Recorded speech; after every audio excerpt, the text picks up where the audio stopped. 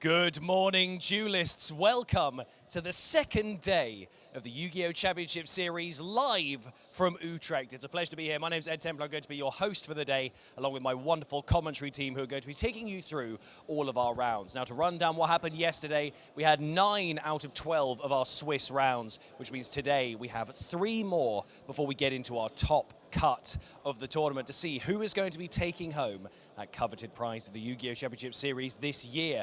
Very, very exciting. We hope all of you guys are ready for some of these duels to kick off. So to introduce round 10, I have Jan Hausman and Christos Marikis. And this is going to be an excellent duel, and we're hoping that you guys are going to be very excited to see this and the upcoming Swiss rounds before those very, very tense top cut finals. So guys, if you could go for the dice roll so we can see which one of you is going to go first. Who would like to roll the dice first?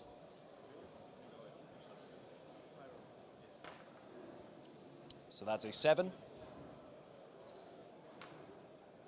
That is a 9. You're going to go first. Jan is going to be going first, so I'm going to hand you guys over to our wonderful Italian team, Marcello and Alberto. Guys, I hope you're looking forward to this match as much as I am. Take it away. Thank you, Ed, and welcome to Day 2 and Round 10 of YCS Utrecht 2022. We had an incredible day yesterday, plenty of good decks, plenty of good duels, but we are here to find out who will be the winner of the first European YCS of the new season. So, first of all, before walking into this match in the specifics, I want to just bring up for you guys once again what are the rules for this event. So, what is in stock? As we can see, the big change for this event was these 5 additional minutes. These duelists are playing for 45 minutes on their clock. Huge difference. And there are 12 rounds of Swiss, followed by top 64. So this is due to the fact that we almost reached 2,200 players. Insane, insane crowd for this event. And of course, best of 3. But what are these duelists competing with? As we mentioned yesterday, it's a new season. This means a new prize card, another Verse Dragon. So let's bring up what are the prices for this event. Because that's what it's all about, of course. And as we can see here on top, another Verse Dragon. What a prize card. Honestly, I'm a big fan of it. The first time we actually get for a YCS a normal monster as a prize card, but it has so much to it from the artwork, the flavor text, and yeah, it's just also great that, as we mentioned, 4 events from now on, the prize cards actually have a template which shows where you want them at, which means they're each unique, and this makes a ton of difference, even just in emotional memories, honestly, about the events. But yeah, we can bring up the second and then the first place prizes as well. As we can see here, it all comes down to this one final match, which honestly I'm already looking forward to. But we have a long road ahead of us. In total, it will be pretty much the same as yesterday. Yeah. We will go through 9 rounds today as well, 3 rounds of Swiss, and the goal is pretty much to get to a 9-win, 1 draw, and 2 losses record. That's guaranteed top 64. But we obviously gonna see also some X3 sneaking in there. And these 2 duelists are both on X2, so pretty impressive record, and they're gonna try their best to advance here. But we have a really good match on our hands. First of all, both duelists have already multiple Premier Top Cut appearances. Christos coming in hot, of course, one of the best Greek players of all time. I participated at the Greek National Championship this year. He was in top 4, showing off strong with Eldritch. But this time he is more on a traditional side. He decided to bring Sprite to the event. And honestly, one of the most straightforward deck list I've seen. Nothing too surprising. The Beavers, which have fallen off of popularity, and just a lot of hand shops, and free enemy controller, which we saw at the European Championship. Yeah, I think this is pretty standard.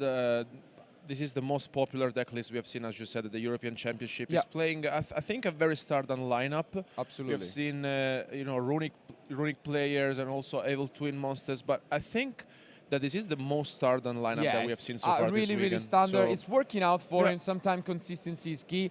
But honestly, the spotlight will be on Jan this time, because he is on one of the decks we have yet not seen, Exosister. So I mean, I will not be happy to play against Exosister, especially because the deck is He's very consistent on one hand because basically only one card basically you can put up the boss monster, which is the Michaelis with the Magnifica. And then he plays basically all the entraps. So he prevent your opponent's play, and it's not going to be an easy one. Absolutely, and if the deck could be considered, of course, one of the, I would say, dark horses walking into the event, maybe the underdogs. The last YCS event, Niagara Falls, it was won by Exo-Sisters, so don't underestimate the deck. But no Mystic Minds in Jan's deck. This might make some people happy, some less, but regardless, we'll see if Jan will prevail. He won the die roll, so Exo-Sister is going first. Let's find out who the winner of round 10 will be.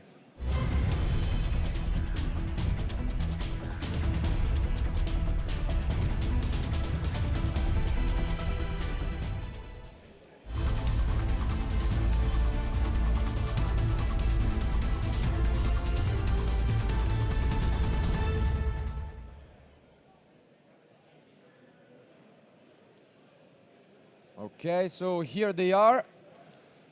Of course, we mentioned how like Tearlaments was gonna be one of the and already the Marta. This is great news. Like Tearlaments was gonna be the most popular deck this weekend, and Exo-Sister just destroys it against Sprite. It's somewhat closer. I guess. especially because Christos, as you said, is playing a very standard deck list. Yeah. And I think this could give him an advantage playing against this type of deck. I mean, Exo-Sisters, as you said before, is playing multiple hand traps, but with the Marta alone, we'll be able to put up the standard lineup for Exo-Sisters. And I think Tearlaments was the most played deck at this event. Yeah. So overall, I think Jan made a good choice, especially because he's sitting on a very good record as for now. Yeah, and I mean, as you mentioned, Marta just the best opening for the deck. He gets things done real quickly, and yeah, for maybe some of you who are not too familiar with the deck, essentially it is really good against Tearlaments because each of their monsters get an additional effect when a card is moved, we can say, from the graveyard, and we all know how much Tearlaments is involved with that. But regardless, we see one of the first entraps from Christos. We mentioned he's playing multiple copies of them. Yeah, and here Jan responded with the Exo-Sister packs. Yeah. So basically we'll be able to put up another monster on the field because the Caspital was negated by Effect Veiler, so he didn't have to get another monster on his end. Yeah, it's a really, really good card. Of course, multiple ways to play this deck. And I think overall, one of the more interesting cards to me is also the Carpe Diem, I would say. Yeah. Because at some point it reminds me of Prohibition, of course, which is a card that we haven't seen in a while. But it gets to the point where you can either choose to declare Nibiru, maybe, if you're really ahead, or even just as a Mystic Mine out. It does so much for the deck. It's really cool, I think. And yeah, here we see the usual setup. I think we added Arveturnia to his end, and this is solid. And I mean, we mentioned it, sometimes the deck can struggle, but when you open with Marta, it just gives you so much. And as you mentioned here, we already see one of the first Magnificas of the day. And what I really like about Magnifica is also that during other player's turn you can detach one material, and basically you will XYZ summon another Michaelis, and Magnifica becomes the material. So Magnifica, such a good card, and this is the opening that Jan wants to go for. Sets 2, we know one of them is Returnia, but this already puts a lot of pressure on the Greek player. Let's see if he can fight back. Of course, enemy controller is actually quite nice. So if he puts his hand on it, maybe we could see it being used. Ooh, and change of art. What a way to start this round 10. Wow. Yeah. This was unexpected, for sure. Absolutely. And then now we have seen Jan chaining Magnifica's effect, so he basically gets the Michaelis on the field. And he prevented Christos from taking the monster. Absolutely, and here we see the Michaelis, of course. Once again, pretty much it gains the quick effect that you can target a card your opponent controls in your graveyard and banish it. But even the impermanence coming down from Christos, so all of these interruptions, but now we need something. Beaver could be really, really good. So maybe if he has a copy of the Nimble Beaver, we could see some really good action coming from the player, but it's actually starter, so can't quite complain about that one. Yeah, he started things very well. He will try to come back because Jan's field at the moment seems impressive. Yeah, but still really good hand from Christos. Will try his best to fight back, and of course, once again, he's up against one of the decks. Maybe you don't prepare as well, I would say, as the others, but it doesn't seem like he's taking too much time. So probably he knows what he's doing, and it wouldn't surprise me. As we mentioned, he's one of those players who has been around for, I think, 10 plus long years. time. So, okay, so here already we see Jan stopping right there and deciding to flip the Vedis. So we knew about the Returnia, I think. Yeah. So it should be the other set. He has both. So this is a really strong start. Yeah. Yeah. You can see Christos not happy about this one. Essentially what this card does, as you can read here on the screen, you can pay 800 and then pretty much pick an Exorcister from your deck plus another one and just get them both, and it's really strong.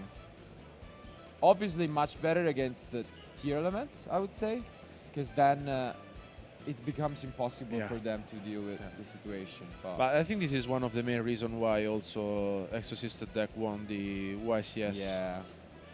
I mean, it's not easy to play against this deck. I mean, the deck is prepared to play against all the correct deck format, and also on the side deck you also have other cards, you know, to take advantage. And yeah, this is huge. Essentially here, Jan can either banish this blue, or he can go for an XYZ, which is what I'm expecting, and then even banish it. So this is so much coming down from Jan.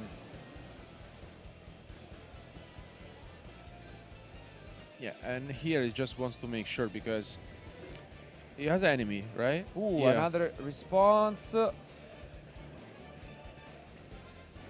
He does, so he drew all of these responses, and enemy controllers being chained.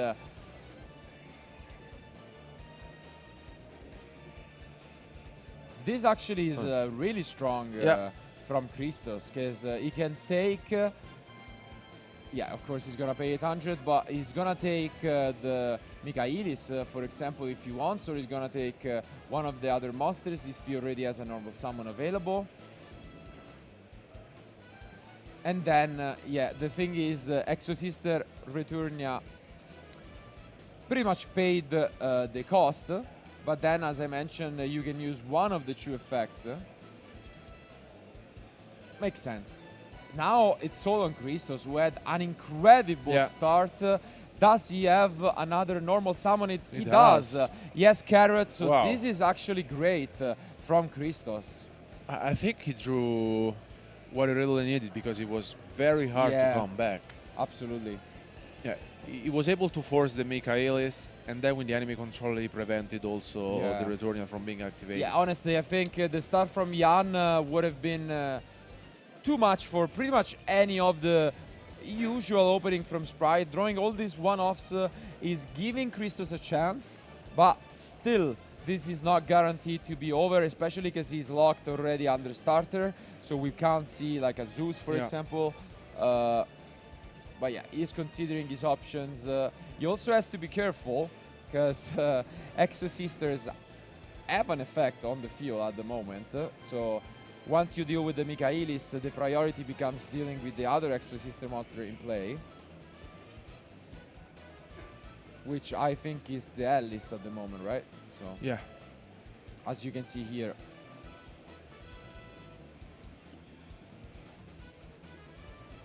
And yeah, here we see the Gigantic. He is not playing Swap Frogs, I believe. Yeah, but we can still see him going for a little bit of recurring play. The last card in this end, the problem is that when he goes for smashers, then you can use the effect of Alice. So it's a tough one, but here we see one of the tech cards of the weekend, which is the Cap Shell. Honestly, I love the card. It's so cool. Even just the artwork is cool.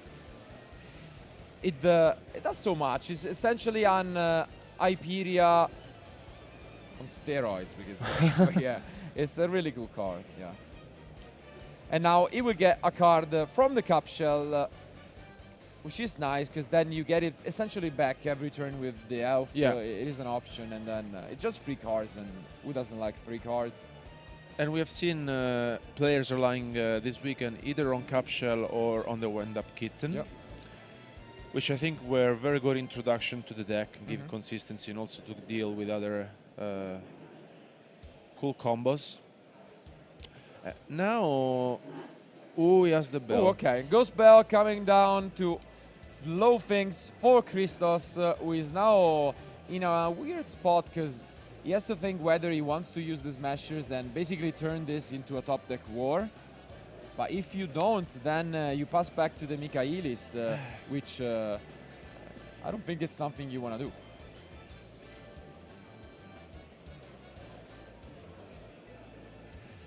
Yeah, I don't think it makes sense not to do it, Yeah, right? exactly.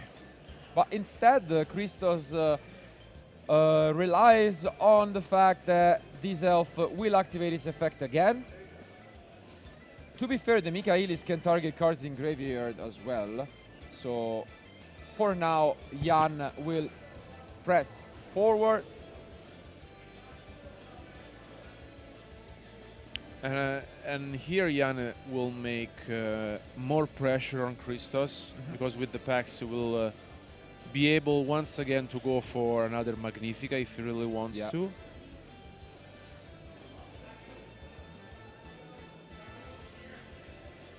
And this is already so much advanced. That's why, honestly, I don't think I'm a big fan of not doing it right away. Yeah. Like, why would you not do it right away? No, exactly. Yeah, I mean, Like, they I get a think search, they still force it, because like even if they just enter battle phase, they attack, and if you use elf, then they banish whatever is in the graveyard, and you're still forced to use smashers. Yeah. So yeah, I don't know, not that. Maybe that decision was a little tough, but let's see.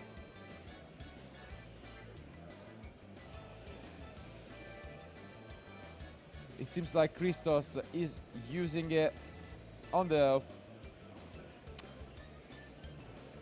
Yeah, okay, nice. He gets the Pixie. This is definitely an interesting one. We haven't seen too much of it. Mainly because, as you mentioned, with the Evil Twins and the Runics, this card has fallen off in popularity, but it's essentially an honest for the Sprite decks and for level choose in general. I think it's pretty cute in a deck list such as Christos one, which is basically just Sprite with, and yeah, just a bunch of good cards, as we saw, Change of Heart, Enemy Controller, all these one-offs, which are really cool. But yeah, here we see another Martha coming down, and we know the last face count card is the Sprite Smashers. where do you think he could wait for activating the Smasher here? Like, you just let your opponent play and then you wait for the next XYZ summon? Hey, it's definitely not an easy solution, but I don't know. I think I'm still a little concerned on both of the decisions involving the Michaelis, keeping it there and then not using it on the blue right away on the elf. So let's see. For now, essentially what happens is he's gonna try and force out this Pixie from activating.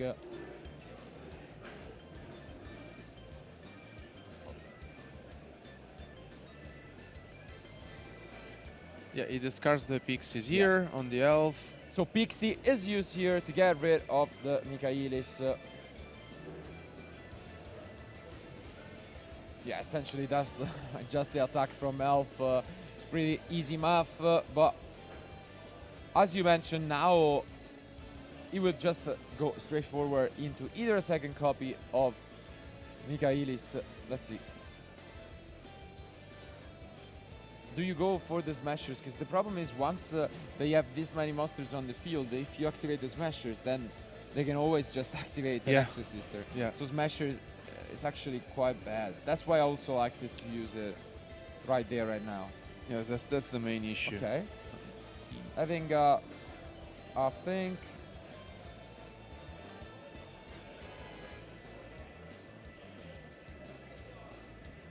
Looks like it's. Yeah, he's really considering his options because he's thinking if my opponent goes for the elf, then I can just use any of my Exosisters.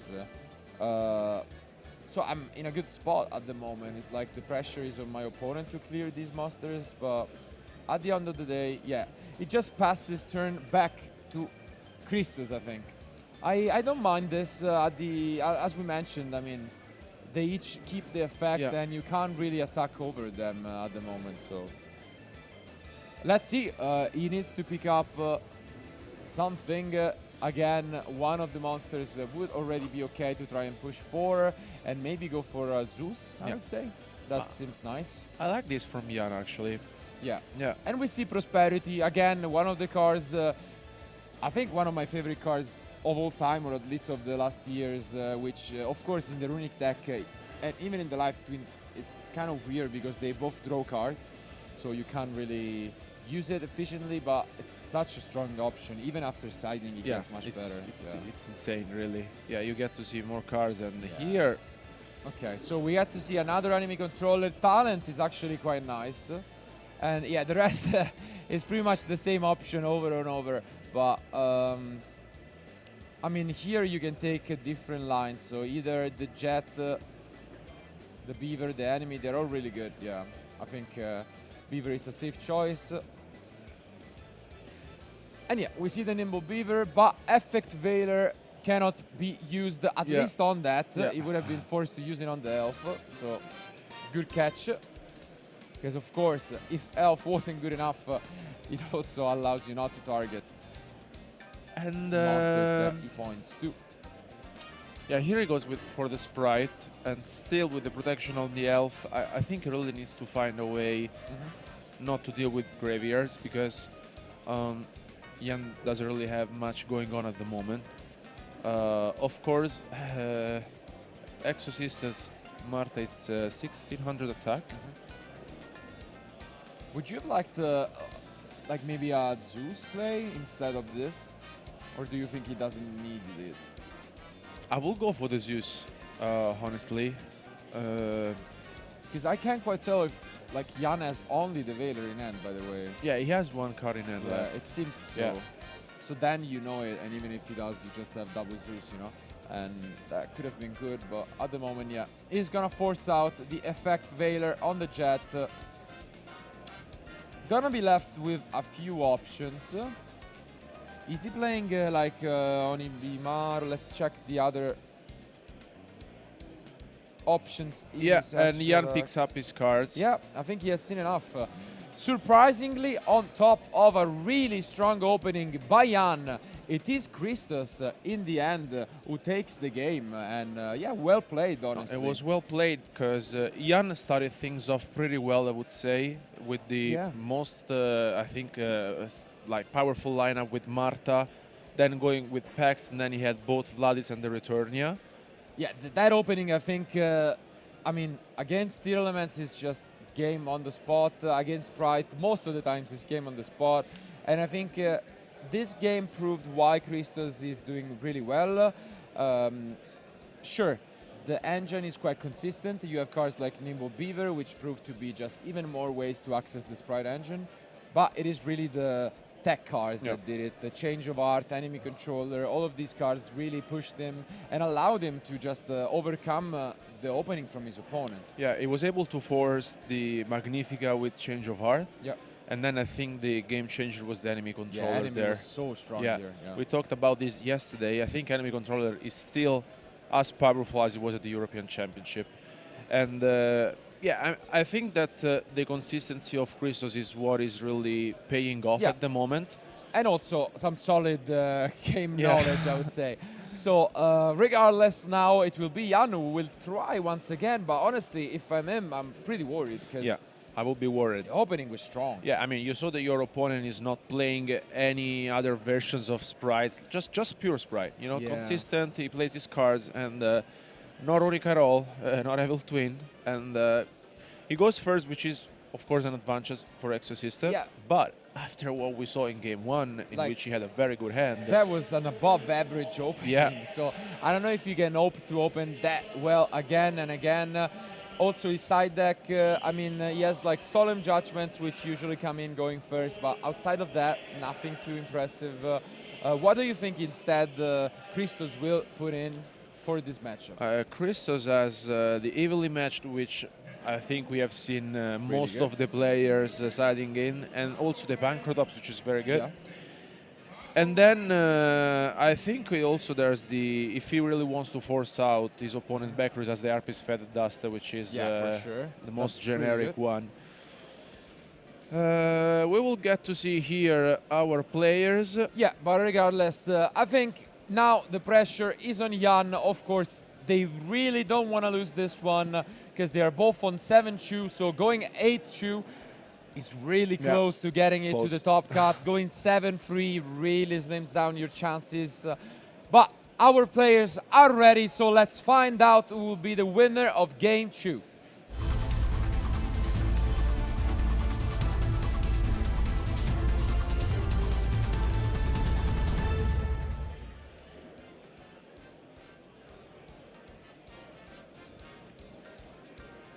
Here they are, so now once again Jan is gonna go first, trying to open Marta, and he goes of his own Prosperity. That's again a great way to start things Best off. start. Yeah.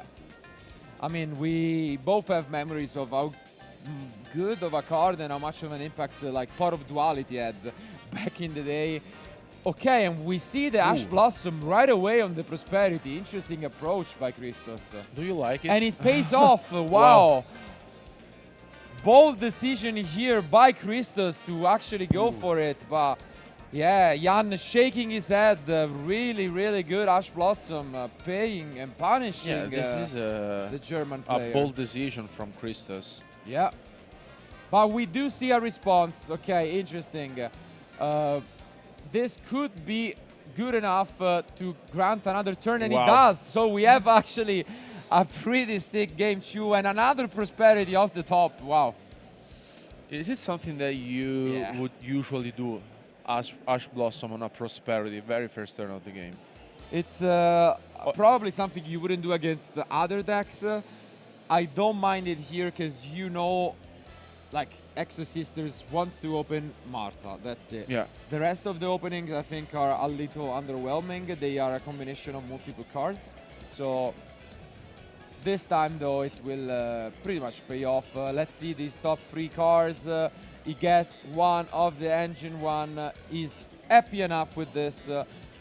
And now I think after a little bit of I would say surprise with this game 2 opening, which could have been a quick one. Jan keeping things together, keeping his nerves also on check, and you know, trying his best to stay in this game. Yeah, things were getting scaring for him. Yeah, for a moment I just thought it was over on the spot. I was like, okay, 5 minutes feature match and that's it. But no. Luckily for us, we have a show on our end still, and it's Jan who will put a lot of pressure.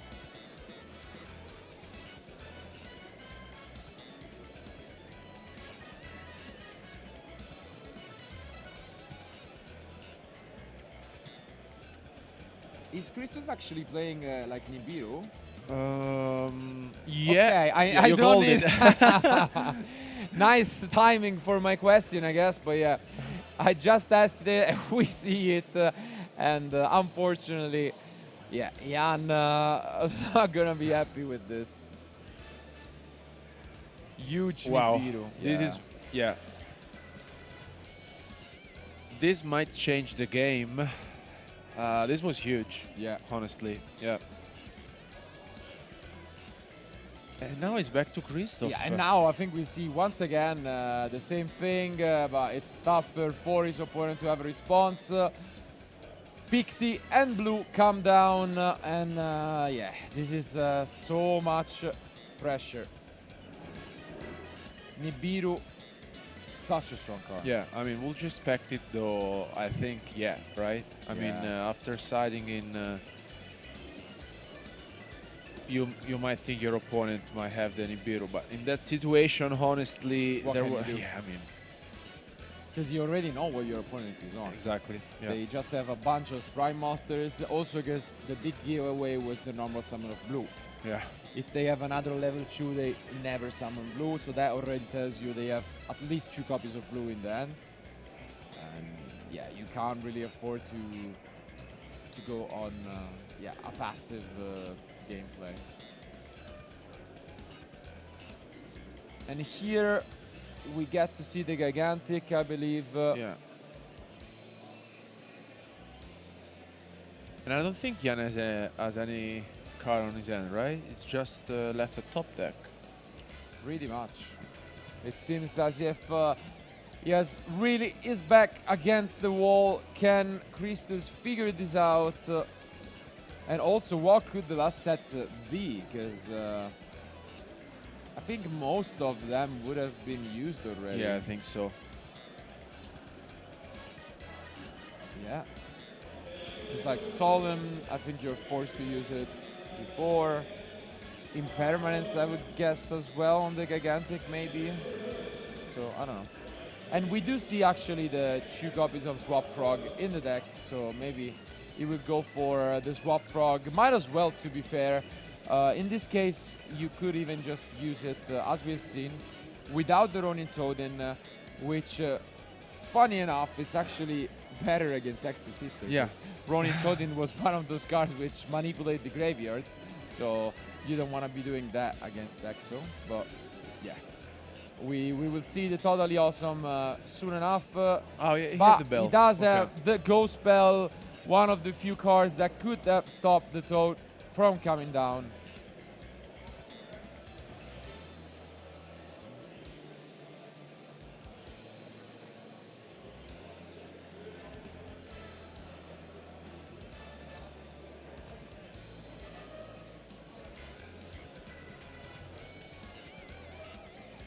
Yeah, so we move to the battle phase, we push some damage, and also this is one of the big, I guess, sides of considering an Exo Sister deck is that most of the cards pay life points.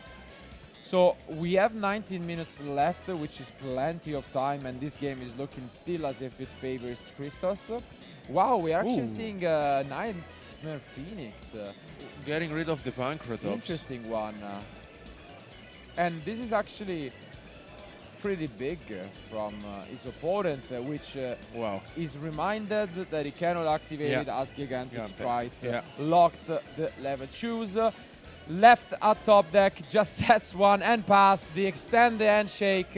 And it is Christos who convincingly takes this 2-0, moving on with an HU record. Let's go back to us.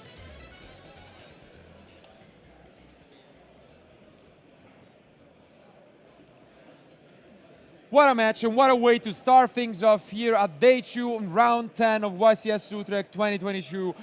Honestly, we were here looking at a match between Jan and Christos, Exo Sister and Sprite, but what a duel it was. Game 1, we saw an impressive opening by Jan. I mean, Jan, I think, started with more that you usually expect from your deck, because basically he had the Marta plus the packs, the Ash Bell and the Ghost Bell and the 2 back row. So much. He had so much going on, but I think Christos had the most specific answers. Yeah. The change of art, I think, was huge. The change of art, the enemy controller. Yet one of those hands which sometimes happen, you know, when you draw these hands and think, this might not be the best, but it is the best for what my opponent had. And this was unfortunately the case for Jan. I still think that if we will go back to that game, there were a couple of decisions from both players involving the Michaelis where they could have gone differently. I am pretty sure that like Christos took an unnecessary risk, and he got rewarded by his opponent then taking an unnecessary risk. So if they would have played it safer, which honestly is surprising to me, because maybe I could expect it from players being on X1.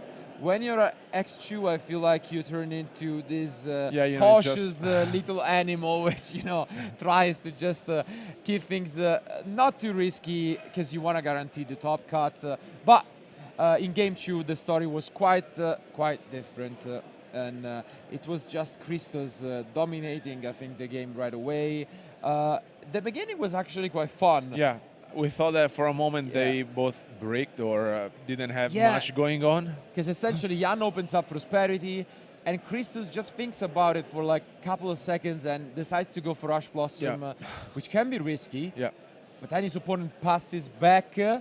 He draws and apparently he opened just 3 or 4 sprites, which means as soon as he normal summon one, the normal summon got rid of, and play was back to Jan with a second Prosperity, and it looked as if he was getting rid of it. And then I look at you and I'm like, is Christos playing Nibiru? And at that time, Christos probably hears me and says, yeah, I'm going to answer that for you, Marcello, and shows the Nibiru on camera, and just, from that point on, it was just no hope for his opponent. But still, congratulations to both for putting up a hell of a good fight. Now, essentially, Jan is on a 7-3 record, but he started things off, I think, at least a 6-0, if not 7-0, maybe. So the tiebreakers are probably really good. Very high. Yeah. And he still has plenty of good chances, but he's forced to win the next 2 matches. On the other hand, Christos with a net 2 record, pretty much guaranteed that if he wins 1 or if he wins 1 and draws 1. Essentially, he can go 1-1-1 in general. So I think he has really good chances in advancing. And he's a really good player. We know him. We talked about how much of an experience he's got in this game. But regardless, as a final reminder, this was round 10. We still have 2 rounds of Swiss, 12 in total, and then we will move to the top 64 cut to find the first champion. But before we do that, thank you guys for watching. We have Ed ready with Christos to interview him about the match. So let's just go to them. Thank you, Marcello. Yes, I am joined by Christos, who's just won the first round of today, round 10. First off, congratulations. You seemed pretty confident. That was quite a quick 2-game victory. How does it feel? Yes, with the pure sprite that I play, we have a very good match against the Exosister deck because we don't use almost at all the graveyard against them, which their big advantage, the graveyard effects, because if they play against their element, they have a great matchup. It's a really good one because they won the YCS in Niagara Falls and stuff, so it's clearly quite a strong deck, but you seemed confident, you didn't seem to have any problems, and probably a good matchup for you. Yes, it's a very good match for the sprite deck, and I'm playing the pure version with hand traps, and many people today in the event are playing runic sprite with no hand traps at all. But they don't like the play style of it because there is no battle phase, which annoys me, and the matches go on for very long. So going through the game, it started off quite strong for Jan. It looked like quite, he's starting off with Martha and things. That facilitates a lot of plays. But you were running multiple hand traps, like you said. You were pretty prepared to just sort of get things done. Opening with Change of Heart, a nice card to see coming out, especially now that it's off the Forbidden and Limited list. You got hit by the Ghost Bell. You dealt with the Michaelis and stuff. And generally, you took that game 1 despite it being quite confident for that. So how did you keep your cool through all that and just work through game 1? Yes, I always try to keep my cool in general, because if you are losing your cool, then you can maybe misplace in the match. But it was a very hard game 1. Pixie saved me, which I played from the battle. And then had the prosperity to find the nimble monster that I summoned under the elf, and he couldn't Veiler it, so I could play. Excellent. And then game 2, it started, pretty confidently for you because you ashed, you Nibiru'd, and then that Phoenix came out just to sort of get rid of that back row, and then that was it. That was game. So that was pretty, again, calm, collected, just making sure you were making the right moves. What was going through your head in game 2? Game 2, I was confident. Because I had the Veiler, Nibiru, and Tash in my opening hand, end place with the sprites. I didn't brick. So I thought that in the next turn, when he told me that he added with a spell another monster, he would go to 5 summons. So I let him add with Edith Invader the first exceed. And then he committed to 5 monsters and then buried. And then from there it was history. So you're now 9-1, is that right? No, I am 8-2. 8-2. Yeah. So what were the 2 losses against? One from Runic Sprite that I bricked in game 3 when I went first, unfortunately. And the one was from Tier Element with hand traps, which he had almost every answer, so good, I think. So there's only a couple more rounds of Swiss before that top cut. Are there any decks for the rest of the tournament that you're kind of nervous about going up against? I think there is the Tier Element with Despia. It's a very good deck, choice for the event. And mostly this one, yes. And well, you've dealt with it brilliantly, so congratulations again on your win. Guys, we have a couple more rounds of Swiss coming up, so don't go anywhere because we've got plenty more coverage coming right up.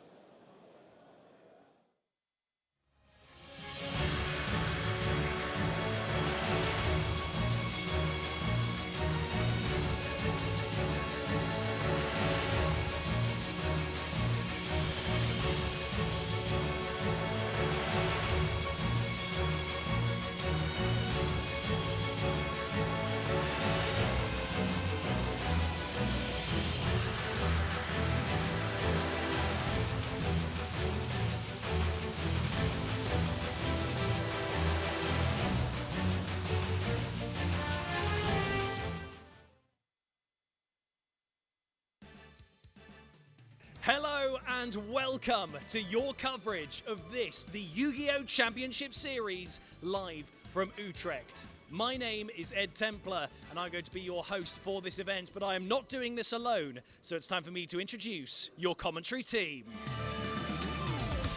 Leonard Koenig, Sebastian Lemka, Alberto Morazzi, Ed Templar, and Marcello Barbary.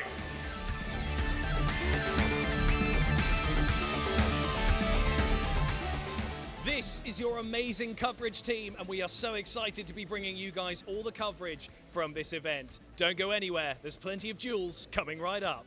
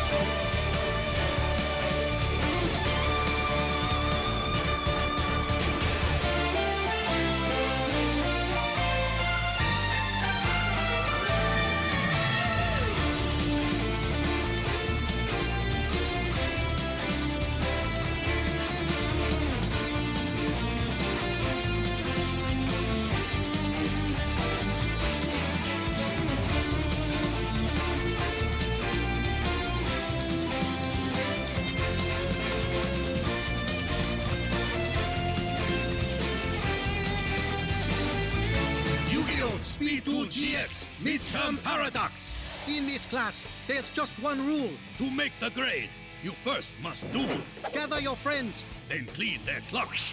with 4 new decks all in one box. Prove you're clever, like a fox. With Speedtool GX Midterm Paradox. Available now. Over 100 cards per box. Each box sold separately. Also available, Yu-Gi-Oh! Rush Duel, Dawn of the Battle Royale.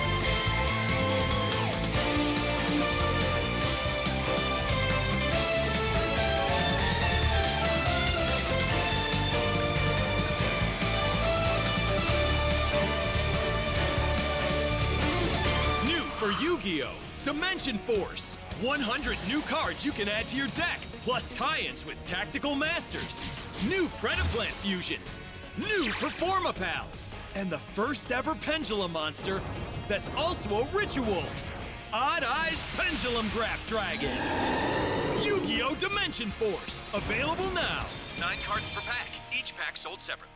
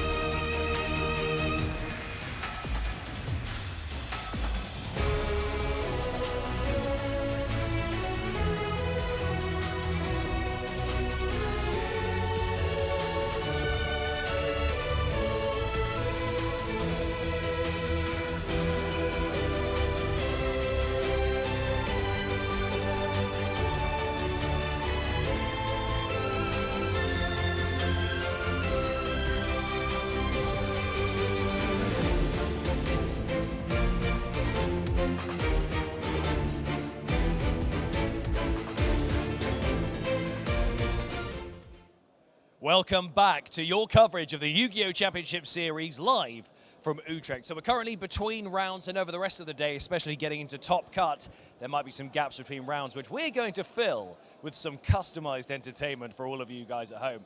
Now, this is one game that we're calling the Quickfire Card Game Quiz, a snappy title. So the way this is going to work, I'm going to name a category or a specific type of card, and we're going to go back and forth between two contestants in a sort of game of naming tennis. And if there's any mistakes, the team lose. Or if they take too long to answer, they also lose. So it's best of 5 because we have 5 questions. So it's whoever comes out on top for those. And then we're going to head into our next round. So guys, are you ready?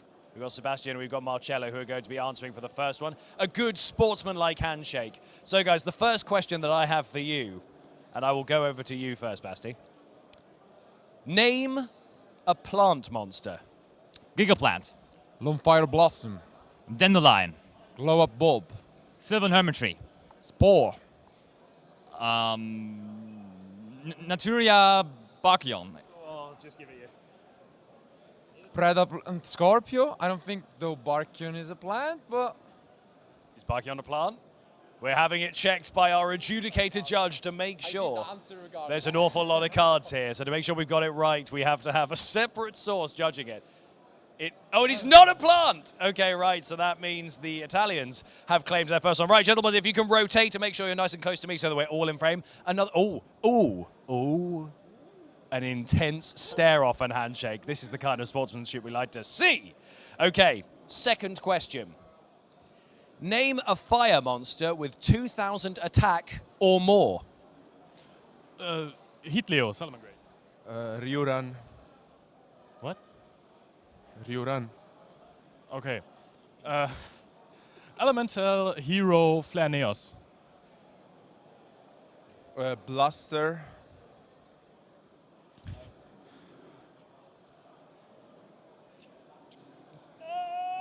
And that's time. Sorry, that was slightly too long. So we're going to have to give that one to the Italians as well. Now, was that Flare Neos that came out? Is that fire, or is my head says that's light? But, I mean, you lost the point anyway, so... Flare Neos. I know, but you know... It is okay? Okay, well, you lost the point anyway, but we got that one right. Okay, make sure we're all nice and close, guys, so we're in frame. So this is our next question, third question. Remember, if the Italians get this, they win, but we'll probably play it out for entertainment purposes anyway. So question 3. Name a normal monster with 0 attack.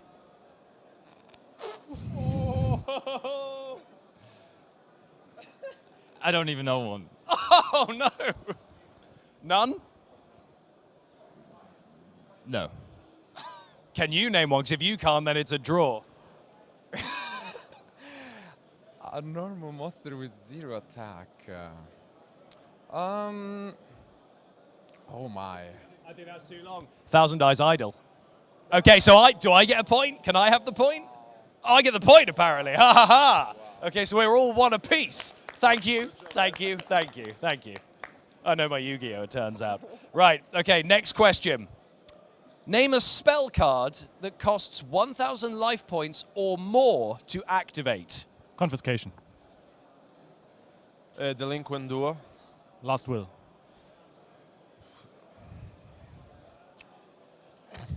That's time. That's got to be time. Okay, so that means the Germans are now on 2-1, which means we may need a tiebreaker if the Italians get one more. But I have a question in mind that I could ask, and it's personal to me, but we'll see which one of the teams will be able to answer it.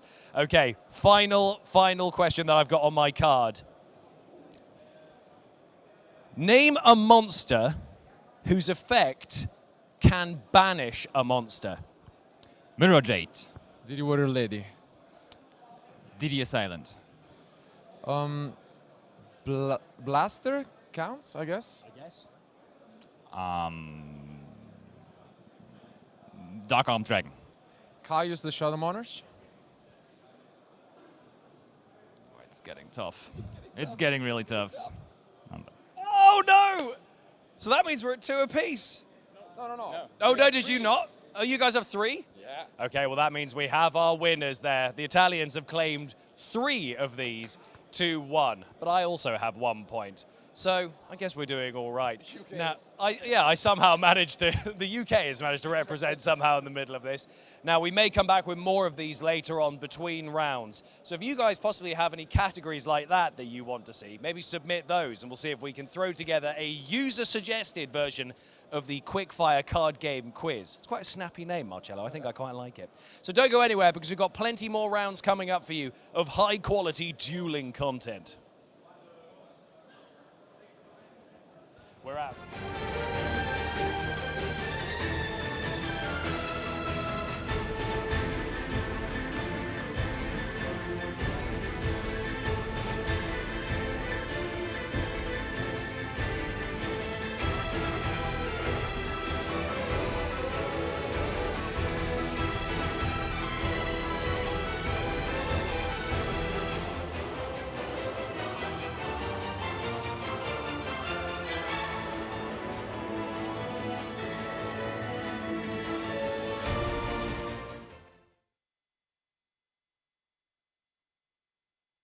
So aside from the main event here at YCS Utrecht, there are also the public events. To talk more about this, we've got a very sharply dressed Leonard and Sebastian.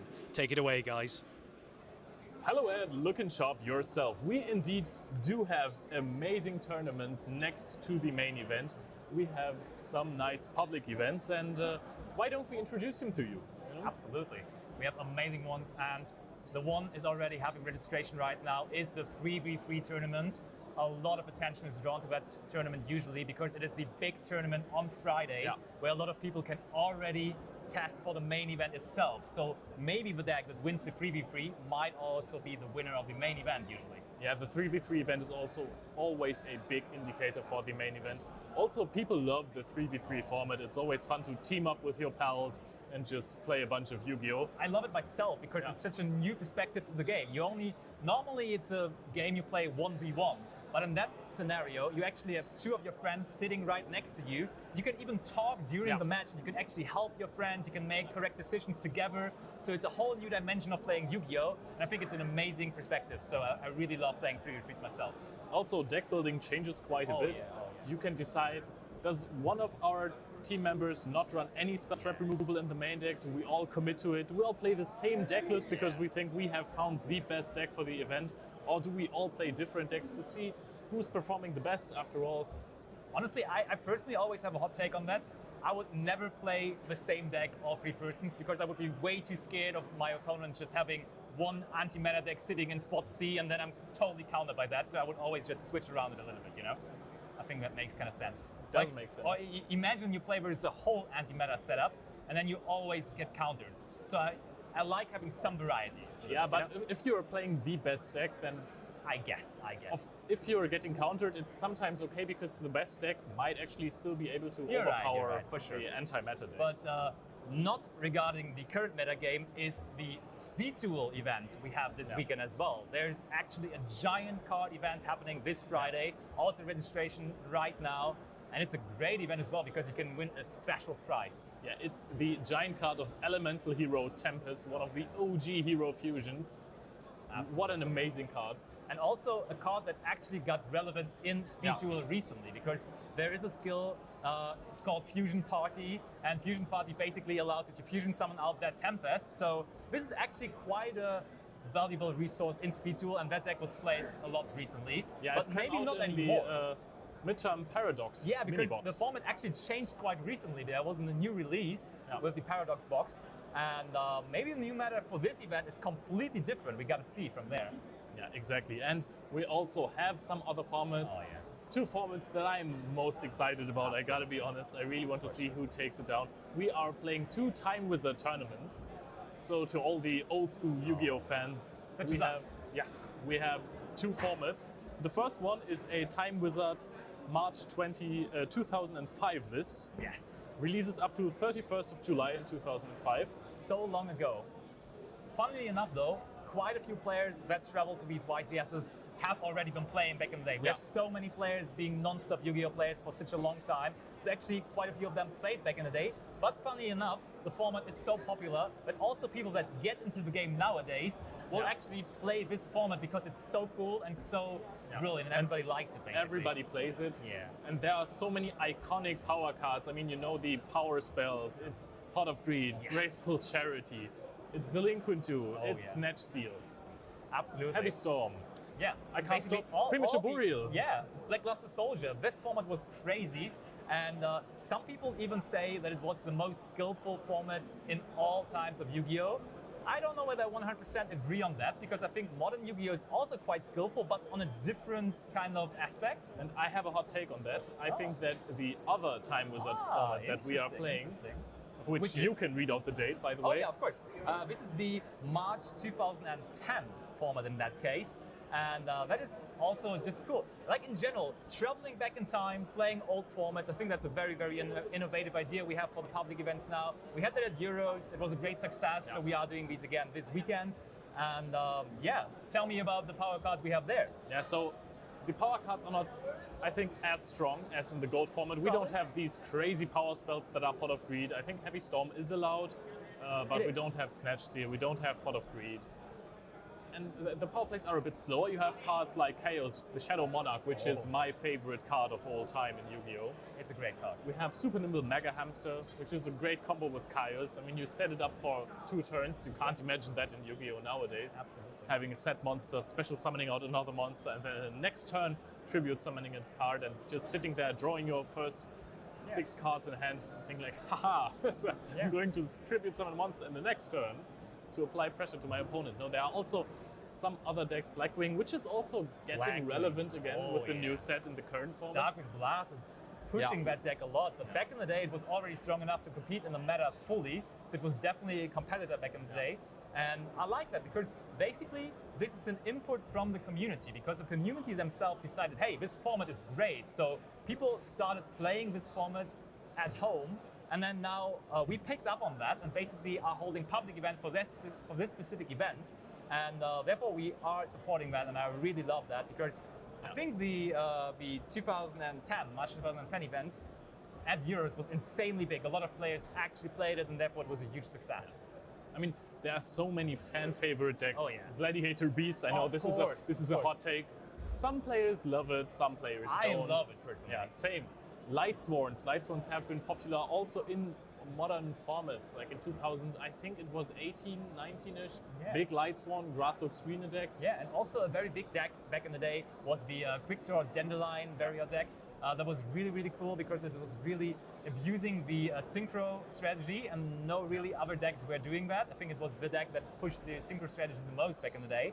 So that was like really, really cool. And it was also very skillful. You were saying maybe this is the most skillful deck of all times, and this was definitely a very, very hard deck to pilot for sure. Yeah, it is a deck which you have to apply pressure on your opponent with very little power on your cards. You have to manage your resources well.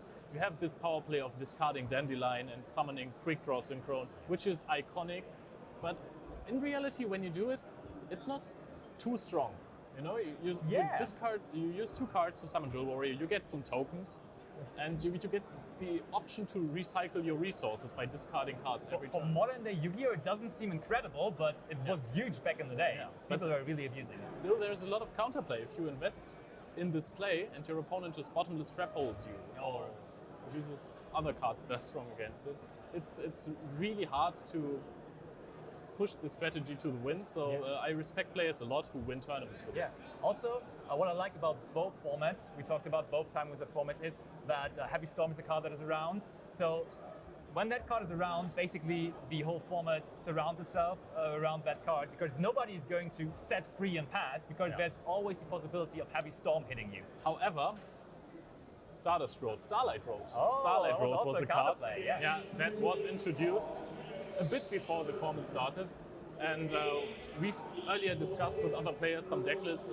Hero Beat was also a thing, a big trap deck with like 18 traps or something, and you run Starlight Road. Maybe just to bluff, maybe you don't even have it in hand, but as soon as you set 4 cards, your opponent is not going to fire out the Heavy Storm immediately. They will be afraid of this card. And yeah, Hero Beat, such a great deck. Has a trap card, Hero Blast, which was phenomenal at that time. 100%. Yeah. What would have been your deck from that format that you would play in such a public event today? I think I'm such a big fan of the hero deck and hero blast especially, that I would consider it. Maybe I would also go for the quick draw deck. Yeah. Or it's so hard to choose, honestly. Yeah, I there's was so many just gonna great say, decks, it's or insane, yeah. Gladiator Beast or Blackwing. For sure. For me, it would be between Gladiator Beast and the Hero Beat as well. We're both like control players and we really love that aspect of the game, so that would be maybe our pick. But yeah, that's a bunch of fantastic public events we have this weekend. Everybody hopefully joins them. And one more cool thing is that Ed is going to show you what kind of cool prizes you can win over there. So Ed, go ahead and show the prizes. Thanks very much, guys. Yes, if you guys do take part in some of these public events, you can accrue some of the prizes and come over here to the prize wall where you guys can talk to people like Brian and win yourself some amazing prizes. Brian, talk to us about what kind of prizes people have been quite interested in so far.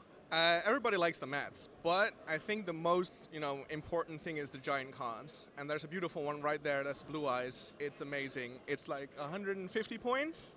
It's a little bit expensive, but you have something there.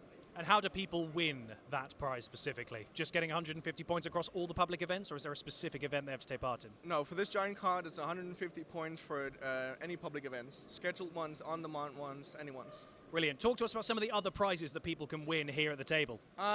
We've got mats, we've got boxes, we've got these ones, which are quite nice for like 12 points, I think. Yeah, 12 points. And the big one points, which is very nice as well. We've got sleeves as well, we've got deck boxes, we've got everything, man. What's a personal favourite item of yours? If you were taking part in a public event, what would you want? It's not here. It's not here? It's the judge socks. Okay. Yeah, the socks are amazing. Bring the socks back. What about at the public events table? What would you take now, in? At the public events table, I've got enough deck boxes, right? So I take one of those minis. Yeah, the Blue Eyes White one. I like the Blue Eyes White one. Maybe you will also get your hands on a Blue Eyes Pop. But it's not the only prize that you can win. Brian, there's a very exciting prize that people are very, very much coveting. Tell us a little about that. Yes, the most exciting prize of this event right now, it's a full set of Scapegoat cards. They're not giant, they're just a little bit smaller, but you get 4 of them for only 120 points. That's a steal. That is a steal, 120 points. And how many cards do you get in the full set of Scapegoat big cards? 4. 4. Do you know the colours? There's a blue one. There is a blue one. There's definitely a blue you one. guys will find out the colours if you guys can win 120 points at the public events. Make sure you guys do come over, check out all the prizes available at the table. It's a very, very exciting event to be part of. Don't go anywhere. We've got plenty more coverage coming right up.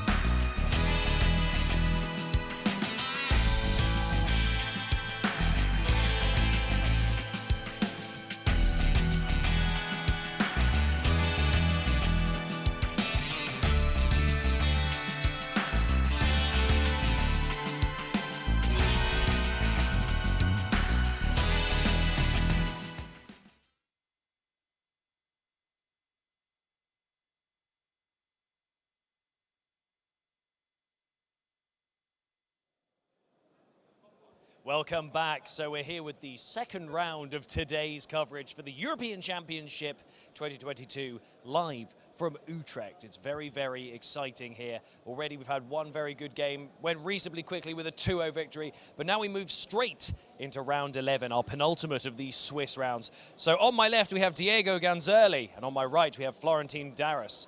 And this is going to be a very, very exciting duel to see who's going to come out on top as we head towards that top cut. So guys, which of you would like to roll the dice first? We're going to go for high roll. Diego, the Italian champion, is going to go for it. That's an 11. And that is a 3. So which of you is going to go first? Diego's going to go first.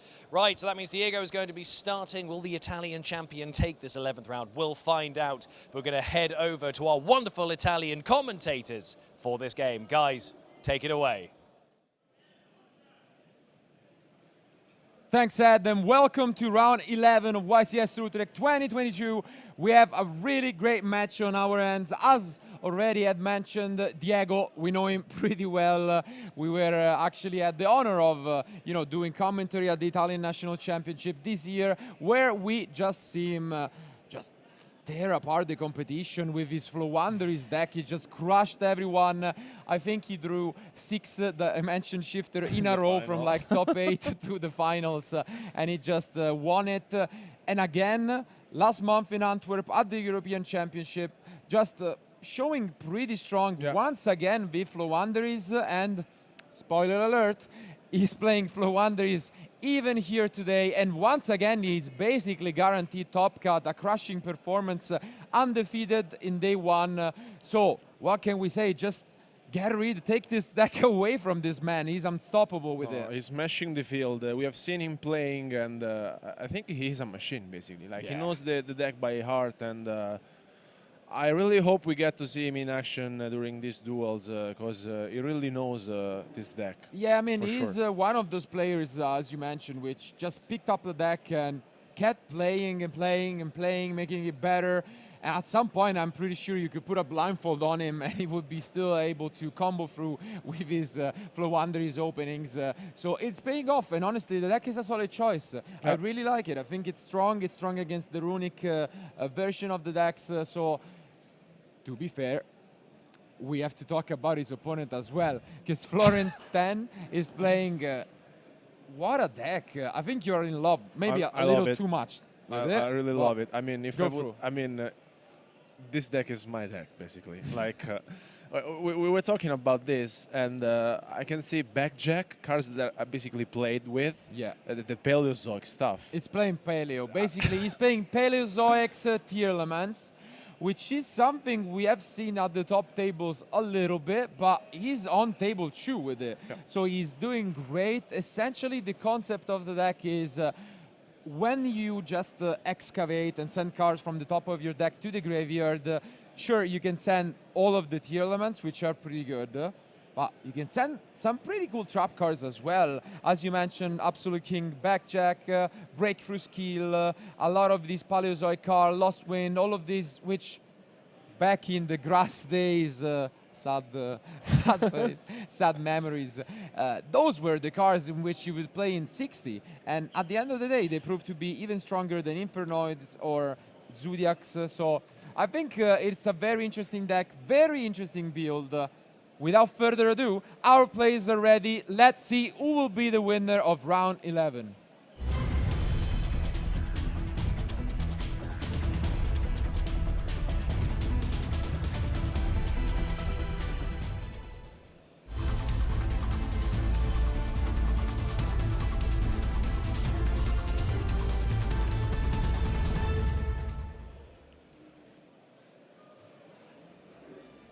Here they are, and Diego is gonna go first. As you can see, both on an incredible record today.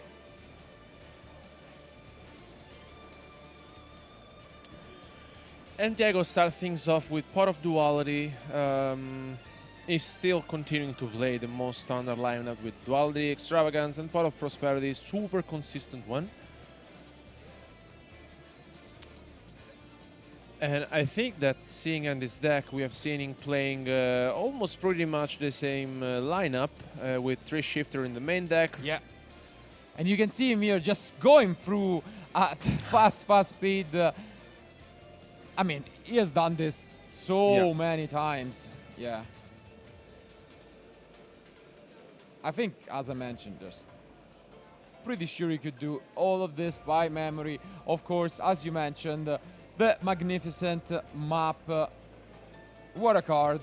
Not only does he allow you to pretty much unbreak your hands, but the additional effect against some of these decks is really, really strong. Yep. Like, not many decks can play through such without the normal summon, especially when you set up the statue, because then you cannot special, so you're forced to normal summon. But I really like how the Flow Wanderers deck has become basically one of the most popular decks, I would say, the high tables, because we took a look before and a lot of players relied on it. And I think this is something that has changed throughout the past months, in which basically, let's say, it was the deck that you really didn't want to face, because it's not easy to play. And then, still here. So here we see even the Unexplored Winds, which is usually a card that you don't see every time in the opening, and is one of those where you already have a setup, then you're gonna search for it because it's so strong. It's not once per turn in a way where if you are able to go for 2 tribute summons, you can actually use 2 cards from your opponent. But now we can get to see this deck, and let's see if Diego will be caught off guard, because of course if you see tier element cards at the moment, you're not thinking Paleo, but now he's gonna send the top 3 cards. He hit the breakthrough skill, and what are these mills? Really good already. Yeah. He's gonna get a search, sets up the breakthrough skill, and right now I think it's still early to know that your opponent is on Paleo. Breakthrough could be just a attack card, I guess. And I really like that basically we got to see how Tier Elements was splashed with very different variants throughout this weekend. And I think, I mean, to me this is the most funny, I think, one. And yeah, it's a very interesting version. Now he's gonna have to pretty much play the Kid Kalos in defense to play around the M-Pen, and Diego is considering his moves. I think it is the first time we feature him where he has an open shifter. But let's see. Of course, shifter amazing overall, and in this matchup in particular. Yeah, definitely.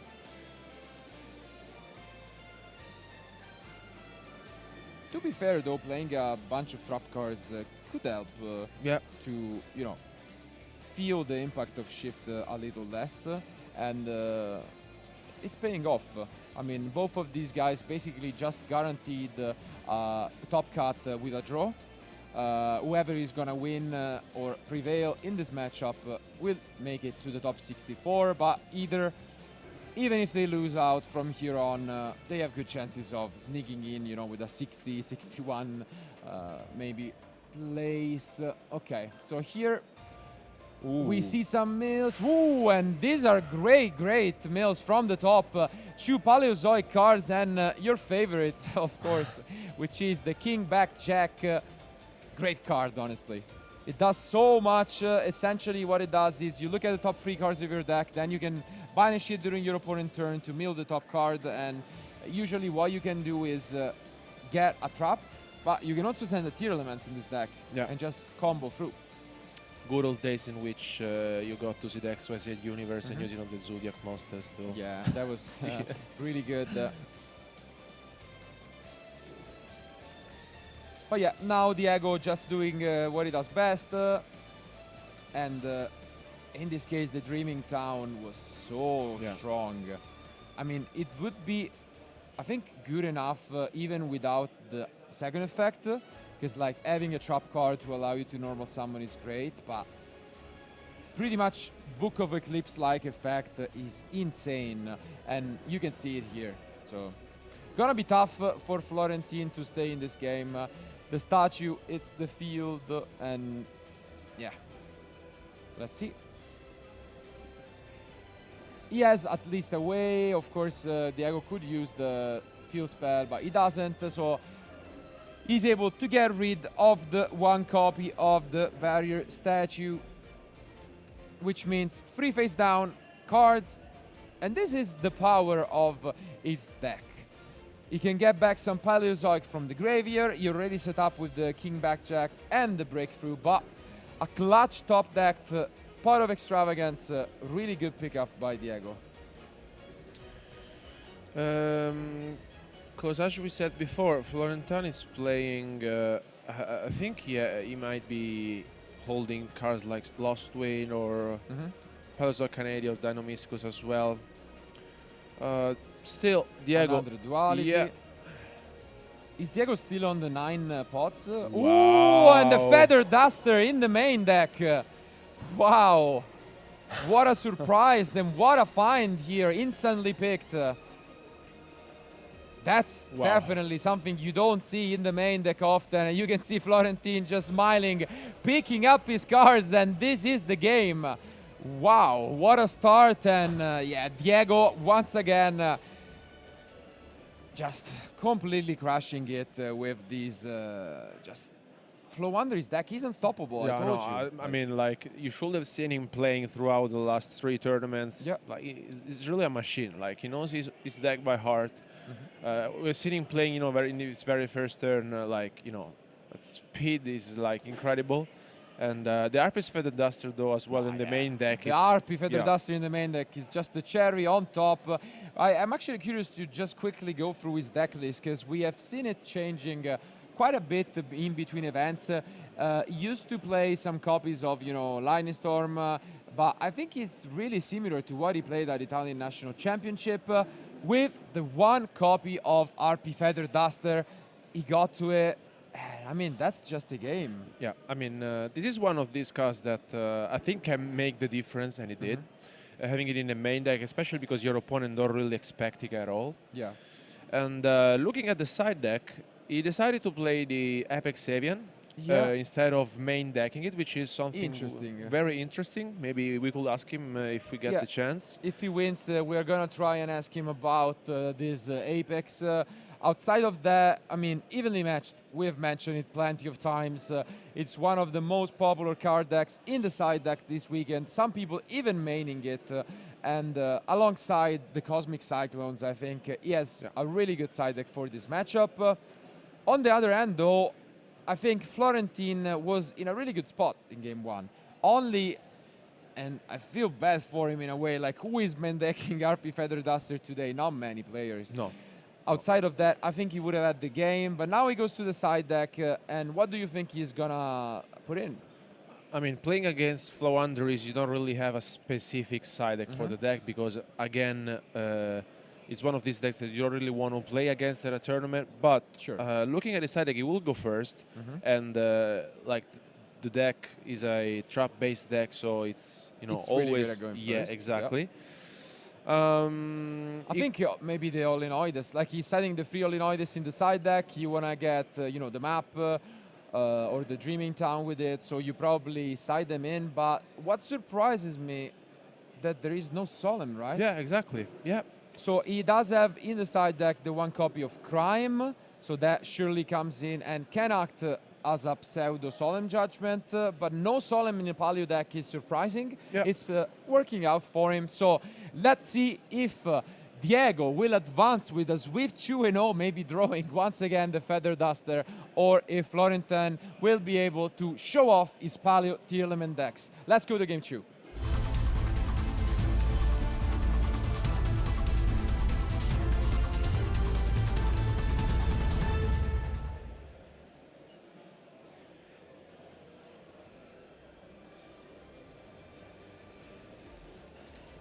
And here it is for you guys on screen. One of the tech cards in the Florentin deck is the 1 copy of Crime, which you can search pretty easily after siding, and that's the goal. But let's see this opening. It's a pretty good one. Is there a shifter from Diego? There is not. So once again, he's going to be able to send the top 3 cards of the deck. And it is 1 Paleo and another name. Good. So good meals already by the French player. Good meal here. Yeah, he can start things off with the Shireen, and he has also Merly. Yeah, the goal, as always, is to get to the Kikalos, and you can search the Crime. I think it makes sense. Exactly. Yeah, it makes sense. He must have sided in for sure, and he has another negation, basically. Yeah, it's great though, because as we mentioned, it's pretty much the best card against you know, evenly matched, Lightning Storm, all of these cards. So I think it's really, really good, and I would be surprised if we didn't see it right here, right now. Let's see. Florentine considering his options. Of course, you could also just ignore it and go for a Suliek, which is great on the normal summoned Flowanderies. But then you put your opponent on not having evenly. Yeah. So, I don't know. I think Crime is better, for sure. Yeah, he's considering it, but he gets the Suliek. Instead, he goes for the Suliek. Interesting. We'll see if this will be a big punishment in the end. Do you think he's gonna push forward, just set a few? Yeah, he does have it. Yeah. So, great start. Okay, solid. It will be able to pretty much send a tier element and 5 more cards. Let's see if it's anything interesting. He does. So, lots of Paleozoics in the graveyard already set up. He's gonna be able to just even go further with adding another one to his hand and a fusion. Do you think he could go maybe Stapelia in this matchup? I think it's better, right? Yeah, for sure. Yeah. Against Flunder, I think it's one of those cards that I'd like to have on the field. Yeah, I think if you open like Stapelia plus Suliek, unless they have one of those side deck cards, it can be really annoying. I also think he milled a couple of Paleozoics as well, which are good for... Yes, so many. Yeah. Yes, 3. And let's see. He's actually gonna consider his options. I think he is gonna go for at least a Stapelia. And he does, yeah. The positioning is somewhat questionable, I would say. Maybe against Lightning Storm, you could consider it just summoning them in defense position. It's not like Flowanderies can attack over them easily. But this is a huge setup. I really hope that Florentine, and it would surprise me if he didn't maybe hard drone the Crime. Because if this was a Crime face down, this would be over. Let's see the Cosmic right away. Huge 50-50 potentially. And he hits the Suliek, okay? Diego considering his options once again. Maybe he has a second copy of Cosmic. Wow. And it's instead the Dynamisc. So great start already by the Italian. Let's see if he can continue with this. Maybe a Dark Ruler. He goes with the field spell. And this is tough. He also has the Robina. Yeah. Already a great start. You have the additional summon. You will be able to search. I think you wait and just negate the Eagle, hoping that they don't have a tribute summon. And I mean, if they do, shake their hand and congratulate them on their luck. But for now, yeah, he will just push forward. He is considering his option. I didn't quite catch which of the Flowanderies he added, but it's probably this 3. Yeah, I think so. Because you can get rid of the breakthrough skill, I would say. Okay, yeah, for now Eagle comes down. I think you have to negate it. But it didn't activate it, I think. I don't know. Interesting. Yeah, I think he didn't, right? Interesting one.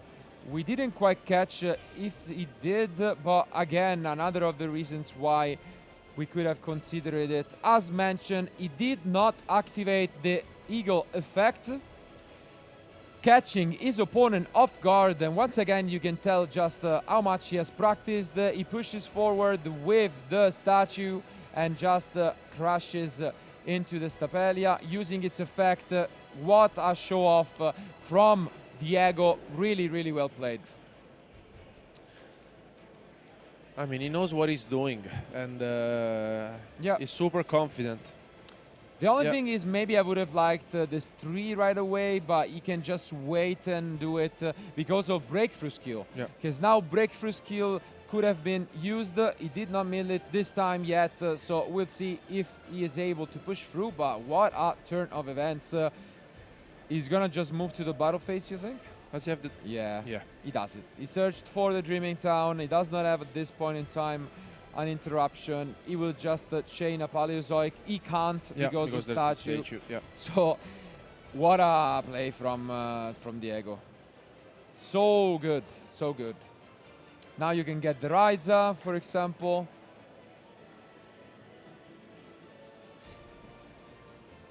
Yeah, and now he continues with the Eagle. Wow. Let's I'm see, impressed. he could get to the Raiza, for example, and get rid of all of his opponent options. I feel like he went for another M-Pen right away and gonna go and use it.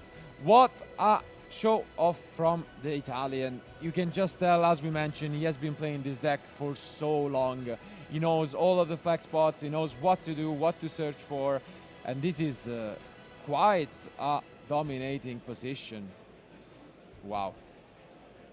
What can you even do if you're Florentin? He just sets one and pass back. This could be a quick one once again from Diego. Just a game from being guaranteed a spot in the top 64 for YCS Utrecht.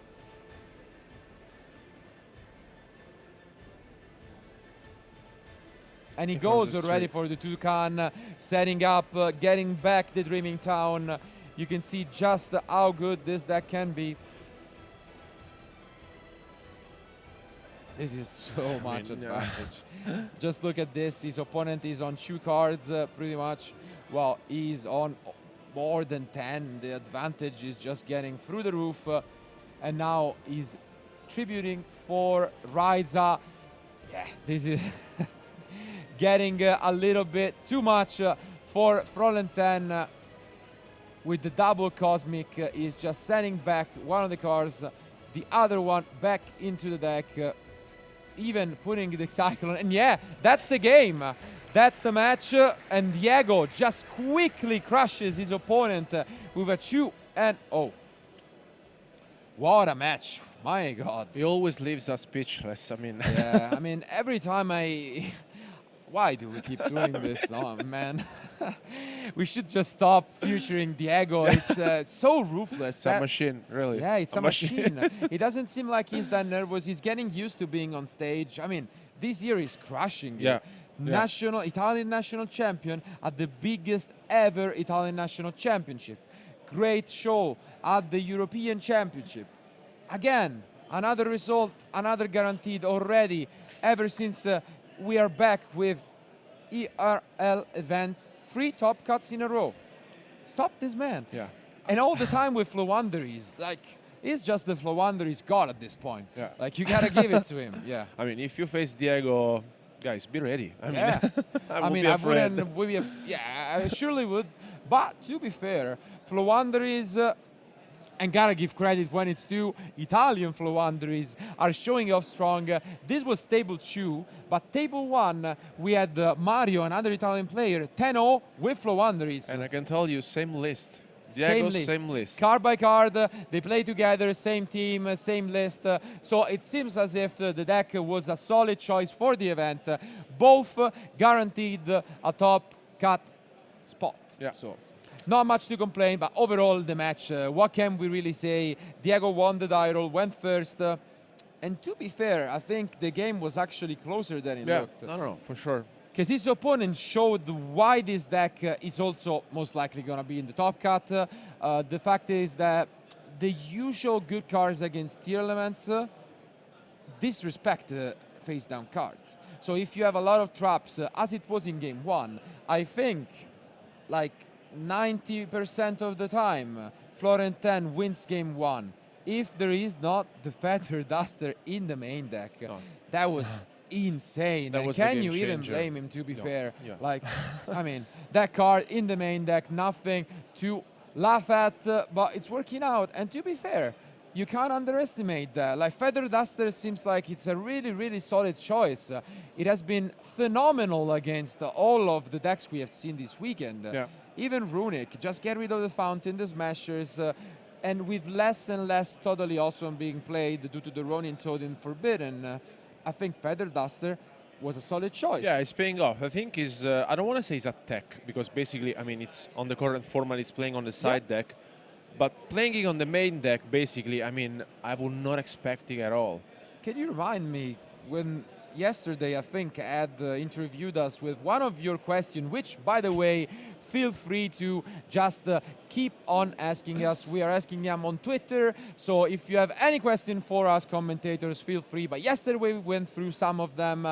One was the card that is a must-have for us. I picked Do Cosmic you remember Cyclone. which you one picked. did I pick? I'm not sure. I remember it was Herpes Feather Duster. It was the Feather Duster, but yeah, outside of this useless bragging from me, I think the card is really strong. You should consider it in the side deck, maybe even in the main Or deck. ask Diego. Yeah. And I guess that was round 11. As a final reminder, there is one more round of Swiss, the 12th round, before we jump into the top 64. But before we do that, we have once again our lovely Ed ready with Diego, the Fluanderies machine. Let's smash it, guys. Thank you, Marcello. Yes, I am joined by the god of Fluanderies, the machine of Fluanderies, and the winner of round 11, Diego. Diego, congratulations again, because we've seen you we've seen you win the Italian Championship, we've seen you in the Euros, and now we've seen you all here topping these events. How does it feel? Thanks. And I play Fluanderies because for me is always the best deck, because you can play very, very, very strong cards. And in this format, Shifter is so good. It's very, very good. It's very good. So during that, you had a very almost ruthless approach where you were just absolutely decimating the back row. You drew into the Harpy's Feather Duster on the mill, and then in the second round you had two back-to-back Cosmic Cyclones. Were you fairly confident when you knew it was Paleozoic that you were going to beat them? Yes, I'm very confident, and in this match I think back row are very, very important, because the problem against tier elements are Sullic or Impermanence, Skill Drain. So I decide Dark Ruler and side evenly match Cosmic, because back row are a very, very problem for me. So you're now X1, is it? You've got 10 wins and 1 loss, is that right? Yes, for now I lost only one game, but I'm focused on the game, and I can win only game after the end of this tournament. What was the one that you lost against? Which deck was that? I lost by Sprite Runic. Are there any decks in the top cut that you're slightly afraid of going up against, or are you quite confident with the Fluanderies choice at this point? No, I'm very confident against every deck. That's what we like to hear. Well, congratulations again, Diego. Best of luck with the next round and hopefully getting into these top cut finals. It'll be very exciting to see what happens. Don't go anywhere though, guys, because we've got the final round of Swiss coming up in just a bit.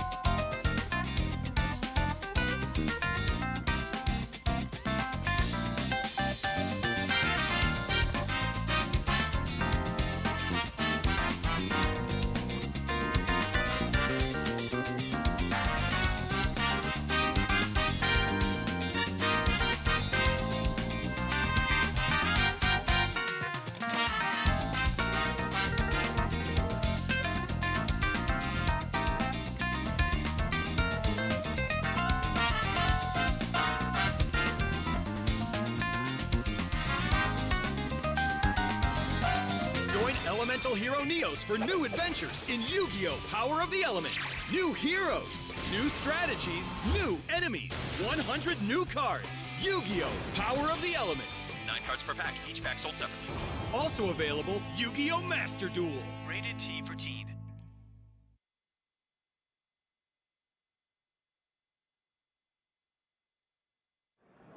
Welcome back, everyone, to the live coverage of the YCS Utrecht 2022, and I'm here with Dan Brigic. Hello, hello, and we're going to talk about another deck that's getting really popular lately, and it is actually a deck that has been played in another deck, and it's all about the Live Twin Evil Twin cards, which have seen some popularity because they were splashed into the Sprite deck. Yeah. And so let's talk about the Live Twin Evil cards, though. You have 4 cards right here. Let's go ahead and show them. So we can start off with like the key piece of the deck. Actually, it's the normal summon. It's like the Live Twin Lilar. So what it does, like on summon, you special in Kiski from deck. So the Evil Twins, they're like separated. They have like the Lilars and the Kiskis. They're like, you can like, the other one are red, the other one is blue. So the blue one always gets to the red one. So it's funny because some players always just say blue, red, yeah, but so of course they're physical and the Lilai. normal summon like the blue one. Yeah.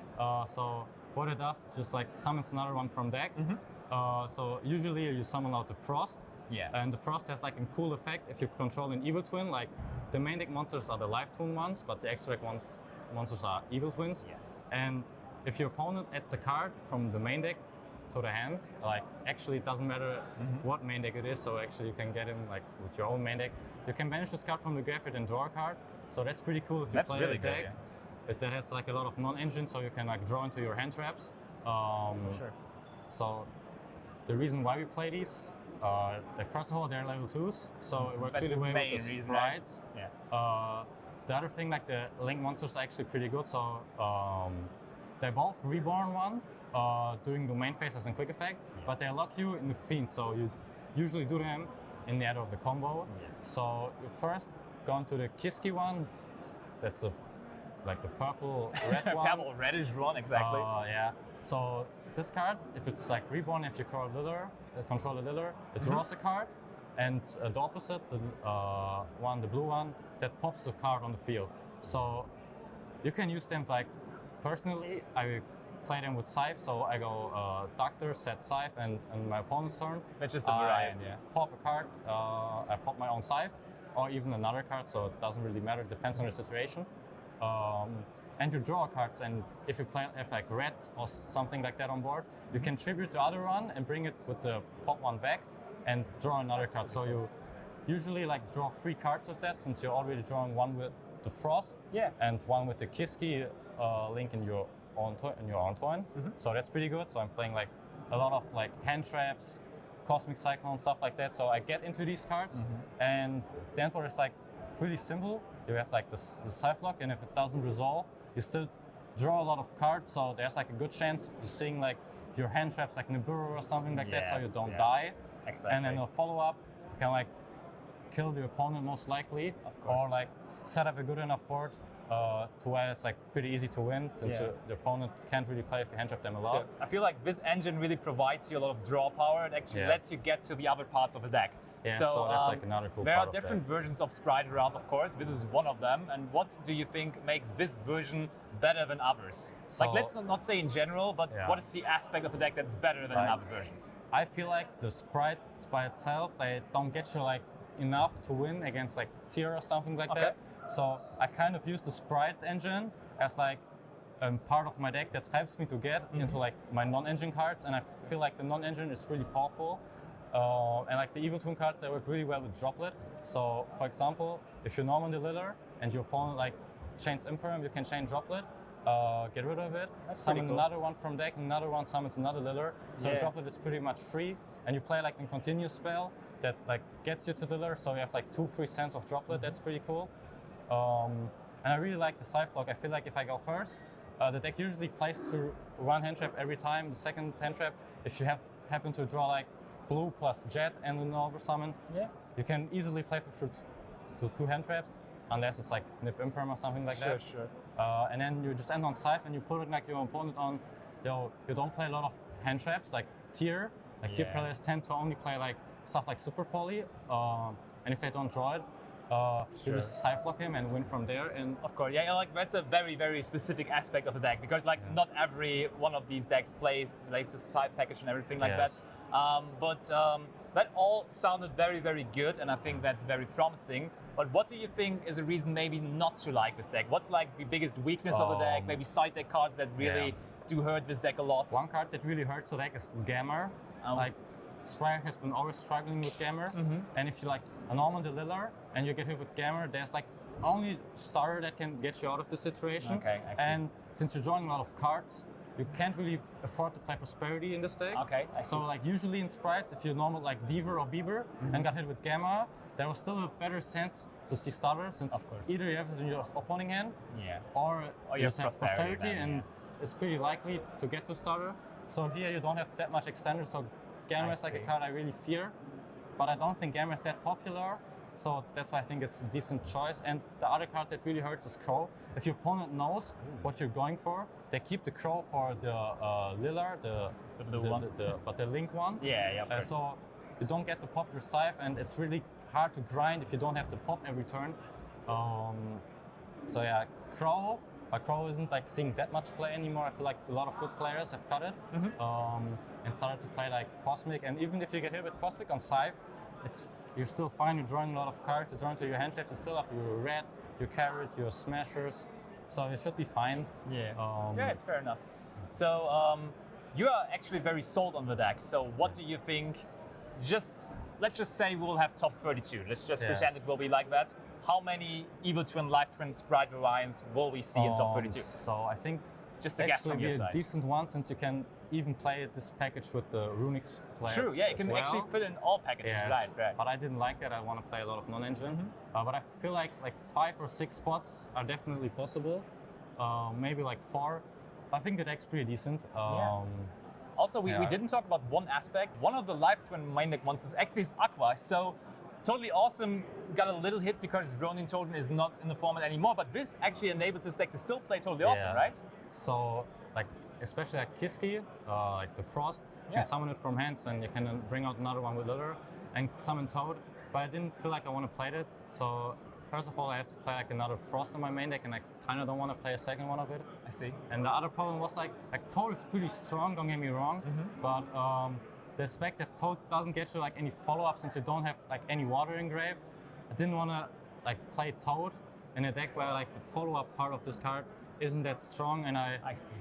My endboard is Scythe and it still puts my opponent on the clock, and I don't feel like I want to overcommit and still summon like a Toad next to my Scythe. Yeah, I do understand. And the extra space is really tight. That's they always a lot a of big cards. issue. So yeah. You got to decide on 15.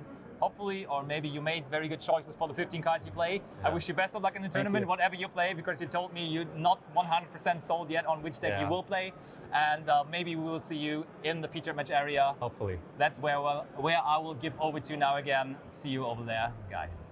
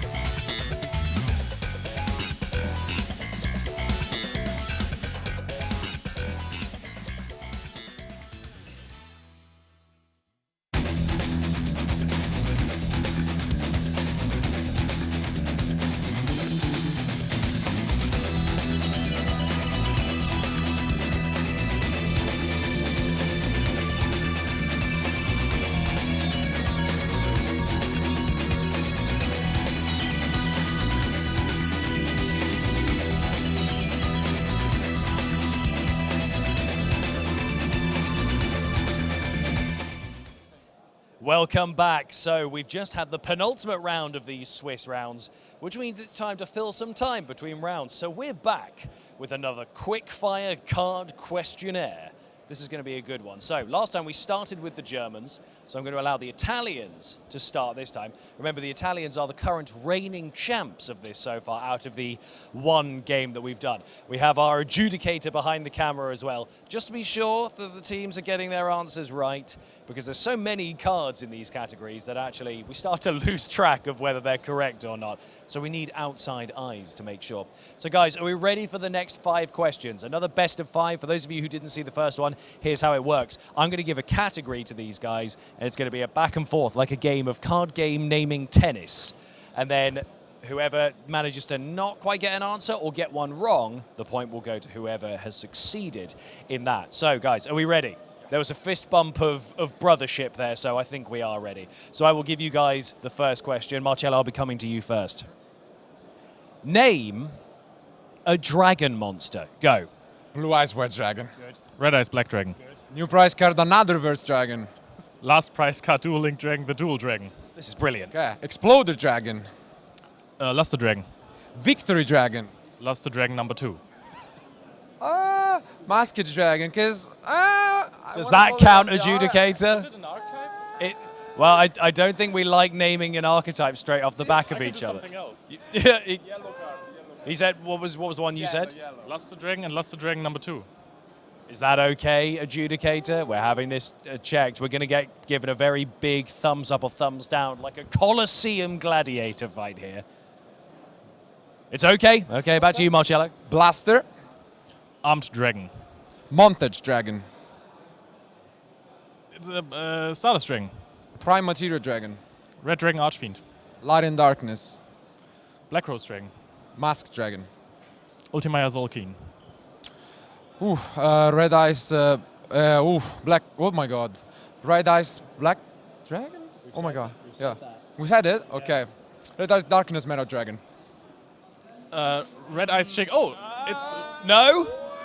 No, was that no? Okay, so that means it's going to be 1 point to the Germans here on the Dragon one. That was a tough one. That was a proper rally there. We had plenty of names coming out. And actually, by the sounds of some of these categories, this might be quite a couple of long rounds. So guys, your next one, I'll be coming to you first, Alberto. Name a ritual spell card. A ritual spell card. Oh my god. Cycle of Necros. Meteor and Stratron.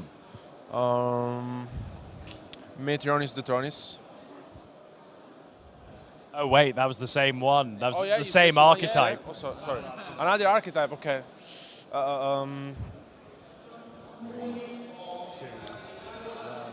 Time. I'm sorry, Alberto. I'm sorry. So that is 1 apiece. Goodness me, it's getting tense here up in this quickfire card game quiz. This is the kind of thrilling excitement you'll tune in for. So we're going to get on to our next question. So guys, name a monster with a flip effect. Cyberjar. Penguin Soldier. Oh my god. Graveyard Keeper Spy. Subterra Guru. Raikou. Morphing Jar. Shine Angel? No. Shine Angel? No? No, that's a no. So you could have gone for some of the old school cards as well. Man-Eater Bug.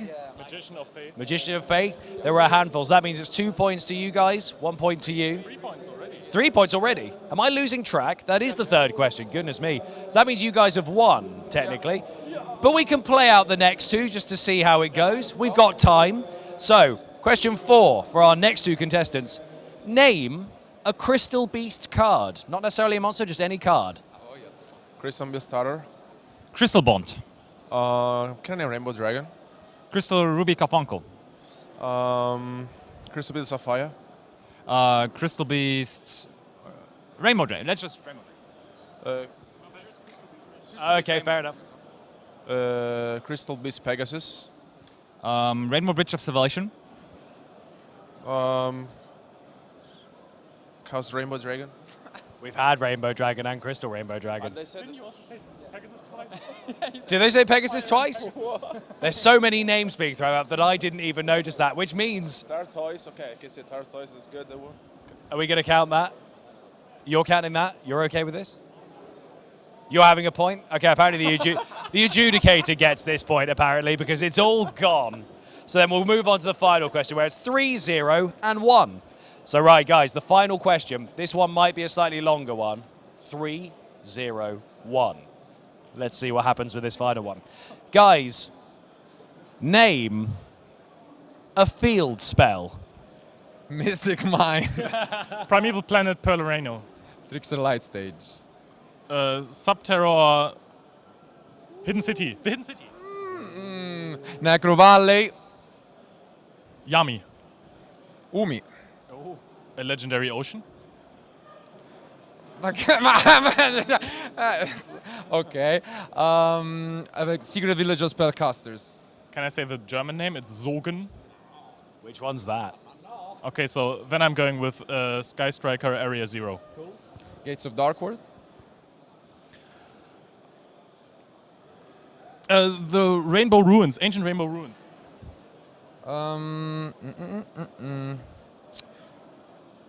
Gear Town. Skyscraper. Skyscraper 2. Oh, I don't think we can have that, can we? Off the back. Though.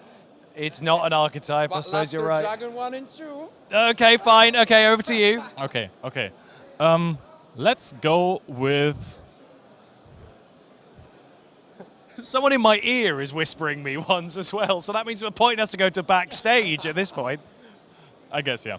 Yeah? Let's give it to backstage. Okay, so we're giving it to backstage, which means the winners are the Germans, the adjudicator gets 1 point, and give it up for the production crew, who now have 1 point in my ear.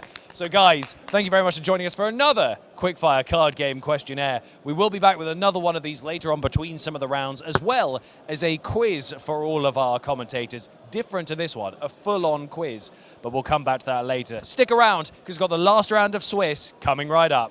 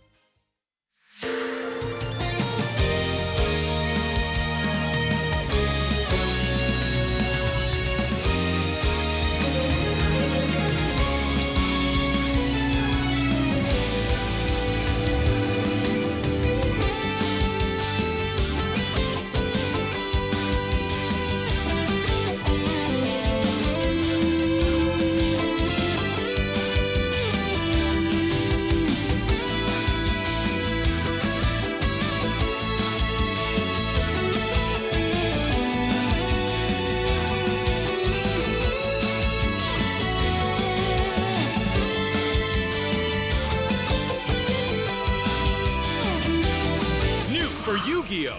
Dimension Force. 100 new cards you can add to your deck, plus tie-ins with Tactical Masters. New Predaplant fusions. New Performapals. And the first ever Pendulum monster that's also a ritual. Odd Eyes Pendulum Graph Dragon. Yu-Gi-Oh! Dimension Force. Available now. 9 cards per pack, each pack sold separately. Also available, Yu-Gi-Oh! Master Duel. Rated T for Teen.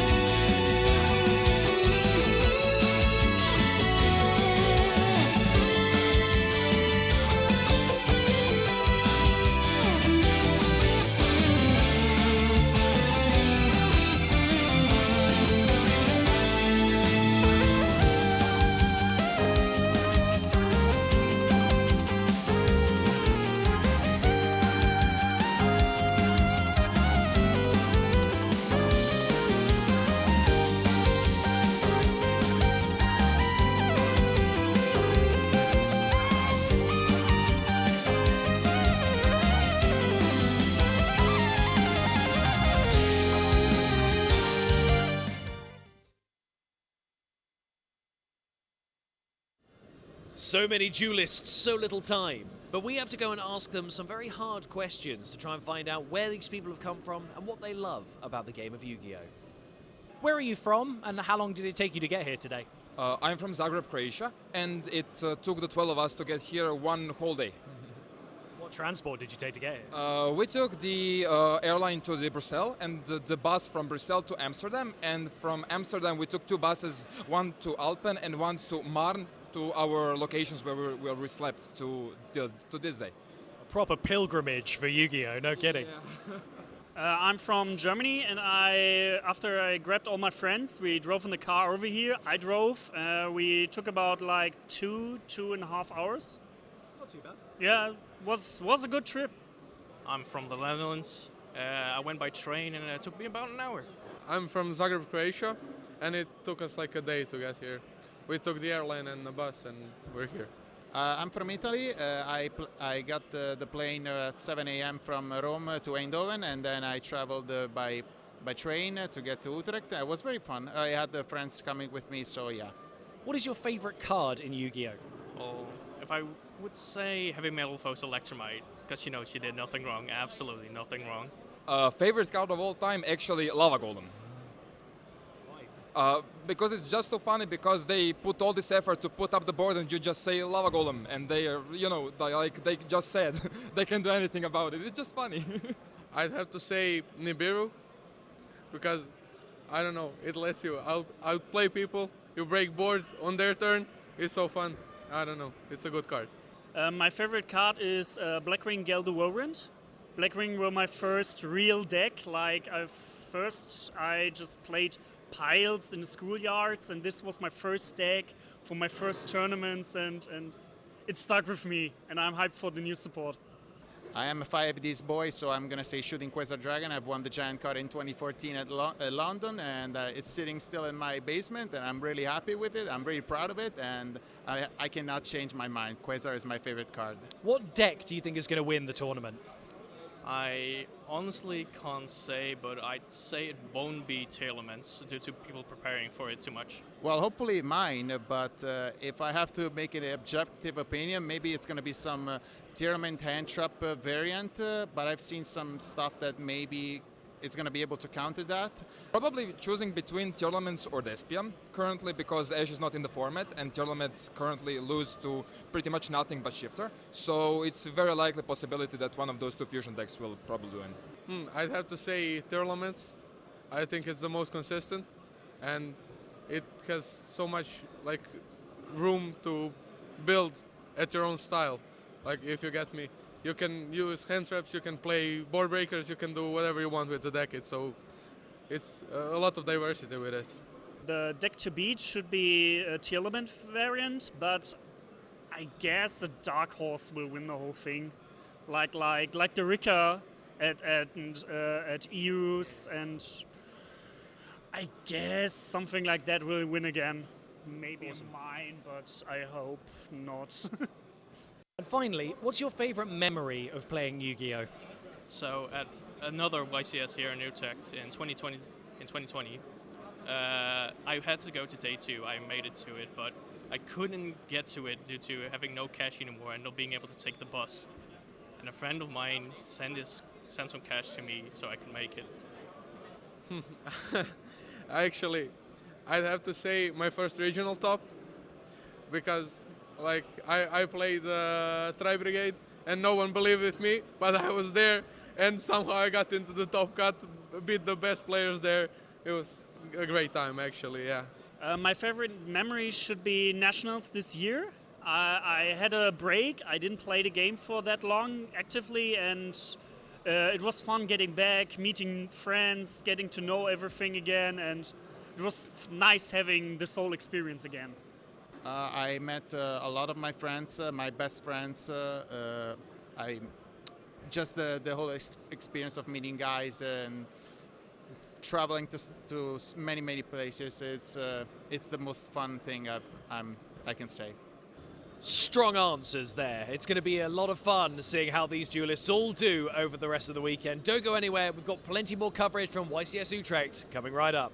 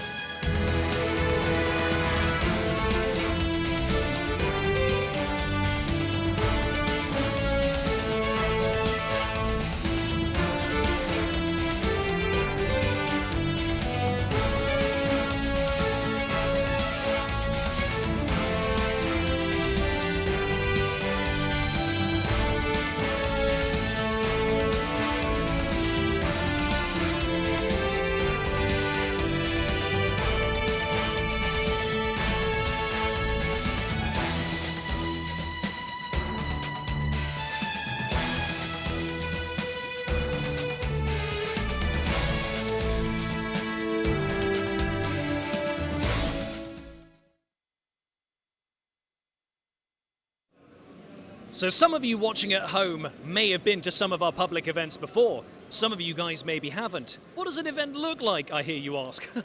I'm glad you've asked. So behind me, you can see all of our hundreds of tables where thousands of duelists are going to be taking part here in not only the main event, but also the side event. This is where every single duel that you see outside of our feature duels will be happening.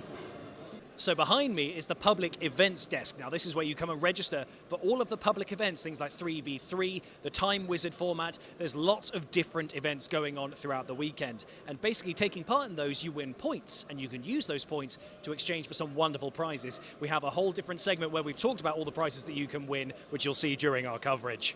Now this is the main event desk. This is where lots of our staff are working very, very hard to make sure you guys are all logged in. Bear in mind, this time we are using Neuron to make sure all of you are registered and have your deck profiles listed. But this is where all the hard work happens, keeping the main event of YCS Utrecht running. And as you can see, there are so many duelists. Sorry. And if you guys find yourself with some downtime between rounds, you can always come on over to our Duel Links area where you can play Duel Links on our massive screens. We've just introduced the new Into the Vrains world, so this is a good opportunity to get a bite-sized chunk of that. So finally, we're going to show you a little bit of a peek behind the curtain of how the production works here at the live event. So behind me, you can see all of our stages. This is where all of the coverage takes place throughout the weekend. Live interviews, the feature matches, deck profiling, it all happens right here. So don't go anywhere, because we've got plenty of that coverage coming right up.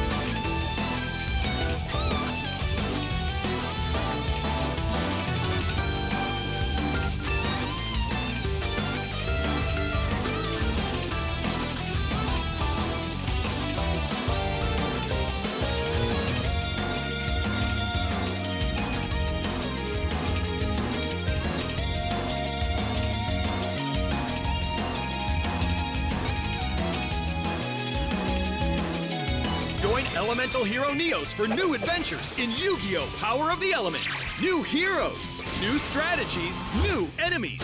100 new cards. Yu-Gi-Oh! Power of the Elements. 9 cards per pack, each pack sold separately.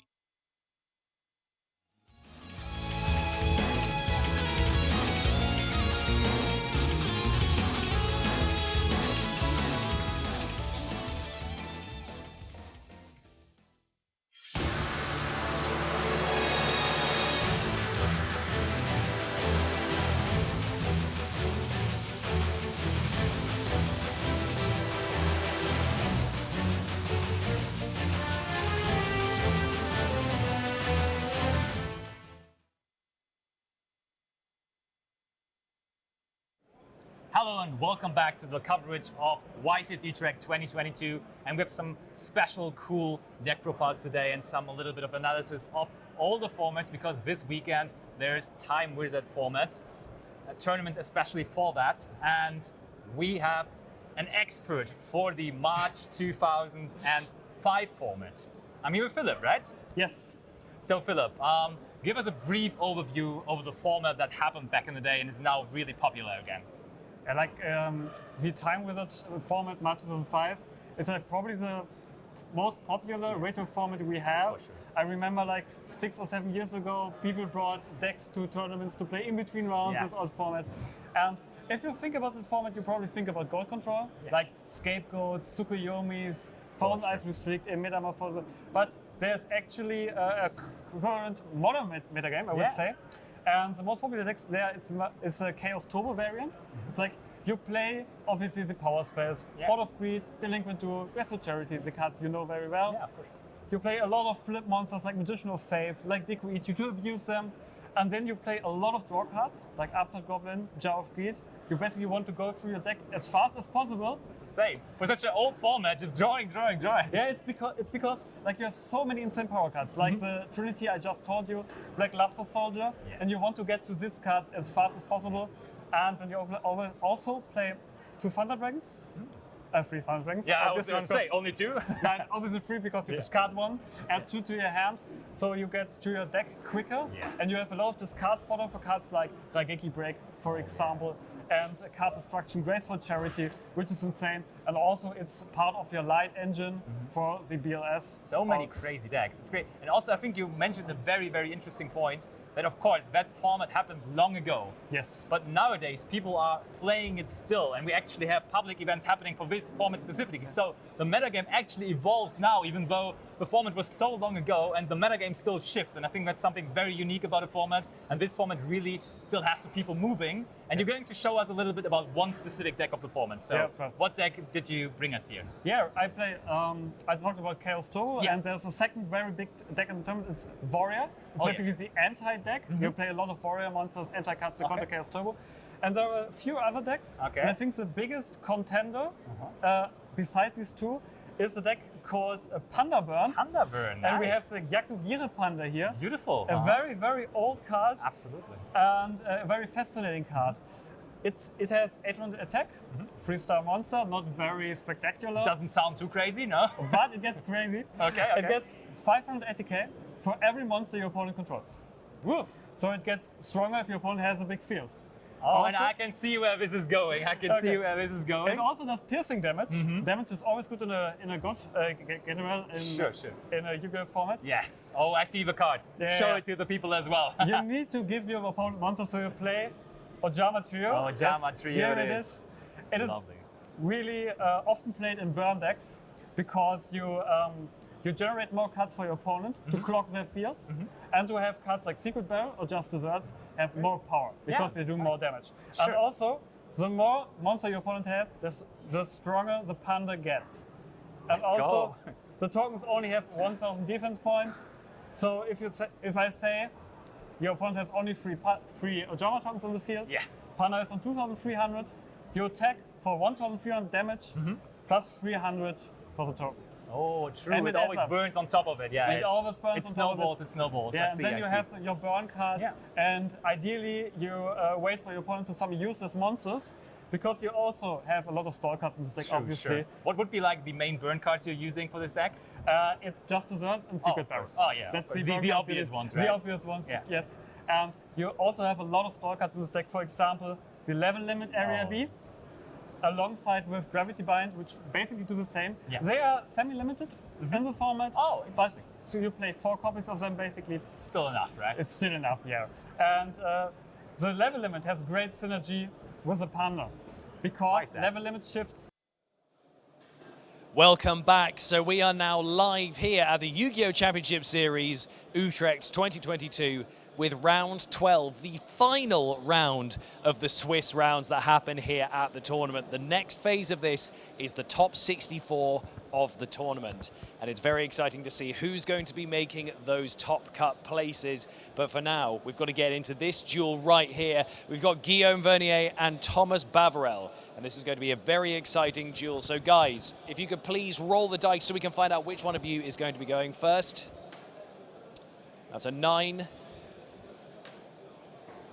And a 5. So who's going to go first? You're going to go first? Okay, excellent, guys. I'm going to pass you over to our wonderful German commentary team, Sebastian and Leonard. You guys can take over this one for our final round of Swiss. Thank you very much, Ed. Welcome back from our side as well. German commentary team back in charge right here. And this is the last round of Swiss. And we, of course, picked the match that is really, really tense because this is a real bubble match that everyone wants to see. What is the score for players currently? So they have 2 losses and 1 draw, which means that the winner will definitely enter the top cut and the loser will definitely be out of the competition after this round. So there is a lot on the table.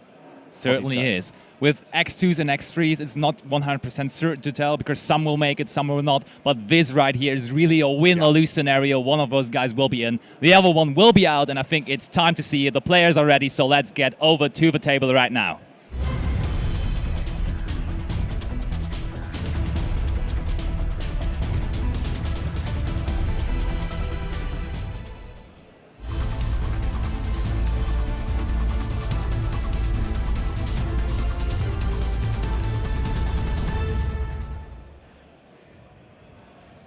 So, of course, guys, we got something a little special for you. We have seen, no, it's not already 2-0 for Thomas. That would be way too quick. Absolutely not. We have a special deck that we haven't seen on stream so far. Actually, 2 decks I think we haven't seen on stream so far. Indeed. It is, yeah, it is Sprite, but with a twist, which is the Life and Evil Twin engine. And on the other side, on Guillaume's side, we have the Scareclaw engine that you have seen in the coverage, but not in the featured matches. Indeed, yeah, we had a deck profile about it. Actually, we had deck profiles about both decks. We also showed the Life Twin engine. And one thing about the Life Twin engine nowadays is you only play with their level and link 2s, but you don't really go into the big monster that was originally the boss monster of the deck, the Troubled Sunny. And I'm pretty sure Thomas is not going to get into it this turn because he just started his turn off with the Sprite starter. Hot take, Basti, hot take. Absolutely, thank you very much. But yeah, that Life Twin Sprite deck is one of those decks that plays Sprite cards but still has access to Totally Awesome because, funnily enough, one of those Life Twin monsters, the Quizzical Frost, is an Aqua. So you have access to Aqua monsters. Totally Awesome is not out of the question anymore as it is for a lot of other Sprite variants such as the Sprite Runic deck. And therefore, he has more to do with this deck than just regular Sprite, I would say.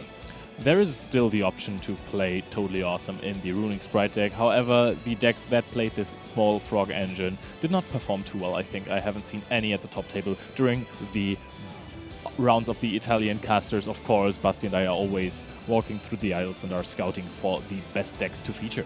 Yeah, indeed. And so far, no interruption. He got his Sprite Red out as well, and now Gigantic is resolving already. And we are special summoning out. Look, he's actually special summoning out the Life Twin Quizzical Frost, which is the one that is Aqua. And therefore, he will probably have access to Totally Awesome. But now he's linking one of them away, so he would need another Aqua monster to actually get into it. That is true. So he's going into the Sprite Elf. So he's summoning back the Quizzical Frost again. Maybe he has another one in hand that now can't be special summoned due to this. Oh, okay, no. so We just go for IP Masquerena, I guess. Okay. That would be the Or maybe also, yeah, it is IP Masquerena. It is IP, and so there is a neat little combo on the table right now. That is indeed true, but he didn't really went for a super big Life Twin combo. No. We didn't see the Link monsters, we didn't see Evil Twin Kizikil, we didn't see Evil Twin Lila hitting the field, because normally this is like the two Link 2s working together, special summoning back each other, but right there he just relies on his sprite cards, used that one Kizikil Frost monster as a level 2 body, but that was all. And there we see on Jilam's side, it is the usual matchup, Tearlament versus Sprite, but with a twist, as you said, with cool other engines thrown into the decks. We haven't seen too many Tearlaments on this stream. True. In contrary to the European Championship, you gotta be honest. And I'm actually really happy to see one right here. Also, this is something that players have picked up mostly after Euros, the branded in high spirits engine, which prevents you from getting cherried on Tearlament's Kid Carlos most of the time. This card has risen in popularity drastically. Like, honestly, at Euros we had like maybe 1 or 2 players with that package in the top cut, but after Euros everybody was realizing how good this package is, and I think it's almost somewhat of a staple nowadays. Yeah. When Tearlament's players build the deck right now, most of the time this package is in the main deck, honestly. Yeah, this card can, if you go first, actually let you play a little versus cards like Dimensional Shifter, because you can just chain it to Dimensional Shifter and then get out a Dragostapelia by fusioning your Tearlament card that you want to discard with Branded in High Spirits and D3 as Frog. Indeed, and now they're actually terraforming, but not on the usual Tearlament field spell. He's rather going for the primitive planet Reichphobia, which is the Scareclaw part of the deck. And so we are probably going to see that being activated. There we go, Reichphobia on activation, as Pearl Rhino is searching for something. And what is he searching for here in this case? He is probably going to search for either Visas Starfrost. Yeah, it is going to be Visas Starfrost.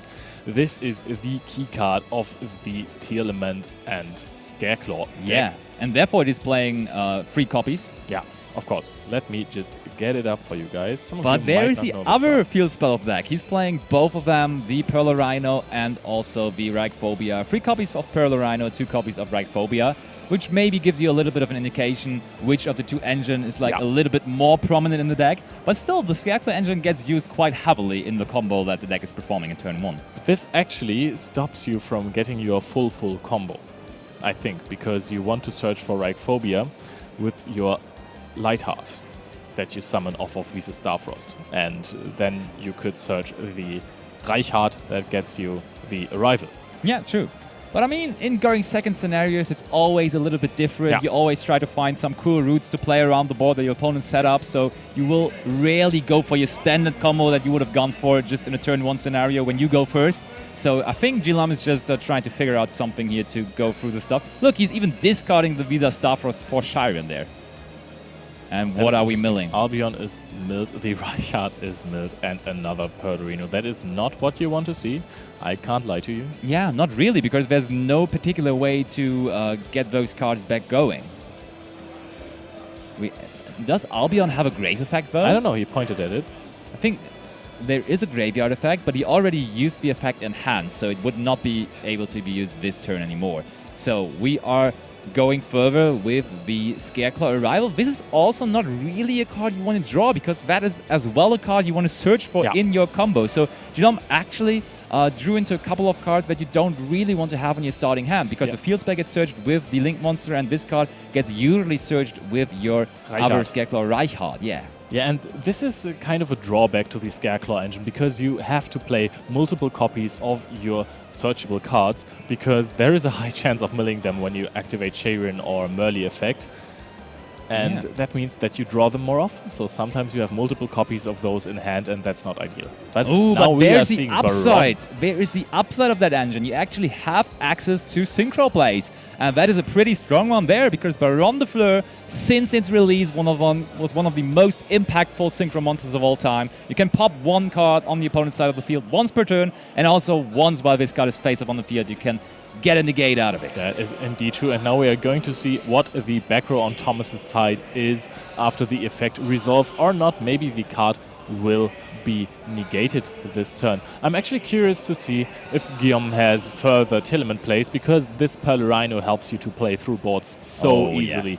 Every time you fusion something from the GUI and shuffle a card back to your deck, or not shuffle it back, but put it under your deck, Pellerino destroys a card on your opponent's side of the field. It's actually funny that with his Telemans deck here, he performed a Synchro Summon before he even performed the Fusion Summon, because usually that's not like that. So now this is a critical point, because if Guillaume thinks that he can maybe OTK, he really wants to negate this Effect Veiler here to get the pop through, if he thinks that this game will be over in a turn. But there's still IP Masquerena. You gotta remember this card. That could also But I mean, be if he doesn't negate struggle. it, then the Baron can't negate the IP. That's also true. Yeah, you kind of have to negate it. That Veiler is not really doing that much because Baron will stay on the field. But in this specific scenario, it's really annoying. Gilam probably has to negate it here, but he's taking his time to decide on that. So they are having a kind of a stare-off. Actually, just Guillaume has a stare-off. Thomas is looking at the cards. Yeah, Thomas is hiding. Trying to intimidate his opponent. So Elf is being activated, which would probably mean that IP could be chained, actually. Oh, Smashers! But there's that makes Smashers. more sense. That is the card that was targeted by the Baron. So the Baron pop will basically go into nothing, and it will not destroy anything on But result. it got out the Veiler, so... actually true. Actually kind of surprised. The Veiler could have been the last chain link, right? Yeah. He could have just chained the Smashers and then Why would went he the have other way Veiler around. then? Yeah, okay. Right. I mean, it doesn't really matter, right? He could have just chained Smashers and got the negate out. Oh, but there's the normal summon of Rhinoheart, so maybe we're about to see some fusion That is plays really finally. strong. I mean, we are seeing the last card in hand of Thomas, or I have seen it at least. Our screens are a little bit bigger than yours, so we might have some insights that you don't have. There is a Ghost Ogre and Snow Rabbit in the hand of Thomas. But what is the card you want to hit with that? Do you instantly want to go after the kit colors because that would trigger in the graveyard? I don't advise that, to be fair. But what would be your card versus the Telemans matchup that you're hitting with Ghost Ogre? I mean, maybe... Oh! Starter was Starter activated? Yes, Someone, it okay, was. because it kind of looked like he used Elf, but that wouldn't make I think any sense. he specialed out both Red and Jet right there. So both Elf and Starter were used. Okay, so this is interesting now, because this is the only interruption here is Red and Ogre. And if Havness gets activated, I'm pretty sure that Red will negate it. Yeah, you have to, right? There can also not be that many cards in hand left for Geelong. I think I see one card in hand, and that would need to be a very, very impactful one there. Okay, but however, was Jet in the same chain? Yeah, definitely. Rhinoheart activated, Wait. put something to the graveyard, and he also chained the Starter and the Elf, and therefore everything is now activating.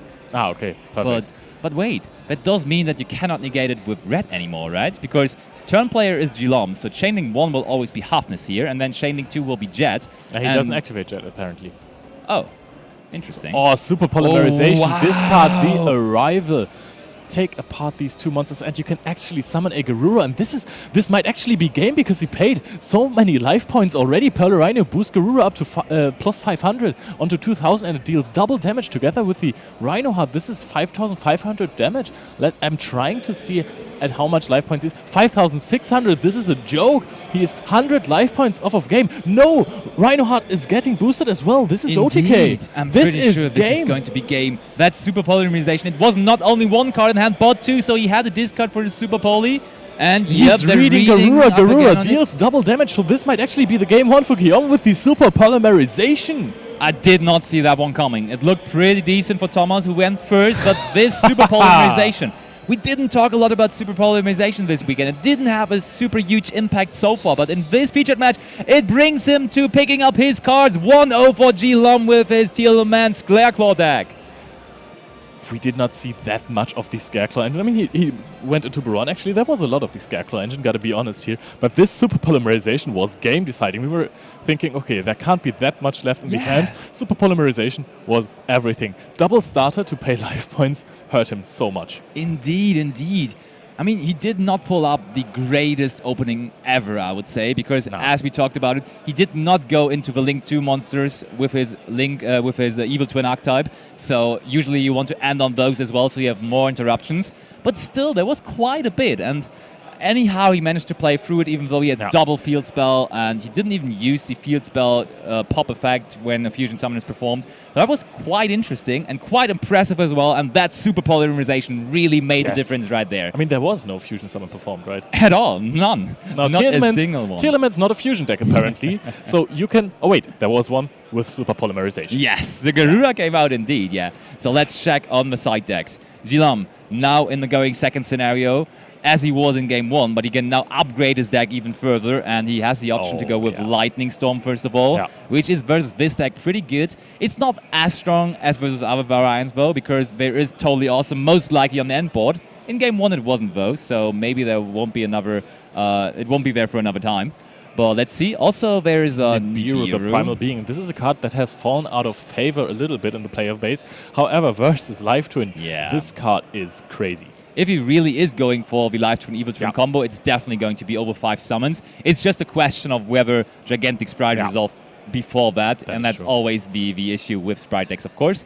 But I think that's probably going to be about it. Maybe Cosmic Cyclones as well. Those are so popular, but that's not the most reasonable matchup to side it in versus. You could argue for Skill Drain going second as well, because it helps. It kind of helps breaking boards. Yep, true. However, you have seen your opponent end on IP Masquerade and Elf, so you really don't want to end on too much back row at all, because then you will get the Robo-Roast. Indeed, indeed. So let's see what's there. Going first for his opponent, though, we see a Pointer. I'm pretty curious about that. The Pointer still being a staple in a lot of side decks, even though now only 1 copy of it is available to the players. People still really, really like this card. They're siding it in masses, and I saw a bunch of players at the top tables also resolving it more than once. And let's see whether it's going to be resolved one more time here in this feature match, because players are ready for game number 2. So let's go back into the action.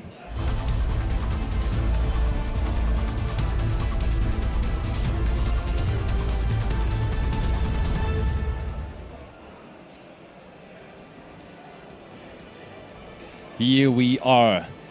Thomas once more going first, and maybe his hand is more promising this time. Maybe he gets more gas going. I think I saw Smashers and Ash, which are both not really extenders you want to have in your opening hand. Not really, but he is starting with the Live Twin Sunny Snitch. We are having Sunny Snitch, and Sunny Snitch is a permanent spell card which gives you access to all of your main deck monsters. And he searched for the Live Twin Lila, which he's instantly summoning to the field. And he's also activating its effect, and it's getting met by the Hafnis in hand of Jilam. Yeah, and you have to Hafnis really early in these matchups, because as soon as, Ash Blossom activated, so he does not want to take this gamble that Guillaume could hit another name and then immediately summon a Dragostapelia to the field, because Dragostapelia does not only negate cards, it also has the effect to put them down to level 1, which is crucial, because then you cannot go into Gigantic Sprite anymore. People forgot about that, but right there it would have not even been that meaningful, because he had Sprite Blue anyways, right? So one level 2 monster would have been there for sure. And also in this matchup where Jilam is playing the Scareclaw package as well, you know that he maybe is not playing that many Telements cards in the first place, so I think it's an interesting decision to Ash Blossom the Hafnis there. So, and here we are seeing the Gigantic Sprite playing around Nibiru. Let's see if this resolves. It absolutely does. So Nibiru is out of the picture here. If Guillaume has it, he is going to be sad. His opponent is not playing into his strongest hand trap. Indeed, and we're special summoning out Sprite Red once again. And I think this time there might even be a way to go for that Totally Awesome we were anticipating in game 1 already. But there he would need another level 2 monster for that. And there is it. We have the Sprite Jet. So I think we can go for that. Yeah, it is going to search out another starter, which is not bad. He has Smashes in hand as well, and starter just gives you more and more resources for the next turn to possibly win this game. Of course, there's Sprite Elf now. The actual ace card of the deck, Sprite Elf, the generic Link 2 monster that brings us joy every time it's summoned to the field. And now we might actually see some... Oh, it's still going to be IP Masquerena. Oh, no, wait. Yeah, you're right. We will actually finally go into the Evil Twin package, the extra deck package of the deck, and it's Evil Twin Kizikil we're seeing. And it is instantly followed by Evil Twin Lila as well. He's on 2 Kizikil, 1 Lila in his extra deck, and that's the opening he wanted to have. But again, now you he's draw locked a card into Link 2. He's locked into Link 2, so there will not be a troubled Sunny. So he is still going into a Kizikil again to, in the next turn, revive the Lila. And there's also the triple Talons. tactic talons. There was V Hafnis Onto the being activated. Hafnis. That's great for him there. Okay, so Visa Starfrost, 2 names.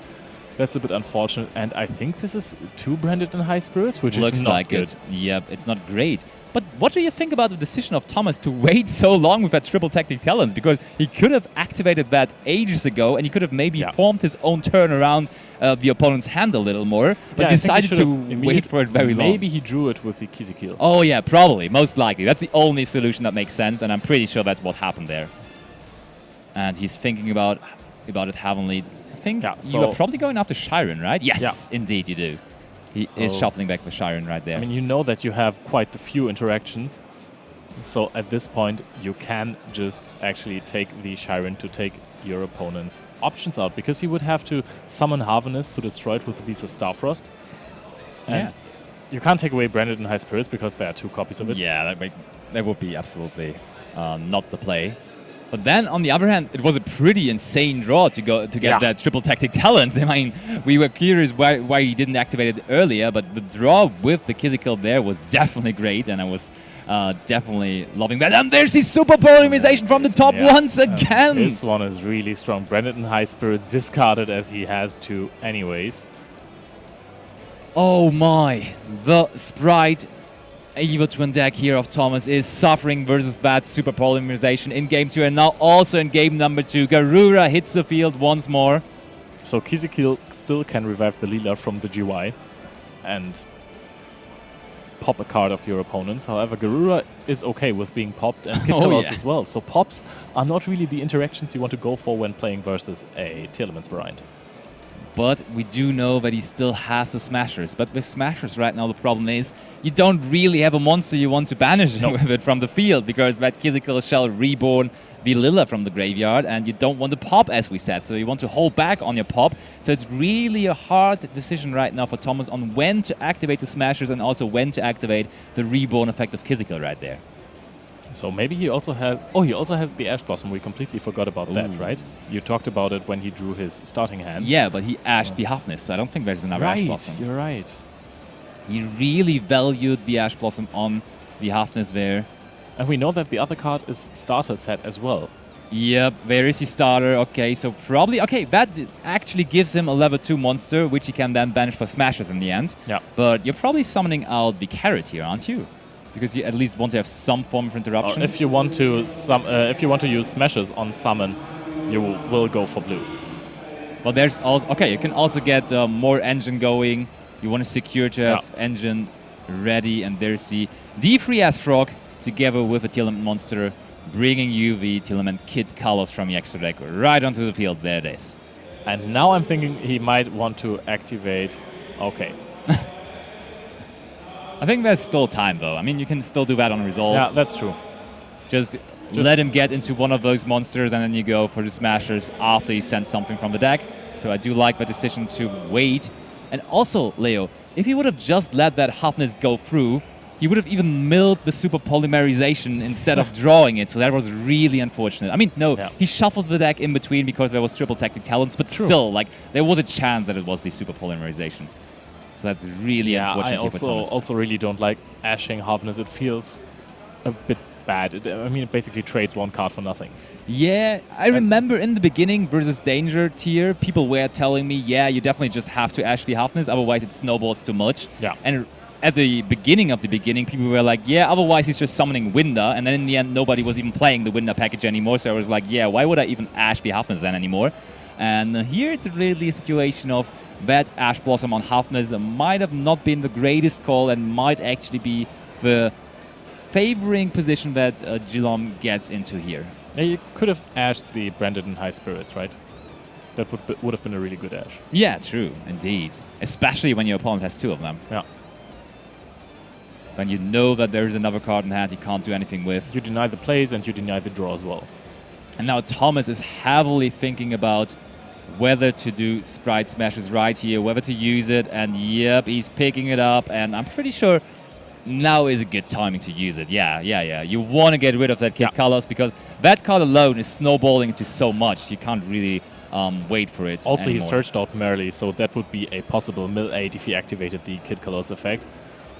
On the other hand, he can still normal summon Merrily, right? Oh, so he's using both. So is he? Are we he has popping another Garura here? Kizikil in the GY. So Oh, he of can actually course. get the draw later on because he does not care about the pop, I guess. Yeah.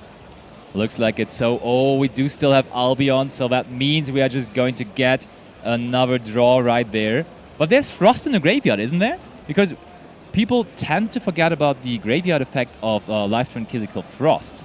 And that says if a card is added from the main deck to your opponent's hand by a card effect, except doing the damage step, while you control an Evil Twin monster, you can banish this card from your graveyard to draw one card as well. So you might actually be drawing into another hand interaction right here. He's banishing it there. Now. And look, Jilom has to pick up the card, so he also forgot about that. And that's pretty good for Thomas to just get into another card right there. And there is the draw indeed. And it's even 2 draws because of the field effect of Kizikil as well. And So now it's back to Jilom. Thomas's hand is actually loaded, so Guillaume really needs to find a way to win this game this turn, or actually remove the entire board, because Thomas has some cards coming, and this is not the mill you want to see unless you have the Harvest in hand, so you can actually trigger the Rhino Heart. And if there are no hand traps, but he's he just doesn't. activating Visa Starfrost, which is fine as well. But there's DD Crow. He drew into DD Crow. That is Thomas massive. drew into DD Crow. That will be massive at some point here in this turn. He definitely used those draws, and he now is showing it to his opponent. He has the DD Crow for the effect of Telemans Merrily, and that will be a pretty big no-no for Jilom now. He will be stopped heavily in his turn. Also, I just realized he didn't even have the Harvest anymore. Because he discarded it for Branded and High Spirits. True, that was the start of his turn. The Rhino Heart right. wasn't the best mill, so kind of good for Thomas that he only milled one name. And now we are seeing the Light Heart, which is one of my favorite artworks, and I keep getting this name wrong. Yeah, Skekler Light Heart, the Link 1 of the deck. I think that's a pretty Link 1-y thing, right? Every theme deck basically has a Link 1 that searches out your field spell. That's very similar to Celebrate Bailings, for example, or also to the Ignister one. And it's the same thing here. We do search out the primitive planet Reichphobia, which is the field spell of the Scareclaw archetype. And Reichhardt, the next part of the combo, is going to be special summoned out under the Light Heart and searching out the Arrival, which is another extender summoning out a monster in defense position, which can be Visa Starfrost, so he can actually go into a Baron de Fleur. If the Garura was summoned in defense position this turn, he would actually be able to not draw a card. I'm completely mistaken there. But there is the Arrival now. We are reborning as the Visa Starfrost as you were anticipating, and that card is the tuner, and it might actually secure once more, as we had it in game number 1 here in this match, to go for that Baron de Fleur. He really loved to summon. I would really like to see a final Sigma here with Visa Starfrost and Garura. I doubt it, to be honest. I but kind of let's doubt see. it as well. Especially when I see his deck list. There's none of it in the extra deck. I'm so sorry. But we are in the battle phase now, apparently. I think he used Reichphobia to pop a card. Oh, true. I think it says when something is summoned in defense position. If 3 or more defense position monsters are on the field because of Sprite Blue being summoned in defense position, he can actually pop a card here. And he did so. And there's Dark now, and Dark may be an indicator that you are going forward even more, that you are pushing for game here. I think the list runs Access Code Talker, doesn't it? Does he? No. Nope, he does not run Access Code Talker. That would be huge here, because I think with Access Code Talker, you might very well be able to go for the game here. Even though you summon all of your monsters in defense position, which is a little bit contrarian to the typical OTK deck, to be honest.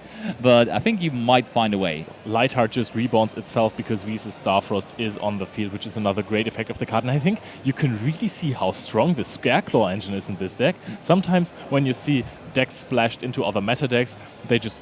like the deck benefits a little bit from the engine, but this engine is putting in work. Absolutely. And honestly, all of that happened off of one card, right? Yeah. He was down to so few resources, and now all of a sudden he has a Baron de Fleur on the field, which is ready to negate. It has just popped, and also there's the Dark, which has not even special summoned a monster from the opponent's graveyard yet. Absolutely. Maybe he is also running Smashers. So that would be fun, but I can tell you he doesn't. He does not. Absolutely. You can only fit that many engines in a deck. So he uses Dark. Is he maybe summoning out one of the Link monsters? He could, for sure. And or is he just going straight for attack points on the gigantic sprite, the 1.6k? So this is not even close. This is the gigantic sprite, but this is another dark monster. So is there any way he could get into Curious? Because this is one of the few decks in the format that is still running Curious. So I think he only has 2 dark monsters though, right? Because the Scareclaw Lightheart is also a dark monster. So actually there might be the way the possibility to go to Curious. Is a Beast Warrior, we have a Thunder and Gigantic Sprite, and we have the Dark. So I'm actually curious, haha. I'm curious to see if he goes into Curious. Okay, enough of that now. Because he can, I think he can just send like Telements cards, right? Yeah, and exactly. Start And then fusion summoning. So do that again. There could have maybe been game in the on the field because there is a Rhinoheart in the GUI, but no other Aqua monster, I suppose. Most likely not, yeah. But he is indeed linking away the Gigantic Sprite and the other 2 dark monsters that belong to himself for the Curious or not for the Curious. Have him. Nah, he's reconsidering. He may also go for Appaloosa there, which is quite nice too. So those are the 2 options he has here. Look, both of them at the top of his there we have deck. it. Curious, the Lightsworn Dominion, the boss link monster of the Lightsworn archetype that has been used so many times in combination with a card that was recently added to the Forbidden section of the Forbidden Limited list, Fairy Tail Snow. This is not an option anymore, so Telements Chiron gets sent to the graveyard and will be activated in Chainlink 2 after Curious. Yeah, so the judges are just clarifying where was he third monster, but he's like, yeah, use his Gigantic Sprite, which I reborn. And so he definitely had the materials for the Curious. And we are now activating the effect of Chiron. Looks like a Dragostapelia. Indeed, and that's quite good because you could theoretically, if you find a way to get into another monster, still go for Appaloosa, but you need to hit something really good here. I think, did we use Halfness even? Yeah, I think he discarded it for... Oh, but he has another Halfness in hand, so the Rhinoheart Mill is actually quite good, I think. Yeah, because that could end up being an Appaloosa if he wants to. Yeah. He could just make Appaloosa out of the Curious and the Rhinoheart. He could special summon here, but it's rough because that really commits all of your resources basically into that one endboard you're creating. You are really relying on that to be your winning position and nothing else can happen with it. But he is passing instead. He wants that Baron plus Dragostapelia to be enough here in this Game 2 of the last round of Swiss in our bubble match. If you have watched our fun little quiz, Dragostapelia is actually a plant monster that has played this format, and none of you guys actually thought about saying any of the Rika or of the Lokai cards. True. Which was also a normal monster with 0 attack, by the way. But everybody knows you're the quiz boss in our whole team, so we can't all have the smart quiz mind as you have. So, but there is there is another Sunny Snitch being activated right there. Snitches get activated. Yep, and also that Life Twin Sunny Snitch is actually making quite a bit of damage right there, because you can see Gilum is down to 6,000 life points because those little continuous field spells of the Life Twin archetype have a little bit of a burn effect, because every single time your opponent normal or special summons a monster, you do gain 200 life points and you inflict 200 life points to your opponent's life points as well. So this must be fun for our judge at the life point too. Oh yes, I can only imagine not having a good time.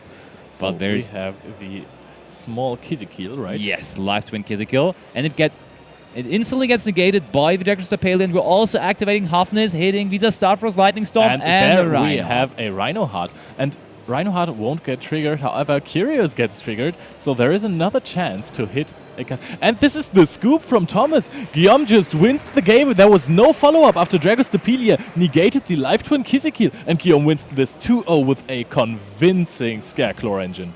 Absolutely. I wasn't sure what to think about that engine. Same. Because I talked to a couple of guys that are running this in the main event, and I'm actually quite convinced, honestly. Like, in that game 2, that one card he was activating off of the Scareclaw part of his deck was really giving him the upper hand. It really got him going again. It really got him into the favorable position he needed to be in. There was nothing his opponent could do, basically. I mean, he had such a strong start. Yeah. He opened with all the... with Smashers, with the Twin engine. He had and starter drew on like top of everything. 13 cards in total. He had DD Crow in the meantime as well. That was really a strong opening for him for sure. And he just got stomped. Yeah, absolutely. So maybe Life Twin Sprite, not the best call. Maybe Runic Sprite taking the upper hand for this event.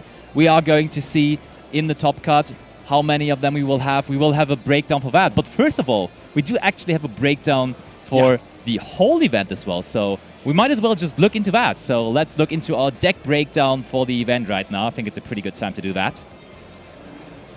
Perfect. There we have it. Those are surprising numbers. I mean, it says Tier Elements is the most played deck in all variants, though. So there are also different Tier Elements variants. So actually, there are 11% Sprite, 10% Runic Sprite, so only 21% Sprites. This is kind of a diverse metagame we have here, because we also have the Mathmax, Runics, and the Fluanderies on 7%. By the way, Table 1 is a Fluanderies mirror match. This is insanity, right? Table 1 is a Fluanderies mirror match. I think it's 2 Italian players, actually. Yeah. So the Italians with their Fluanderies decks really are performing this event.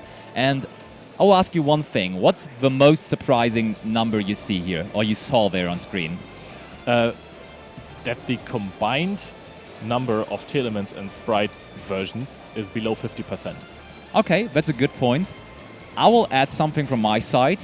I'm honestly quite a bit surprised by the number of Runic Sprites, because when you walk through the top tables, it feels like it's more than that, because it really feels like this deck is the main contender in the room. You are seeing quite a few mirror matches as well. We didn't see one right there in the feature match, but we saw a lot of them at the top table. Oh, we saw a Runic Sprite mirror match. Yeah. Last round, but not this round. I mean. Before we had that as well. This deck has such a crazy conversion rate. Indeed, it must have, right? So many of them are at the top tables, but not that many in the event in total, apparently. Apparently there are more Tier Elements players, but as you already pointed out, it's really close. It's 23% to like 21% combined. And there we have it. Scareclaw engine in the Tier Elements deck has officially topped the YCS Utrecht, because Guillaume just advanced to the top 64. And let's just think what he thinks about it. Hear what he thinks about it. Hi guys, I am joined by Guillaume, who, as you say, has now topped this YCS with the Scareclaw Tier Elements. Very, very exciting. Guillaume, congratulations. How does it feel to be topping this event so far? Yeah, I'm pretty happy. I tested a lot of this deck, and I found it really good, and I'm happy to top with it. What is it that attracted you to Scareclaw? Because that's not one that we've seen that often. There are some people playing it, but what is it that you like about the Scareclaw variety? I mean, Starfrost is really good to push through Entrap, because it can trigger your tier. Also, it helps you extend. It doesn't lose to Dweller, even if it doesn't face a lot of mirror. I think it's the best engine to combine with True Elements to have a great deck. So what were some of the decks that you've not found so easy to go up against with this current setup? I mean, not much. Today and yesterday I played like 9 Sprite variants. I won 7 of them, and 1 draw and 1 lose. So I have also a good Sprite matchup because of my tech card like Super Poly and stuff like that. Well, speaking of Super Poly, I want to go through some of the plays of those two games, because, you know, Thomas paid quite a lot of life points with those starters and things, and then you took advantage with that with the Super Poly and the boosted attack in game 1. And then game 2 was the Super Poly again. And the only one doubt I was getting hit by a DD Crow a couple of points. What was going through your mind? Were you pretty confident the whole time that you knew what you were doing and you knew how to deal with everything? Yeah, the game 2 I wasn't that much confident when it talented my hand. My hand was okay, but not good enough. And then I top deck Super Poly, and then I started to feel confident and could push through all this stuff. Absolutely. Well, I hope those Super Polys come up again for your top cut matches. It'd be great to see you sailing on through to the final with this Scareclaw deck. But that's really awesome, Guillaume. Congratulations again. Best of luck in those top cut matches. I hope they go well. Guys, don't go anywhere. We've got a little bit of a wait before we get into those top cut matches. We're going to be bringing you some more content while we wait for those matches to start. Don't go anywhere. It's going to be great.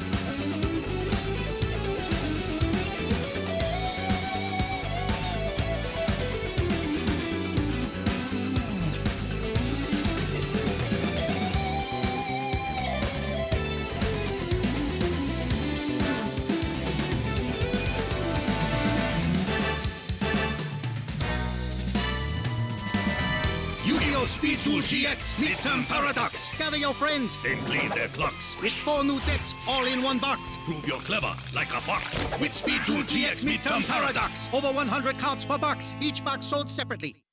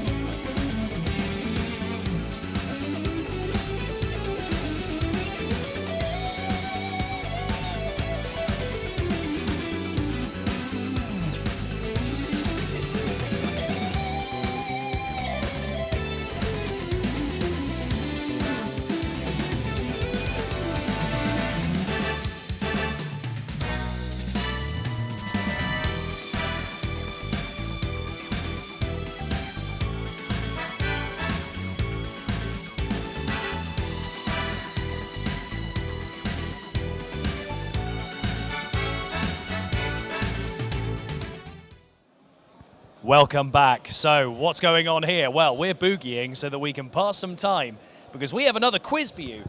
Right now, the Swiss rounds have all ended here at YCS Utrecht 2022. So now we move on to the top cut. Ooh.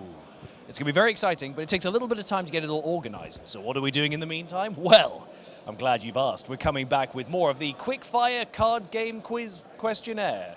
Name's still working on that. Also, our adjudicator isn't here. So we may need to just sort of see what happens while we wing it. But also, we have another quiz coming up at some point soon, which instead of being a kind of quick-fire tennis game, is going to be actual questions. And last time we did it, it was an impossible quiz. So will it be equally as hard? We'll find out. But guys, you know how this works. You guys went first last time, so I'm going back to you. It is currently 1 apiece to both of our teams, which means this is our decider. And while I've been explaining, our adjudicator has arrived, which means this is the perfect time to start. So, question 1. Remember, basically, I'm going to name a category, and they have to quick fire name off things from that category. Whoever stumbles and can't answer, or has no answer at all, they'll be losing the point. So, question 1. Name a card that summons a token. Go. Scapegoat. Fire's Doomsday. Ojama Trio. Stray Lambs. Did he say Rite of Aramazia? Because I didn't hear. No. Rite of Aramazia then. Ghosts. Ojama Duo. Ornate Drones. That's a good one. I'm struggling. That's got to be time. Could have gone for Nibiru. Nibiru, that is a good one, that is a good one. One we see a lot. Okay, so that's 1-0 to the Italians. It's best of 5 out of this, so anyone who gets to 3, they've already won. Right, so our next question for our contestants, oh, there's the intense stare of the fist bump again, I love it. Right, question 2. Name a continuous trap card. Call of the Haunted. Skill Drain. Rivalry of the Warlords.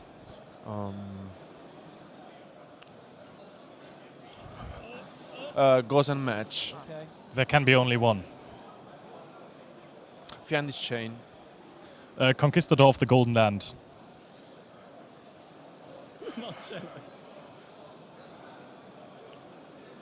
That's going to be time, I'm afraid. Right, okay. So that means it's currently 1 apiece. Good, we're engineering perfect tension here for this one. Marcello's not happy with Alberto's performance in this one. Okay, right, on to question 3. Name a Link 4 monster. Saryuja. Firewall Dragon. Appaloosa. Borosword. Borrelot.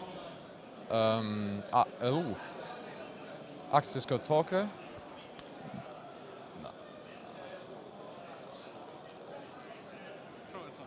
Time. Okay, that's going to be time. Okay, right. The Italians managed to get there. Did any of the others, did you guys have any in your mind that no one said? No. No? What about you? Trouble Sunny. Okay, so maybe the Germans might have had this, but... So that's now 2-1. So this could go either way at this point. This is match point for you, Alberto, so no pressure. But if you guys get this, we're down to a sort of tiebreaker question. So let's see. Question 4. Slightly harder one. Name synchro tuner monsters. Go. Shooting Riser Dragon. That's the only one I know off the top of my head. Formula Synchro. TG Wonder Magician.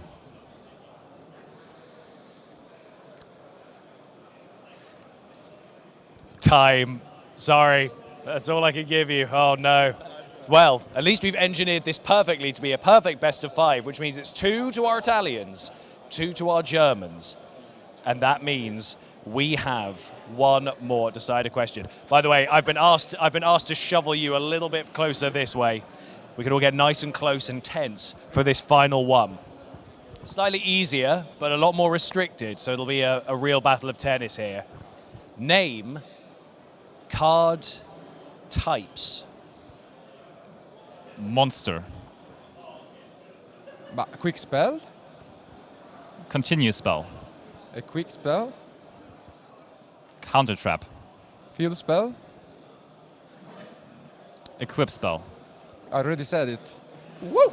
Oh, okay, and that means the Italians claim this point. It was a simple one. There was a lot to have to go through, but the Italians have therefore won this. That's 3-2, which means you guys have won this tiebreaker. Good sportsmanlike, good handshakes is what we like to see. Congratulations, our Italian duo, Marcello and Alberto, winning the quickfire card game quiz questionnaire that we're still figuring out the right name for.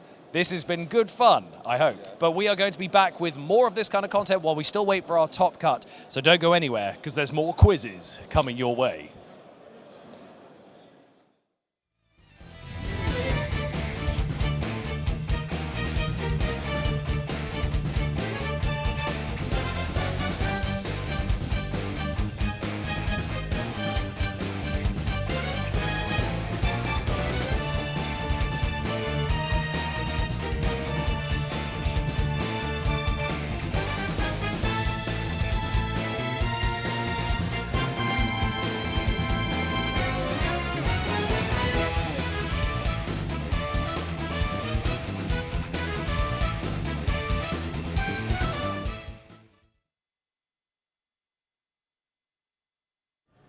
Welcome back, fellow duelists. I am here with Alexander for a deck profile of a deck that has been pushed by Power of the Elements, and that has been quite successful lately. So, Alexander, what deck are we talking about? We're talking about Exorcisters. The deck has got a lot of recent support. The most recent support was definitely the best cards in the archetype, Exorcister Marta. It allows the deck to actually have a 1 card and a half play. It really boosts the consistency and overall just makes the deck a solid contender with the meta. One of the other new cards is the new trap card, Exorcister Eternia. It really combats the meta very well, both against Sprite, which is one of the deck's more tough matchups, and the Elements. It really complements the playstyle of the deck and overall a very solid boost to the deck as well. One of probably the best hand traps in the deck, Dimension Shifter. I think that every deck that can play the card should play it. It gives the deck a fighting chance against the Elements going second, and just complements the strategy really well because the deck doesn't really care if the card gets banished.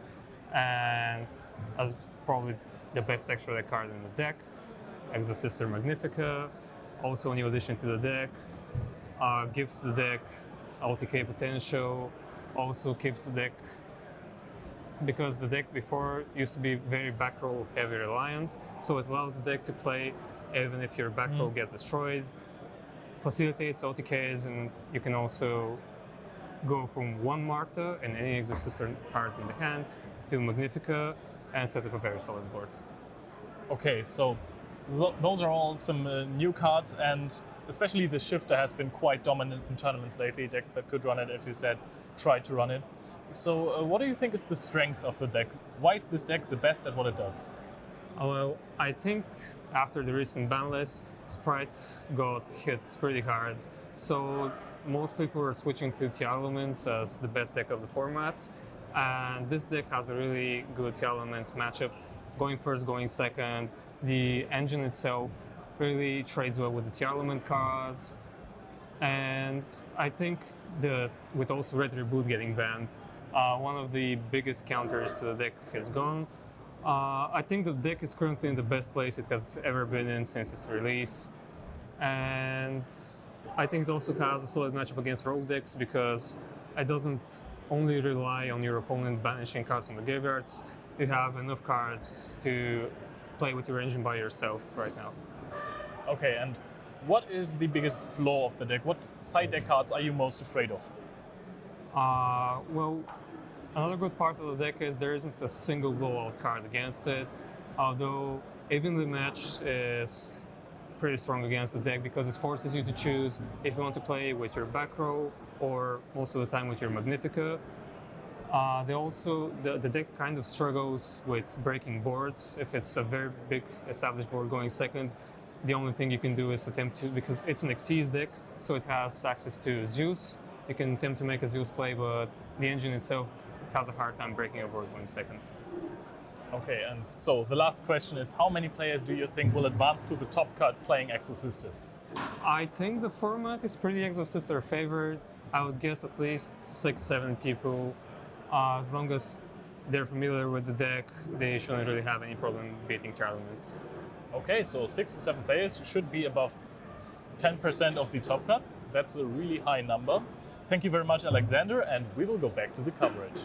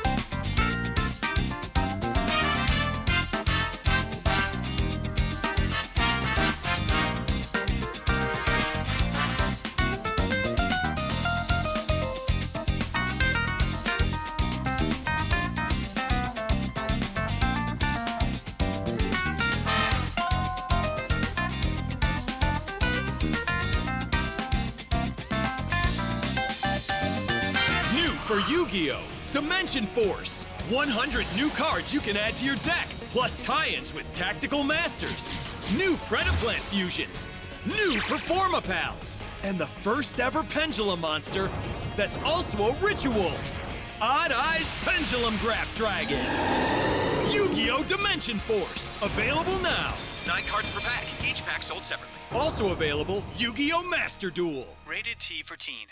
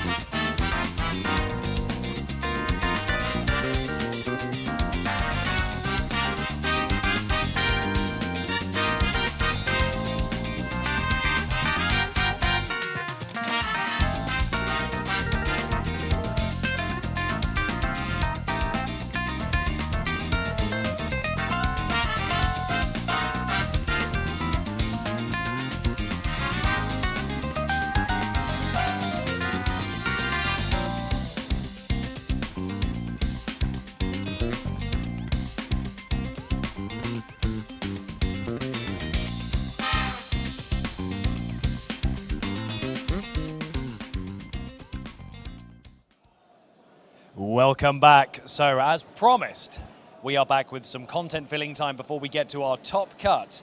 And instead of a quick fire card game quiz questionnaire quality content, more C's, this is basically what we've got now. We have a quiz. This is not quite the impossible quiz, quote unquote, that we had last time. This one is actually some reasonably answerable questions, so it might be a case of fastest finger first. Germany versus Italy, with the UK being an intermediary.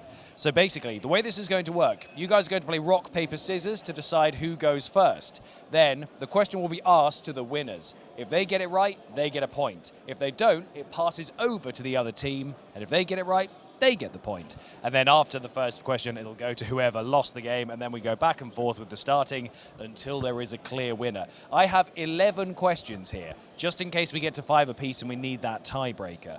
But who will win from our teams? It's going to be quite interesting to see what happens. Not quite as impossible as last time, but I wonder how many of you guys will know some of these questions, because some of them are kind of basic. So if we don't get them, we're in trouble. So, guys, do you want to start with rock, paper, scissors? Now, to set rules, it's going to be rock, paper, scissors, go, because some people play it wrong. Like rock, paper, scissors. You would go where 4 would be. Okay, right. Ready? Rock, paper, scissors, Okay, so the Italians are going to be going first. So, guys, are you ready? Our teams are allowed to confer, by the way. There's no fastest finger first or anything. It's just trying to see who is going to get these right. So, guys, question 1. What is the very first card that Yugi plays in the anime? Do you guys at home know this? Because everyone's sort of trying... Your brain probably goes to like the Yugi versus Kaiba duel, which is not the one. It's in the very first episode at the start, where it's Joey and Yugi playing at their classroom table. Now, do you remember what the card is? Maybe some of you at home might in the chat, but will our teams know it? I'm turning this around for some reason. Will our teams know the answer? I'll be honest, I didn't know the answer to this, so will our experts? We're about to find out. What do we think, guys? So we have the monster. So I'm giving you the monster and the attack, but we don't know the exact name. So I don't want to give you any tips to you. So we will just pass it to you. You're just going to pass? Okay. What do you think the answer is? The first card Yugi plays in the anime. We're not sure, but we're thinking Celtic Guardian, maybe? No? Celtic Guardian is incorrect. So neither of our teams get any points there. The correct answer is Blackland Fire Dragon. And it's not, because my brain, I was saying this to the audience, that my brain goes to like the Yugi Kaiba fight, but actually it's Joey and him in the classroom at the start, and he plays Blackland Fire Dragon. So there it is. Easy, but hard. So we move on to our next question, starting with the Germans this time. What monster type is Effect Veiler? Time to confer. This is something that we're going to see quite a lot in this, but they already have an answer. It's a spellcaster. That is correct. So that is one. Some of these are going to be easier than others. That was one of the easier ones, but don't worry, there's probably an easy one coming your way as well. So, going over to a card that we see quite a lot on Master Duel, so it's going to be fresh in people's minds. What monster type is Max C? Insect. Correct. Okay, we're at 1 apiece here. Told you this one was a bit easier, but it might get harder with some of these more obscure questions. So, next question for you guys. What color are Black Rose Dragon's wings? Now, I can see you all at home picturing the card. Maybe some of you are looking to Duel Links or looking to the cards in your deck to try and see exactly what color it is. Do you know the answer? Is it black? Is it red? Will our team figure it out? I know, because I have the answers written down. Go on, what answer do you think? The feathers are red and the wings are black, in our opinion. That's a difficult answer, because what do you say? About the wings, for us, it's scarlet. Right. So the difficulty is I have written down red for the answer. You said... Yeah, you said red feathers but black wings. And you said colored. That's just... You just said it has color to it. Oh, you said it. Okay, right. Okay, it's your point. Right, so how many does... Okay, yeah, fine. I'm just writing down what I had written. Okay, so how many points is that? How many were you on? 1 point? Yeah. And 2 points now. Okay, make sure you guys are keeping track at home, because Lord knows I'm going to forget. 2 points, 1 point. And now it's your starter. Question 5. How many trap cards with Solemn in their name are there? Now again, everyone's going through all of them in their mind. How many are there? We know things like Solemn Judgment, because we see that played a lot. But can you think of what the other ones are? I was about to say, can you think of what the other number are? Because I know the answer, because I have the card. Don't look at my appalling writing. I'm surprised I can read it. Anyway, what do you think? We're going to go with 5. And what are you going to go with? We're going to up it. It's 6, I think.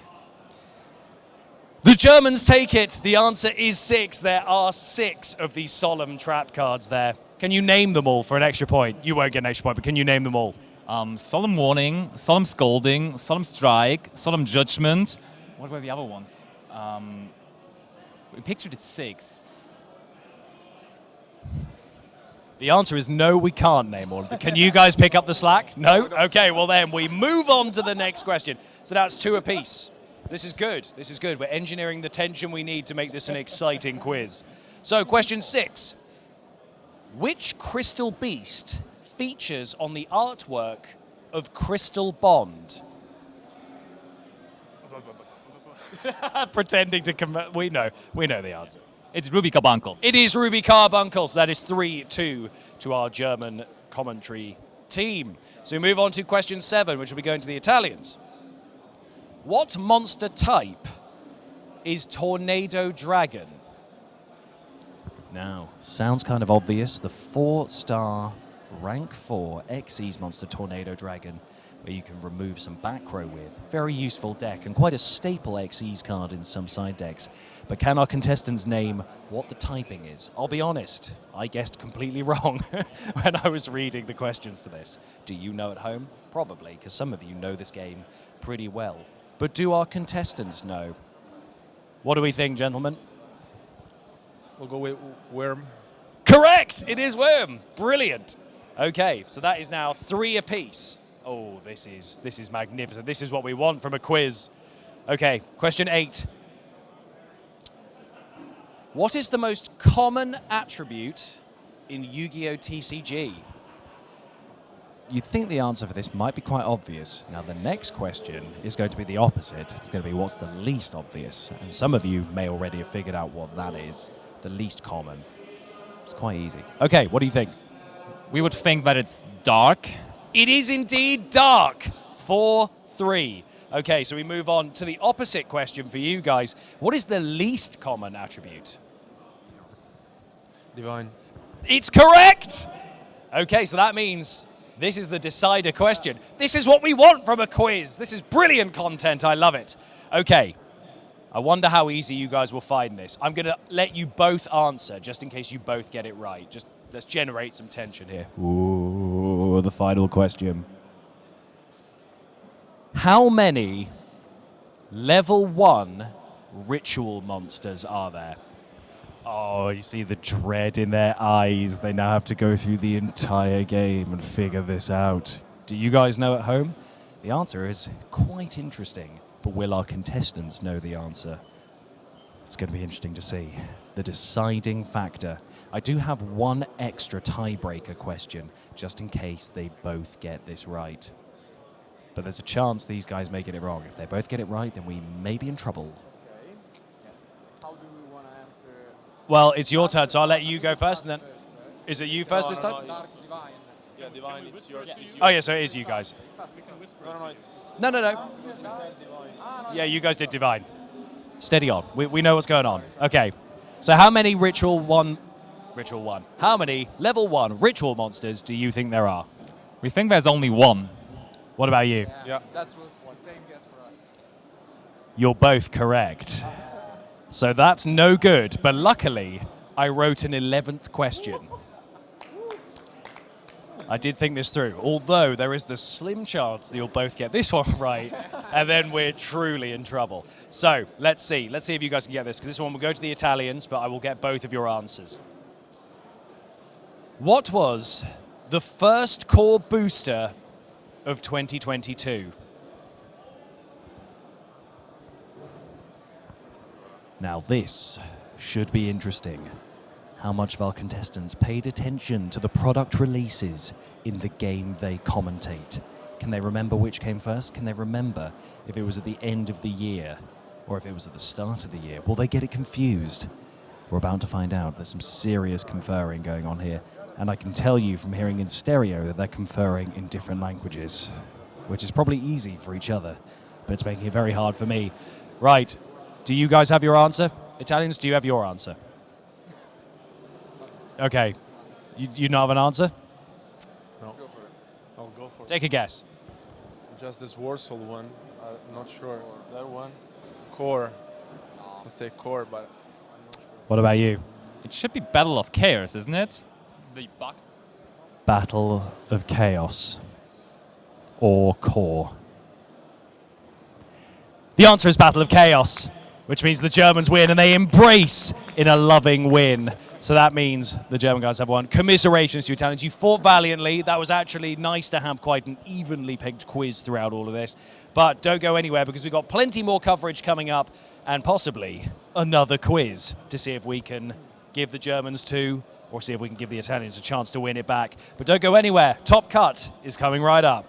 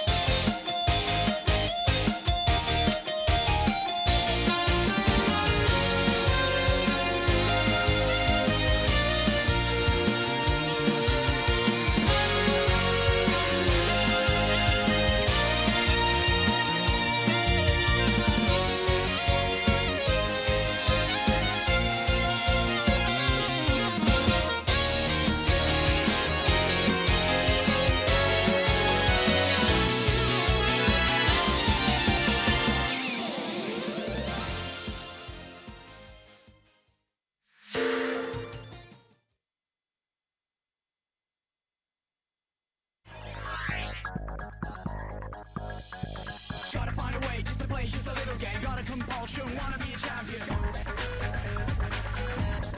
I got madness right in my brain. Summon the dragon, blue eyes white. Sending the sword to the feeling light. Gotta think, be wise, realize the situation. Animate your cards, make a power combination. Sick a pow, sick a pow, sick a pow, pow. Yeah. Wanna do, wanna do, wanna do. Sick a pow, sick a pow, sick a pow, pow. Madness. Wanna do, wanna do, wanna do. I'm brave. Monster influence in my veins. Madness in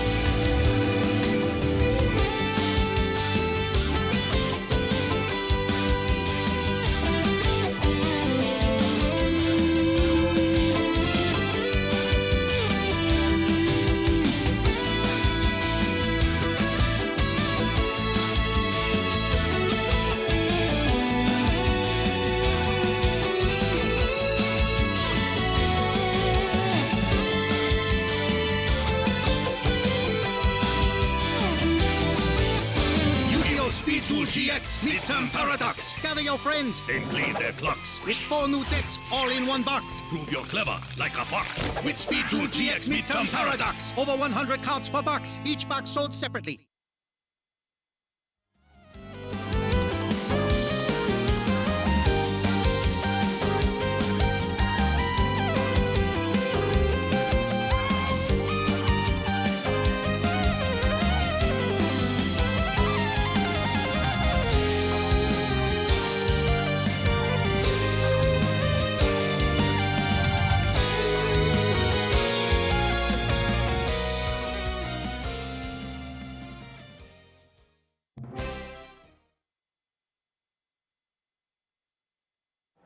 Ladies and gentlemen, welcome back to the Yu-Gi-Oh! Championship Series Utrecht 2022.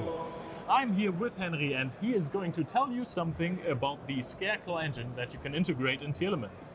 Yeah, so the Scareclaw engine works very well in tier elements because you can use Visa Starfrost to destroy your own tier elements monsters, to special summon itself, and then the tier element monsters triggers. And you can do a easy Curious with the Scareclaw monsters and also a Baron, which is pretty good. And especially right now where people are playing cards like evenly, a Baron is really powerful. Yeah, so why don't you show us the most important cards that you need for your combo? Yeah, so we're playing Visa Starfrost, 3 of it, because it's the best card to draw in the combo. You can also do the combo if you draw other cards, but he's the one card, not like one card, but you need a tier element monster or anything to destroy it. But he's the one that enables your plays and gets you to Curious or to Baron and makes all your plays happening. Then we play the Scareclaw Link monster, which is Lightheart. You just need a Scareclaw monster or Visa Starfrost, and you can special summon it. And when it's special summoned in the extra monster zone, you can search the Scareclaw field spell, which is Reichphobia. The field spell, Reichphobia, searches on activation a Visa Starfrost or Scareclaw monster, which then searches you the Reichard. Reichard. Scareclaw Reichard. Scareclaw Reichard. Right. And you can special summon a Reichard under your Link 1 monster to search a rival, which is a reborn spell for Scareclaws or Visa Starfrost. And also the Link 1 special summon itself from the grave if you have Visa Starfrost, so you can bring back Visa Starfrost with it. Welcome back. We're now in the very exciting stage of these Yu-Gi-Oh! Championship Series tournaments, because right now we've entered the top cut. That's right, we are now in the top 64 of this tournament, which means every single round, that is going to cut in half. So the next round we're in is top 32, then 16, then 8, then 4, then the final. It's going to be very exciting, but we've got to start somewhere, so we're going to start with the top 64. So we have Luke Tyler and Jack Verma, and these guys are both topping YCSs and tournaments quite regularly. So this is going to be a very high octane duel of very high skill. So we're very excited to see what happens here. Guys, could we ask you to do a high roll on the dice to see who is going to be going first? That is a 7. And that is a 5. So who's going to go first? Okay, excellent. That means Luke is going to go first. So, guys, I hand you over to our wonderful German commentary team. Sebastian, Leonard, take it away for this top cut. We're excited to see what happens. Thank you very much, Ed. Hi, guys. We are back for the top cut of the YCS Utrecht 2022. This has been amazing so far. Sebastian, what do you think? This is now where it matters, right? Yeah. This is the stage we have all been waiting for. Now it's knockout stages, so if you lose, you're out. You only have to win from now on if you want to be a YCS champion. And we have a couple of very experienced players right there. Actually, on the one hand, Jack Verma, former German champion. National champion, yeah. German national champion, so we definitely have featured him before ourselves. Yeah. And on the other end, Luke Tyler from the UK, also a powerhouse, and he brought a pretty cool deck as well, which we are going to see. I love both decks, actually. It's hard for me right now. Absolutely, and I think now with Top Card being started in the main event, we will start the featured match as well, so let's get the action going right now.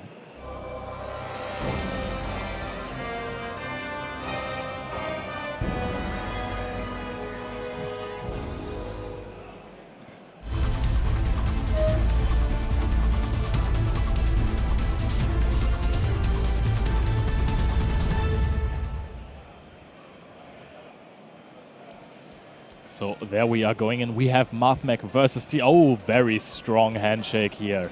Nice way to start the game off. We have Jack Verma on tier limit, but not any tier limit variant.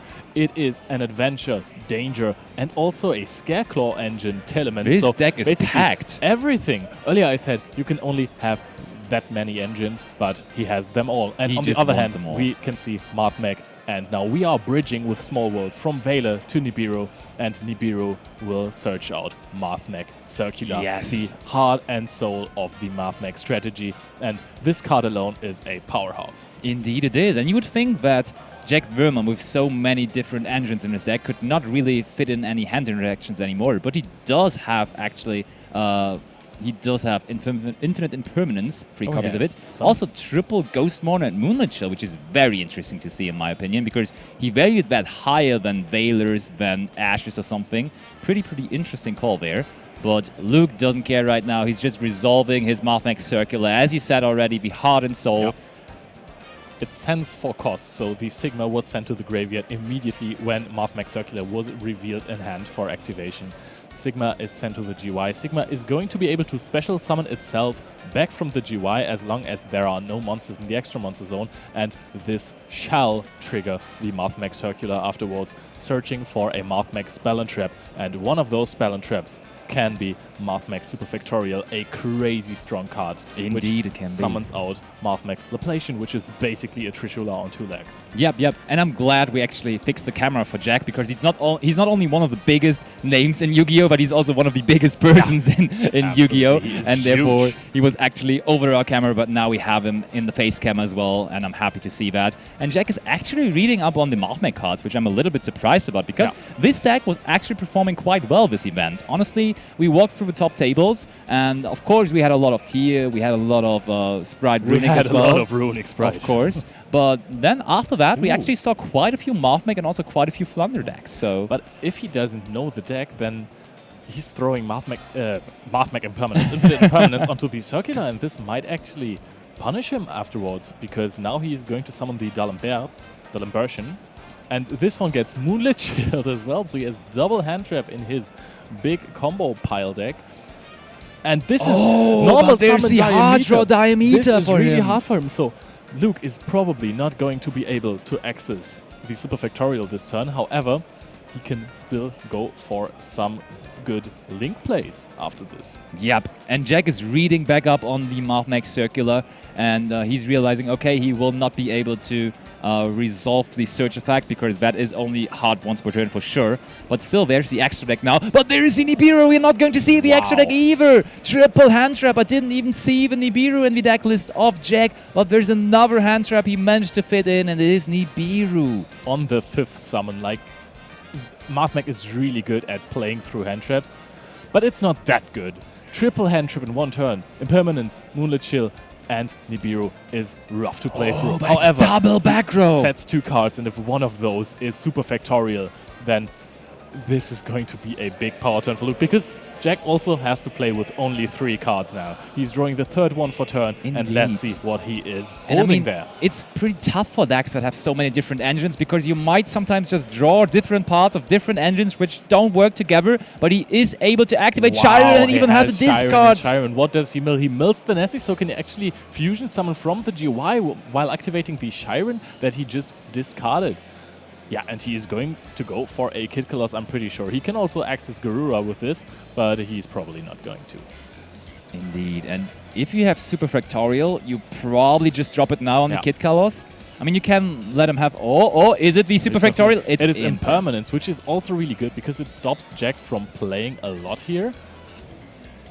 Still, this does not get you back into your own engine, right? So that's true. It's not doing the same as Superfactorial, because even if Jack is stopped here, there is still the struggle. Oh, there's Visa Starfrost now as well. Starfrost as the last card in hand. Jack actually going in with the God hand this time, and Visa Starfrost means trouble. So and it does also trigger the Kid Colossus. Enchantress and Toughness. Jack is actually actually comboing off so hard with so few cards. He can search out the Rite of Aramesia. He has not used a normal summon monster effect this turn. He can fusion with the Harvest, and this has to be a really powerful back row card to get Luke back into this game. Incredible what Jack is doing there. And also, he actually made the call to not only play Wandering Griffin Rider or the Illegal Knight that he milled, he plays both, and therefore he actually has something to search for, but he has the Super Factorial set! I'm still not sure whether this is enough, I gotta be honest with you. However, this is the best card he could have asked for. This can secure him maybe another turn. He is going in for the Laplation, which does not even take away a card from his opponent's hand. Yeah, and I mean, that's what makes me a little bit skeptical about the play. Why didn't you do the Super Factorial on the kit colors? Because he would have gotten rid of it, the Visa Starforce could have not popped it, and I think in the end that would have turned out to be a lot better for him, but of course he didn't see the Visa Starfrost coming in the first place, I think. I don't know there whether is he saw another it card coming. in hand, right? Because he only detached one. Wait. Detaching one sends one random card from your opponent's hand to the GY. So he would have to, I don't even know if he can activate the effect if he can't activate the first one, because it says detach. Like, I'm not really sure about this. Can he detach two if he does not activate the first effect as well? And maybe the judges will take care of it, and it looks like the effect was activated, and I mean we have judges standing by, so I'm pretty sure that is going to work. So he did not activate the Harvest in the GY, or did he? I mean, doesn't look like it. He couldn't negate it with Laplation, right? There is still the Water Enchantress though. We are still getting to Rite of Aramesia, and we're probably also getting to Draco back, and therefore we still have a way to deal with the rest of the board that Luke has How there. do you get the Draco back here? Oh, you can go for a Link Summon it. You can just go for a Dark. For example, and that also gives you another monster on top of that. I don't know if there is a Dark monster in Luke's graveyard. That's actually a pretty fair point, yeah. Well, let's see. Jack also only has to overcome 5,000 life points because could go for a Luke liner paid if he for has life one. points. Yeah, but let me check the extra deck. I'm not sure that he's playing liner. Probably no space for liner. No, we have a Dark, I can confirm that, but no liner in there. I mean, he's playing so many engines, so of course the extra deck space is very, very, very tight. But in this simple game state, I mean, the token seems to be pretty big. He had to run over the Laplation, so he couldn't get over the token. I think it has a lot of attack points. You can just bounce it with Draco back, by the way. Yep, there is the Rite of Aramesia. Having one negation in form of Griffin Rider in this simple game state is crucial. You would need a discard for your Fateful Adventure, though. I mean, the Link Summon is very, very necessary. It has to be now, Dark. Then you can add it the Draco has back, to be right? Dark, yeah. Yeah, for sure. And then, as you say, Luke does not even have a card in hand, right? So every top deck that he could have would then be negated by the Griffin Raider that is still in the deck of Jack. And Jack realizes that, of course, he has to go for Link Summoner of Dark, even though there are no Dark monsters in the opponent's graveyard. I think the correct play could have been summoning out the Laplation on the Kid Colors, sending it and one card in the hand to the GY, and then negating the Grave effect of Kid Colors. Yeah, I think so as well, honestly. So we are, of course, bouncing the token with the Draco back, and there's also the Griffin Rider in there, and he is going the defensive route. He's putting the Griffin Rider into defense position, doesn't want to risk it getting run over next turn. Yeah, this is not how we do things here. Okay, thank you very much. The GY has to be on top of the deck, and now Luke is drawing his maybe last card in game one. There is another option in his GY, which is Mathmech Sigma, because there is no card in his extra monster zone, so it is an easy special summon. Oh, and this is he drew circular it to from hand. circular. So if you negate this now, you can destroy it. It goes to the GY, and you then have just like 2 Sigmas in hand.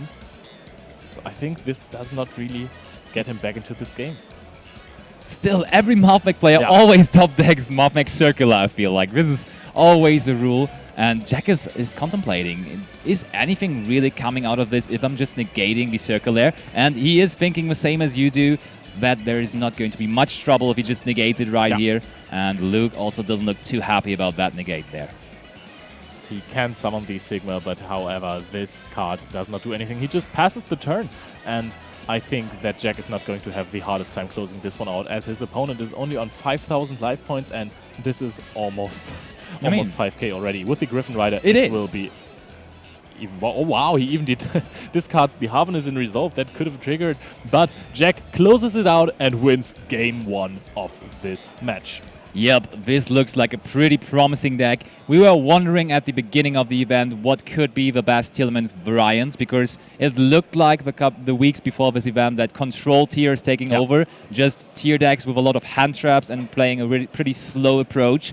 But when we're going for this event, I feel like a new combo approach, the Scareclaw approach, is actually taking the upper hand. I feel like a lot of the well-performing Tielemans players are on that package. And I can't understand why, honestly. Yeah, there is a reason. People don't expect to get OTK too much in this format, so they are playing rather passively with their cards. Don't invest too much on their resources every turn. Absolutely. Try to keep the value going, and then you sometimes just get OTK'd. Like, we have seen this oftentimes now, this tournament with the Scareclaw engine. I mean, 100%. The Scareclaw engine didn't really happen here, and there was not an OTK. True. But also hand traps are really strong at this point. Like, if you hand trap your opponent thrice in one turn, then sometimes they just can't play anymore. Why is it Moonlit, though? I've seen this card a lot today. Maybe to bridge? He's not playing Small World, though. Because I'm talking about Jack. Oh, yeah, Jack right, actually decided on playing Moonlit. Yeah, absolutely. And he's actually valuing it higher than cards like Effect Veiler or something, which is a pretty interesting call. But it's not him being the only one. It's actually a couple of players making that decision. So this card is really, really rising in popularity. Is that a typing thing? What do you mean, a typing thing? Or a timeout thing, maybe, because it helps you deal... Not really, I think, no.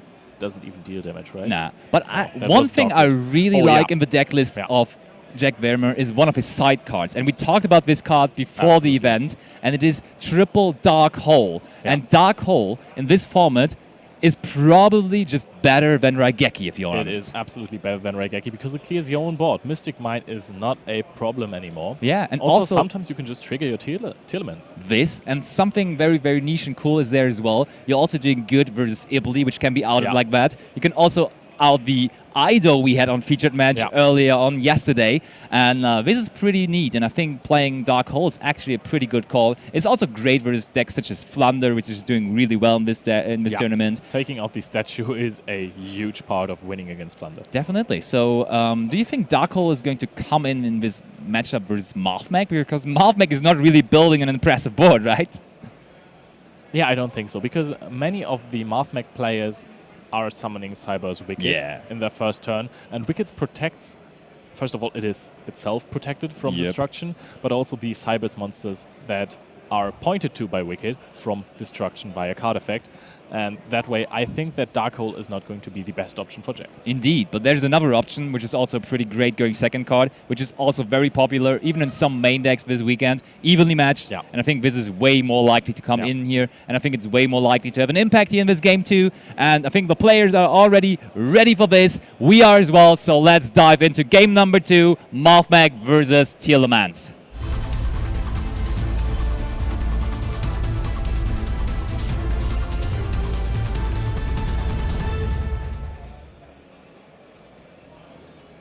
We talked a lot about the side deck options that Jack has to offer, but also, of course, we have to consider what Luke is bringing in going first. And there's also a couple of things. There's, first of all, a very obvious one, which is a Rivalry of Warlords. We've seen that before. But this might be an important one. Oh, by the way, look at this. Oh, we are always starting with the circular. This is just the rule. You have many cards to search it out because you're also playing silent mining and stuff. But still, it's always glued to their opening hand. They don't even need to resolve the search effects. They always just have it. So Circular, Sigma, and we are searching now for the trap. And this is no triple hand trap. We were discussing Marthmag at Euros and in this tournament, and our opinion has shifted a little bit, right? This deck was great against Sprite before. Yep. This deck had a good Sprite matchup. It was easy to win versus the deck. I mean, you didn't always win versus the deck, but the Tielemans matchup was horrible. And now, this is kind of not always the case anymore. Yeah. Because both decks have lost some strength. Absolutely. Both decks definitely are a little bit slower now. They take more control the approaches, and therefore the Marthmag deck can actually basically compete on a similar speed level than the other two decks. And I think it's much faster. This deck can OTK in seconds. That's the one thing, though. Yeah, it has that OTK aspect that Sprite, for example, is definitely missing. They're sometimes missing their battle pace because of the runic engine, so OTK is really not a thing for this deck. This deck summons out Access Code Talker with 5,300 attack points and Like double a attack champ. just Like with a the Marthmag Circular alone. By the way, how many Parallel Exceeds is he playing? Another card that can easily search out Mathmech Circular because he just has 2 in hand. However, he summons 1 from the hand and activates the effect of Parallel Exceed and Wicked. So there's a lot of searching going on. And we might actually see a nifty tech card, which I will bring up. Yeah, do you think it's coming here? I don't know whether that's a matchup, but I mean, it could be because there are 2 different field spells in the deck of Jack Vermar, so it's not happening. Meow's Click might be a card you search here, but apparently not. Yeah, Meow's Click is a card that can be special summoned when your opponent activates a field spell card, and it negates field spell card on your opponent's turn, I think. Yeah, we read the card before. I had no idea this existed. Which, yeah, I had no clue either. But it actually was just reprinted in the Megatins of this year, so it's a recent card for sure, and it is actually not just a card to counter those 2 field spells that Jack is playing, but also, of course, a counterplay to Mystic Mine, a card that honestly haven't had any impact this weekend at all so far. This card has not seen any game wins so far, and we see the Heat Leo plus IP Masquerena play right there. Yeah, this is the one of the classic openings of the deck, and actually, if you have IP and Heat Leo, you're really happy about this. Or not Heat Leo, Heat Soul. And I saw the 1 card that Jack picked up there for turn. He drew into the 1 of Instant Fusion, so that's definitely a card he likes to see there. Instant Fusion is always really annoying for Luke in this situation. This is such a strong card. Decode Talker Heat Soul activates its effect, pays 1000 life points in the probably draw phase of Jack to fetch 1 more card from the top of the deck. And let's check the options that are open for Luke in terms of IP link summons. Yep, I'm just currently looking into that, and I see there is an Avramax. Of course, you could just spit that out on your opponent's turn. That is an option because naturally those Telement decks struggle to out that card. That has always been a big issue. And I think that's even the only option he really has there, because he's not playing Nightmare Unicorn or something, so that should really be it. I mean, this card can barely be outed by Runic Sprite as well. True, indeed. So we go for a blind Cosmic Cyclone. What are we targeting there? It is his Super Factorial. So now he is probably going to summon another Laplation, rip a card from the opponent's hand, and have a Omni Negate because of the Mathmech Diameter that will be attached, of course. I can't speak anymore. But are you happy to hit the Super Factorial there, or would you have rather hit the unknown other set card? I think it's good. Oh, he's searching for Alimbertion, so he might actually play Skullmaster. I think I saw Skullmeister in his list. Skullmeister is really strong. Yes, exactly. He's searching for Skullmeister. This is the one play that you want to have against Tier Elements. Activate Super Factorial basically before anything happens, so you must be really happy that the Cosmic Cyclone hit the Super Factorial. Yeah, now I'm totally on that train. You have the Omni Negate on the Alimbertion because Diameter was attached before, and now you can search a generic level 4 monster, which is Skullmaster, that can just negate. Oh, and there's Rivalry of Warlords as well. And Rivalry of Warlords is flipped as well, a card that is so crucial against Tier Elements, and Jack just wishes he had kept that Cosmic Cyclone. Yes, that's what I was about to say. Now you are definitely not happy with hitting the Super Factorial because you don't have the Cosmic Cyclone for Rivalry anymore. You can even protect it if there's another Cosmic Cyclone now, at this point. Indeed, indeed. But if he would have targeted the Rivalry in the beginning, it would have been gone for sure, because the Negate wasn't there already, but there's Instant Fusion now. Is being activated. Kid Colossus is going to be summoned. However, I think that the monster summoned by Instant Fusion is not able to attack on the same turn. It cannot attack, yes. Yep, that's one of the restrictions. The Omni Negate cannot be baited out by it. Or run over by it. However, the Omni Negate is used, IP is activated, Heat Soul and IP are gone now, and Avramax is going to hit the field next to Rivalry of the Warlords. That looks pretty good. We see there's Rite of Aramazia in the hand of Jack, but that's not really helping him, because when he summons out the token, there's nothing really else he can summon out to get to that Draco back to out the Rivalry, so he would need another turn, and I don't think he's going to get another turn versus that Mathmech deck, honestly. No, Mathmech OTKs really quickly. However, you cannot use the effect of Sigma in the GY when when Mech Knight Crusadia Avramax sticks to the field. But that's the least of your concerns. Like, look at his hand. He has 6 cards in hand. 2 cards were drawn by Heat Soul, and IP Masquerena, no, Cyber's Wicked actually searched and for Jack is picking up the cards! It is tied 1-1. Luke beating Tier Elements so hard with Rivalry of the Warlords. This is now an even score here in our top 64 match. Once again, one of the biggest YCSs we ever had here in Europe, and therefore we had 12 rounds of Swiss, followed by top 64. It's always great to have a bigger top card because we will have more players in it. So Love it. One more round of Yu-Gi-Oh, guys. One Indeed. more round of Yu-Gi-Oh. And more people have the privilege to call themselves, I have topped that event. They are actually topping an event, and it's double the number of players actually topping. And therefore, we have now that one Nice final game calculation, here. by the way. Thank you very much. I did quick math, and there we are. There we are. And Luke really showing us that Mathmech can compete in the current metagame for sure. Absolutely, even against the worst matchup that you thought before this tournament. Yes. Because it is actually a little bit more difficult versus Runic Sprite. Can we just look at his deck and see if he has any answers to like the Runic cards, if he's playing some kind of way to some... Oh, he's playing Retaliating Sea, which is basically Shifter when a spell is activated to summon out Hugin.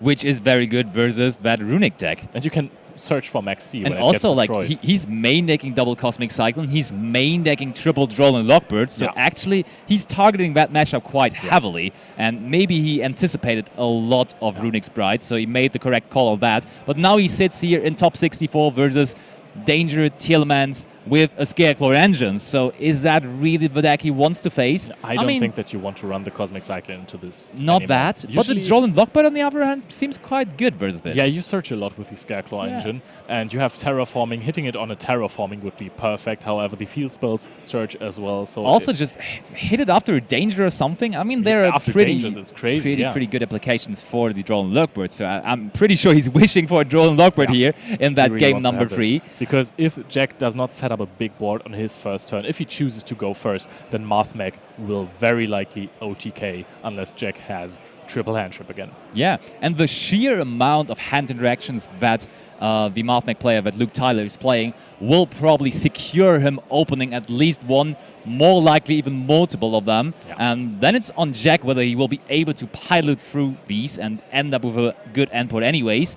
Because we have seen a little bit of the Scareclaw engine so far, but we haven't seen how it is reacting to hand traps that much so far. Because maybe it's just struggling versus one-hand interaction, then it's just going to pass. That's what Jack Vermeer is going to show us, hopefully, whether that's the case or not. I mean, he's playing so many more different engines as well, so it's not just the Scareclaw deck, it is also Tielemans and Dangers, which plays around hand traps like a charm, and also the Adventure engine, which is, sometimes it feels like designed to play around the hand interactions, because you can summon out the Griffin before you basically start anything with your deck.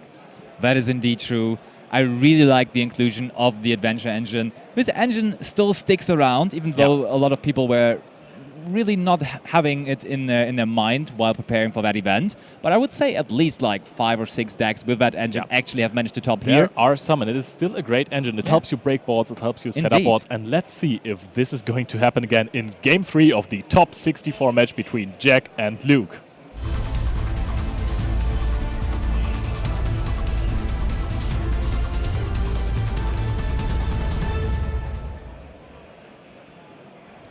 It comes down to exactly this game. In this game, we will decide who will be one of our top 32 contenders, and one guy in here will be the unlucky one that does not make it any further. However, you can still be proud to have achieved the top 64. 100%. And Jack is going to be the one starting it off. And I think I already see a Perler Rhino, which is never a good... Polymerization. Oh, super polymerization. You also fit those in, by the way, so that's another card. But Pellerino is always a great start, especially because he has the Sharon in hand, so he does not even have to search for something like a Rhino Heart or anything. He can just search for Visa Starfrost. Oh, yeah.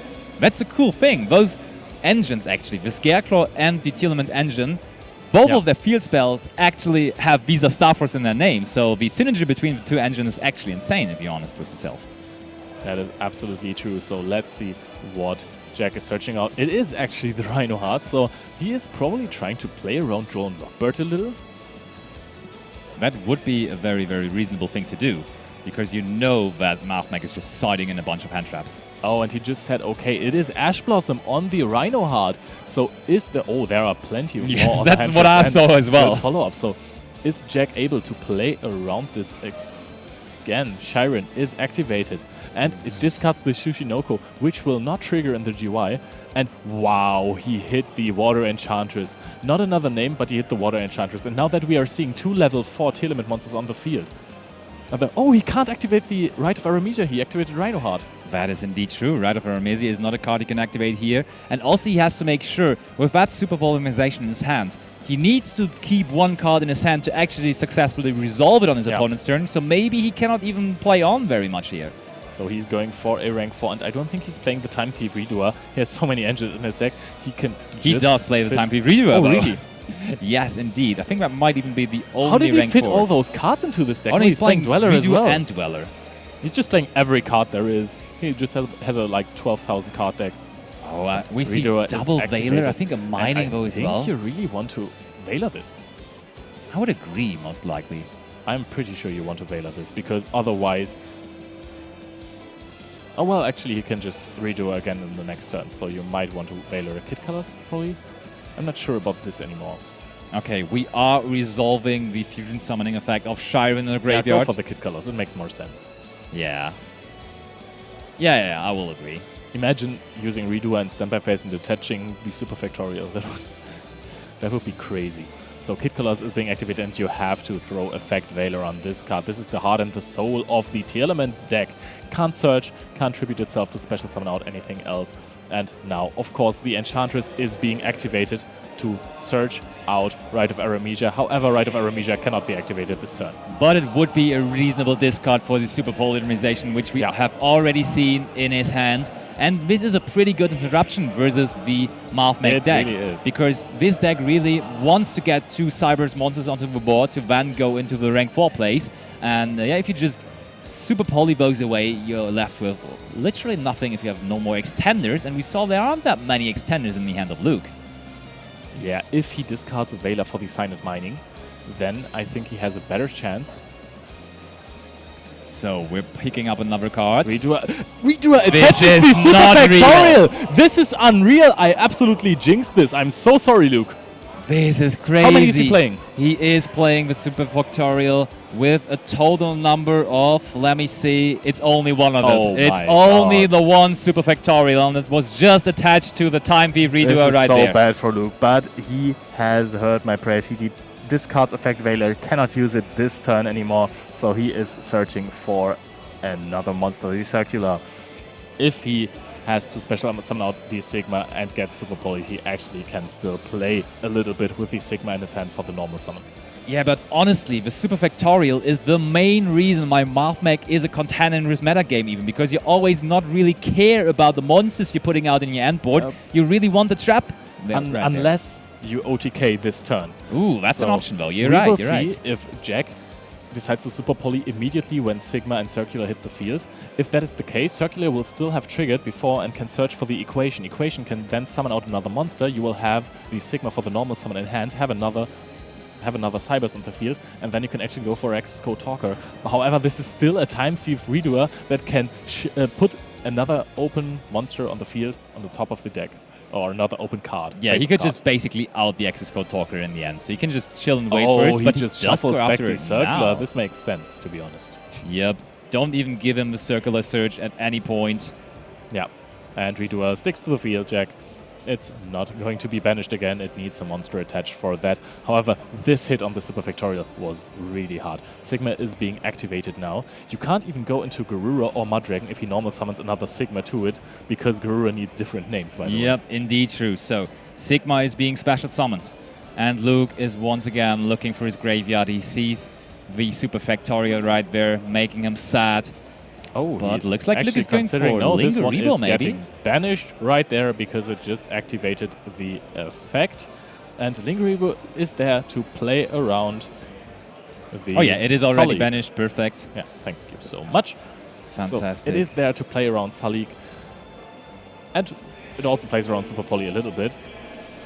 Indeed. Let's see how far he can go from here. That's actually a pretty interesting thing. Because he has Parallel Exceed in hand. This could actually be Oh, there's the Parallel Exceed bringing in some more speed there. This is an extender he needs right there, and he gets it right on the spot. But there's still Super Polymerization, of course. And remember, he has not normal summoned yet. So is there a way in which he can go into anything that removes the super polarization and then go for access code with double attack? Also, please do not forget that there is still a Kid Colossus. Well, if you have 5,300 attack points and double attack, you don't really care about the Kid Colossus, right? You attack over it, it doesn't trigger, and then you attack again for game. That may be the game plan here, and I think Jack is very well aware of that. And he's actually just activating his super polarization. He is fusioning away the Lingeribo and the Kid Colossus, probably for and therefore Paralytic Exceed has no zone to summon into anymore, and the Paralytic Exceed will just stay in hand. Unconventional play there, but I'm pretty sure it's going to work out just fine for him here. Yeah. So, Dragostapelia even, because Kid Colossus is a fusion monster. I haven't thought of that. Lingeribo, a dark monster, and now he can mill the 5 cards. Will he hit another name? That doesn't He does look too good. not hit another name. However, he has the Predaplant Dragostapelia. There are only 2 cards in hand. We know one is Paralytic Exceed that doesn't do anything. And he has the Sigma that he has to set. Jack has all the tools to finish the game next turn. And maybe. It's back to him. That Jack entering the turn, and he's again another circular. We wait, knew about the circular. He didn't even touch the deck. He didn't shuffle it because the Paralytic Exceeds did not resolve. So Jack can now calmly activate Rite of Aramesia, summon a token, and find his way to Griffin and bounce the set monster, and then he would have 8,000 or more attack points. So let's see if he can find this route, because he should know that there is a Paralytic Exceed in hand. Jack has all the cards he needs. There is the Rite of Aramesia you were just talking about. We will be getting out the token, and also, of course, we are activating Fateful Adventure, which was luckily not milled in the meantime. It's still sitting pretty in the deck, and it will still be able to get us to that Griffin Rider. We could also go Illegal Knight, but Illegal Knight, I think, was milled right at the beginning, right? Yeah. So actually, if he doesn't have a way to trigger the Fateful Adventure, he will just have to search for a Griffin. Then at this one, discard the other card, special Griffin, and then trigger the Fateful Adventure to get the Draco back. Which works, though. It absolutely works. It's a bit weird, but it's just still enough damage on board. There's the Draco Draco back. back. The Draco back in hand. And special summons. He boarded out the Griffin Rider, apparently. Looks like it. He attacks for a game, and Jake advances to the top 32 of YCS Utrecht 2022. Jack Verma, former German national champion, also wants to be our YCS Utrecht champion of 2022, and he moves on to top 32, and he is doing so with his Tealman Scareclaw Danger deck. Almost been in every top cut in the last few years. This guy is an absolute machine. He just keeps crushing opponents. Absolutely. Powerhouse. Back in the day, it was about the Alpha Guys cards. He took a completely different approach now. He switched from control to combo. I think he even took out the trap cards. He took out the trap cards of the Salamand Grid, of the Tealman engine. So he's not on trap cards anymore. True, absolutely not.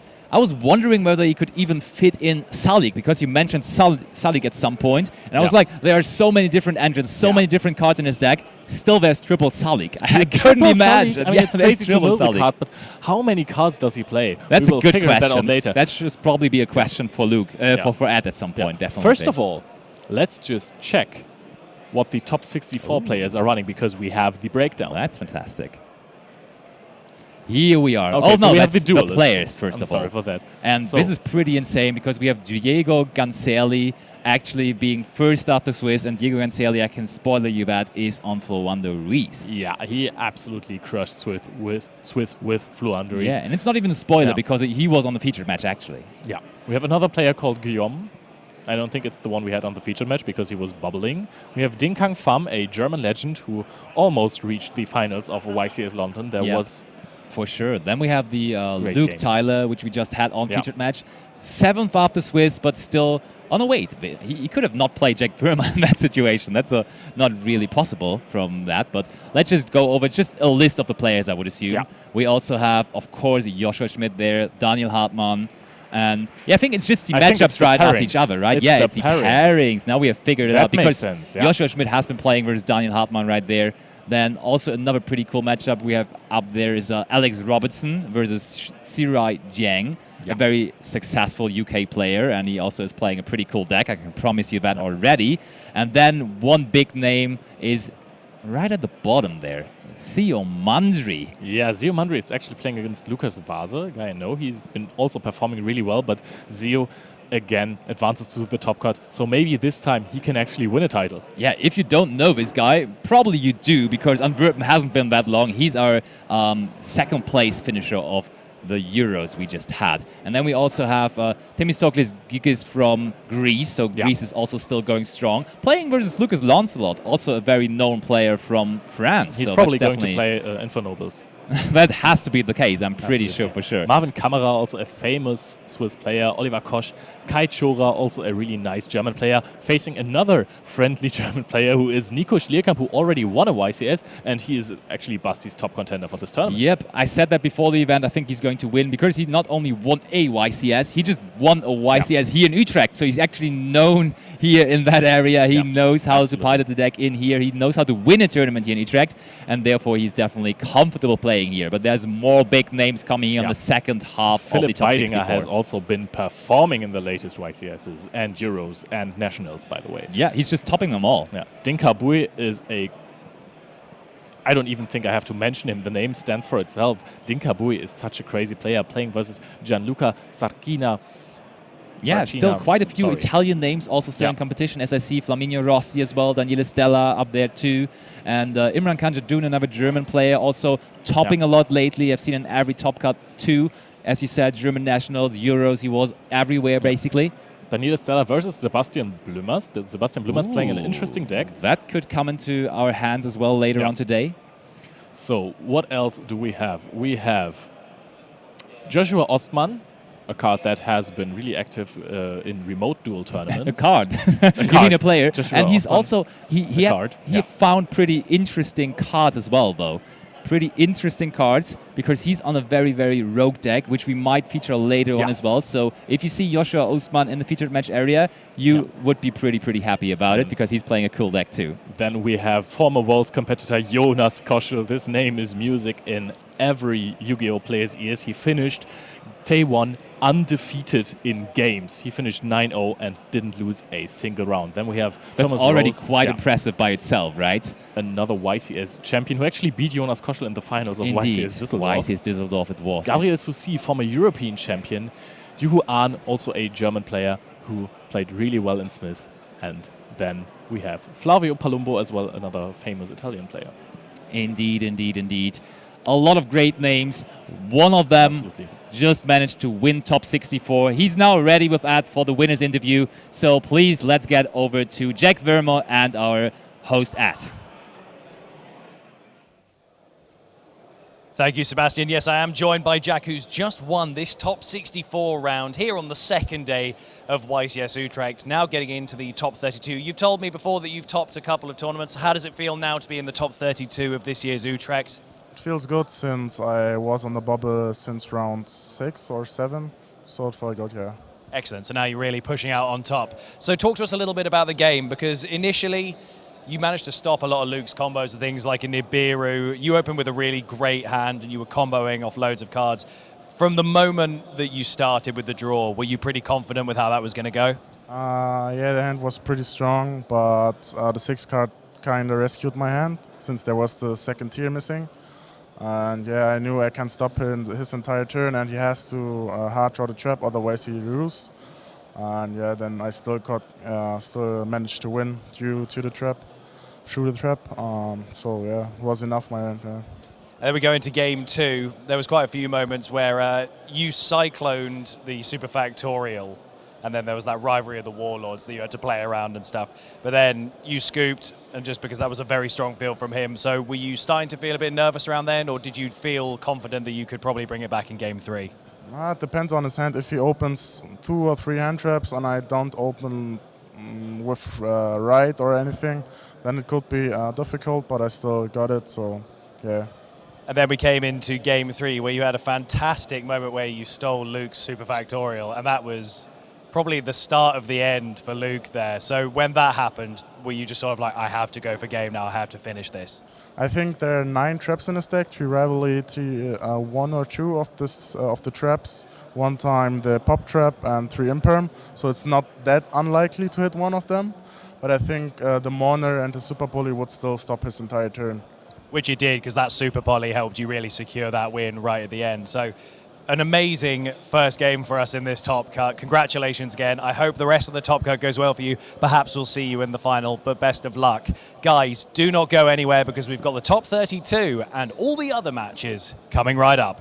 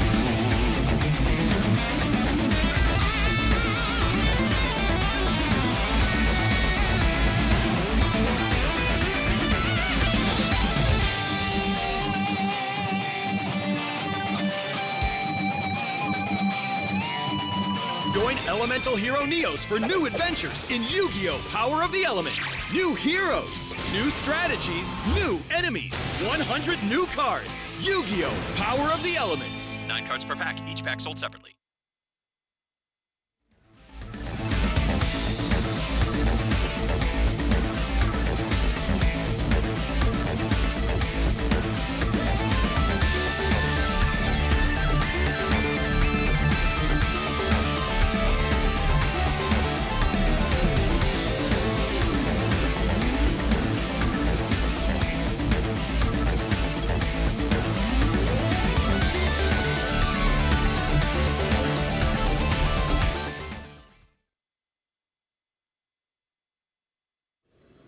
Welcome back. So there's quite a lot of duelists here this weekend. In fact, we've got 2,185 duelists taking part. So we decided to go out onto the floor and ask some of those duelists some hard-hitting questions.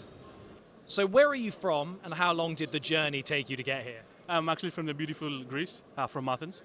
And for this one, actually, I had to take 2 flights to get here because the flight tickets were very expensive.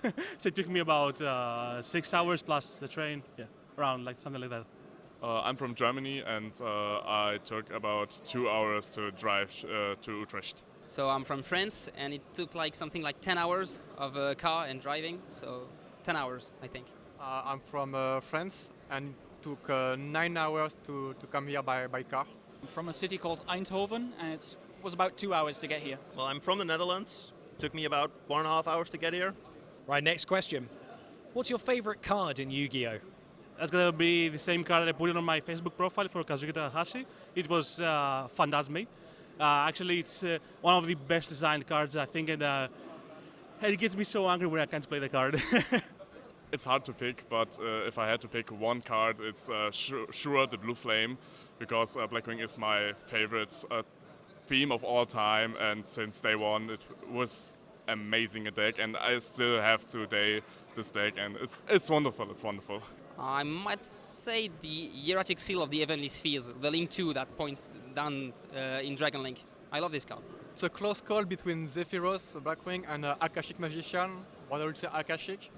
I just love like bouncing cards, like the best way to retrieve resources and play them again. So yeah, thinking Akashic Magician. It would have to be Magical Musketeer Caspar. My favorite card is Junk Synchron. I started playing the game when Synchros just came out, and that's been the first card I ever played, and it's still my favorite card. What deck do you think is going to win the tournament? Honestly, I can't answer this question. There are so many options. I guess something with Sprite or a Despot deck because it's a good meta call. It's hard after the ban list, but I probably think Runic Sprite will take this event quite easily, or like a random rogue deck. Either of those. One guy will be so lucky by playing Tier Element and always mill good, so Tier Element has to win, you know. It probably will tear. I think a variation of Runic Sprite will win. Lately we'll see, since Ronin is banned, there is a lot of new level 2 tech cards, like a Capshell or Wind Up Kitten, so I think Runic Sprite variant with a good tech cards that nobody has saw yet. I think Tier Elements is the expected winner, but I personally would give it to Runic Sprite. I am thinking it's going to be some Runic variant, probably Sprite Runic. And finally, what's your favorite memory from your time playing Yu-Gi-Oh?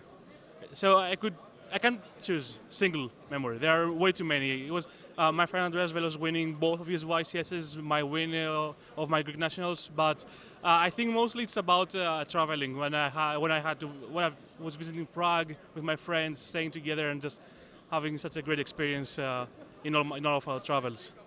I think it has to be YCS London 2017.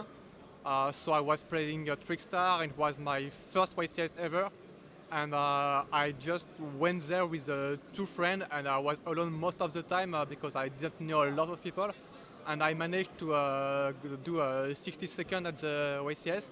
And as soon as I finished my round, there was a lot of French players behind me who were cheering for me. And I was so happy that people I don't really know, are not by far away, who was cheering for me, and at home he was cheering for me too. So that was a great memory. I think every time I drive to an event in YCS or like a European Championship, it's the time I spend with my friends, and yeah, the weekends and the fun we have together and the joy and the sad things all together the whole weekend every time.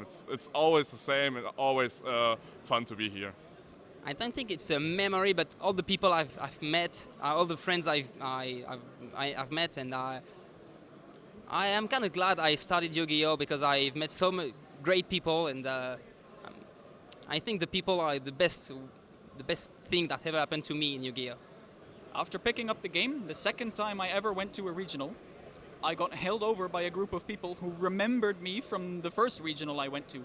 And that's how I made my first group of friends who are standing right over there waiting for me now. That's awesome. That's a really great answer. Thank you so much for doing this, mate. Much appreciated. It's been great to speak to some of the people who've been taking part in the tournament. Don't go anywhere. We've got plenty of coverage coming right up.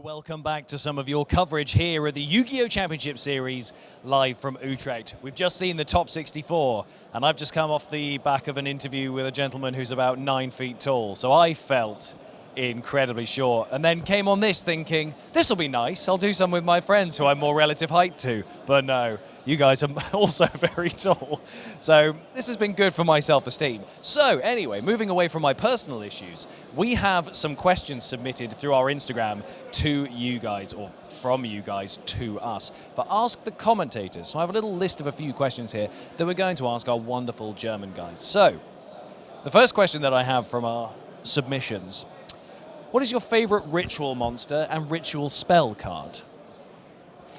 I'll go with Relinquished because it's the most original one, and therefore also I will go with the ritual card that is summoning out the Relinquished, of course. A good one. What about yourself? Has to be Demise, King of Armageddon, and the ritual spell that summons Demise, King of Armageddon. There was a really cool OTK back in the day. A nice throwback. Well, two different throwbacks of different kinds. The throwback of the OTK and the throwback to the original series. I like all this. Okay, next one. Bit more general, but a bit more focused and personal on you. What's your favorite card? My favorite card will have to be Sky Striker, Mobilize, Engage. Ooh. Why? Because I love to play the deck back in the day. I still play it occasionally, and there's that one final we casted together where that card was just insane. Engage into Engage into Engage was just becoming more and more popular, and I still remember that moment, and I think about it in love. What about yourself? It has to be, I think, the most iconic structure deck cover monster that has dominated the meta for years. Can you guess it? No. It's Chaos, the Shadow Monarch. It's the coolest card there ever was. Fair enough. If I had to pick one, it's going to be a dinosaur, but I won't spoil it by bringing the tone down, because people don't like it that I like dinosaurs. Okay, next question. Which card do you not like being activated against you? I've got already a handful leap to mind for me, but what's yours? I'll go with Dark Ruler No More, because that can really just shut down your entire combo board when you sat there and got it together for 10 minutes, and then there's Dark Ruler No More being the end of it in a couple of seconds. I think Dark Ruler No More is okay for me. You will have to find ways to play around that. And the problem is Harpy's Feather Duster if I don't have an answer. I think this is much harder to play around, because you really have to hard draw the Solemn Judgment or Starlight Road. I don't have a specific card, but any Floodgate. The floodgates that just stop you playing the game really bother me, and every time I see one, It just shuts me down and makes me break down. But, you know, again, we'll move off my personal issues. So the next card that I've got here, next question I've got here about cards. What's your favorite tech card to catch your opponent off guard? God, we're good at rhyming here. I just saw something really, really cool at the top 64 tables, and it's Magic Deflector, and this is actually a pretty cool tech card for this event even, because field spell cards and quick play spells are getting really, really popular again with the Runic deck, so that's a really cool tech card for this. Yeah, I told Basti that I saw Magic Deflector, and he just took this away from me. I mean, it's not really... It is a tech card, it's Cosmic Cyclone, it's generally good. It's good in every matchup right now, so I'd have to go for Cosmic Cyclone. And as we were saying yesterday when we were doing this, Cosmic Cyclone taking 82% deck space at the moment. You can have another one if you really want. Yeah, something I saw that I really liked is Mannequin Cat with Thunder King Ryo. When your opponent special summons out Sprite Blue, you can summon out the Ryo from the deck, and then you have the negation for a special summon, and they can't search.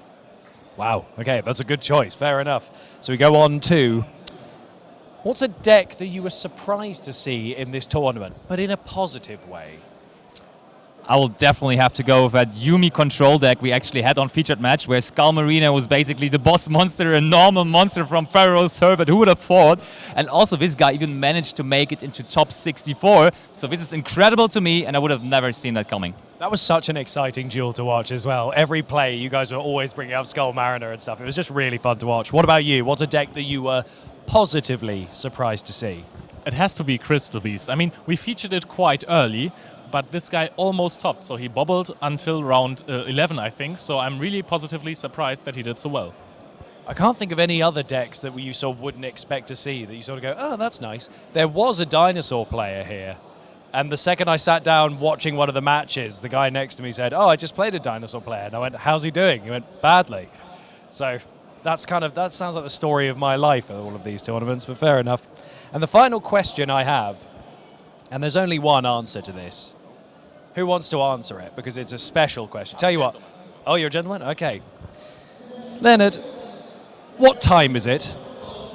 It's time to duel! Correct, and we're going to be right back with the top 32 cut of this tournament here at the Yu-Gi-Oh! Championship Series. Don't go anywhere.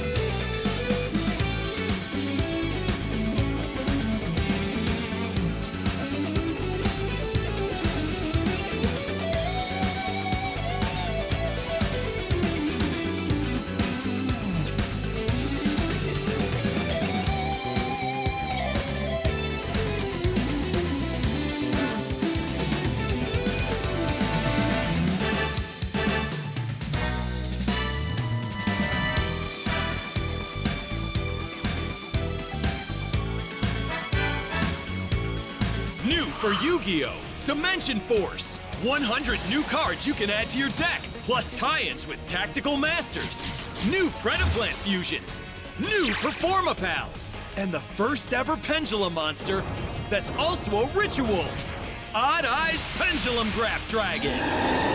Yu-Gi-Oh! Dimension Force. Available now. 9 cards per pack. Each pack sold separately.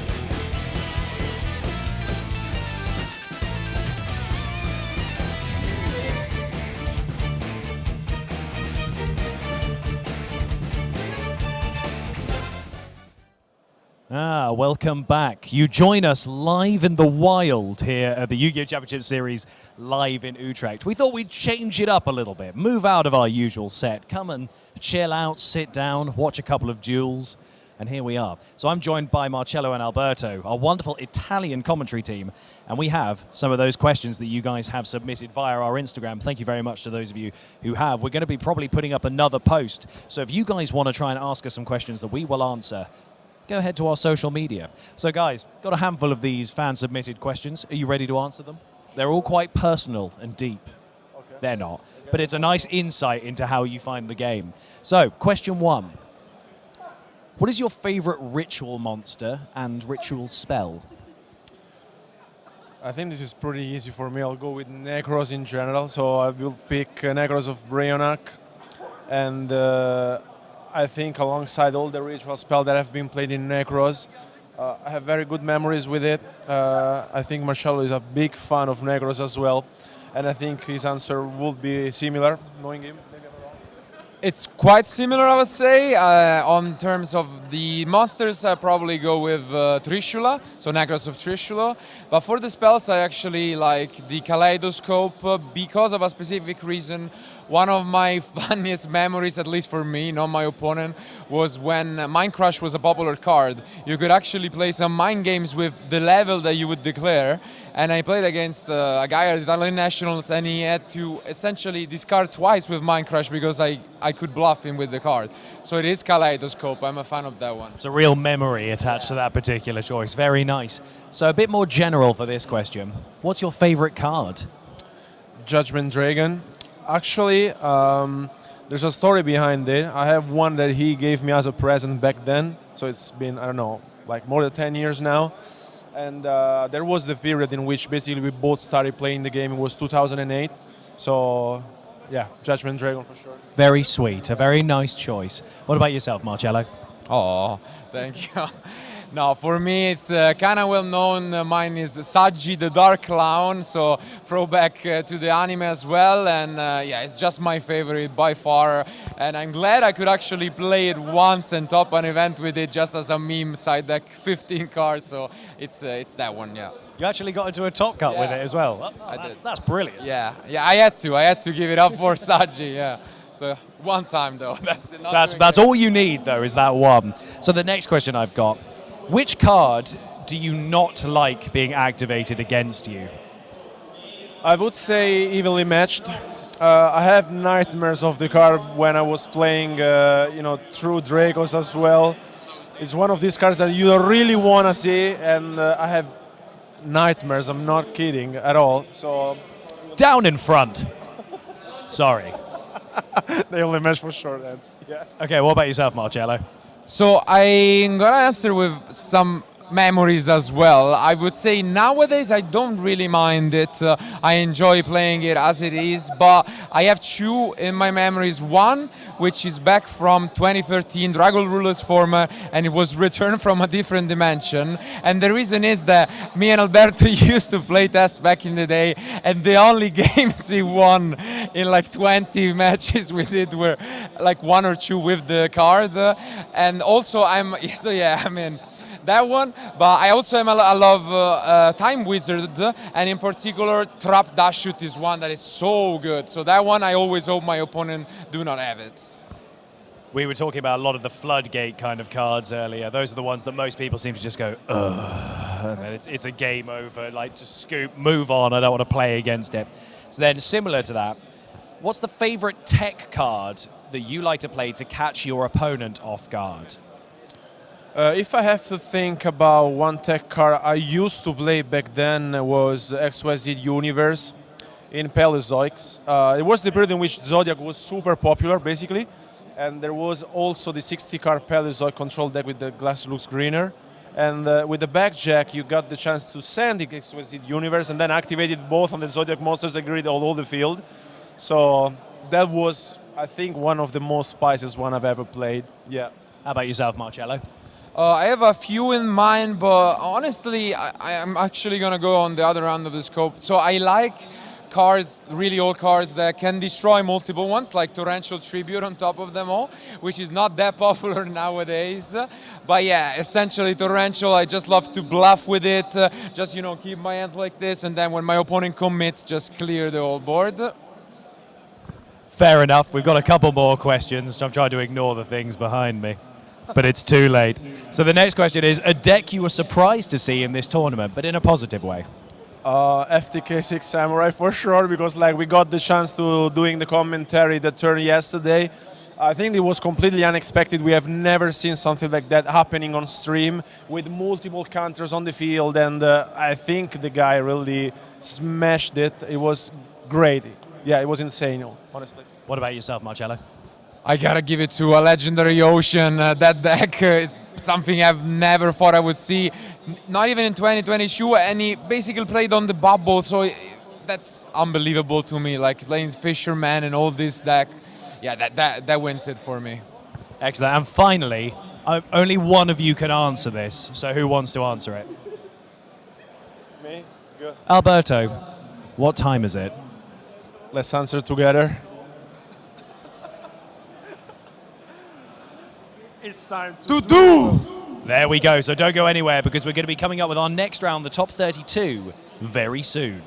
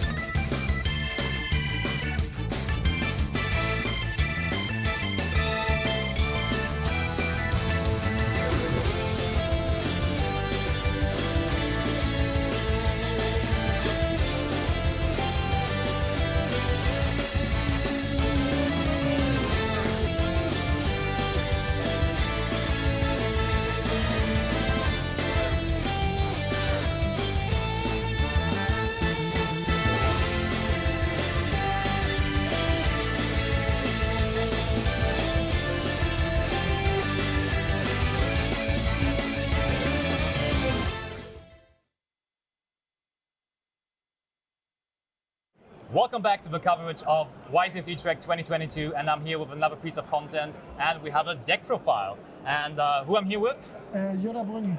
Wonderful, and you brought us one of the newer decks we have, and that is the Labyrnth deck, exactly. That released on Tactical Masters, and you brought it here to this event. So, first of all, we're going to talk about the 4 main cards we have, and you just explain to us what they're doing and why they're good in that deck and what the general mechanic of the deck is, and then we go from there. So, take it off. So, Welcome Labyrnth special summons a Labyrnth monster. You can either search some Researcher, some Specialer, or the big boss monster every moment. We are getting a new one, Darkbeam Blast. So it's getting even better then? Yeah. Nice. And she can set itself. Can set itself. Yeah. And she can set a normal trap from the grave. The opponent cannot chain monster effects to the normal trap effects you that's activate. pretty cool, yeah. That's pretty very good. And when monster leaves the field because of a normal trap, she can pop 1 card on the field or on the hand of the opponent. Nice, that's good. very nice. So you snowball basically off of 1 trap all the time, yeah? And Labyrnth does give Welcome Labyrnth a pop when it's activated. Oh yeah, like it's an additional effect. You say when this card is on the field, this also happens, right? So you activate Welcome Labyrnth, summon her, pop a monster and pop another card. Nice, nice. Yeah. And it can summon a fiend from the grave or hand when a monster leaves the field because of a non-Labyrnth normal trap. Okay, okay. And for that is Ghastly Glitch, Archwind's Ghastly Glitch. When you control a fiend, target a card, pop it, mill a fiend. So you are milling Backjack, End of Anubis. Oh, you've used Backjack as well, nice. Yeah, End of Anubis very nice against Tears. Yeah, and that's the 4 cards I very use often. Yeah, and so you said you also have to fit in non-Labyrnth trap cards. So which one would that be in general? Ice Strength Prison, Dogmatica Punishment. Oh yeah, TT. Yeah, Torrential Tribute as well. Yeah, all the old cards. That's cool. Very cool. Very cool. Compulse. That's a lot of good trap cards. So this is really one of the new trap cards, not new trap decks in the format, and definitely one to watch out for. Yeah. What would you say is the biggest strength of this deck going into this tournament? And the Anubis. And the Anubis, because it's so good versus Telements, yeah? Okay, so you basically have a really, really good Telements matchup, in your opinion. When okay. I get it out. That's great. I mean, we expect a lot of Telements, so that's a very fair point. But on the other end, what are you fearing? What do you think is a deck you could really struggle against? I guess. Look, guys, I mean, it wasn't top 4 at Euros, so maybe it's coming again. I've tested against it, and it's, they can play better with mine. Oh, okay, I see. Maybe any specific side deck cards you're also afraid of? Some back removal in specific? Back removal. Yeah. Evenly, Lightning Storm. Of course. Everything of that. A lot of people are also on Cosmic Cyclone. I think this weekend this might already be, also be a little bit annoying, but I think you can handle Hitting the field spare 11 is very hard. Yeah, that's true. If that's gone, then you are struggling. Yeah, for sure. And then I've one last question for you. What do you think? How many Labyrnth players in this event are going to be in the top cut of this event then? 0 to 1. 0 to 1. So you think maybe one lucky guy is making it, but it's not that much. Interesting. So. Maybe it's going to be you. Who knows? Best of luck with that. And hopefully we're going to see you at some point in the featured match area even. And therefore I'm going to give back over to the featured match area. See you there, guys.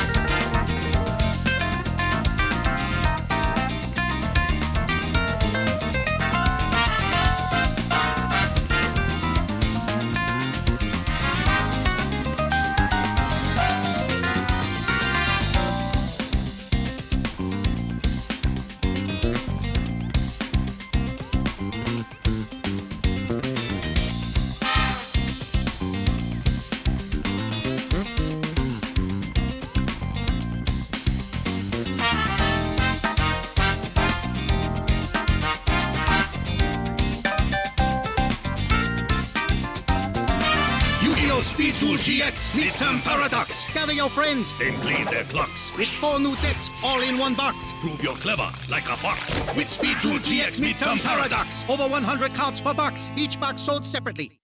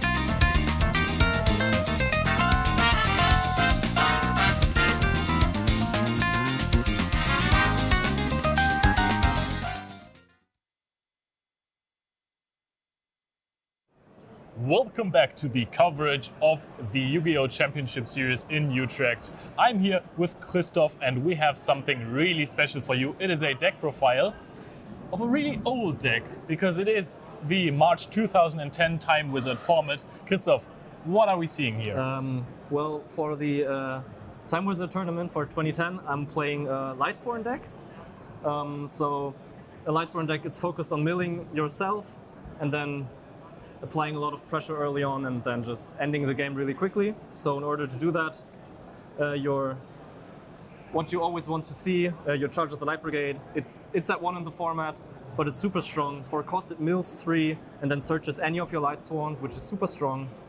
Of course, in a deck which is focused on milling, you want to play cards that are good when milled. So you play 3 of Wolf. Absolutely. It's a 2100 attack beater, which is really strong in the format because it's way slower than nowadays. It just summons itself whenever it's milled, and it applies a lot of early game pressure. It forces bottomless trap hole, whatever. It's really good at trading opponents' cards. And then, like the boss monster for the deck is Judgment Dragon. It can summon itself from hand by if at any point in the game when you just have 4 Lightsworns with different names in your GUI. And then not even once per turn, you just pay 1,000 and destroy all other cards except for himself on the field. And because you can summon multiples of them per turn, he just enables OTKs really quickly when you have multiples of him. So insane. And then just your second alternative win condition is Honest. It's a hand trap. I think everyone knows this card. When a light monster battles, you can discard her. And then, or him, whatever, I don't know. You can discard them and increase the attack of your monster by the attack of the opponent's monster. So it's not really easy to play around the card. And if you do, you might get punished by something else. But like, it's super strong and also just makes your OTKs way easier. So, why are you playing Lightsworn? What's the best feature about the deck? It's just that I've played the deck as a child.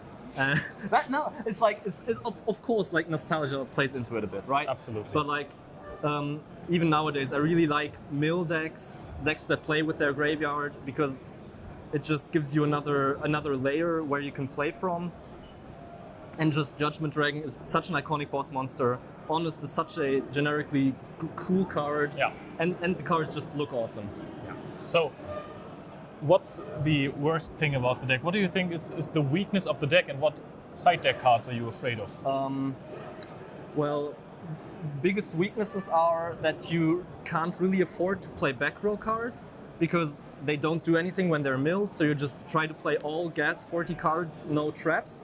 I mean, of course you can play some, but that comes at a cost of your consistency.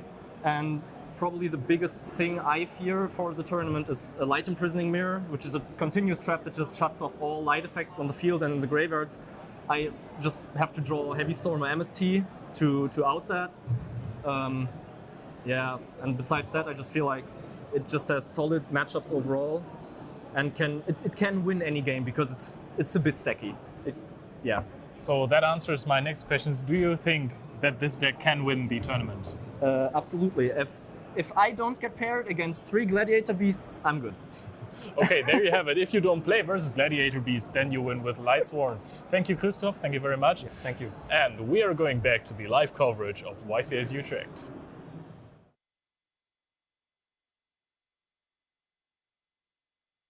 Join Elemental Hero Neos for new adventures in Yu-Gi-Oh! Power of the Elements. New heroes, new strategies, new enemies, 100 new cards. Yu-Gi-Oh! Power of the Elements. 9 cards per pack, each pack sold separately.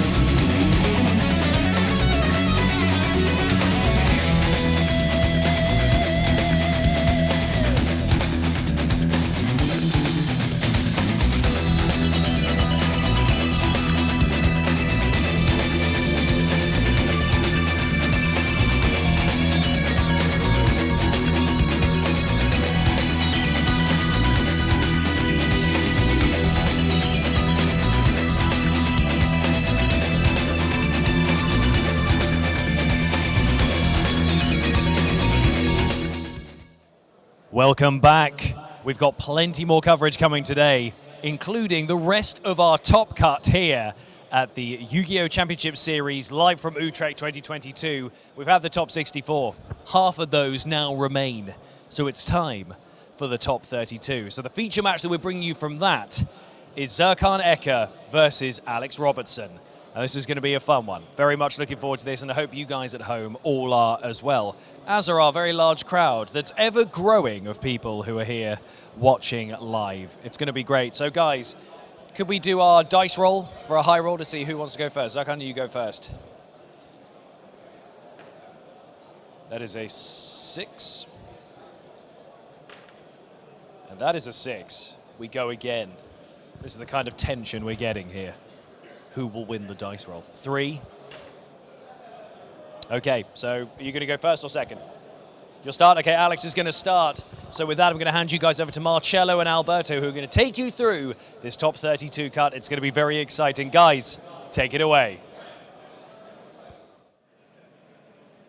Welcome to the top 32 of YCS Utrecht 2022. We have a great match on our hands, and honestly I'm excited for it, as we will be able to show you guys. We are getting more and more data, and we'll be able to show up the deck breakdown. But we have a top 64 which was filled with a lot of different decks, with 12 rounds of Swiss. They had to fight their way, and now only 32 duelists remains, and these two are absolutely great. So starting things off, I think we go on Zerkan end, because he's already playing one of the most popular decks this weekend, which is Sprite, but with adventurers in it. So it isn't something that we have seen too much this weekend. What are your thoughts on it? Yeah, I think we have seen all the variants this weekend, the pure Sprite version alongside with the runic version, and then also the Evil Twin one. And this is the fourth one, basically, with all the adventure package, which has been very powerful also at the European Championship, so I'm really looking forward to it. And then on the other side, there's Alex. Yeah, Alex, I mean, some of you guys might not know him, but honestly, he's crushing it this season. Of course, last month we were at the European Championship in Antwerp, where Marcus Patel stole the spotlight with an incredible record at the event, smashing it with Rika. But usually, and I want to say usually, when you do such a huge achievement, it's very tough to do it on your own, and it was a team effort in this case, and Alex Robertson was one of the friends with which Marcus tested and prepared the deck with. And to be fair, Alex got second place at the UK National Championship this year with Rika already, which Rika didn't come out yet, but the Sun Avalon package was there, so he's really comfortable with the deck.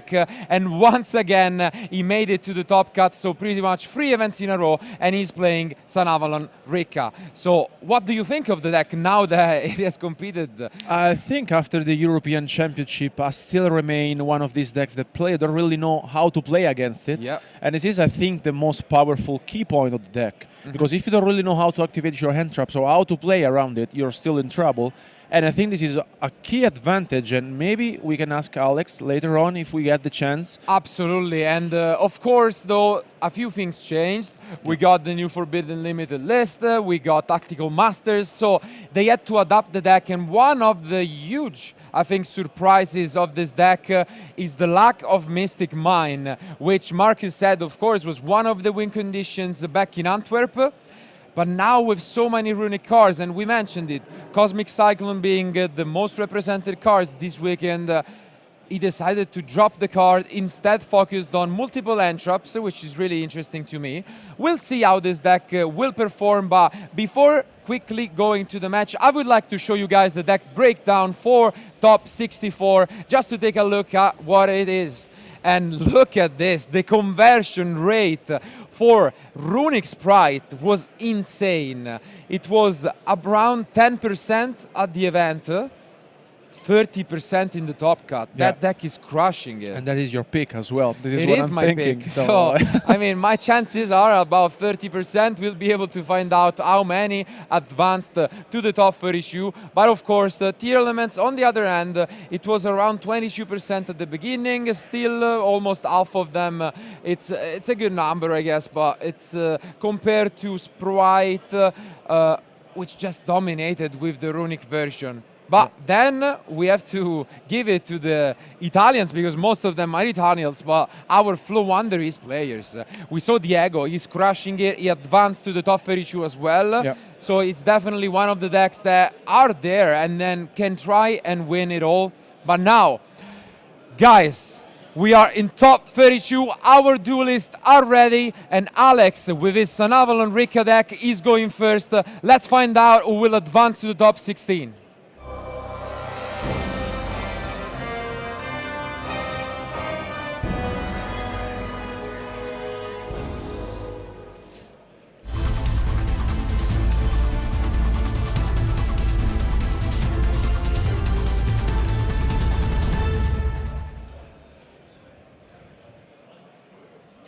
And here they are. So, nice handshake, and of course, as we were able to witness it from Marcus, all you need really is a card to put up an insane field. And we'll see if Serkan actually paid attention to the deck and learned how to play against it.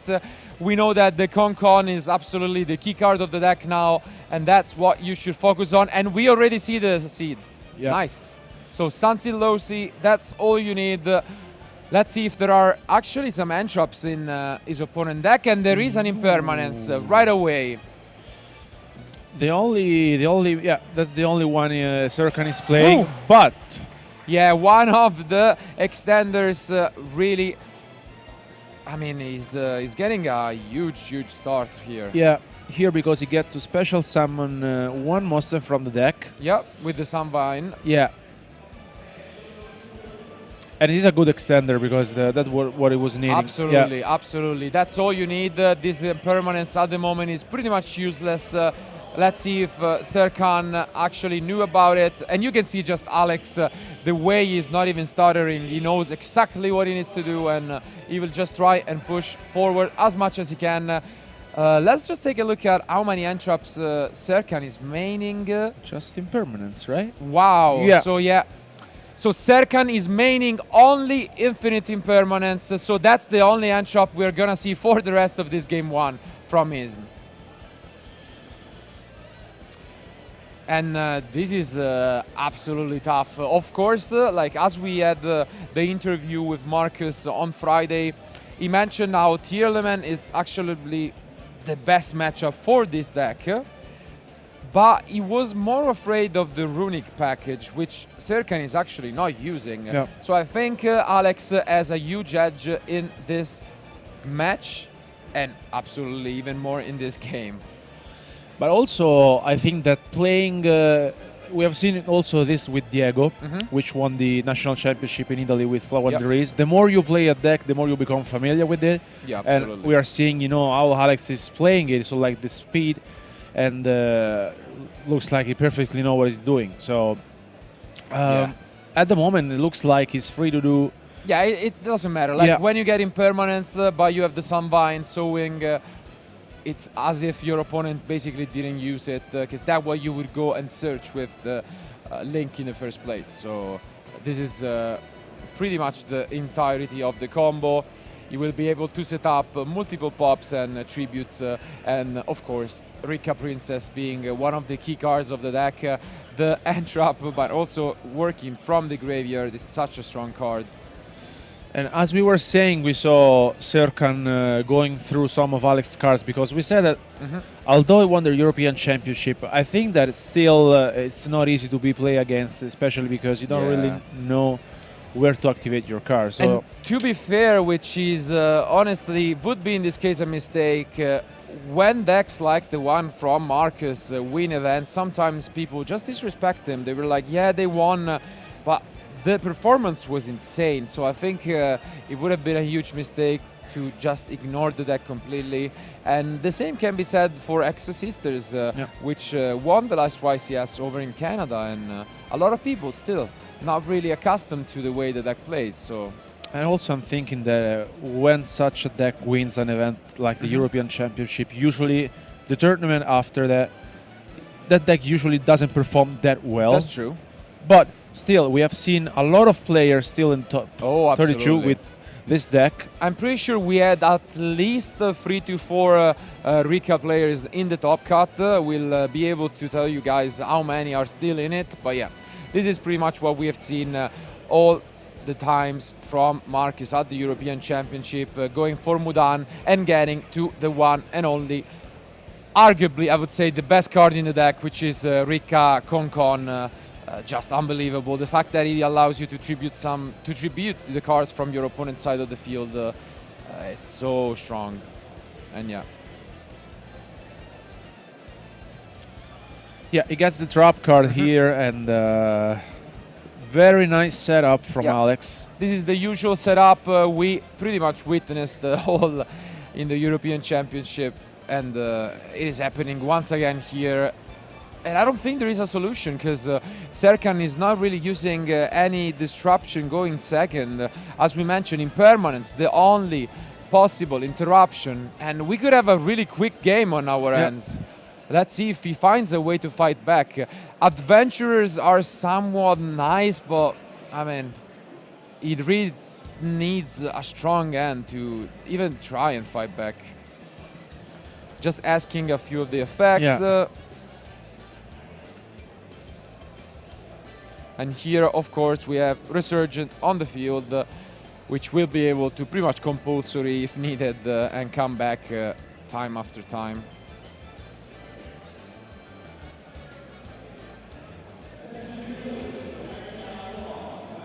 Let's see. I mean, really thinking hard about it. Can't blame him. And I think he has a Faithful, so he might start things off with that. He does. We haven't really seen too much of the Adventurer package this weekend, I would say. But it's still so strong. Yeah, I mean, in my opinion, it was one of the most powerful engine we have had over the last months. Yeah.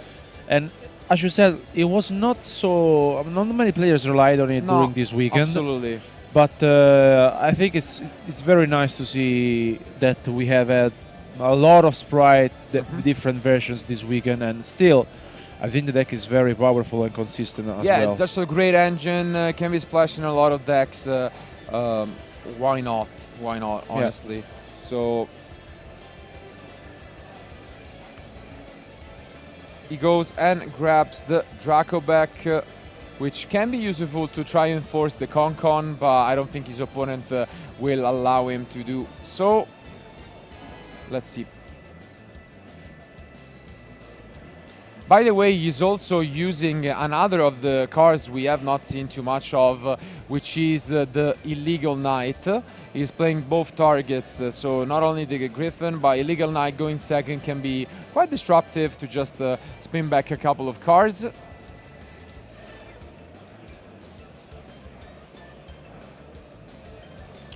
Do you think Alex is gonna do something in this spot?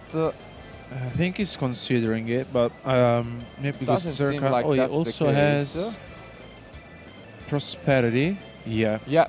So Prosperity coming down. Let's see if he wants to banish 3 or 6 cards, because usually he would go for 3 with this deck, but I think he might be in a desperate mood. I like that he's using this engine, but maybe the ordering was somewhat suspicious, because he's playing 3 copies of Nimble Angler, which works great with the Adventurer package, but not when you're already resolved. Okay, and we see an Ash Blossom. Nice. And that's what we saw also previously, Ash Blossom being activated on the Prosperity. If you really feel like he's going to stop your opponent, then... And that's exactly what I was wondering. You don't want the Konkon being used to your hand, so we are just going to see right away the Princess.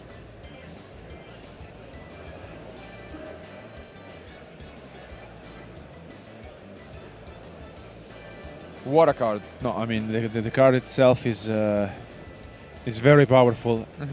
Gives you so much advantage. And now Serkan needs to deal with this. And honestly... Yeah, this is tough. I don't see it. He picks up his cards and game 1 goes to Alex.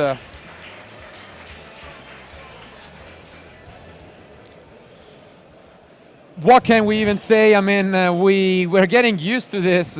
If it was a surprise in Antwerp, it definitely isn't now. And we see some of the friends, and I mentioned Markums himself, holding a flag for Alex. We can't quite get it yet. Now we did. There he goes. And I mean, it's great to see this crowd watching and supporting their friends while in the match. But I mean, not much can be said. He was lucky enough, to be fair, Serkan, to open the one copy of Impermanence. But now, what can he even do? Now, he's going first. So, to be fair, going and losing the die roll, we know it. It's a huge disadvantage against this deck. But what do you think he's siding in? That's the question. Because basically playing against, I think, he was not that prepared to play against this kind of deck because he was going through some of Alex's cards. Il Vero Re? There's the Vero Re. I mean, there's the Rayo. The True King, the Thunder King Rayo in the deck from Serkan. Of course, there are multiple reasons. One of them is that he can focus on the Mannequin Cat and have these niche cards such as Thunder King Rayo and Chaos Hunter, which I doubt we'll see, but can be really strong in some matchups. On the other hand, though, we have 3 copies of Droll and Lockbird for Serkan. Those are somewhat interesting. They can really caught off guard Alex, who, as we know, if the main deck looks somewhat different from their build at the European Championship, the side deck is pretty much card by card the same, with the change that a pointer of the Red Rollus got limited to 1. So now they replaced them with Solemn Judgment, but the rest of the cards are the same. So they have a really solid side deck, going second with Gamma, Evenly, and Slayer for going second, while for going first, Solemn and a pointer, which makes the deck almost perfect, at least in terms of siding, I would say. Yeah, I think the side deck is super consistent. Yeah, honestly. I love the side deck. It does everything you need. It gets the job done. I think Ultimate Slayer, we saw it once, maybe this weekend, and I think it's still super consistent card, especially like playing it with the Kiskila. It's. I think it didn't see maybe the amount of play that we could have predicted ever since it got released, but it's one of those cards that is just waiting out there to be just a free off staple in everyone's side deck. And I think here the key role will be played by the Adventurer package, because usually like a Gamma alone is enough for game against the old version of Sprite. But if they can open the Adventurers, maybe this actually changes a lot, and it will be interesting to see. But personally, I really, really want to see the Tarkin King Rayo. Just a throwback to 2010 and even before that. So that would be great. Really looking forward to a Thunder King Rayo. And to be fair, it's quite strong here. No, I mean, I think that's super strong. It can be quite annoying, but without further ado, I think our players are almost ready. So let's go back to the table for Game 2.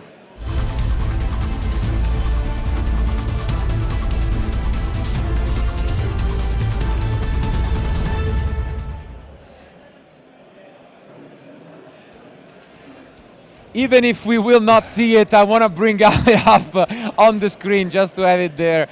As mentioned, the Thunder King Rayo, an option for Serkan after siding. Let's see what his opening will be. Obviously looking for Riot and maybe the combo with the Nimble, but he does open up Riot, so that's a great start already. If you pair it up with Nimble Engine, I think this is a great start. So the Angler would be the ideal setup. Let's see if he has it. And this is a very good start. Yeah. Already you're happy whenever you open one of your copies. Okay, interesting line. Instead, he goes for a special summon, which hopefully for his friends and fans will not mean that he's bricked, because that could be an option, of course, if you can call Right a brick, but I mean, somewhat. Okay, so yeah, for here, nothing too weird. We get to see the Griffon. Is there gonna be some other plays? There is, but he cannot use the effect right now, but there is a blue. Wow. So solid end still. Good stuff. Yeah, lot of stuff going on. I guess the special summon leaves me a little intrigued in why you would go that direction, because you can just summon the Nimble. Yeah.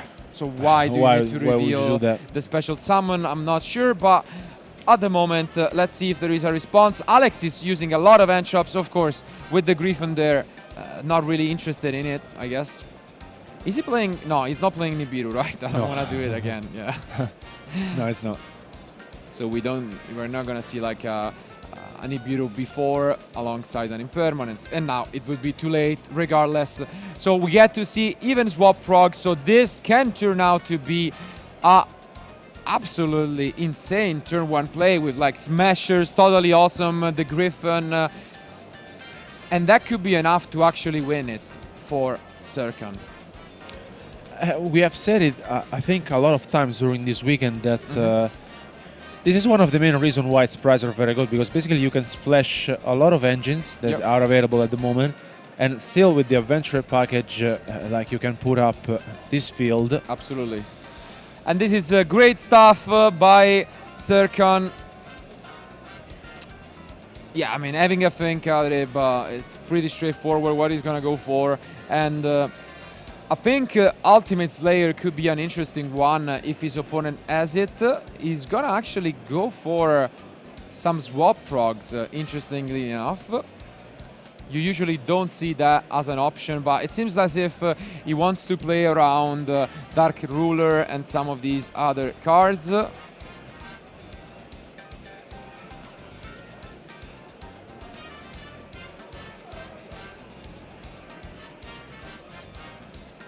What do you think?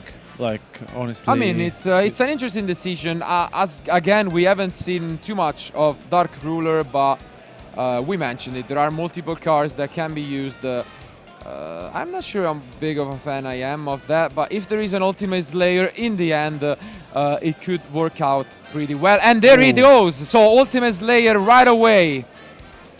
He has it. He has it. He has it. And this is a great start by Alex already.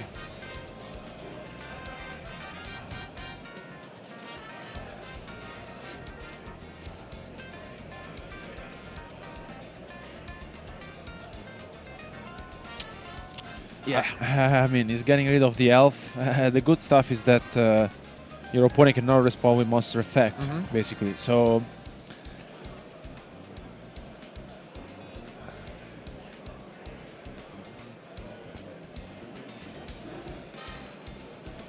yeah, it's great stuff, and of course, as you can see, he is playing the one copy in the side deck of the Kiskill. So he's gonna go for this right away, and yeah, this is already a tough start once again by Serkan. Oh, we very mentioned good it. one. The Yeah, side very deck good was one. really good. Yeah. You think you were gonna see the Griffin right away now? I would expect it, honestly. Probably, Yeah, I would expect it. Yeah. Yeah, we're seeing that Serkan is going through the Kisikil just, to be sure. Yep. But Ultimate Slayer here was, I think, a very good one. We've said it before, it's very good. Especially with this combination with the Kiskill and... Interesting, and we actually see it being used on the Smashers. Serkan having a hard fought of it, but he lets it go. And now play is back to the Rika player. Let's see. He goes for the normal summon of the Seed.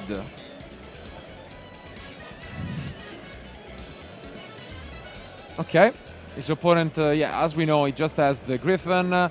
Is he gonna use anything in response? Is the Totally Awesome, which then brings back a Swap Frog, and I would be surprised if we are not seeing a Griffin activated yet. So he gets back the Nimble, and Griffin finally comes down, just trying to play around, Droplet or Dark Ruler, but Talent, 3 copies in the main deck, so what a hand for going second this is from Alex. This is very good. I mean, either if you take, if you already have it, but he used the talent to draw 2. That's what our judge has just told us. He's trying to draw 2 with the talent. Let's see. He's gonna get negated. Okay. That's interesting, actually, because if he... Ooh! He has another one. I was about to say, though. I don't know. You're thinking about if that was right? I'm thinking that this might have been a slight misstep. I think if you have 2 copies, you always take it. And then I'm thinking on the other side, if your opponent draws 2, you allow it every time. Because they already committed to the normal summon. So I think on both players' end, there was a little bit of a weird decision, which could have costed them the game. But now what should have happened in the first place pretty much happened. And it is, okay, the one glamour. of the Rikas, yeah. Glamour being used.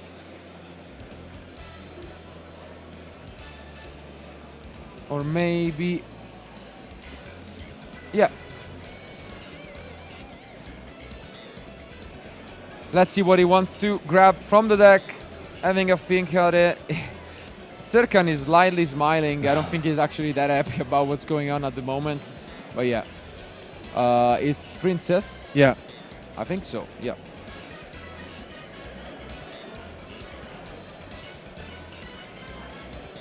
Princess is special summoned. They will be used for a link summon. Yeah. And yeah, now it's Serkan who will try his best to stay in this. Let's see if Alex has something else up his sleeve. Ooh, we see the illegal knight, actually. That's nice. A great surprise. Yeah. We thought Serkan was done, but actually the illegal knight can be pretty annoying at this point. But of course, with the princess in the graveyard, it all comes to an interesting point.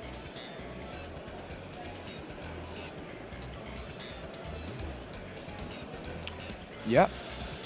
Yeah, this was unexpected, and indeed, Alex is giving a look at it because you don't really see it quite often. Mm-hmm. But that was basically the hand trap that Serkan needed. So yeah, he needed another interruption. Let's see if it will be enough.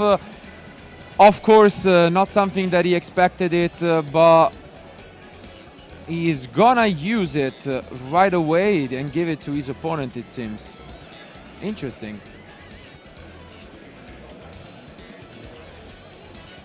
And Alex sets you. He's back to his opponent. In the end, it seems as if Serkan was able to surprise his opponent, and without thinking too much about it, just gets the card back with the Draco back. It's gonna be a close one. Let's see if there is a rivalry. There is the rivalry. Wow. Ooh, but the Cosmic off the top. Wow. What a match. Neither of these two guys want to give it up. And yeah, it is the Cosmic off the top from Serkan. Huge. He's now gonna switch some of his cards, and it seems as we could have a very quick one right here. He is considering it because honestly the Legal Knight is obviously a threat. Yeah. He won't be able to deal with it, and I think he picked up his card, and the score is 1-1. We are going to game 3.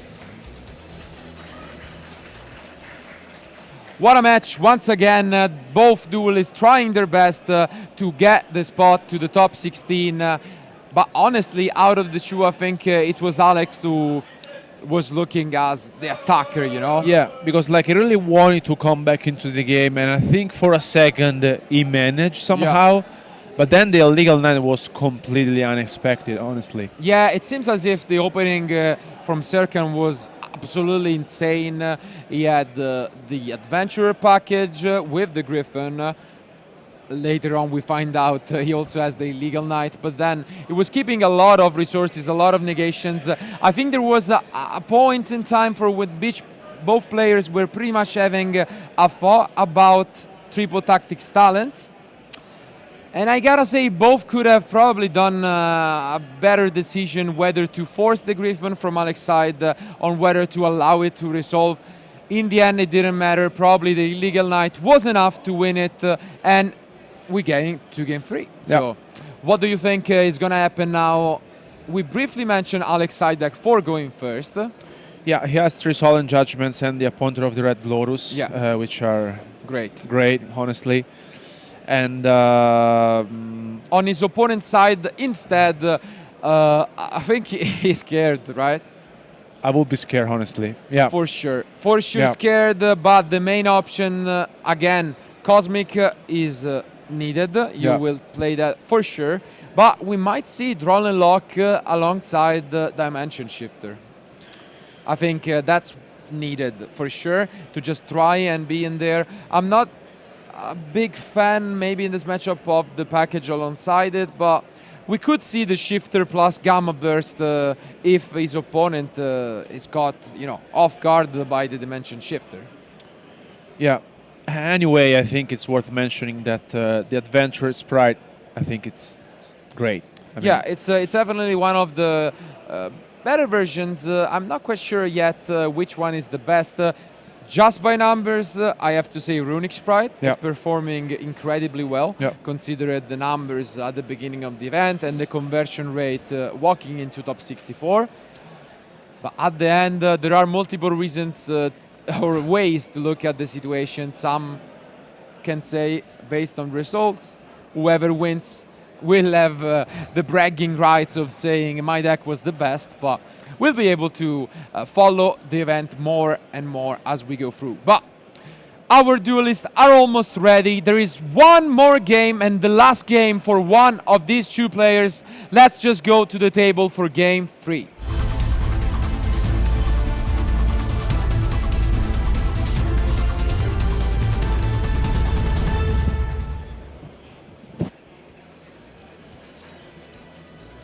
Here they are. There is still around 90 minutes left in the round. And it's gonna be Alex who goes first and pretty much just trying to do what he did in game 1. If there is a Solemn or a Lotus to pack it up, why not? But the plan is clear and simple. Let's take a look at these opening hands from these players. Again, the only cards in Circin deck at the moment that could be helpful are Shifter, Droll, or the Impermanence. Yeah. And we start things off already with Prosperity, which is usually really good. But if there is a Droll and Lock in Circin and could be actually a little underwhelming at the moment. Let's see this top 3. It's Talent, Solemn Judgment, and Die. Okay, so whatever you need, you find from this. And it is the die, so interesting one. Let's see if Droll and Lock comes down. I think Circin allows it, so no Droll and Lock, and the die is gonna resolve. Very good news from Alex. And now I think we might be seeing the combo. Yeah, I mean, that's really all you need to just back it up. He's gonna do it right here with a Rika Petal, but I think he's good for now. A Shifter is not there. Droll and Lock is not there. Impermanence could be there, but that's usually not enough. Let's see. Is there gonna be an Impermanence once again here? Circin is thinking about it, but he probably... Yeah, he is thinking about it. He might have... The only card he could have is it, and honestly, he could just... Looks simply like have engine and no cards in his hand. Looks like doesn't have anything going on at the moment, which is very good news from Alex. Yeah, this is great stuff. We see the Dryas, as always, one of the better opening cards, and just like he did in game 1, he will find the Sunvine, and yeah, what a start. This is also what we have seen at the European Championship, basically, in which we got the chance to see the deck in full power in action. Yeah, the combo is the same. Yeah. That's not changed. Keep in mind at least this. The deck was good enough even walking into this event. The only thing that changed are, we can say, the collateral. So whatever you put alongside it. Rivalry stays, because Rivalry is amazing even now. But Mystic Mine is cut. And honestly, it's still showing up so strong. And here we see once again the Jasmine, the usual combo we have seen multiple times, and it doesn't hurt that this deck is also able to manipulate a little bit of these life point gains when it comes to time. Hopefully not our case, as there are still 15 minutes remaining in the round.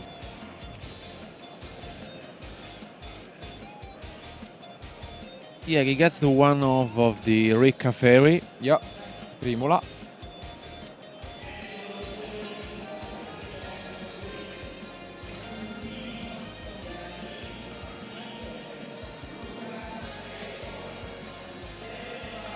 Can we check maybe if Serkan is playing like evenly or some cards like this?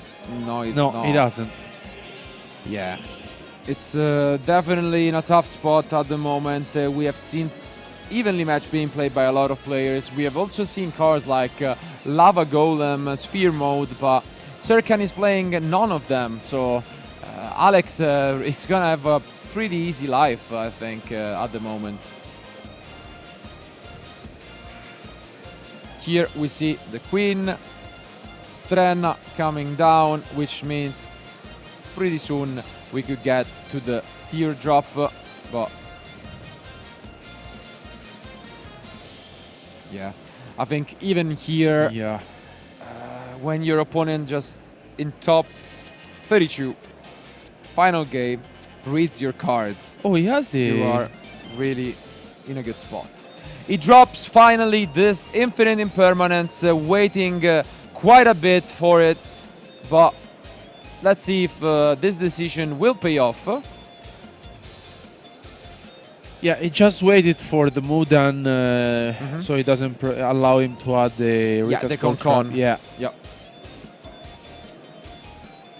Probably a good decision, I want to say, but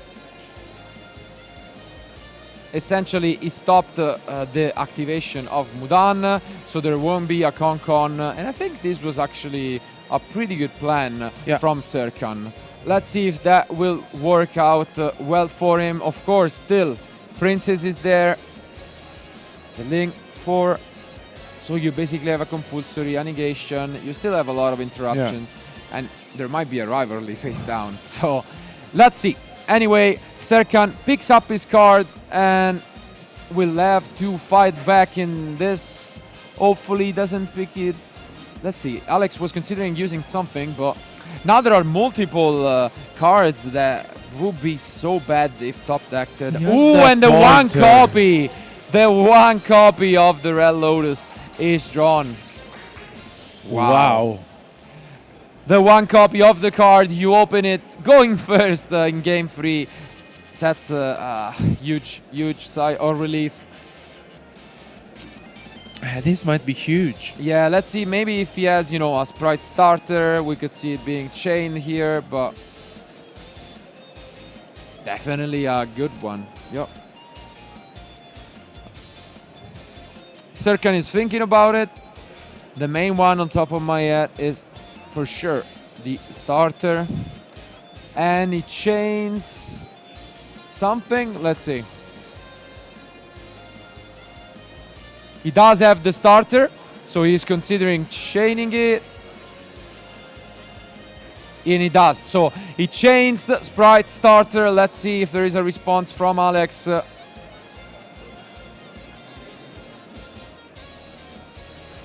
wow. And the Ash Blossom from the end as well. What an opening. But, okay, Forbidden Droplet, sure. The card will still be negated, but this will leave him with very few cards to play with, and yeah, he is left without anything. So this is such a great opening turn by Alex. His opponent will just pass back to him. Yeah, having a read, and yeah, the Lotus just stealing the show. Yeah, it's just set you and pass. Yeah, play is back to his opponent, who now gets the pedal back, and he has all he needs to just close this one and advance to the top 16. Let's see how he will figure this out, but yeah, I don't think we will have any chance for Serkan. Well fought, but we can see maybe why Red Lotus is not at 3 anymore. Yeah, now we'll for sure go and push for game. He should have enough. And yeah, that Red Rolus with the Ash Blossom was... Yeah.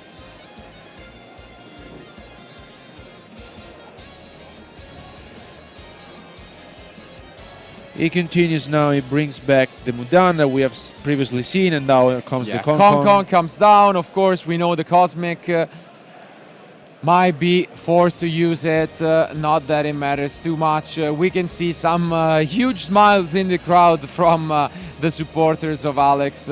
They know this one is going their way, and yeah, this is just a matter of time at this point.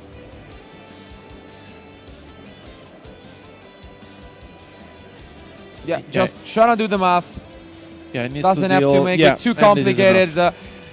Enters battle phase, and just after some quick calculations, this is enough. And Alex wins it and moves to the top 16.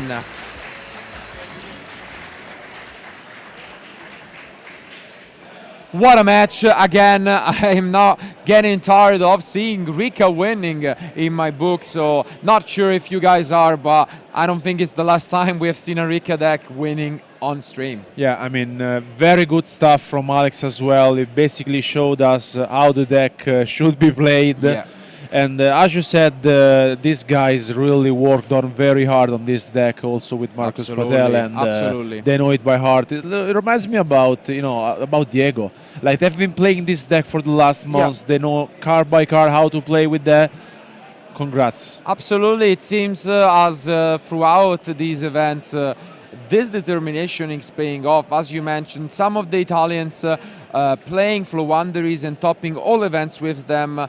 UK doing the same with Rika, and both of these guys are in top 32, and maybe they both advance to the top 16. So this could be a very interesting story of if they end up clashing one against the other. But regardless, I think congratulations to both.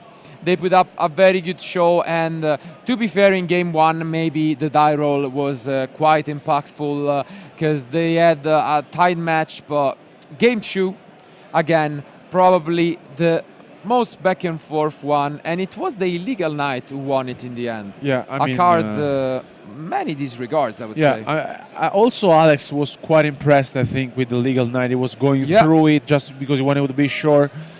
And I think if the Illegal Knight wasn't there, that Alex might have gone through his combo once again. Absolutely, but regardless, I think Alex just showing why the deck works. Again, I think very few times you can play the same, almost the same deck and the same side deck especially. So that's really impressive. It worked out really well. But before we go forward, we are gonna show you guys what is the top 32 bracket for YCS Utrecht. So let's bring that up on the screen.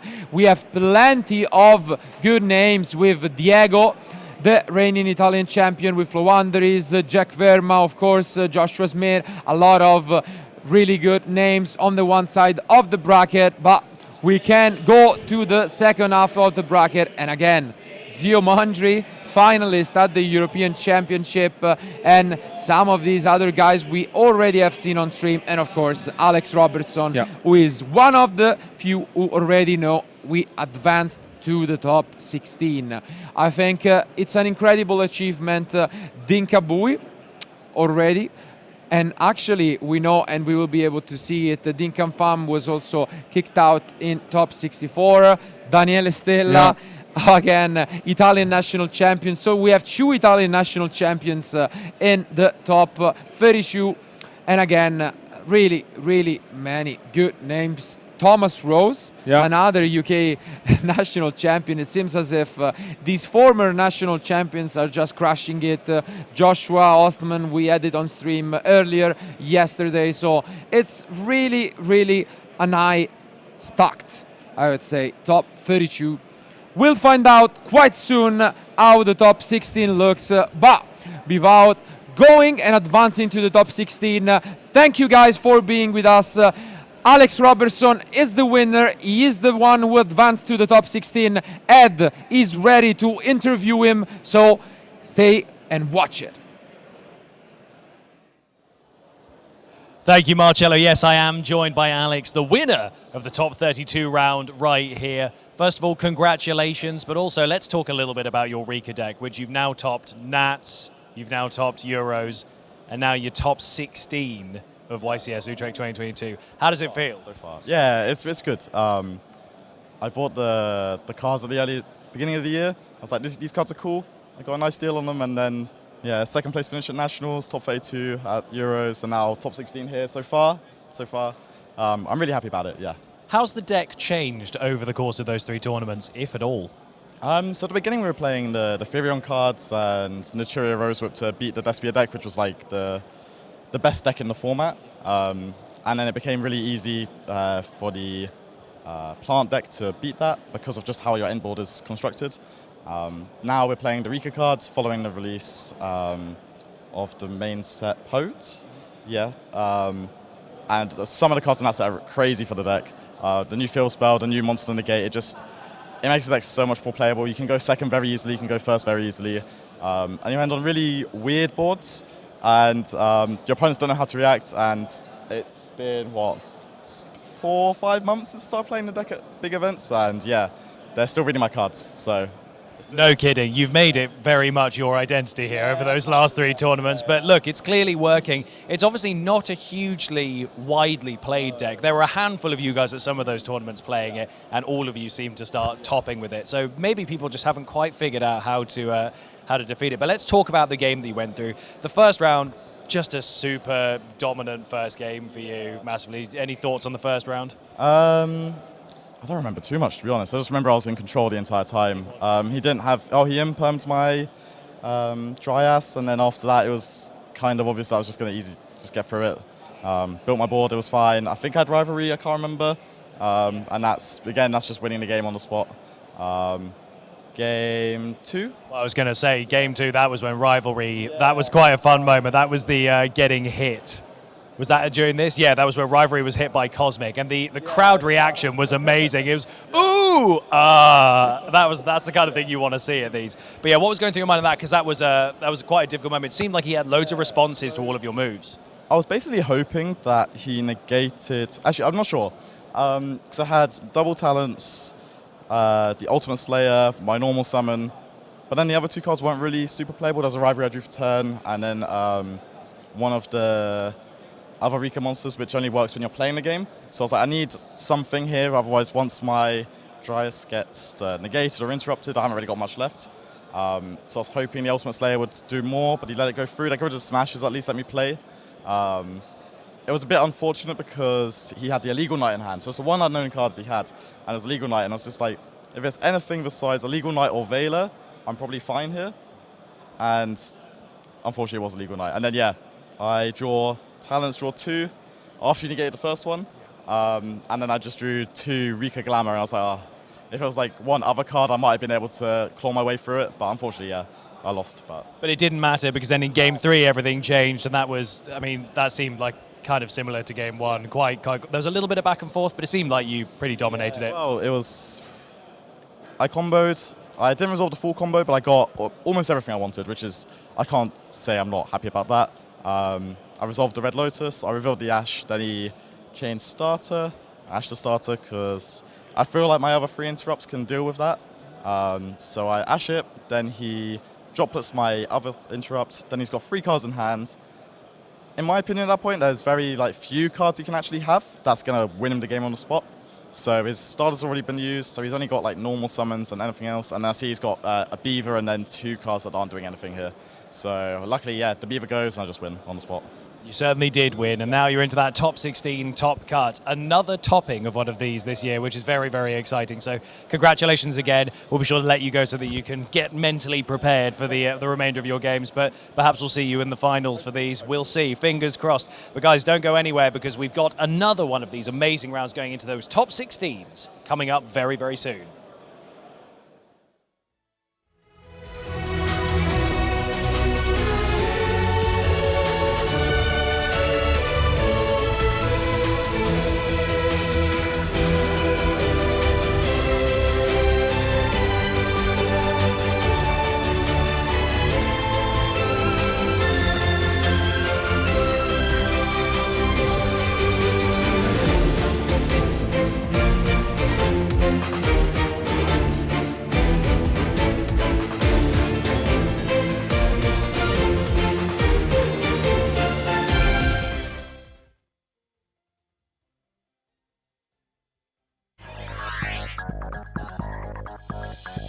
Gotta find a way just to play just a little game. Got a compulsion, wanna be a champion.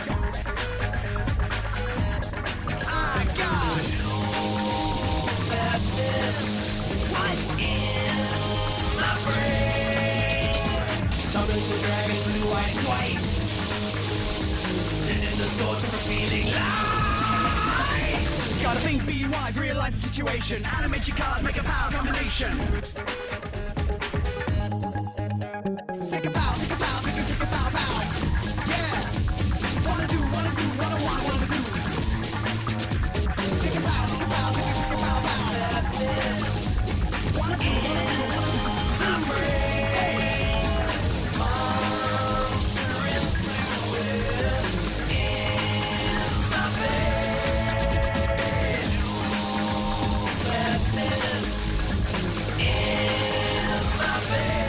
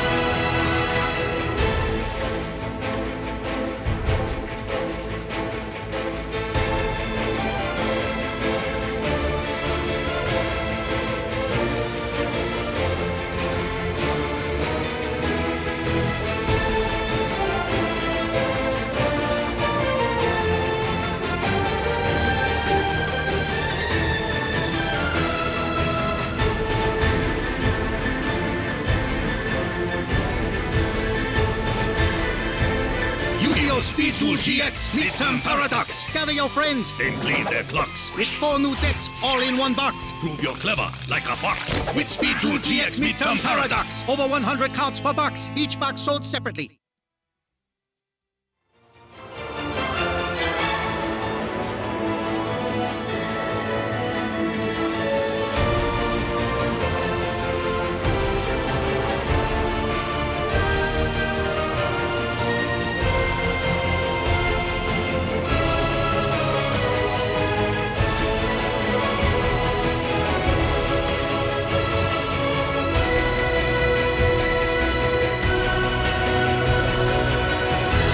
Elemental Hero Neos for new adventures in Yu-Gi-Oh! Power of the Elements. New heroes, new strategies, new enemies. 100 new cards. Yu-Gi-Oh! Power of the Elements. 9 cards per pack, each pack sold separately.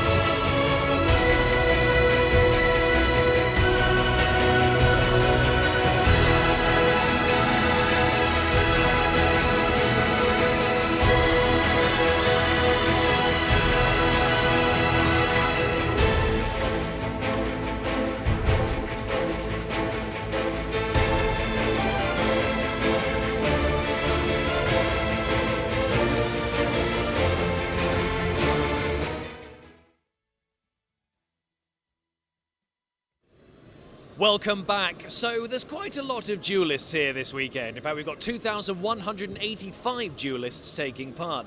So we decided to go out onto the floor and ask some of those duelists some hard-hitting questions. So where are you from, and how long did the journey take you to get here? I'm actually from the beautiful Greece, from Athens. And for this one, actually, I had to take 2 flights to get here because the flight tickets were very expensive. So it took me about 6 hours plus the train. Yeah. Around like something like that. I'm from Germany, and I took about 2 hours to drive to Utrecht. So I'm from France, and it took like something like 10 hours of a car and driving. So 10 hours, I think. I'm from France, and it took 9 hours to come here by car.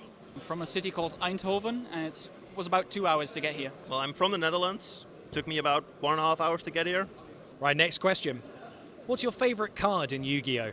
That's gonna be the same card that I put in on my Facebook profile for Kazuki Takahashi. It was Phantasme. Actually, it's one of the best designed cards, I think, and it gets me so angry when I can't play the card. It's hard to pick, but if I had to pick one card, it's sure the Blue Flame, because Blackwing is my favorite theme of all time, and since day one it was amazing a deck, and I still have today this deck, and it's wonderful. It's wonderful. I might say the Hieratic Seal of the Heavenly Spheres, the Link 2 that points down in Dragon Link. I love this card. It's a close call between Zephyros, Blackwing, and Akashic Magician, or I would say Akashic. I just love like bouncing cards, like the best way to retrieve resources and play them again. So yeah, I think Akashic Magician. It would have to be Magical Musketeer Caspar. My favorite card is Junk Synchron. I started playing the game when Synchros just came out, and that's been the first card I ever played, and it's still my favorite card. What deck do you think is going to win the tournament? Honestly, I can't answer this question. There are so many options. I guess something with Sprite or a Despot deck because it's a good meta call. It's hard after the ban list, but I probably think Runic Sprite will take this event quite easily, or like a random rogue deck. Either of those. One guy will be so lucky by playing Tear Element and always mill good, so Tear Element has to win, you know. It probably will tear. I think a variation of Runic Sprite will win. Lately we'll see, since Ronin is banned, there is a lot of new level 2 tech cards, like a Cap Shell or Wind Up Kitten, so I think Runic Sprite variant with a good tech cards that nobody has saw yet. I think Tear Elements is the expected winner, but I personally would give it to Runic Sprite. I am thinking it's going to be some Runic variant, probably right Sprite Runic. And finally, what's your favorite memory from your time playing Yu-Gi-Oh? So I can't choose single memory. There are way too many. It was my friend Andreas Velos winning both of his YCSs, my win of my Greek nationals. But I think mostly it's about traveling. When I was visiting Prague with my friends, staying together and just having such a great experience in all of our travels. I think it has to be YCS London 2017. So I was playing Trickstar, and it was my first YCS ever. And I just went there with two friends, and I was alone most of the time because I didn't know a lot of people. And I managed to do 60 seconds at the YCS. And as soon as I finished my round, there was a lot of French players behind me who were cheering for me. And I was so happy that people I don't really know, I know by far away, who was cheering for me, and at home he was cheering for me too. So that was a great memory. I think every time I drive to an event in YCS or like a European Championship, it's the time I spent with my friends, and yeah, the weekends and the fun we have together and the joy and the sad things all together the whole weekend every time. It's always the same and always fun to be here.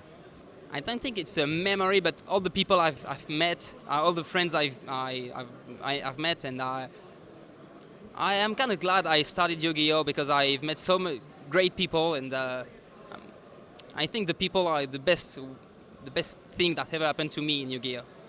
After picking up the game, the second time I ever went to a regional, I got held over by a group of people who remembered me from the first regional I went to. And that's how I made my first group of friends who are standing right over there waiting for me now. That's awesome. That's a really great answer. Thank you so much for doing this, mate. Much appreciated. It's been great to speak to some of the people who've been taking part in the tournament. Don't go anywhere. We've got plenty of coverage coming right up.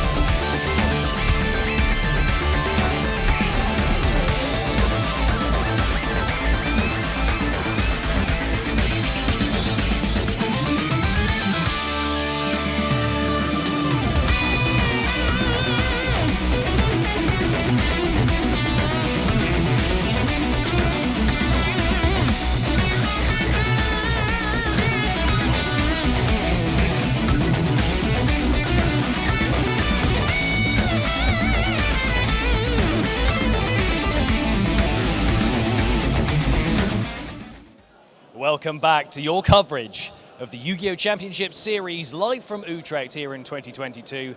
We've just got into our top 16 cut, so we're not going to waste any more time to introduce our duelists and get right on into this feature match. So on my left we have Daniele Stella, and this is against Lorenzo Muselli. This is a very high-tier Italian playoff, so it's going to be interesting to see what happens. These guys have topped many events, including things like Worlds, also former national champion for Italy, and also many other tournaments between them. So these are very, very high stakes going on here. Some very talented, very skilled, very experienced players. So we're going to see exactly what happens here with only a few more rounds to go before we get to the final. So guys, would you like to go for the dice roll? And we'll do a high roll to see who goes first.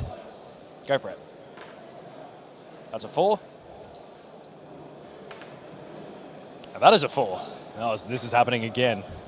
Okay, that's a 6. Okay, that's a 10. So who was going to go first? You're going to go first. Lorenzo's going to go first. So without any more ado, I'm going to hand you guys over to the Italian commentary team. It's an Italy fest over here, and it's going to be exciting. Guys, take it away for this top 16. Welcome to the top 16 of YCS Utrecht 2022. Italy is taking over indeed as we go through this incredible top 16 match between two of the best Italian players out there. Of course, as I mentioned, Daniele Stella, one of the most well-known, I would say, not only a YCS champion, an Italian national champion, and a former also World Championship participant, so one of the most accomplished duelists in our top 16 for sure, with an interesting take on the deck. So first of all, before talking about Lorenzo himself, who is shining, I would say, in the last years. He also has some accomplishments, some top cut finishes. Both players are on tournament, so it will be a tournament mirror match, but the approach is completely different. So what is Daniele doing? So Daniele is relying on the Danger Tournament deck, a deck we have seen in the European Championship, and it was not so popular this weekend. But I think it's like a very spicy addition to the deck, which are the Scarecrows card. Yeah, we haven't seen too many of the Scarecrows in action, but they perform really, really well with the deck, and I am interested to see in action. Of course, usually when we talk about Field Spell and Planet, we always talk about Perle Rhino. In this case, there is another one, which is the Primitive Planet, that is about Scarecrows. So we'll see how Daniele decided to include these in, and to top them off, he also has the branded package, just as like one with the Albion, but I think it makes a lot of sense. But to be fair, among the two, it is Lorenzo's deck who caught our attention. He's the one and only top 16 runic tier elements player, a deck we have yet not seen in this way performing. Yeah, I actually got the chance to talk to him on Friday, and he basically showed me some of his combos, and he was very confident with the deck. He told me that he tested out a lot, and it's paying off. I think he's the maybe only one player playing the Runic Tournaments version of this deck. And also in the side deck, there are very few spicy cards. There are a few spicy things in his deck, but I don't want to spoil them just yet. We'll let the cards and the players speak for ourselves. Our players are ready. Let's find out who will be the one to advance to the top 8.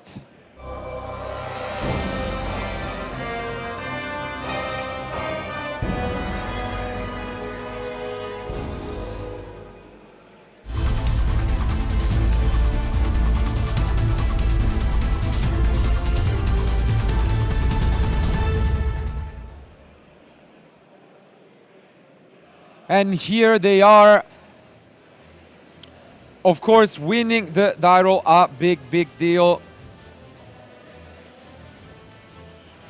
And as we saw, Lorenzo won the die roll, which might be relevant, especially in absolutely. This. Names are switched, and we are gonna fix it right away. But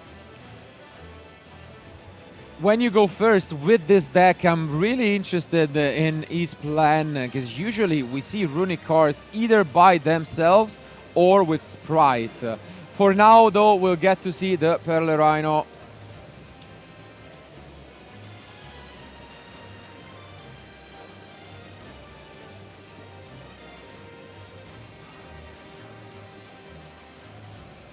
Let's see. So maybe he got the Shireen. I couldn't quite tell, but it seems as if for now he's relying more on the tier element package than the runic.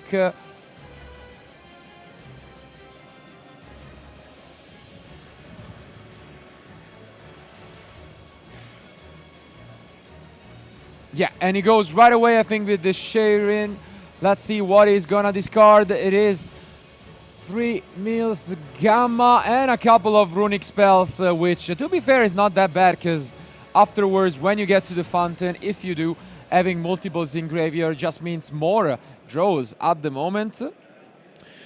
And what I really like about Lorenzo's deck is playing the one copy of Rainbow Bridge of Salvation, which we might be seeing during this duel.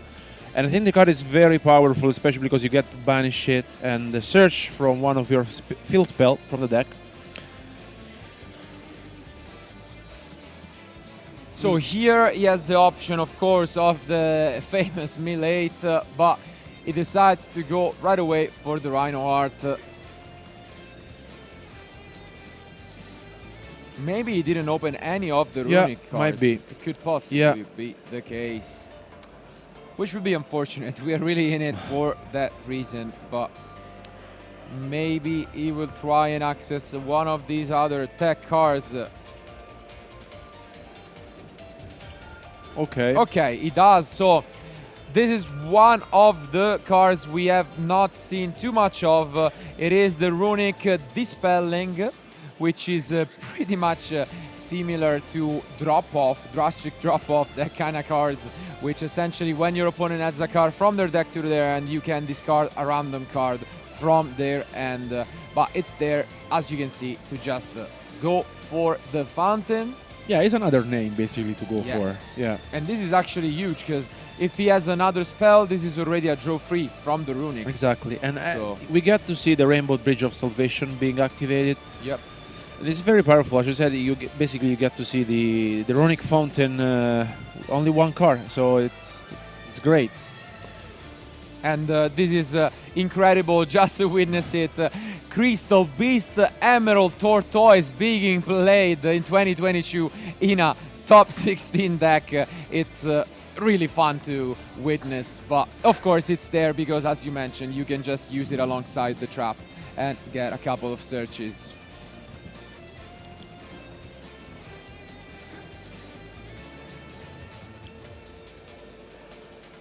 And yeah, as he sends Shireen from the deck to the graveyard. And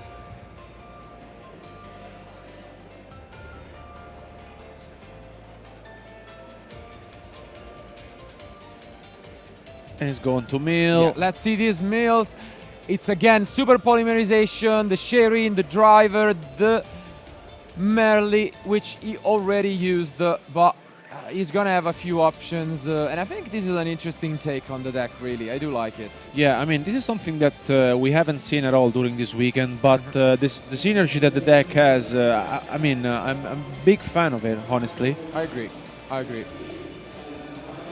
Although we gotta say, Daniele doesn't look too impressed by this opening, or maybe he's just getting scared. I would be surprised if they didn't know what each other is playing. We could get to an Abyss Dweller later on, which would be devastating, of course. And also, I think Lorenzo deck is studied card by card, because looking at the extra deck as well, everything is mostly one-offs.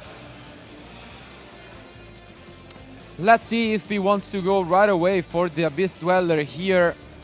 As I mentioned, chances are he knows what he's up against. And we do see the Abyss Dweller coming down as expected.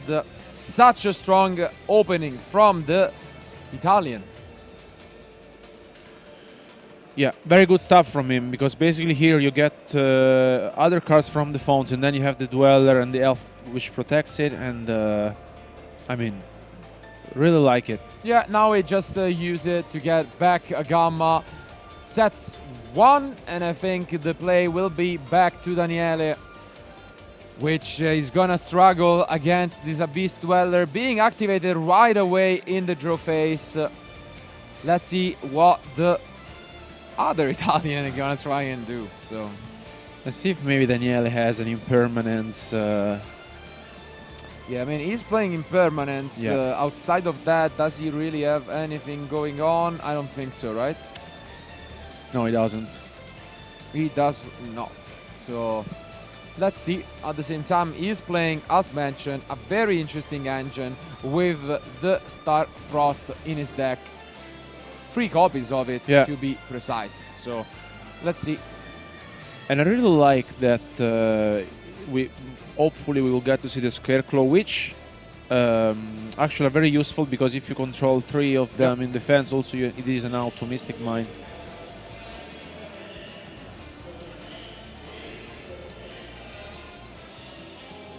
Let's see if Daniele will be able to push through with some of these Scarecrow cards. For now, he's just gonna add 1 to his hand with the Perla Rhino. Let's see. Ooh, and there is the Dark Ruler, which of course not that impactful. Well played here by Lorenzo. He probably saw it earlier on, and that's one additional reason why he shotgunned the Dweller in the draw phase. But now, yeah, it just gets to send 3 copies. Those would have been nice in the end, not quite in the graveyard. And this looks like it's a very weak start from Daniele.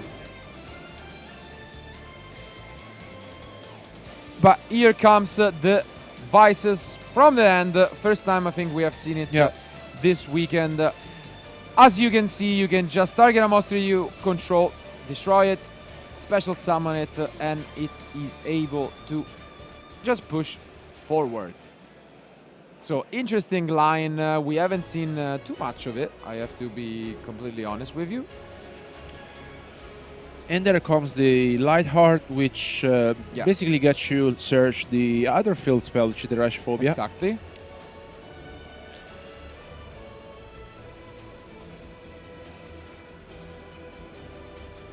Yeah, which is going through, and Daniele will get to search the most likely, either one of the Starfrost or the Raishar. Yep, and this is actually great stuff by Daniele, because as you mentioned, once the Lightheart goes to the graveyard, you can special summon it back if you control the Visas. So it's a cute little engine that gets things going. And it's nice that we get to see this such diverse build of tier elements adapting to the new list and the new cards. Yeah, here comes the Rush. I really like it because basically you put up a lot of bodies on the field, and also they have their so-called Monster Reborn, basically, which is the Arrival. Exactly. Here it comes. Here is the Arrival, which can bring back the Vices from graveyard.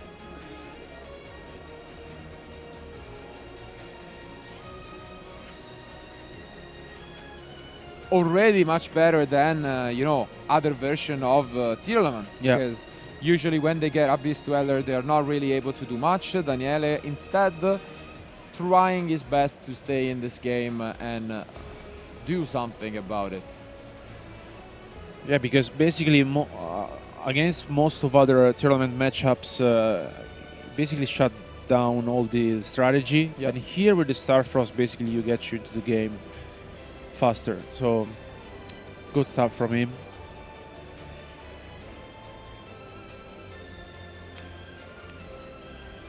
Considering his options and this face down card,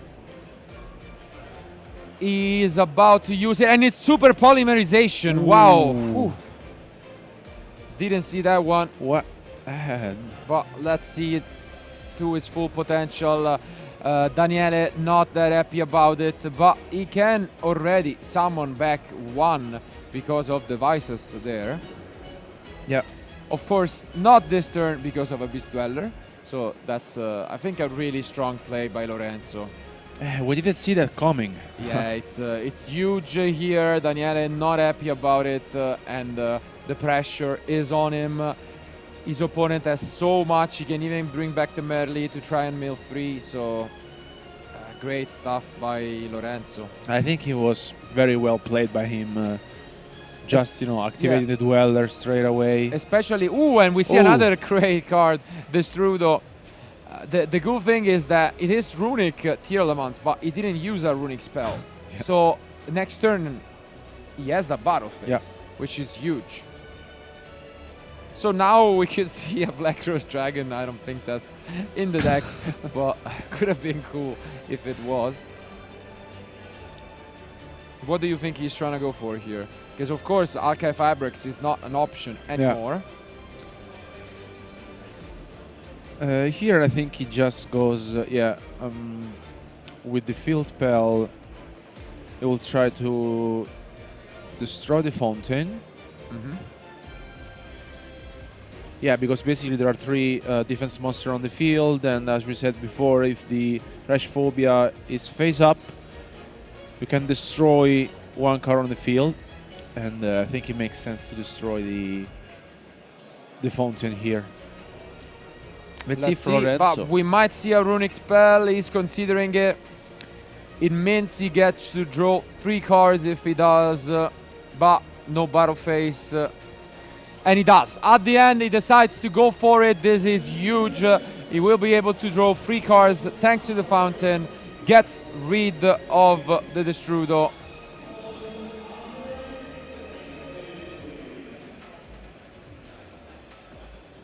And yeah, that's, I think, so much advantage coming through his way, but he probably used the effect, as you mentioned, to pop the fountain, which is great stuff by Daniele, at least preventing, you know, and forcing his opponent off the draw free. He goes for Nessie.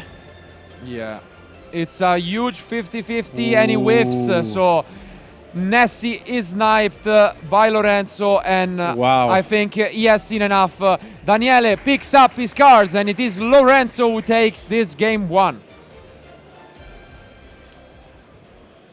What a match, honestly, completely dominated by Lorenzo. Went first and showed us some of his tricks. To be fair, we didn't see much of the runic package, but it was there and it was good enough.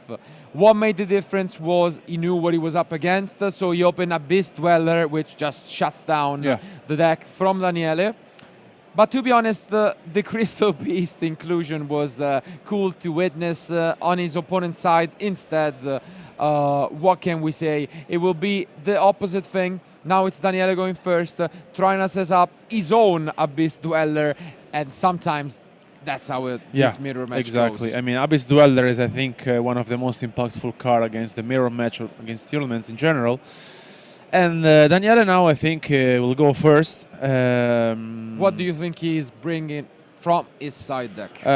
We are seeing that he plays 1 copy of Antespel Fragrance, which I think might be useful, even if he didn't really get the chance to see well Lorenzo's deck, because basically he didn't use like most of his engine, just tournament cards. It's interesting that he prefers that card. He obviously has the combo with Curious plus the Griffin to get it. Some players opted for Eradicator, but Daniele thinks Anti-Spell Fragrance is the better option. But he does have Nibiru, which is going to come in. And a card I'm really interested about is actually the Spooky Dogwood. It was for many months, it's not more disregarded as a useless card, but it has caught up a lot of popularity. I think Jesse Cotton over from Canada was one of the first players really using it and basically saying when we get close to timeout, it's of course gonna shine, but in this matchup, if I go second and drop it, I basically go to like 20, probably closer to 30,000 life points. And from that point on, even if your opponent has established a board, they're not killing you, you know? So you're gonna grind, and then it's an interesting choice. On the other end, instead, what do you think Lorenzo is gonna try to do? Lorenzo, on the other hand, has Nibiru as well. So he's playing 3 copies, also the Lava Golems, which are interesting alongside with the Pancratops, and they also worth Dino Wrestling, which it will be interesting to see. But without further ado, our players are ready, so let's jump to game 2.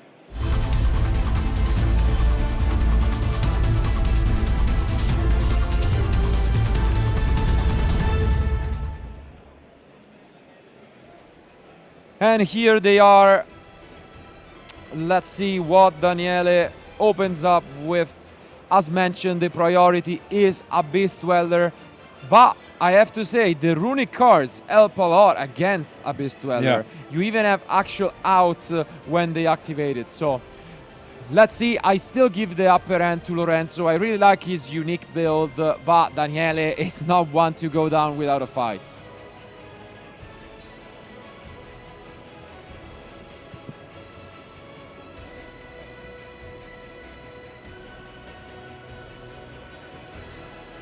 Gonna take some time and start things off with terraforming. He has 2 different options, of course, but usually it is the Pearl Rhino.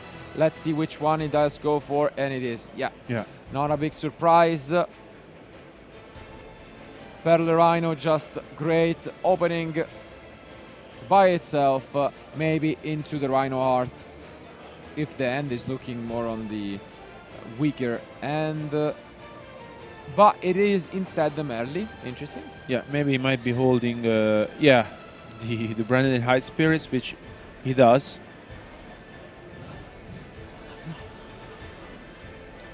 Ooh, and without go for, as you mentioned, Branded in Spirits. Branded in High Spirits, a really cute addition to this deck. Allows you to do a lot by itself. And I think it's worth it. I really don't mind it. If it was already a consideration before, Tactical Masters and the new Forbidden Limited list, I think it got even better now.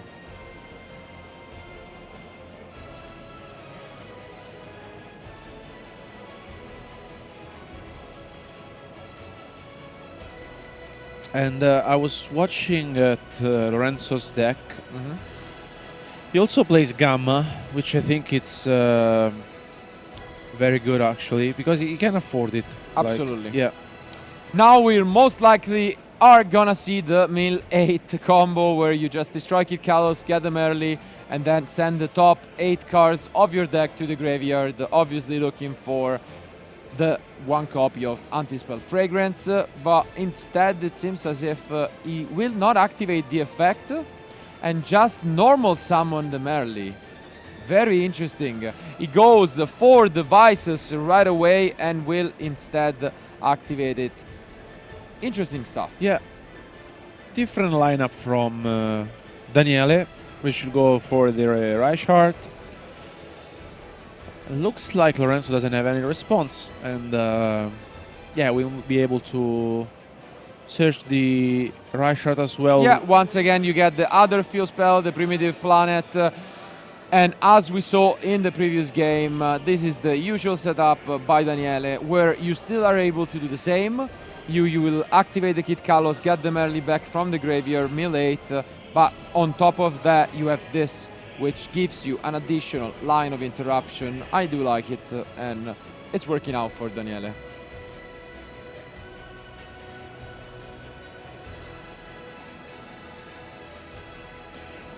Also, because the Reichhardt, of course, is level 4, and we know what level 4s are good at in this matchup. So yeah, let's see this top 8 mill cards. Okay, there is one good one, and I guess the Rhino Heart can count, but a little underwhelming outside of that. Yeah, an okay meal, I would say. Yeah, I would say a under average, really, but below average mill, but you take it. At least it's not a complete disaster, and you can get either to the Sharin, which is an option. And he does, I think. I can't quite tell yet. Yeah, I think he did. So Sharin is added to the end, and now we could see either if he wants to commit for the Scarecrow engine, or instead continuing with this Tearlament play. He does. So he goes right away for the Primitive Planet.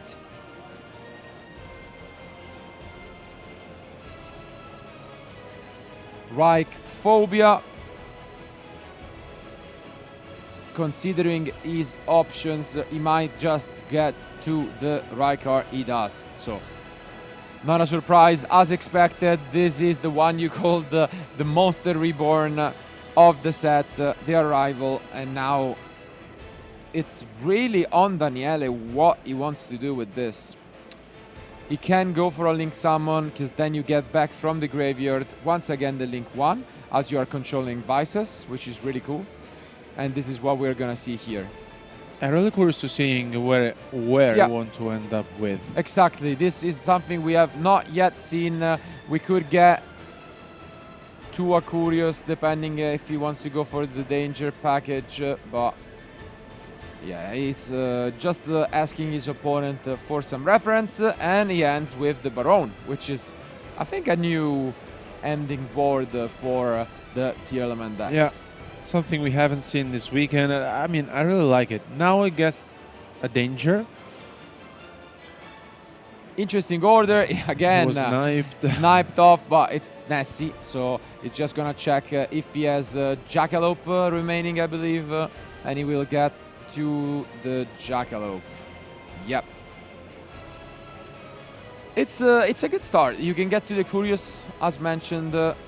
Obviously, the Dweller is much, much better, but it's not stopping anytime soon, and he will activate the Jackalope right away if he feels like that's the best option. And even if he gets sniped, it doesn't matter. You get a different attribute. Let's see. Okay, so Nessie unfortunately gets sniped. The Jackalope was by far better, but at least, as mentioned, you get a different type on the field in the Jackalope. If you want to prioritize getting the Curious down, you can just get them early back from Elf. This is what he's doing, so this could be a Curious, and I think it is what we're gonna see. Such a great card, allows you to pretty much look for any card in your deck. Yeah. Yeah, I mean, this is a different lineup. We said that a lot of our players this weekend decided to go for different engines in their decks, and I think this is very powerful also. I mean, with the Curious and the Gryphon as well, basically you have access to pretty much everything. And indeed, we saw Daniele siding in the Anti-Spell Fragrance as well. Now he's considering Zephyros as one of the options. Of course, that would be important for trying to go into the Abyss Dweller. And he does it, the Zephyros. Let's see, he's trying to look for one of these other names. Rhino Art would be insane. He gets Merly, unfortunately, but won't be able to do too much. Let's see.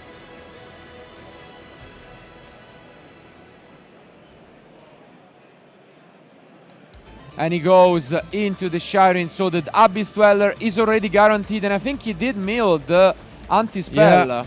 So Anti-Spell Fragrance is sent off the top, so he pretty much can end on the Abyss Dweller plus Anti-Spell if he feels like it. This looks like will be Daniele's game if there isn't a miracle from Lorenzo. What an opening. Yeah, I mean, this is very, very good stuff from Daniele. Yeah. This is impressive. This is so much advantage. You summon the Zephyros, get back the Primitive Planet, and then you can go for Dweller on top of this. Oh yeah, you don't wanna send that to the graveyard. You wanna be careful with what you go for, but yeah, that's what you should go for. And as mentioned, just go to the Griffin and then the Abyss Dweller, and this is, I think, almost an unwinnable opening, right? Yeah. You get rid, you set the Anti-Spell, and this is Abyss Dweller, Anti-Spell, Griffin, Baron. What is this opening even losing to? I'm struggling to see it. Probably like double evenly matched, if even, so. Wow. What a start, and now Lorenzo needs to pick up something, I would say at the least insane. He's not even playing evenly, but Lorenzo is playing Lava Golem. Yeah. So if he picks up a Lava Golem, maybe that could be an option. But what a start from Daniele. He flips the Spell Fragrance, and does Lorenzo have the Lava Golem here? Okay, so one of his runic cards is the way he started things off. Of course, the Sprite Elf helping things get even more complicated as you cannot target the Baron or the Griffin. I think Daniele is considering his options.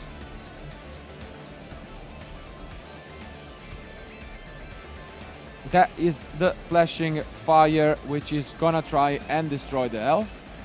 I don't think you care too much about it, I would say. But, ooh, the Abyss Dweller is chained. And another runic coming down from Lorenzo. Let's see if there is a response. There isn't, and this means Anti-Spell Fragrance gets to resolve.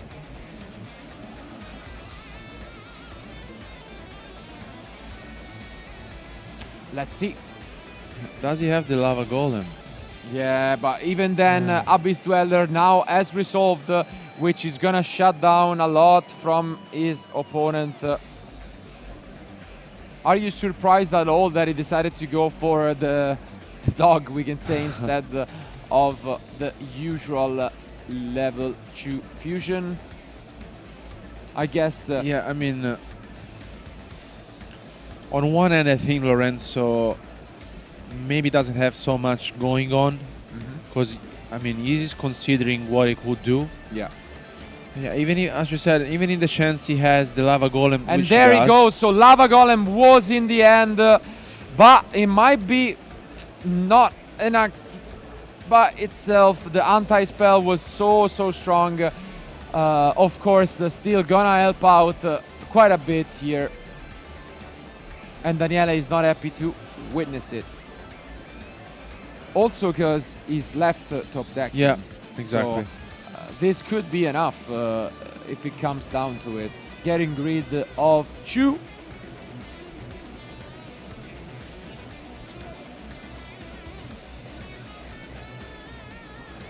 Let's see, Lorenzo is really considering his options. Going for the Jerry makes sense.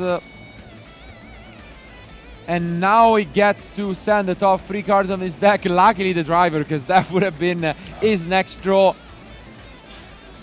So you can push forward, go for a Time Thief Redoer, forcing out the Abyss Dweller, and this is beautifully played by Lorenzo.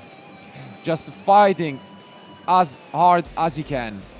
Of course, he has to skip the battle phase, but Time Thief Redoer essentially means that his opponent will be forced to activate the Abyss Dweller and then will be cut off short. Yeah.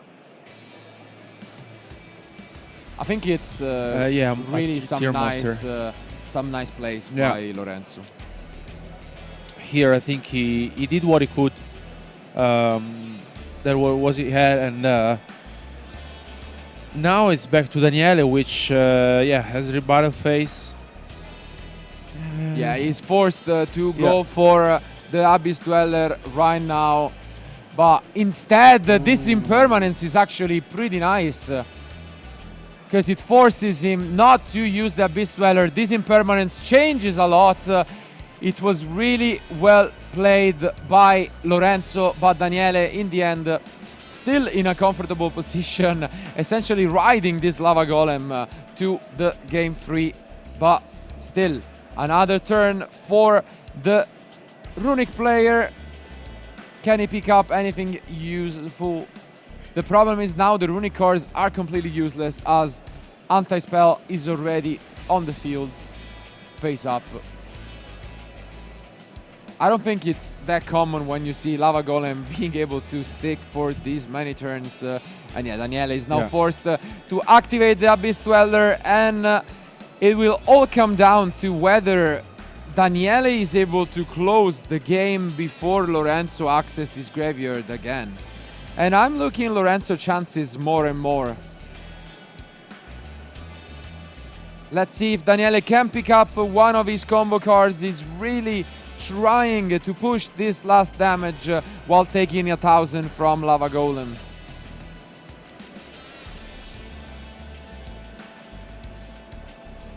Yeah, Lorenzo really needs to pick up something to come back.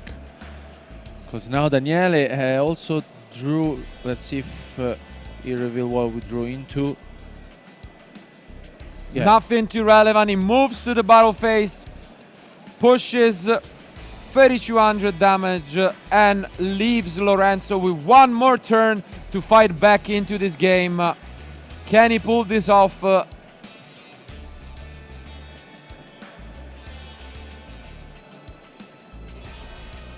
He has a lot of options potentially from the top.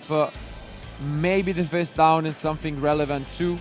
Could be one of the runic cards, could be one of the possible options. He's telling, so talking to the judges, of course, about this being quite a tough game for the top 8. But eventually just sets face down another card and plays back to Daniele, who will take 1000 life points damage and will be able to attack for game potentially. Yep.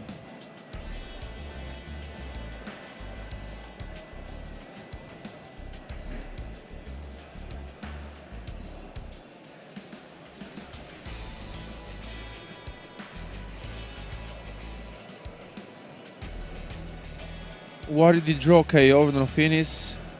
Okay, it goes to the battle phase, and this is enough.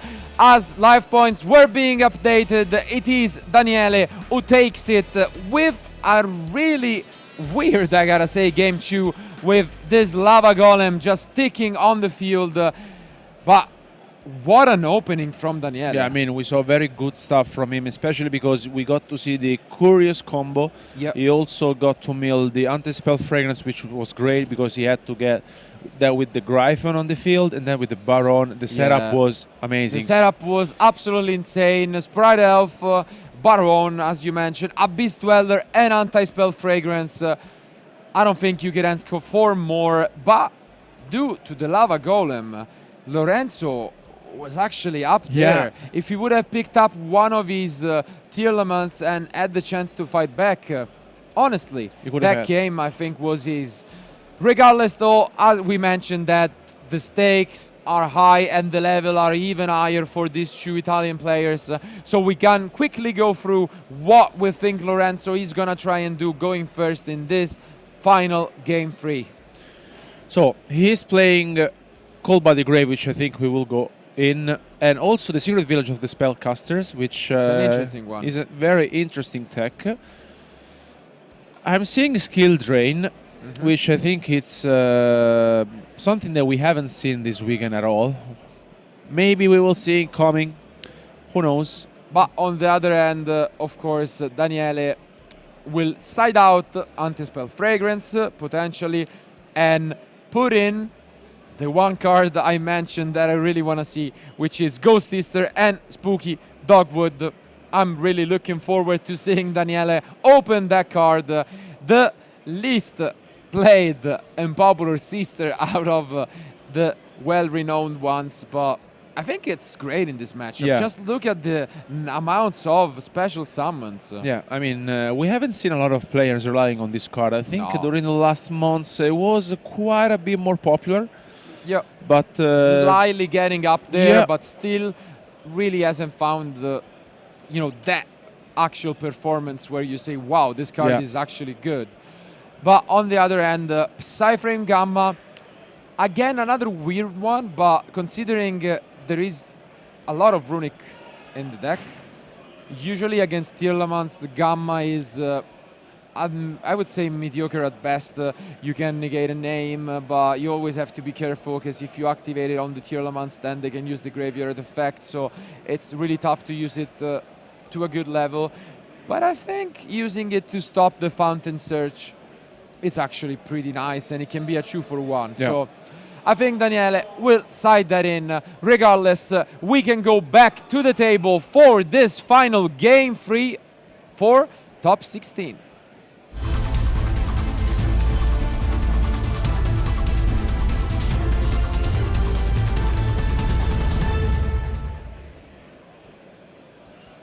And here they are for one of these 2 Italian duelists. This will be the last game for YCS Utrecht.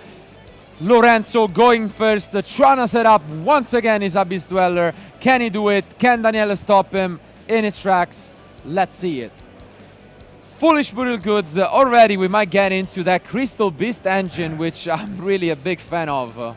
Yeah, it's one another addition to the deck, which is very powerful because he gets you into the combo. And we do see it, so he will add the Crystal Beast, Emerald Tortoise to his hand with the trap card alongside a field spell, which I think it's really, really fun to witness.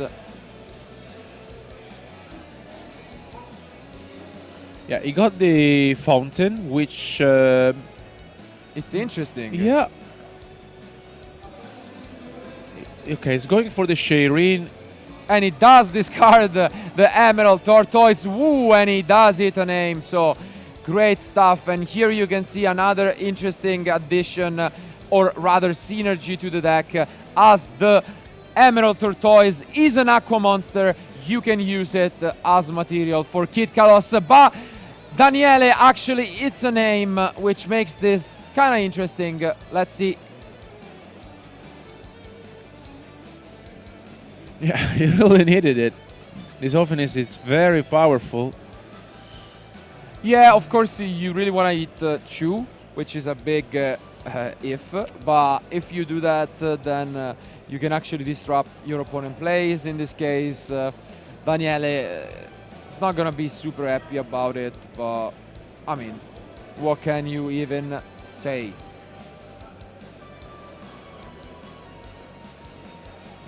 I think regardless, the big difference, as mentioned, is if he got the fountain, it's actually a good question, because on the one side you would say he doesn't have runic cards.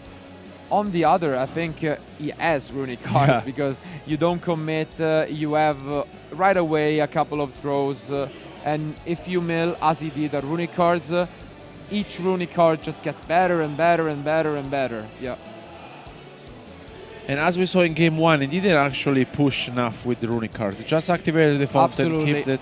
And as mentioned, milling an aim was great for Daniele, who can now get to the Drago Stapelia right away. So I guess, lucky or not, it's a matter of percentages, and Stapelia comes down on turn 1 from Daniele.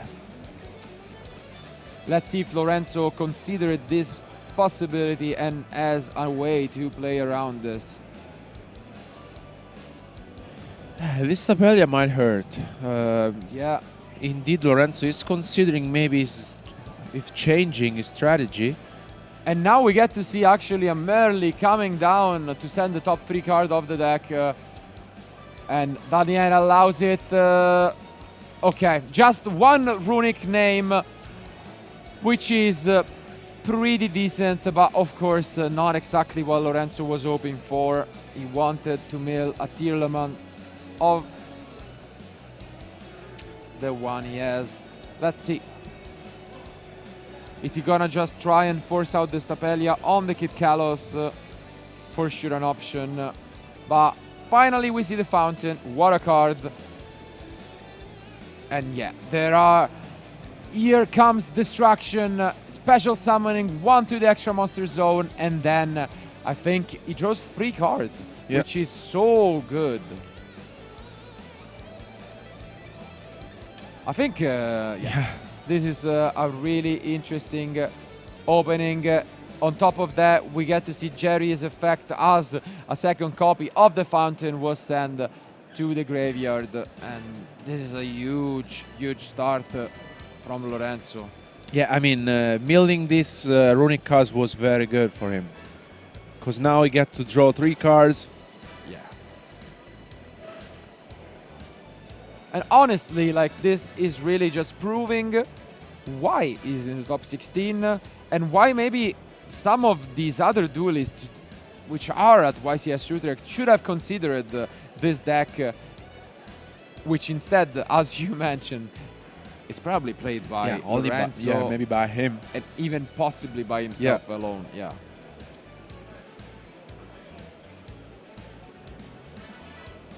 So now Daniele taking his time to consider his options, or rather when he wants to activate this Stapelia. If he just waits for the Abyss Dweller to shut it down.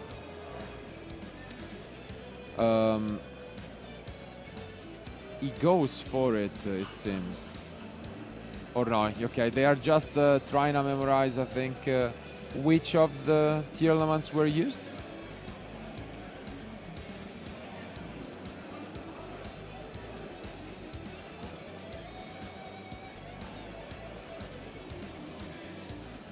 Okay, so we do see finally the Stapelia being used on the Kid Kalos. This is trying to stop the Mill 5 from resolving, but we have to start to take a look at the clock. There are only 4 minutes remaining, and a card that might be in Daniele's deck already is Ladybug, that gains 1,000 whenever it's sent to the graveyard. But now, as always, Abyss Dweller, which is not that great though. The Stapelia is there to stop it. Yeah. Again, we saw that milling that Merly for Daniele was very relevant. Yeah, it because was huge. otherwise it would have been, a complete different game. Here, the Abyss Dweller really doesn't do the job he did in game 1. And now we see a second copy of Fountain. Does he have another runic card? He does not. Instead, he goes... Okay, that would have surprised me a bit. He goes for a line we have not yet seen too much of, but essentially just trying to gain some life as we are getting close to timeout, and this makes or pretty much a lot of pressure on Daniele. Yeah, I mean, it makes sense because Lorenzo is playing the Monin on the side deck, so it just comes in whenever time is approaching. And here we're seeing Lorenzo's activating the Abyss Dweller and Daniele responding with the Stapelia. Let's see if there is a response here. Nibiru actually discarded, which probably might have been the last card, but Nessie now summons itself to the field. And the sharing, I think Daniele is playing as fast as he can. With 2 minutes remaining on the clock, Daniele just wants to play as fast as possible, not losing to this 10 addition of 1,000 life points. This is gonna be one of those games where you just can't look away, because it's gonna be over in a blink of an eye, and who is gonna advance is not yet obvious. Do you think at the end it could come down to this Merlin attack position? It could be. I think enter battle phase is declared by Daniele, who doesn't want to play around and just wants to push. If there is something face down from Lorenzo, this might be an issue. Let's see if he has anything to stop the damage from coming, or Daniele might just steal this away from himself.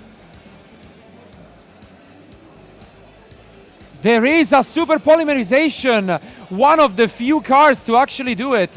We could see a self even polymerization, but what a way to go. Wow.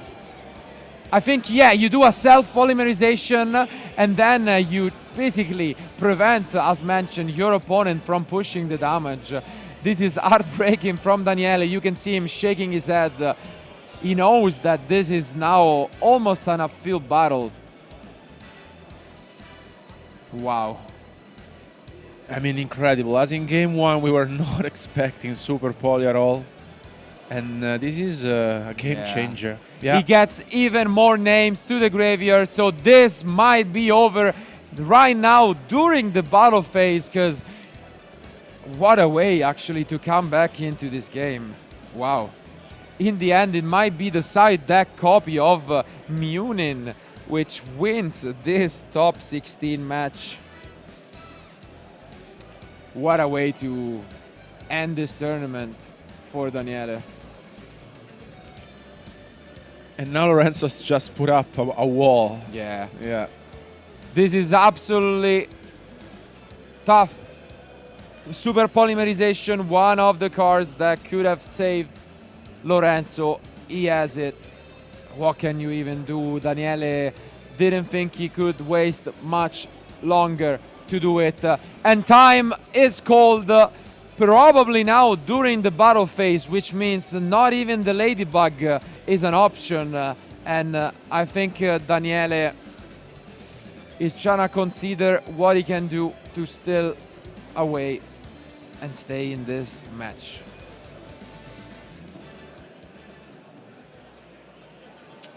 Absolutely tough. I'm pretty sure we are still in the battle phase. Yeah, we should be.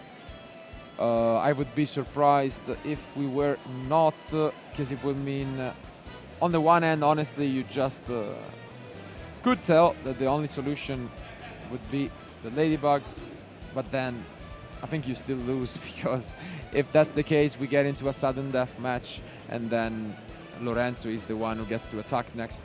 So let's see. It's pretty much over from this point on. It's just Daniele trying to figure out a way to deal this 1,000 life points.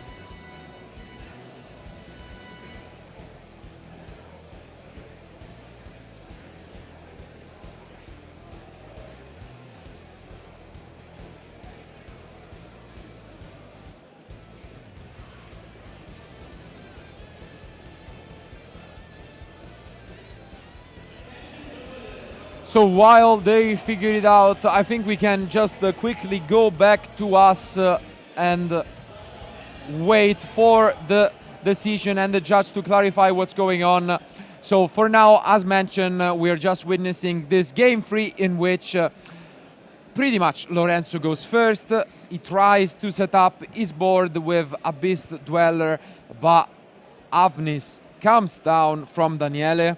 He gets the name. It gets the Stapelia, which seems as if that is all you need to win the game, because you stop the Abyss Dweller, and that's what happened. Essentially, the Runic player just tried to set up his board as good as he could, drew 3 cards, just build a little bit of a wall, but the weak point was this Merlin attack position. He set 2 cards face down, and on the back of my head, I was already thinking, the only way I could see this is super polymerization, self-super polymerization, to take this away. When we go into this, of course, it is Daniele who then understands the situation. He knows because of, by the way, a side deck card, because the Munin, which you could see on the field, which gained 1,000 life points, was there. And that was how he could go for it. But as you can see here, we are back into the game. What they clarified is that as soon as Daniele saw that he had nothing, Daniele declared that he was leaving the battle phase. So we are right now into the main phase 2. So we are in main phase 2. Daniele didn't want to continue, and he has only his main phase 2 to close this one. Yeah. Can he find the Ladybug and just try and even this? That's the main option. That will be incredible. I think that's the only one he really needs to go for. Yeah, the only thing I am interested in is that even if he finds it, then he gains 1,000 love points, which means they are both at 9,000, but that's not enough. Yeah.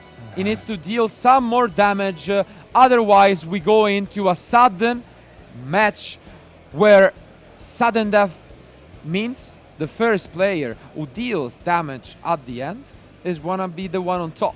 And I still think in that case, Lorenzo might be the one ahead. Regardless, I mean, kudos to Daniele for trying his best and finding his one and only win condition, which is the Curious at this point in time. As mentioned, he's just trying to go for Curious into the Ladybug to gain 1,000 life points.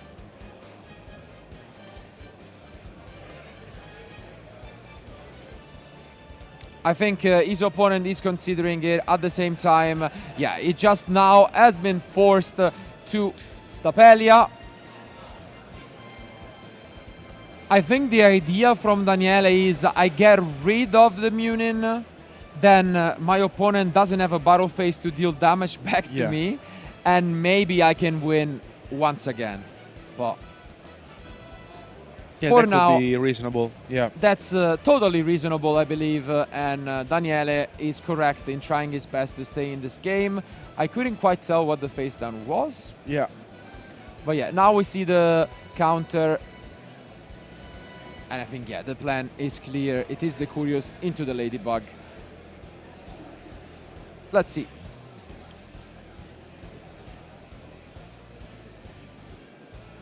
Has Nibiru. Ooh, but he does have, I think, Nibiru. Yeah. He goes for Nibiru, which stops the Ladybug and the Curious from coming down. This game never fails to disappoint. Let's see. And there is the handshake from Daniele, who was trying his best to get to this Ladybug and even the score, but what a match. And in the end, it is Lorenzo, after an hard-fought Italian, all-Italian top 16, who advances to the top 8 and claims his spot with one of the unique decks in Top Cut, Runic Tier Elements. So what a match it was, honestly. A show-off, and you can see it on top of the deck, a show-off of just what they had and what their deck could do going first. Yeah, I mean, the deck was incredibly insane, in my opinion. We picked it up for a reason. It was the only player playing Runic Tier Elements in this format, and I think it's paying off incredibly well. I really like the strategy also to playing cards such as Foolish Bullet Goods to give you easy access to your field spells. And also, we have to say that he was brave enough to siding in Nibiru by going first. Absolutely. And we were not seeing it at all. Which means that basically he sealed the game, even though Daniele was basically going to even the score with the life points. Yeah. And it basically, Lorenzo came back into the game out of nowhere.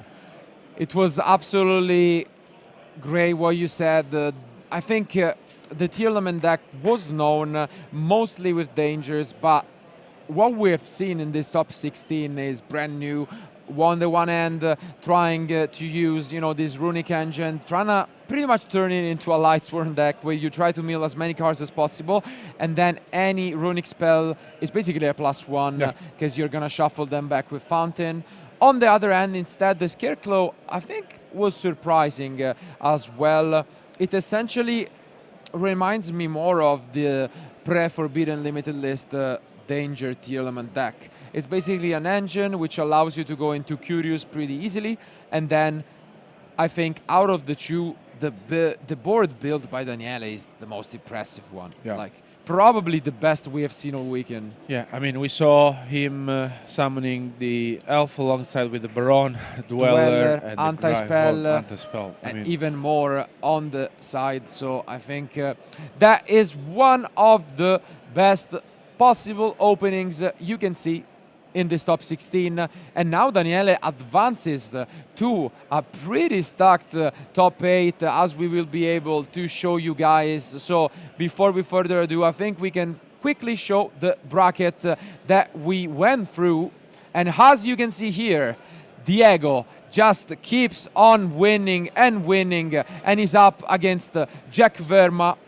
On the other hand, Joshua Smith, again, one of the top players advancing, and is now, as we get communication from the last match remaining, still to be completed, while on the other side of the bracket, we see Alex Robertson, the one we got on stream, playing Rika, and again, trying to advance to the top 8. We will be able to pretty much go for you guys and tell you all of the matches result while we go through the other side of the bracket once again with Dinka Bui, and of course the match we just witnessed between the Italians.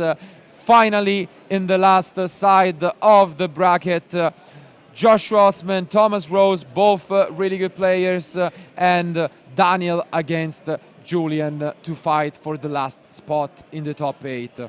I think we still have a lot of action for you guys, so thank you for staying with us. There are 3 matches remaining, 3 matches to crown the 2022 YCS Utrecht champion. But as you all know, Ed is ready with the winner, the one and only Tier Lament Runic player for the event.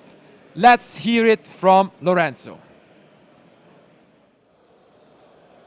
Hi guys, yes I am joined by Lorenzo, who's just got into the top 8 by winning this very long, hard-fought game. So first of all, congratulations. Do you want to talk us through some of the confusion that was happening at the end there? Because there was a lot of talking with the judges after time. Yeah, the thing is, we were in battle phase, but he says to me that he wants to leave battle phase to go to main phase, so it was no problem.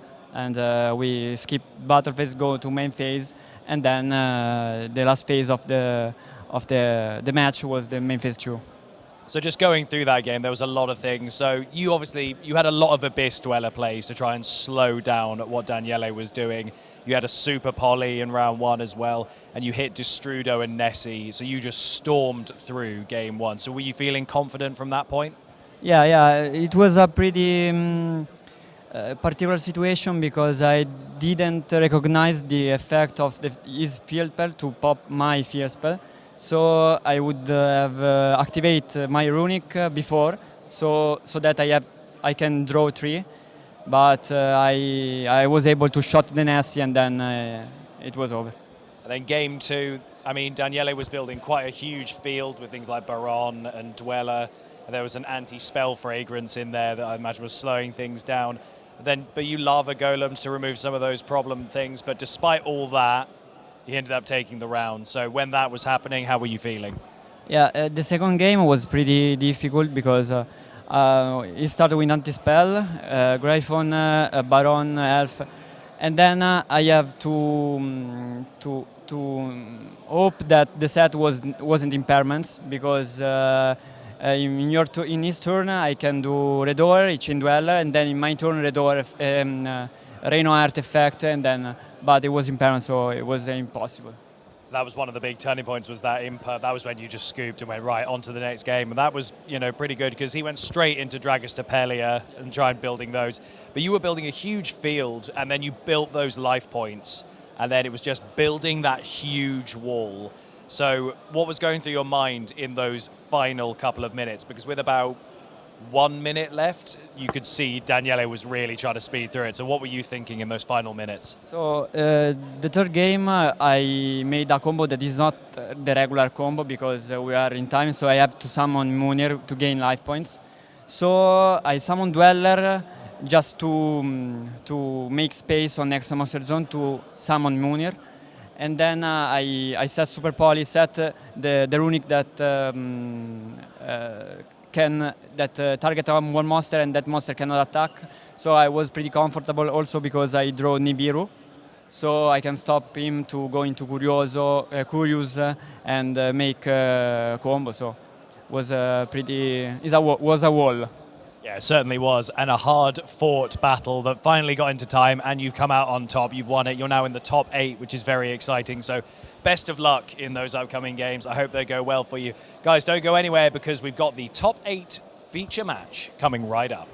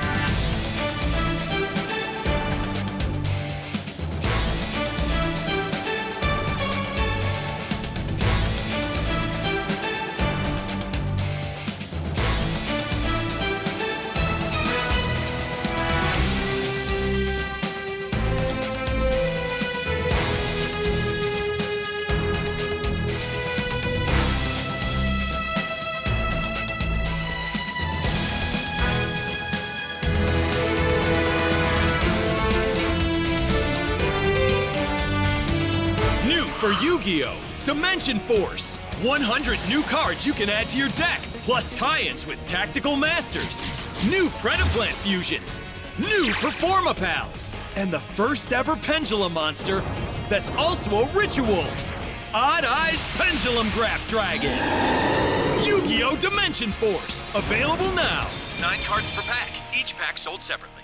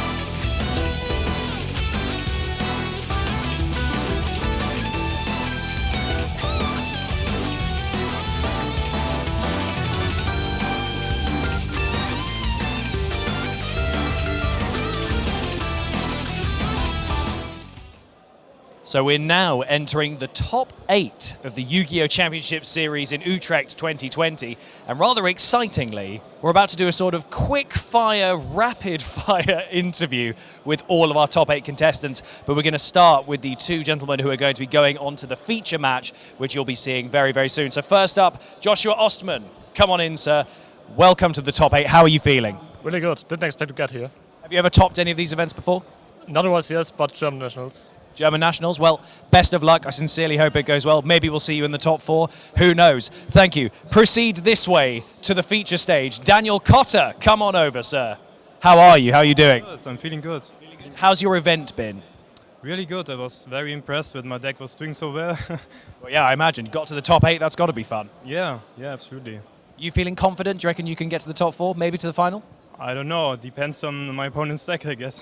Well, I guess we'll see. Best of luck in the feature match, though. We'll usher you this way, and then we'll move on to Francesco Gigenti. Welcome, welcome, welcome. How are you feeling being in the top 8 here? Good. It's good playing Yu-Gi-Oh! Good answer. That's what we like to hear. So, do you feel confident as well? You reckon you can maybe hit those top 4, or are you happy with top 8? It's one format that I didn't test a lot, but I'm feeling confident, yes. You didn't test a lot, and you still got to top 8? Yeah. That's natural skill. That's what we like to hear. Best of luck when your matches come up. I hope all goes well. Maybe we'll see you in the top 4. Next up, we have Lucas Lancelot. Come on in, sir. Welcome, welcome. How are you doing? I'm feeling good. Thank you. Yeah. How's your event been so far? You been enjoying it? Yeah, it was good, but a little bit exhausting. It's very exhausting. It's 2 very long days of dueling. You've just got a little bit more to go, and if you get into the finals, it's going to be a good couple more hours. So best of luck. I really hope it goes well. Anything that you're nervous about going up against in these top 8s? Anything I don't know, like decks I don't know, but I think it's good. Well, fingers crossed that doesn't happen. Lucas, thank you very much. We'll usher you this way. Who's up next? We've got Jack Verma. Welcome. You're a lot taller than I remember. I have a bone to pick with you. Everyone called me short on stream because you're so tall. How are you feeling after all of your matches? I can't be mad. I'm feeling great. Excellent. Do you feel confident? You ready to go into this? Would you be happy if you left it at top 8? I mean, I want to win, but yeah, it still would be fine. Someone who wants to win, that's what we want to hear. Best of luck with your matches. I hope they go well. We will see you very shortly. Right, so next up we've got Din Karbui. Welcome in, Din. How are you doing? Great, thanks. So how's the event been for you so far? Pretty good. I didn't expect to get that far. I had a really rough game last match, but I'm still in. Yeah, who cares about the rough game? If you've made top 8, things are going well. We've seen you in a couple of tournaments recently. How have you been finding this event generally? Are you enjoying the vibes? You got lots of friends here? Yeah, for sure, yes. Excellent, that's what we like to hear. Well, best of luck in your top 8 matches. I hope they go well. We will usher you off as well, and then we'll welcome in. We've got 2 more. So we've got Joshua Schmidt. Come on in, Joshua. How are you doing? Lovely to see you. How have you been? Oh, I've been doing great, yeah. Confident in your top 8 placement?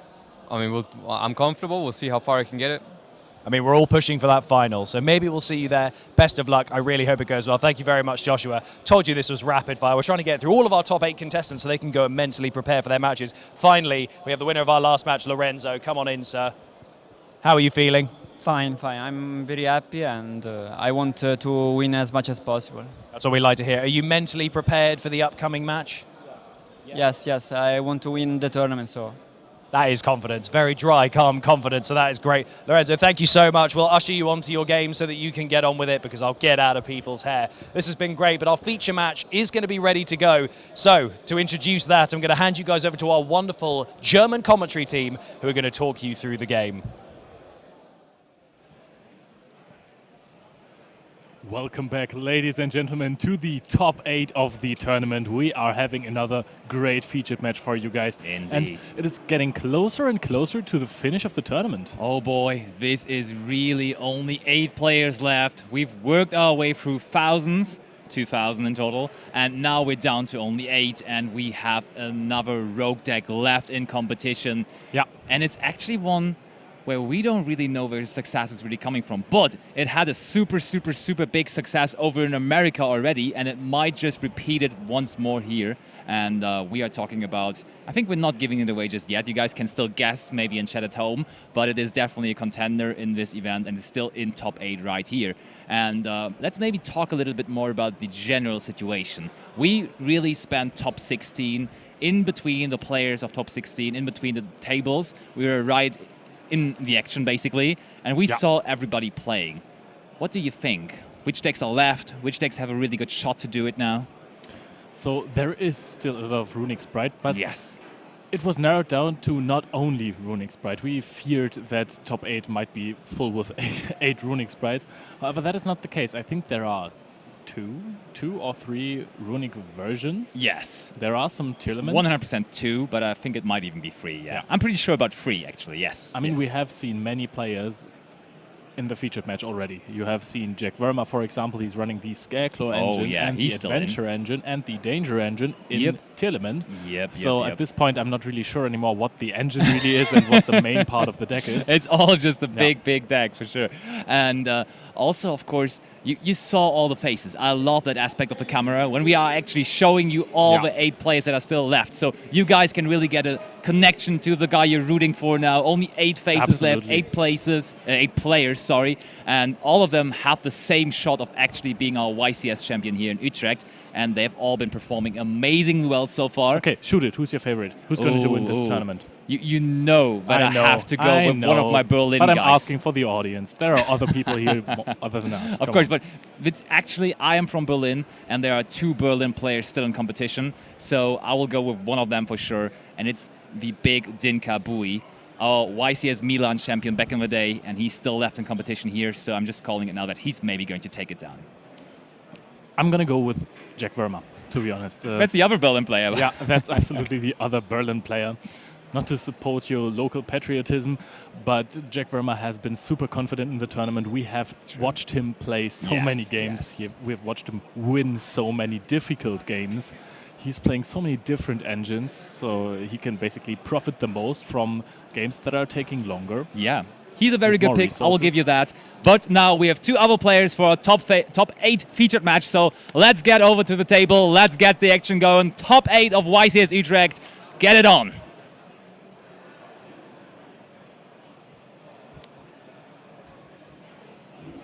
Here, very exciting to be here so that we can do this dice roll. So guys, between Joshua Osman and Daniel Cotter, who's going to roll the dice first to see who's going first? Okay, here we go. That's a 5. And that's a 2, so who's going to go first? Okay, excellent. This is going to be a great match. Going to hand you straight back over to the German commentators who are going to take you through this amazing top 8 feature match. Not long to go before we reach that final, guys. Okay, so actually, before we go into the game, we still have something to show you guys. Oh, yeah. We have the bracket for the top 8, I think. So why don't we take a look at that? Oh, yeah. You see, they worked their way through a couple of players already. What but a game. Still 3 more games to be won if you want to be the YCS champion. And that's the first part of the bracket. We see Jack Verma versus Joshua Schmidt in the first top 8 match. What a match, man. Yeah. Former national champion of Germany, being Jack Verma, also countless YCS tops. And speaking of countless YCS tops, he's playing versus Joshua Schmidt. Yeah, what Joshua a matchup. Schmidt also has not countless, but many YCS wins. Yes. Now. Oh, yes. So now we are having Lucas Lancelot versus Francesco Giganti in the next top 8 match. Also a pretty good game. Last player out of France still left in competition in Lucas Lancelot. Also, definitely... Yeah, he is topping many events. That's what I wanted to say. He's just going non-stop. He is definitely on a winning streak, topping streak rather. And maybe he gets that winning streak going now for this event. Yeah. So there we have him, Dinka Bui, the man, the legend, versus Lorenzo Muselli. We have seen him on the featured match as well, I think in the last round, so no featured match there this time. However, Dinka Bui is your shot. You think he's going to win this entire event, so let's see if he is going to win it. And I think the last tables are going to be the tables for this featured match, which is Joshua Ostman versus Daniel Cotter. I'm excited to see these. And the players are ready, so I'm really hyped to get into this. Top 8 really has to start now. Now get the action going, please.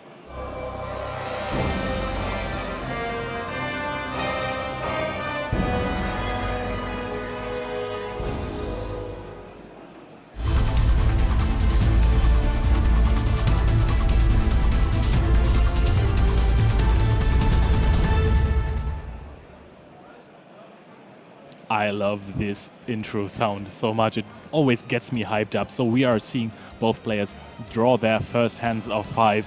and we are going to see who is about to start, because in this matchup this is also really important. Definitely is, and Joshua Ostman in his top 60 match, we saw him beginning, and I think he won the die roll again, and he starts with his Exorcister Martha again. That card from Pote is really pushing the deck to a whole different dimension, and now we can give it away. He's actually on the deck that won YCS Niagara Falls, so this could be back-to-back YCS wins if we count that one in the American region as well. So Daniel immediately grabs the card and reads it, so he might not exactly know what the cards are doing. However, everybody knows when you're playing versus Exorcister, if your opponent is having Martha, it's bad news. Definitely, because if you have no monsters on the field, you can just special summon yourself, and you can also then immediately after special summon one Exorcister from the deck, being Exorcister Alice, and he also has Exorcister Pax right there, getting more search action going. Daniel double checking again, but yes, we are also going to do that searching right there. And you have to pay 800 life points. So this is a card you don't want to see when you get into a timeout situation, but we're far away from that. Just started this top 8 match, and it's searching for a spell card here. But there is a Droll and Lockbird on the side of Daniel. He decided to main deck this card, which I'm a huge fan of. Yeah, this is such a strong card in this format, because especially also against Exorcisters, most of the rank 4s, I think all of them search on summon, right? Indeed. I think not on summon. On summon they all say, you can detach. only... Yeah, exactly. On detach they can then search. And now they cannot search anymore. I think they search on summon. And on detach you can quick effect, banish a card or pop a card. Alright, yeah, one or the other, but definitely the Droll and Lockbird here is preventing searching in any way. And I really, really like the decision of Daniel to main deck the Droll and Lockbird when there's so much Runic. And also, it's not even that bad versus Steel Elements, and that means Joshua is just passing it over. He does not even summon out an Exceed monster. He doesn't even like it, so he just gives the option back over to Daniel right there. It wouldn't help him anyway. Droll and Lockbird really doing the job right here. Indeed it does. And there's still the double checking. Joshua Ostman has that one Exorcister Carpe Videm on field. That's a continuous spell. And honestly, I haven't seen this one that much. And it says, neither player can target Exorcister monsters you control with effects of monsters that were special summoned from the graveyard. And that's like the permanent effect of it. But that's probably not really going to be an issue. Special summon from the extra deck, right?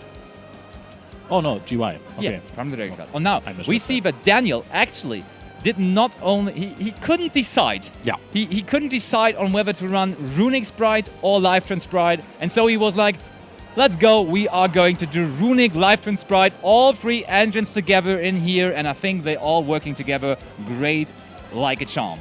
In the end, he made the decision, and now he's playing so many different engines as well. So him and Jack Verma both said, yeah, I don't want to limit myself to 2 different engines. Let's go for 3 or even more, and this seems to be the right choice for this tournament. Definitely, definitely. But one thing with those Runic decks that only have a smaller Runic engine is that you usually will only see 1 Runic Fountain. And we've seen featured matches before where only playing Runic Fountain in 1 copy might really hurt you. Because if that 1 copy gets outed, you cannot use that super strong draw effect anymore, and you really need it. But there is Exorcister Returnia on the side of Joshua. So there was no Exceed monster yet, but maybe there's one to come now. And Returnia is also a new card from Power of the Element. Together with Martha, this deck got a lot better with a new set Pote. Indeed, indeed. He's playing double Exorcister Returnia even. And he is using... Looks like he's using the Alice. Oh no! There is... He changed the Runic Flashing Fire right there. Oh no. And Returnia has to perform an XYZ summon with a monster that's on the field. And I think on activation, you're saying, hey, I'm using this one. And he wanted to do it with the Alice, but then it was popped by Daniel with his Runic quick play spell. And therefore, the effect of Returnia is not going to resolve. So, and that must have been Flashing Fire. Yes, indeed, it was Flashing Fire. So unfortunately, Carpe Diem doesn't say that you are protected by spell cards as well. Yep. which is really unfortunate in this meta game because there are so much. There are ruining. quite the good spell cards at the moment. Gotta be honest. And Oh, Ash but Blossom there's on the Gigantic Ash Sprite, Blossom on this can hurt Gigantic. as well. We have seen many cards being played already. There will not be a battle phase, so this Martha might stick around for longer here. Especially when you see that head nodding of Daniel. Oh, but there is Sprite Starter, so he has Do a we way have to another play. Ash? No, I'm just kidding, obviously. Only once per turn, and therefore there is still Sprite Blue coming. So actually that's just what Gigantic Sprite intended to do in the copy of Sprite Starter right there. Yeah, it so didn't even matter. Sprite du Bleu, as it's called in French. I really love the name, so I just wanted to mention it once. Can now special summon or search out red or carrot even and set up another negation for an effect. He just has to decide whether it's going to be a monster or a spell trap card effect. Yeah. Because Jet was already used. If And I that am not shows us wrong. a little bit that the Exorcister deck can really struggle if you're not getting into your Exceed part. He wasn't able to XYZ summon on his first turn because he was like, yeah, the searching is not going to do anything for me, so why would I? And then now on the opponent's turn, that Returnia was answered by Flashing Fire, and therefore no Exceed summons happen at all. And the Exorcister deck is all about XYZ summoning, and therefore it's tough right However, Daniel has to be careful here. He can't just play his usual combos because then he would go into Elf and reborn a monster from the GY, which would enable Martha to immediately Exceed summon on the opponent's turn with the one material being Martha. Yeah, for sure. He cannot allow himself that mistake. So he's, again, double-checking on Let's double-check that as well. Exorcister I'm going Carpe to Diem. get it up for you guys. Yeah, but it's really an uncommon Carpe card. Diem. Yeah. Really uncommon. He's running over the Onibimaru. Martha. Oh, no, he's is not used running over it. To banish the Martha. No, he activated Flashing Fire. So True, there's he no has battle to skip phase, the battle actually. phase. And now he can go into Elf and reborn a monster. Was this worth it? Going into the Onibimaru just to reborn something with Elf? This is what I'm asking myself right now. I would say yes, because you really want to get rid of that monster, honestly. Because if he just normal summons another Exorcister monster next turn, he instantly can go into an XC summon. So I think it was worth getting rid of that Martha there. And setting 2 cards. So this actually might be a turn for Joshua in which Daniel does not even have to activate a runic spell, which would enable him to have a battle phase the turn after that. That's definitely likely. But first, it's the chance for Joshua. Does he have another Exorcister Martha maybe? That would be a good card to have here, but he still has a negate with the Sprite Red on the other hand though. Yeah, Sprite Red is quite strong here. However, Elf wasn't used yet, so it would be less strong. You know, if you have to tribute Elf before using it for the red, then it kind of hurts. It hurts your grind game. Exorcister Pax is being activated for the cost of 800 life points. You can just add 1 Exorcister card from your deck to your hand. And that is really good for Daniel because now he can activate Elf, summon out a blue, search some follow-up for the next turn, and then actually activate red on the Martha activation. So hard draw Martha would have been a lot better. The thing is, Exorcister Pax is actually a quick play spell, so you could have done that in draw phase to prevent the Sprite Elf from happening. Fair enough. So that maybe was a little bit of a misstep of Joshua. On the other hand, Joshua, let me check, maybe he's main decking stuff such as Triple Tactic Talons, and he wanted his opponent to activate a monster effect in the main phase. But no, I cannot find any Triple Tactic Talons in his list, and therefore maybe that was a little bit of a misstep right here. I think it's interesting that he's playing cards like Carpe Diem that are not really usual for the decks even, and still maining evenly matched, because this makes evenly a lot worse in the grind game, gotta be honest there.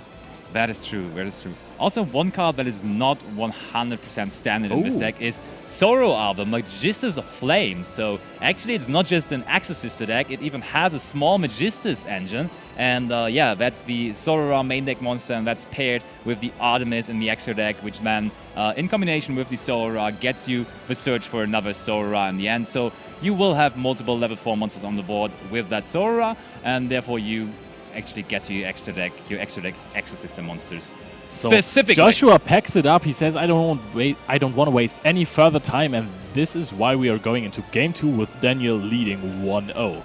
Absolutely. We have Daniel Cotter, even though he won second, winning that game number 1. And now in the side decking process, we got to talk about one card out of Joshua Ostman's side deck, and that is Ghost Reaper and Winter Cherries. I think this is a great card in the current format, but when your opponent, or when opponents in general, play decks with so many different engines as this deck. He's actually playing 3 different engines in his main deck, which all have extra deck monsters actually. Then you will struggle to actually resolve that so successfully. And therefore, it may not be a super good card in this particular matchup. And also, probably going first, it's not the greatest side in any ways. I find it interesting. Usually people would side Sprite Elf with cherries versus Sprite versions. True. But he thought, okay, I am okay with Elf. Elf reborns cards from the GY, so I can go for immediate Exceed summons on my 1 monsters. And I'm just going to take out Gigantic Sprite, which is a card that is not too important anymore. I gotta be honest, I think the deck can happily play without it. Yeah. And also in general, he did not even focus that much on the cherries aspect. He's only running that Gigantic Sprite. He's also running the Kid Colors, but he doesn't target any other matchups. Maybe the mirror match, because there are a lot of Exorcist monsters in his extra deck, but besides that, nothing really, to be honest. He is also running the triple Solemn Judgment for going first, so I am thinking that this is very likely to go in. Also, the triple Cosmic Cyclone is a good back row card versus the Runic strategy. Do you maybe think, though, that he's going second? Because going first, as we just saw, did not work out that greatly for him right there. Yeah, but he was stopped by Drone Blockbird. Yes. This card also hurts when you're going second. True. You know, so you still want to take the chance that you might actually set up your board and win the game off of that, and not lose to a completely built board by Sprite with so many resources. You really want to have those monsters on the field before your opponent summons monsters from the GY. True. And then there's the side deck of Daniel, of course, to also talk about. And Daniel is actually playing triple Cosmic Cyclone, which is, again, versus this deck, pretty decent, because there's not going to be that much back row, and therefore you could just really easily trade 1 back row with that Cosmic Cyclone, and that could work out in the end. And you're actually forcing the interruption of a Returnia, for example, out immediately, which is pretty cool, and therefore this could definitely come in. And also we see Nibiru, and funnily enough, even though it doesn't look like it, there are 5 summons happening quite regularly, quite often in the Exorcist if they end on Magnifica, then it really hurts. So I think that the players are ready for Game 2, so why don't we waste no further time and go right ahead and watch it.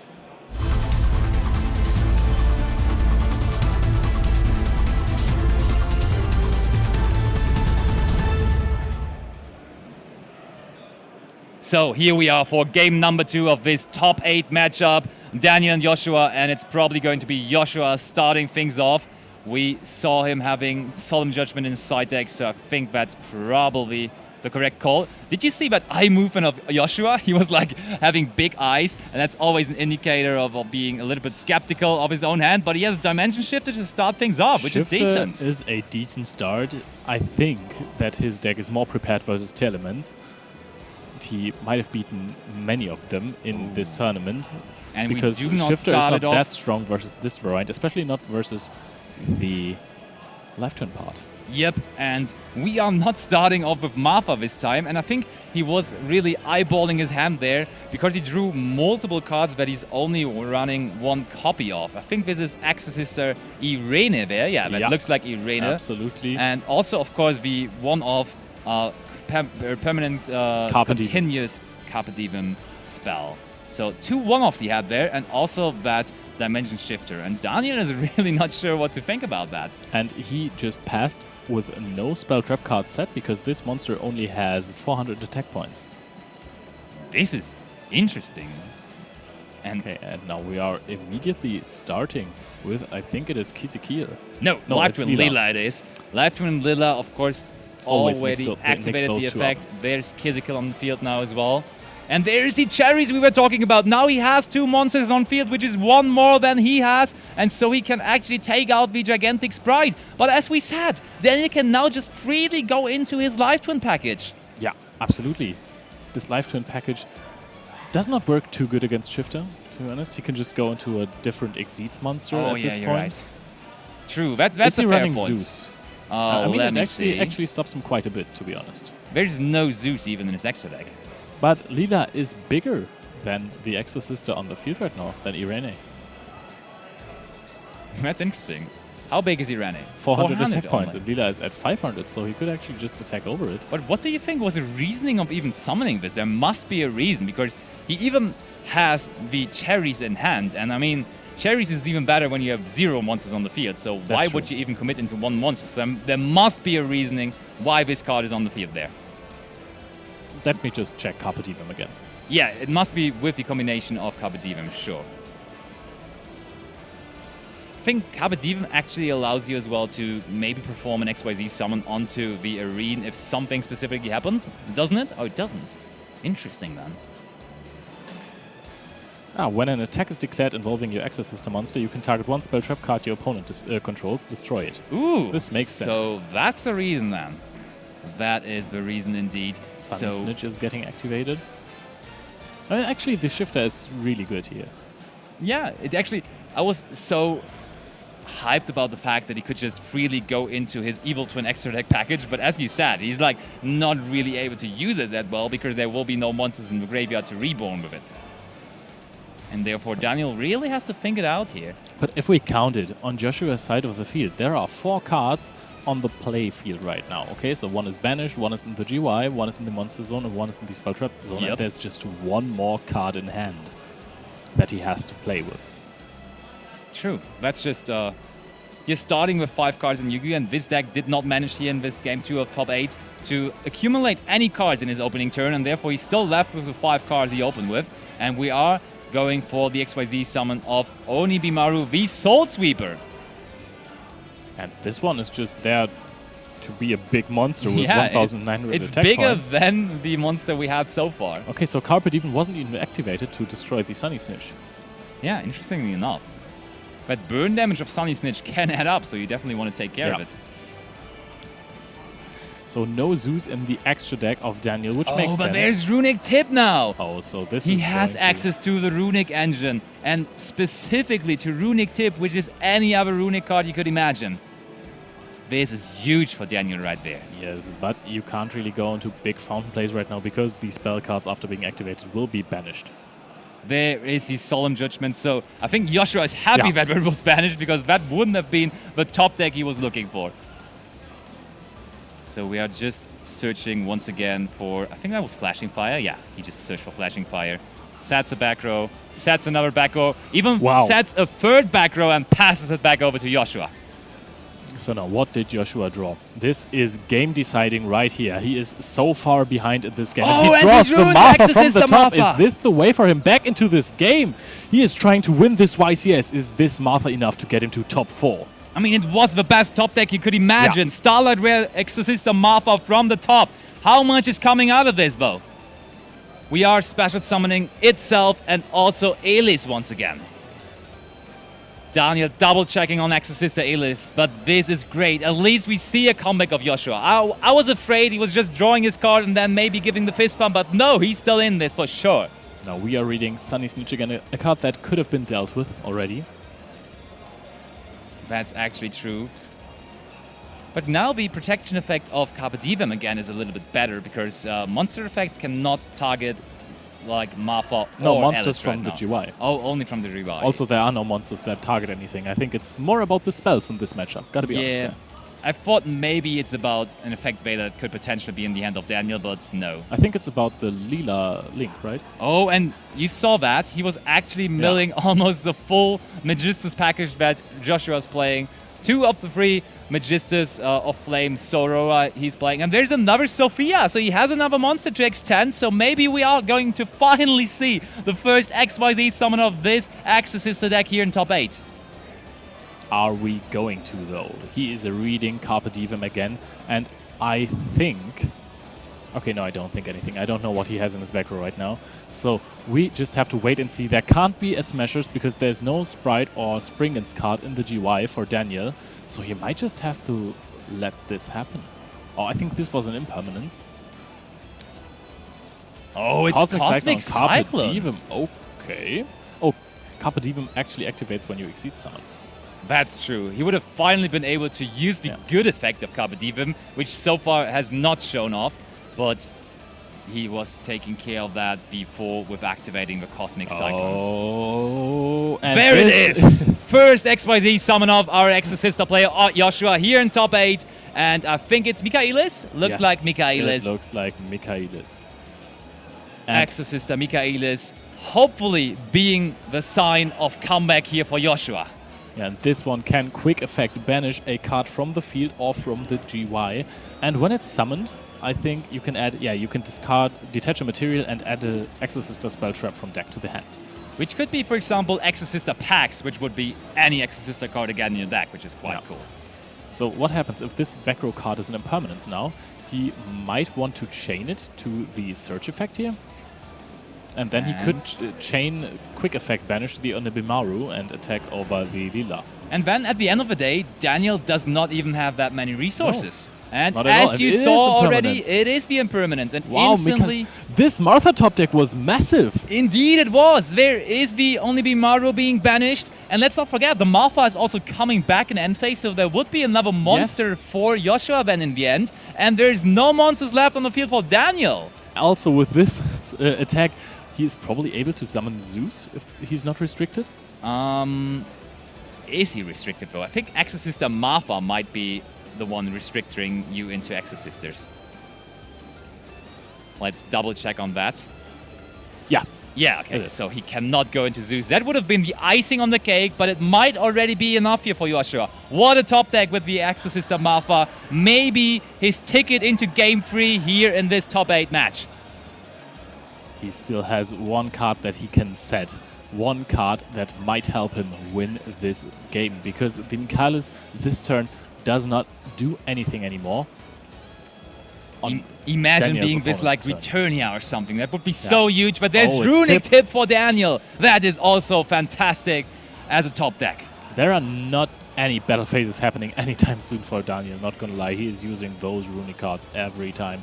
And now we will see if he is summoning a fusion monster. I think he already grabbed his deck, so he's probably just going to search out a Flashing Fire or the Destruction to get rid of the back row. Yeah, Destruction seems reasonable too, but it all depends on what the other cards in his hand are, right? Oh yeah, the Search is a little bit out of the picture. We couldn't really tell what it was. So, Daniel, let us see what your options are.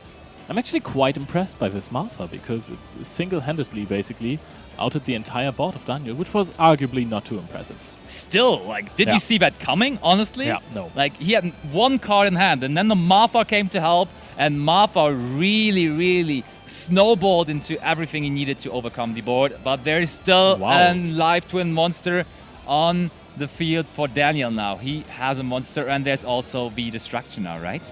I think he pointed towards the back row. Oh, no, we're just special summoning. Yeah, okay. Summoning the Hugin. So it's Flashing Fire. Sorry, it's Flashing Fire just to special summon. Still has no Gigantic Sprite this game, right?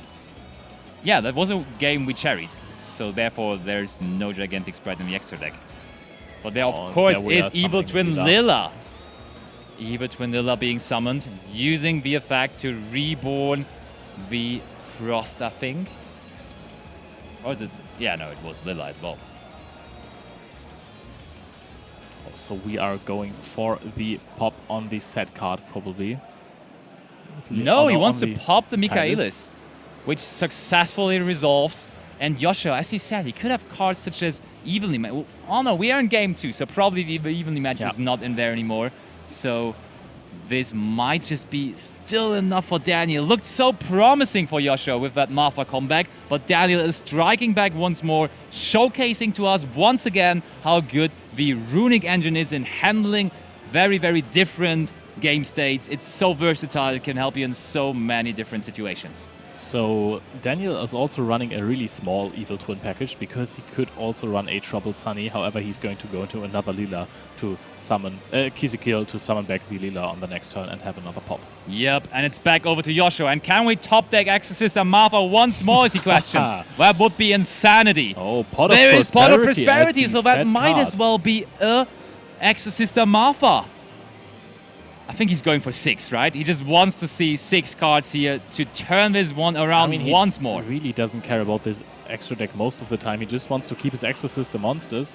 Those are the most important ones. Those are the cards that remove something from the opponent's side of the field. Okay. Now we are what are we getting? Pax or Martha. That's this Pax. is Pax. First Pax card is a Martha already. Returnia, not another Pax, another Martha. and Varys. Only Exorcister cards being revealed, actually. Not a single non-engine card, and looks like he wants to go with the packs. He already touched it a little bit with his fingernail, but maybe he's also just instantly going for Martha, because honestly, Martha lets you have 800 life points more, because packs would cost 800 life points, and I would think you want to get to Martha, right? I thought so too, but maybe Joshua doesn't want to have that much engine in his deck anymore because he's slowly but surely running out of Marthas. So what you want to have is more non-engine cards in your deck that can stop your opponent from doing anything. Potentially that, yeah. But I mean, it was a cool thing that all the Exorcister cards are now at the bottom of the deck. Oh, he has Martha in hand as well. He didn't resolve the packs yet, right? So he had multiple Marthas last turn. So Martha is summoned, and this is really good because there's only one pop on the side of Daniel. Actually, I think Joshua must have started with Exorcister Martha, but he didn't want to commit into it because he had cherries left in hand. Also, he probably should have activated the effect from Kizikil to summon back Lila on the reveal of Martha.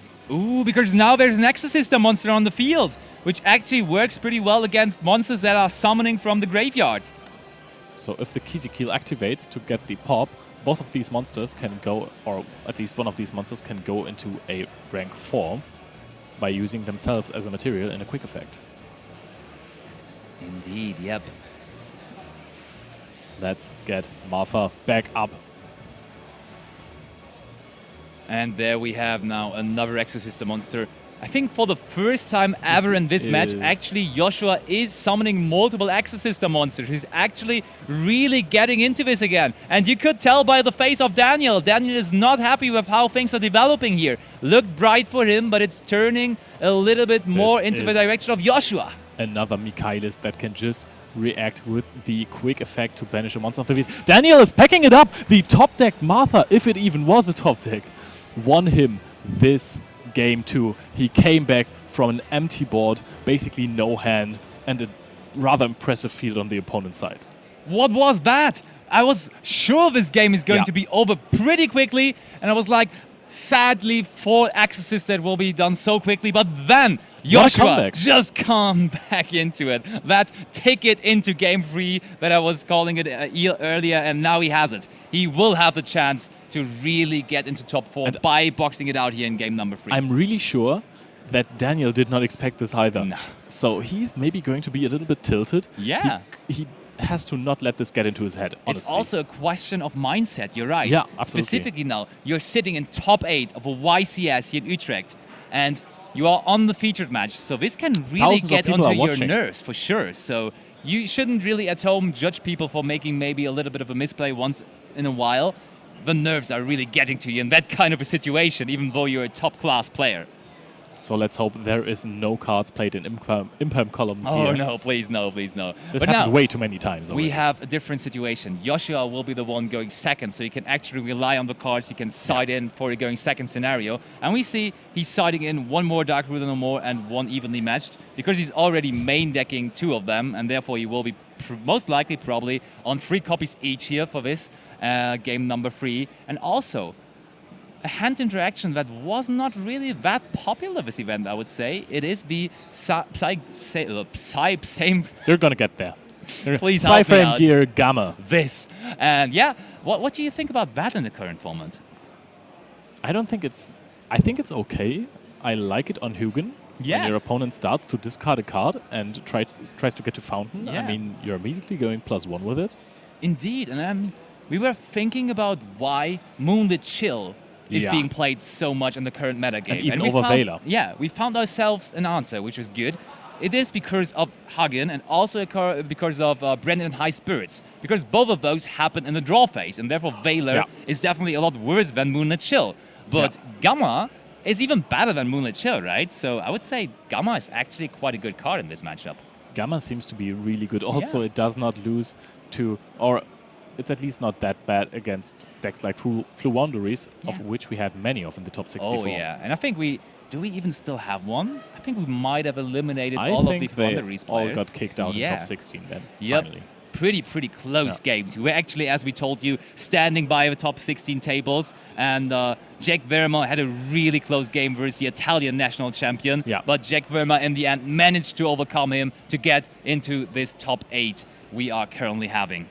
And yeah, therefore I think we do not have Flow Under Reese anymore, but we still have Axel Sisters, and I think our Axel Sister player Joshua, as well as our live twin, Evo twin, Sprite, Runic player, is ready, with it being Daniel, for this game number 3. Top 8, game number 3. Get the action going, guys, please.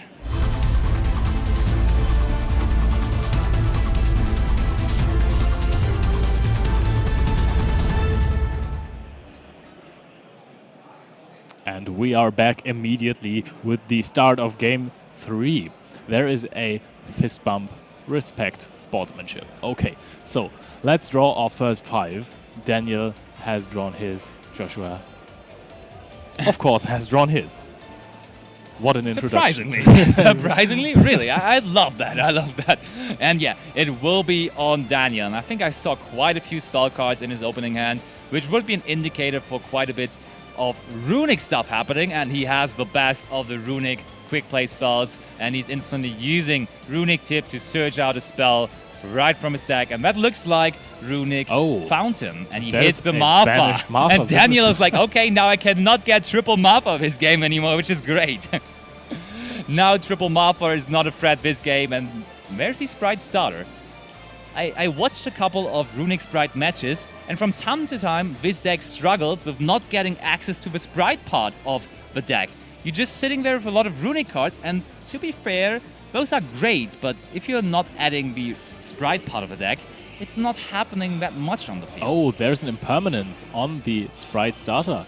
And I was going to say, you're opening up yourself to being hit harder by hand traps when you're combining more and more engines. Because if you are playing the Iperia version with the capsules, then... Oh, but there's still Sprite Blue in his hand. However, and there's the Gamma we were talking Gamma about. Is coming in. Gamma is coming in clutch. Blue can't search out the red or the carrot, and Blue will be taken off the field. Can Daniel even do anything else after this? This Probably. might just be a scenario of Daniel ending on the single level 2 monster, and luckily Daniel did not hit the driver with the Runic Tip. He banished the Marfa, and I think Joshua was pretty happy about not losing the driver. He will not pass here. He has another card that he searched off of Tip. There is the Runic Fountain. I think he searched for a Runic Fountain, so he would need another, but he does have another one. That is actually helping him here, that Joshua has a monster on board now. And oh no, but he's actually just summoning out. Yeah, he is summoning out a level 2 monster in Hogan that does not even need to search anything. He can just put the 2 quick spells from his GY under his deck, and now he has access to Gigantic Sprite, and he can draw 2 more cards, which is absolutely massive. This is why you play the Runic engine. Joshua just used 2 of his cards, being Impermanence and Gamma, and Daniel, through the Runic Fountain, just casually draws 2 more. So the card advantage here already very, very much going into direction of Daniel. And guys, we know that Axel Sister has a harder time than Runic or Sprites to gain advantage from single cards. This is indeed true. Gigantic I mean, we Sprite saw a immediately contrarian example of having 1 Mappa, and that was pretty good. But I would also say it could be very, very hard to overcome this. Joshua hoped that Impermanence plus Gamma would be enough. Iperia. He's also playing Iperia, indeed, yep. Only as a one-off. So he decided to play it over Capshell. I thought if you're only playing one of those, then you would go for the Capshell. But nope, it is the Iperia. And Daniel immediately on the summon of Iperia gets another draw. And there's the Sunny Snitch now as well, so you will have access to the Live Twin, Evil Twin package here as well in game number 3. All 3 engines of the deck coming into place, getting to work. Normal summon now as well of the Live Twin Leela and the special summon of Live Twin Quizzical Frost out of the hand. So he is probably going to go into... No, not quite yet. He is considering going into the Sprite Elf with Leela and Gigantic Sprite. So, kind of a big board already. Yep, I definitely think that's a pretty impressive board that Daniel is building there. One that I didn't see coming after the 2 interactions that Joshua already had, but still Daniel went on and wasn't really impressed by it. Absolutely not. So he is going to use Kizikil to summon back the Lila, and he will go into another Lila. The Evil Twin Lila, and this one is summoning back the Kizikil, and now he can link those two away for another Kizikil. But he can draw one first. That's what he's doing.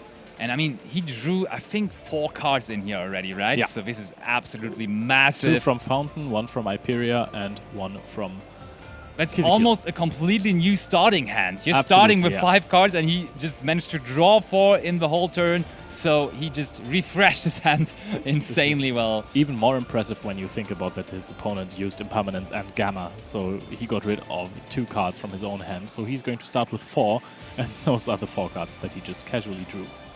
Yep, and now Daniel is continuing to link summon. And he's going for another Evil Twin Kizikil. He's playing double Evil Twin Kizikil and 1 Evil Twin Lila. That's why he always has the option to go into another Kizikil after using the Reborn effect of the Lila on the other Kizikil. And I think that might be it. Oh no, okay. He can also still use Elf. And he is summoning a blue just to have it. Just to have it, but he has special Jet summons in hand another as Jet. well. He did not use that before, so he can actually go into Djinn Buster, which is another interaction. So if there is a Martha revealed in hand, it's not going to come out. Indeed, that's a lot to overcome there for Joshua. How many cards are going to be in the back row on top of all of that? 1 card has already found its way into the back row, and looks like that's it. Yep, I think we're going into the end phase. As soon as we see the driver and the Gamma being banished, it will be time for end phase, I would think. So let's just wait until they proceed to banish the Gamma and driver, exactly as you just said, drawing the 4th card in the hand for Joshua, and we are again at a really important point in the game. This was such an impressive first turn board. But he will miss a battle phase, so there are actually 2 turns for Joshua now. And speaking of battle phase, what do you think of an evenly matched maybe here? That would be a card that could turn around things insanely right here. Yeah. Oh no, it will be a monster. It will be a monster. And he is summoning the Sophia. We are not having the evenly matched, and therefore we have to go for Exorcist as Sophia there. Wait, this is not Sophia, by the way. This is Stella. This is absolutely My Stella, bad. yeah. I keep on confusing them. Exorcist Stella. It is kind of good to normal summon one of those before you actually reveal Martha or anything, just so your opponent can never at any point summon a monster from the GY with Elf or Kizikil. Yeah. We lost Daniel Stella in top 16 of the tournament, but Exorcist Stella still with us here in top 8 of the tournament. And Joshua is normal summoning it here to start things off. And he will also be using the effect. You can special summon 1 Exorcist monster from your hand. And this one gets Impermanence already. I mean, sure, what else are you going to use it on? Yeah, if he starts off like that, it's unlikely that he even has Martha, and therefore I think it's pretty reasonable to use the Impermanence on this. He is going for the Elf to summon back Hyperia, drawing yet another card, which could be a quick play spell card from the Runic archetype that could be activated due to the Runic Fountain being on the field. Yes, that is true. And now Daniel is going through his graveyard. I think he's not going to interact with his graveyard immediately, because you don't need to pop this. There's still the possibility to reborn the Evil Twin Kizikil? No, the Lila one. The Evil Twin Lila, that's still in the graveyard, which would be a pop then in the end. But you don't need to pop that Stella. Why would you? No, this Stella is less than threatening. And what's coming next for Joshua? Joshua really has to pick it up here this turn, I think. He's not going to have that many more turns if he doesn't get to win it here. Was there a Runic card being activated in the opening turn of Daniel? Yes, absolutely. Right? Okay, multiple so there copies. will be no battle phase the next turn at least. But I think we are already in the battle phase of this turn now. So he is crashing with Stella. This could actually still be an evenly matched. That would be huge. And Daniel once again shaking his head. Wait, he's running into it, so as you say, this could still be evenly matched. I mean, but it has to be, right? Do you even go for it? Because he could actually just wait for another turn. His opponent will not get a battle phase next turn. Yeah, you could, Ray, you're right. But we are still in the battle phase. Is that evenly matched that we were anticipating so much going to happen here in game number 3? Are we going to see comeback Joshua once more? He came back in truly insane fashion in game number 2, but is it going to happen once more here in game number 3? And there's Exorcist Martha revealed, and I can't think of any situation where you don't Djinn Buster. Yeah, exactly. You Djinn Buster for 500 damage as well, negating the effect. Martha cannot be revealed once again this turn, and this is looking bad for Joshua at the moment. Yep, so he cannot activate another Martha in his hand because obviously it is once per turn. And if he would have had one of those strong board wipe cards, he would have already used them. And that one set card is even going to get popped here, right? Because we are going to reborn the Evil Twin Lila, popping the set card. So that Exorcist Varus is not going to be there in the next turn anymore. And it's back to Daniel, who does not have a battle phase, but still plenty of options to do stuff here. The question is, does he really want to do that much? I mean, he can just generate more resources. You can resummon a Sprite Blue or something, search something for the next turn that you can maybe OTK your opponent when you have a battle phase again, but he's probably not wanting to commit that much more to the field eventually. Probably not. And I mean, you now know what's coming because you do know that there's still that Exorcist and Martha in the hand of Joshua. So you definitely will have to have an answer for that, that's for sure. Because I mean, Djinn Buster is already used, so you can't. There's no way to recycle it. Yeah, right? so maybe Sprite Blue should search for Sprite Red here, and then he gets some stuff away from his field to summon out the Red as well, and then Red would be an answer to the Exorcist Martha. And I could see that happening very, very much here. That you also want to get Red? rid of the Evil Twin Lila, so you can resummon it on your opponent's turn again with the Kizikil, or we are going to get rid of the Kizikil first. We're going so for a Link 4. Or is it a Link 3? Unchained wow. Abomination! Abomination did not see that one coming. We haven't seen this one in a while. Where That's does he a find Link the 4 space monster. for this? I have no clue, my friend. That could have very well been the Zeus as well we were talking about earlier. But he decided for Unchained Abomination instead. And he now has space again to summon out the Sprite Red, maybe. I think he searched for Sprite Red, right? Must have been Sprite Red. I mean, this card just makes sense, right? Because you're lacking battle phases, so you want to have cards on the field that can destroy monsters. Yeah, indeed. And yep, there is a Sprite Red. It was already almost on the field, but Daniel decided to do something else before. And I think in this particular situation, the Unchained Abomination was just there to make space, right? You just want to have space for other normal level 2 monsters to summon out, such as Sprite Rat. And you also want to have the extra draw from Kizikil being summoned back by Lila and then getting... And now comes Nightmare Cerberus. He's just summoning monsters to get space. There's Sprite Red. Does he also have Sprite Carrot? No, for a second it looked like he wanted to summon another monster, but as you said, he wants to have a free zone for the reborn of Evil Twin Lila, of course. Carrot would be kind of important at this point to dodge a possible evenly matched. However, we don't know if Joshua even has it. He could have top decked it. And this is Pot of Extravagance. Pot of Extravagance can actually dig out the evenly if he hits it. Prosperity. I think for a second you said Extravagance, but it is Prosperity. Of course, you guys at home know what this is. This card has been in a lot of different meta decks over the course of the time. Also in a lot of rogue decks, because this just gives you one of the top 6 cards of your deck. Sometimes only one of the top 3 cards, but it's definitely a great card, which has seen a bunch of play. So we are seeing Iperia being summoned. Oh, there is immediately evenly matched the being first revealed. card being picked up by Daniel. Also, Dark Ruler does not look too bad, but he does not care about it. He wanted the evenly matched. Maybe we're turning it around he gets once the more. Evenly matched. There are so many cards on the side of the field of Daniel, but they may be all gone in a moment. There was one card being added to the hand of Joshua being evenly matched, therefore the Frost in Graveyard can activate to draw another card for Daniel. But now he knows that there's evenly matched happening soon. This is crazy. And also, the life points are so close right now with only 2 minutes left on the clock. So Joshua, even though evenly matched is great, has to do damage at some point because he's 400 life points behind.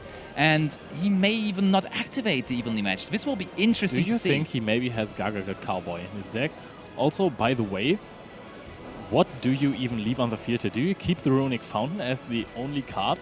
Because Probably, right? then you can still activate all of your hand interactions in forms of spells. Yeah, I mean, it depends on how many runic spells you have in the hand. But Evenly we're going to gets be dropped. What are we seeing here? What we're going is to be know damaged? in a couple of seconds. Daniel has to take his time, has to decide. He's not really loving the monsters. He takes all of the monsters, so Runic Fountain stays on the field. Only a little over a minute left for Joshua. I can tell you, he is playing the Gagaga Cowboy in his extra deck, And so he's that could be an revealing option. the Exorcister Martha. This is taking a dark turn for Daniel all of a sudden. And Exorcister Martha is resolving, special summoning itself, and also another monster from the extra deck. And I think that guess you took there with Gagaga Cowboy is a pretty decent one. Gagaga Cowboy might just be the way here to get ahead on life points. This could once more be Joshua comeback Ostman. But there is no way that in those 25 cards in hand of Daniel's, there is not a Flashing Fire or a Freezing Curse for the You're right Gagaga again, Cowboy. you're right again. There must be another interruption on Gagaga Cowboy or something. And time is really running low, so it will be coming down to Gagaga Cowboy being the winner for him or not, but there already is one interruption from Daniel.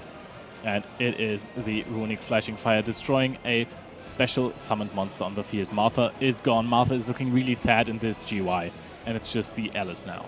Yeah, but if Joshua finds a way to normal summon another level 4, he could still find his way into the Gagaga Cowboy. And I mean, this is going to be the last turn of this top 8 match because time is just running down right now. Last second left was gone, and we see the T on the table. Time marker. Therefore, it is timeout right here. So they are comparing life points. There was Sunny Snitch on the field. So this, okay, so time, okay. Yeah, it is definitely timeout. And is the last card in the hand of Joshua a monster, or is it not? They are having a little bit of a small talk there. So but Joshua, both of the players are not looking too happy in this situation right now. Joshua, what is the last card you have there? It's going to come down to that. Joshua is still hesitating. He does not seem to have given up this just yet. So, can he pull off this? And it is a moment. It is a monster. We have 2 level 4 monsters. Is it going to be Gagaga Cowboy for game here? He has not normal summoned this turn just yet. Oh, but on the other hand, he activated Pot of Prosperity, so it would only be 400 life points damage, and they would have the same amount of life points if that happens. Also, he is locked into Exorcisters. Oh, you're right. Oh, I totally forgot about that. You're right, you're right. I totally forgot about that as well. True, that Gagaga Cowboy is not going to be a thing here this turn. But that would have also been a crazy situation. Imagine Gagaga Cowboy for only 400 damage. That would have been insane. But as you say, he has to find a way to deal damage without using that Gagaga Cowboy there. And I think that will be quite hard, because if I look through his extra deck, if I look through all the cards he has there, I don't think any of the Exorcister cards is going to do it for him. Another Michaelis for him. And this card, despite it being really strong, it's not gaining or reducing life points of anyone without a battle phase. That's true, yep. So, look at Daniel's face. Daniel doesn't know what's going on. He's like, is there an Exorcist or Exorect monster which can burn life I don't points? know any of these cards. Yeah, what's happening he's activating here? Pax. Pax is paying 800 more life points. And there is the handshake. Daniel wins this game, and he advances to the top 4, to the semi-finals of YCS Utrecht 2022.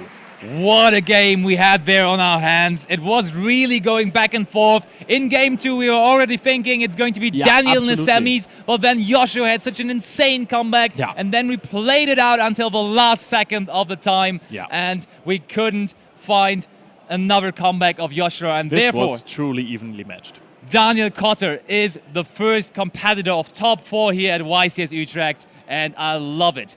The mixture of Live Twin, Runic, Sprite seems pretty decent.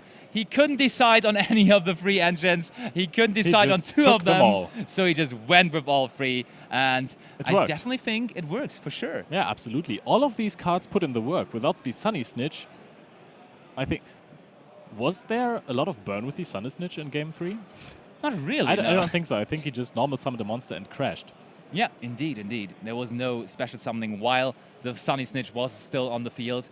And honestly, what do you think about the situation that Exorcister is in right now in the metagame? Because first of all, of course, huge congratulations to Both Joshua of the Ostman. players. I mean, yeah.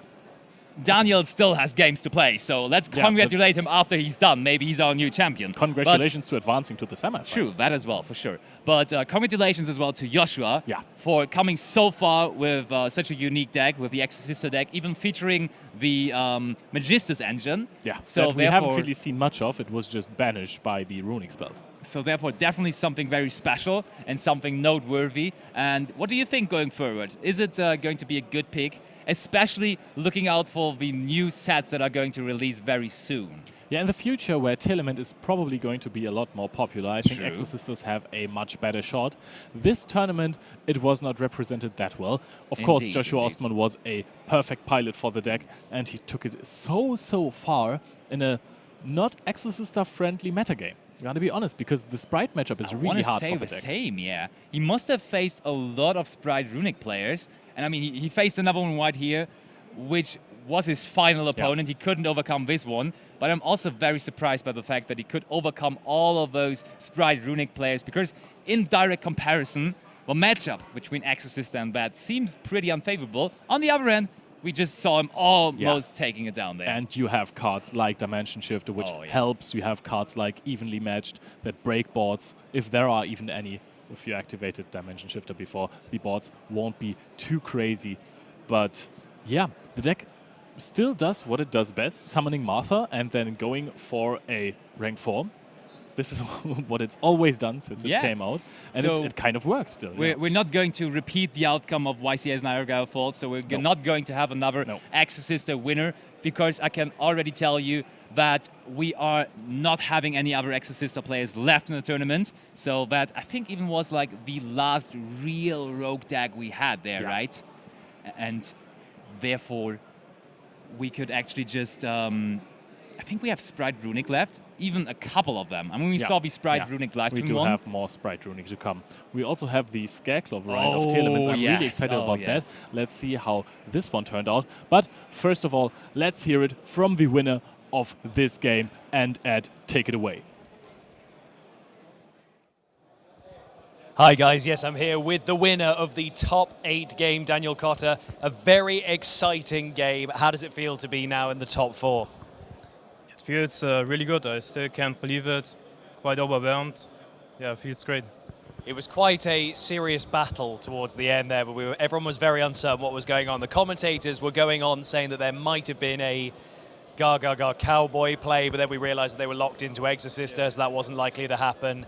So what were you thinking in those final moments? Were you worried something was going to happen, or were you pretty sure that you'd won it?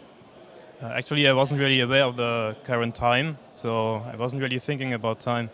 I was just worried about evenly matched, and I had no carrot. But I think I just got lucky in the end. That evenly matched was an amazing moment. One of the best things about watching these duels is the fact that as the weekend goes on, more and more people are watching the game live in the seats. And when that evenly came out, the crowd went nuts, and it's really fun to hear. We're just going to have a quick breakdown just quickly of the game, and then we'll let you get off to your top 4 slot. So obviously you took game 1. It was kind of you locked Joshua out of the XCs, summoning a bit of a slow back and forth. How was that first round for you? How were you feeling? Yeah, I think the first round went really well. And honestly, I was very afraid of this matchup. Didn't test at all versus Exorcister. But I felt like it was really going well, and there was nothing that stood out to me. I think I was just able to get control of the game. That is how it felt. And then in game 2, obviously, Joshua top decking Martha and things against your back row. There were a lot of different moments, but you Carpe Divem'd with the Cosmic Cyclone. I think you also impermed the Michaelis. So there were lots of moments in the second game where it looked like you could have taken it, but it wasn't the way it was going to go. But how were you feeling during that moment when you had a couple of those moments of control, but then it fell off near the end? How did that make you feel? Yeah, I think my Livestream engine isn't that great if he has any Exorcister monsters, and I can't really use Runic Fountain. So I was kind of stuck in just few basic plays, and I think it just wasn't enough in that game. And then, as we were saying, in that third game, I mean, you were hitting the Martha right away when that came out, which was a great moment. I think there was the moment where you had your blue gammered, so that was a slightly unnerving thing. But then, it all built up. You built an enormous field with like Gin Buster and everything. You really dominated that round, pushed it into time, and you took it. So it was really, really great. Congratulations. I really hope that the next couple of rounds go well for you. A top 4 slot, very exciting. So don't go away, because we've got a little quiz coming up, and then we're going to be hopping into that top 4 feature match. We'll be right back.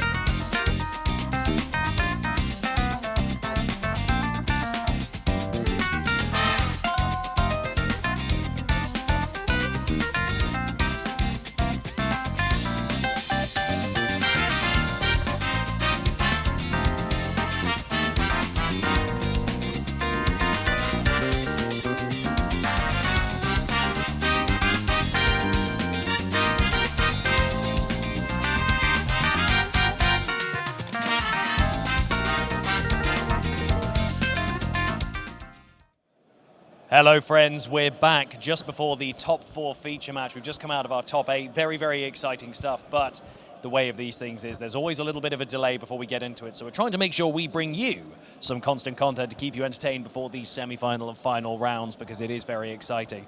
I think there was the possible suggestion that it might be a bunch of sprites for the top 4. Was that right?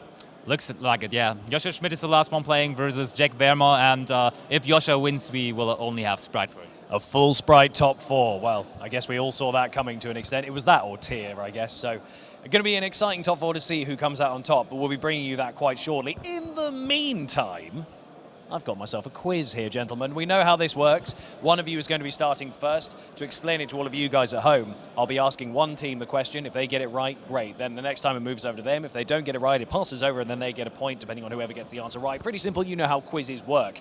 Gentlemen, you two are at the front, so I'm going to ask you to rock, paper, scissors, go, so we can figure out who's going to have the first question. I have myself 11 questions here, so in case there's a tiebreaker like last time. Ready? Go. Rock, paper, scissors, go. Okay, same thing. Italians have won again. So we're going to be starting off with a question towards the Italians. Are we ready to quiz, gentlemen? Yes. Okay, question 1. What monster type is Super Dreadnought Rail Cannon Gustav Max? It's a machine. It is a machine, that's correct. That's 1 point to the Italians, which means question 2 is coming over to you. Question 2. Name the attribute and monster type of Gunkan monsters. Can you repeat the question? Do you know what's slightly embarrassing? This is the one question I haven't written the answer down to. This has gone badly. Behind the camera, our adjudicator, you know what the answer is, don't you? The Italians know. So I'm guessing you guys don't know? Do you want me to read it one more time? Name the attribute and monster type of Gunkan monsters. Machine Light. That is incorrect. I'm aware it's not that. Right, so I'm going to hand it over to the Italians. We are gonna eat it tonight, so it's gonna fill our stomach up. So it's Aqua and Fire. I believe that's correct. So 1 extra point to you guys. So that is 2 to the Italians. So we now move on to question 3, which I throw back over to the Italians. Don't worry, I have the rest of the answers actually written down for these.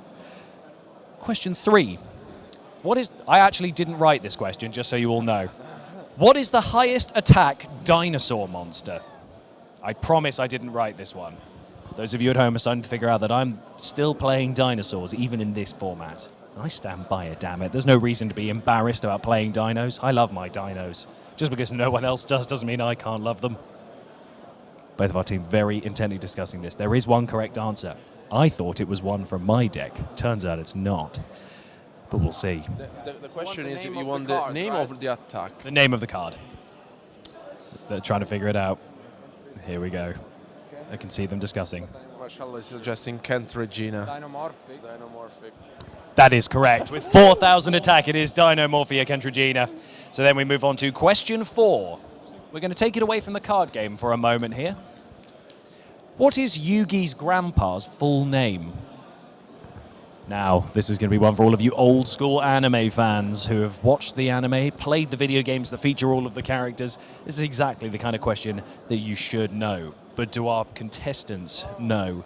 We're about to find out. It could be embarrassing. I know the answer because I have them written down. Guys. Oh, they're really discussing this for longer than I expected they would. So this is interesting. Right, guys, what do you think the answer is? Might be a little bit embarrassing. We will go with Muto Muto. Muto Muto? I'm afraid that's not correct, guys. Right, so handing this over to the Italians. Do you know the name of Yugi's grandpa? The man who splits in half, Solomon Muto. That is the one. It is Solomon Muto. Very good. Excellent stuff. So that's the 4th point to you guys, which means at the moment it's looking kind of bleak for our German team, but we'll see what happens because you never know with question 5. Did I just ask that one to you first? Yeah. Okay, so it's over to you guys. Okay. Question 5. What is the first card that Kaiba plays against Pegasus in Duelist Kingdom? This is a real hard one. It's kind of an answer that you probably know. If any of you guys ever had the old Kaiba structure decks, maybe one of those is starting to come to mind, because it is one of them. But do people remember? Do they remember the name of the card? Because I don't think I would have remembered this if I didn't have the answer written down. Okay, the Germans look pretty confident, but guys, you have to answer first. I don't know. Maybe we know just a part, which is Kaiser, but Kaiser, I don't know the other part. It's like, okay, I'm not gonna say more because maybe they get it, but I think Kaiser. Maybe it's another something. One. It's like. What's your answer? Our answer is Blue Eyes White Dragon. I'm going to give it to the Italians there because it is Rude Kaiser. But you said Kaiser, so yeah, so I wanted to just double check just in case you guys did say Rude Kaiser as a full name, but you said Blue Eyes White Dragon. Not a bad guess with Kaiba, to be fair, but it's not the end yet. You guys still have a chance. You could get the next 5 questions right, we will do, yeah. And then it'll be back to this tense, dramatic stuff that we need. So let's see. Question 6, quite an easy one. How many Nightmare Link monsters are there? And how many of them are off the Forbidden Unlimited list? That'll be something that people will have to remember. Now, we've seen a couple of them in the last couple of games. We saw Phoenix a few games ago. We saw Cerberus in the last game. So will we be seeing more than that? Because that's 2, but how many are there? What's your answer? It's 6. It is indeed 6, so that is 1 point to our German companions, which means we then go on to question 7. Alberto, yeah. Marcello, what is the lowest attack Toon monster? Oh, now, how well do people know the Toon archetype that they could say what the lowest attack one is? Again, I know the answer because I've got it written down, and that's how quiz mastering works. But I have to fill time in between these answers while our contestants gibber to each other and try and figure out what the answer actually is. We're about to find out. Do the Italians know what it's called? Okay, let's see. There's a lot of intensity coming from Marcello. Okay. That's a Mermaid Archer. It is not Mermaid Archer, so I pass this over to the Germans. What is your answer? Masked Soldier. No, wait. What was it? Sorcerer. Sorcerer. Okay, I'll give it to you. It is Masked Sorcerer. So at the moment, the Germans are clawing it back. It could actually come to the 5 apiece. So that's 5-2. Who did I just ask that one first to? I'm starting to lose track. I asked it to you, so it's over to you. Right, this is actually your time to shine here, guys. What was the latest world premiere theme to come out in the TCG? Are you going to remember this? Do all of you at home remember which one this is? You might not remember until you're put on the spot. That's how one of these things works with quizzing. You never know who's going to get the answer. Or if you're just going to blank on the spot with something quite simple. Finish the sentence. Blue Eyes White. I don't remember. They're really discussing this quite intensely. They're probably going through some of the themes that were introduced, trying to see if that's the right one. But do they know the answer? Guys, have you got yourself an answer? Yeah, it's your question. I don't think they know. We're going to have to hold this tension right here. Do the Germans know? Scareclaw. It is not Scareclaw. Now, Italians, do you know the answer? It is Goatee. It is Goatee. It is Goatee, and there's a devastated look on Leonard's face. So that is 6 points to 2 points, which means you guys have technically won. But we have 3 more questions. So for the glory, why don't we just keep going? We have 2 more questions, actually. So let's just do these, just for the sake of it. Question 9. What's the highest attack Gemini monster? Quite a tough one. People forget about Gemini monsters. But there are actually 2 answers to this, I can tell you that. Do they know? Do they know the answer? Would you know? Because I definitely wouldn't have known this if I didn't have the answers in front of me. This is quite a tough one. I don't think I know much about the Gemini monsters now that I think about it off the top of my head. Right, so do you guys have the answer? I think it's a fusion monster, like Ogavaggio. Ogavaggio, the horse. But we have no idea what the actual name is. Oh, that's no, so you don't know the name. Okay, right, so I'll let you guys answer. Gearfried, the one from Structure Deck. That is correct, Phoenix Gearfried. But there's also another one, so you could have had one of 2. The other one is Polychemicritter Deoxyoga. Oh, of course, yeah. Yeah, of course, everyone knew that one. Yeah. Right. No, not even joking. Was that your answer? Yeah. Ah, but you didn't have the name, so No we idea about we the couldn't name. give it. That's fair. So that's 6-3. So at this point, we're just going to go for one more question, just to see who gets it. All or nothing. Actually, should I engineer some tension and make it worth 3 points? Yeah. Well, if you get it, you get it. If not, then we have to go down to a tiebreaker question anyway. I'm so not happy about it. Okay, well, we don't have to if you don't want to. Yeah, okay, so this is going to make it even if you guys get this right. If you don't, you've definitely lost. Okay. Question 10. Which animal is being rescued in the card Emerging Emergency Rescued Rescue? Who did I just ask that to? I've forgotten who I'm asking this one to. The constant back and forth throws me off. I should probably be better at coming up with the rules to my own quiz. But here we are. This is the price we pay for filling time between rounds. But don't worry, those top 4 matches are coming very soon. Who was meant to answer this question? You guys. Okay, what is your answer? We will say it was a chick. A little chicken. What's your answer? White flag. No, we say a dog, a dog. A dog. A dog. So it's a chick or a dog? I'm afraid you're both wrong. It's a hedgehog, which means all this engineered tension that I had is all gone to waste, but it doesn't matter. That means our Italians have won this one very excitingly. Who won the last one? Did you guys win the last one? I think. Ah, so that means we're at 1 apiece, which means you guys decide who the real winner is. I don't think we're going to have time for another quiz, or maybe we will before the final, but we'll see. We'll see what happens. We're literally going to find out together if there's going to be another quiz. But in the meantime, don't go anywhere because we've got our top 4 feature matches coming very shortly.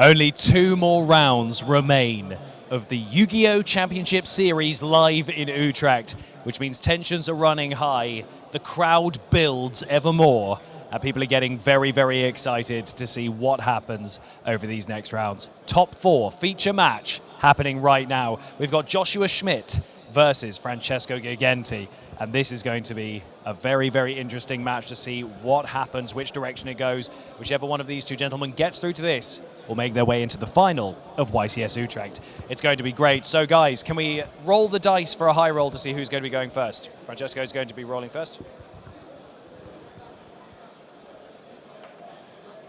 That's a 4.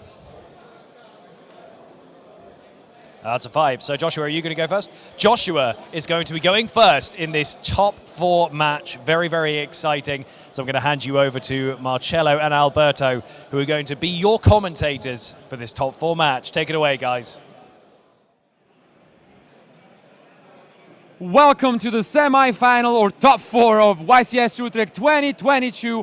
What a match we have on our hands after these many rounds, 2 days of hard-fought duels. We have 4 duelists remaining, and the competition is gonna get just harder and harder to claim. This one right here, which is the trophy for the event and the one that they wanna hold and claim, the first YCS winner of the new season. It is definitely an exciting one. First of all, we had quite a diverse meta overall, and it turned into a top 64 with plenty of different decks.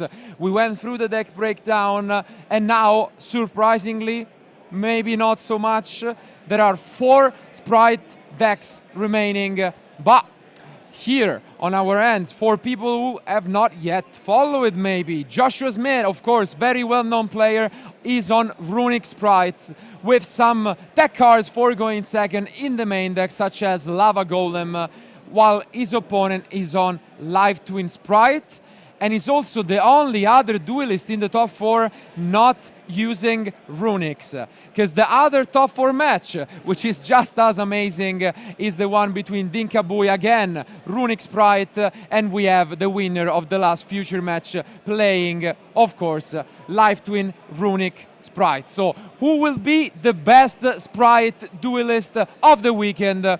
We will find out quite soon, but regardless, let's just go quickly through this deck list. What caught your attention when looking at Joshua's deck?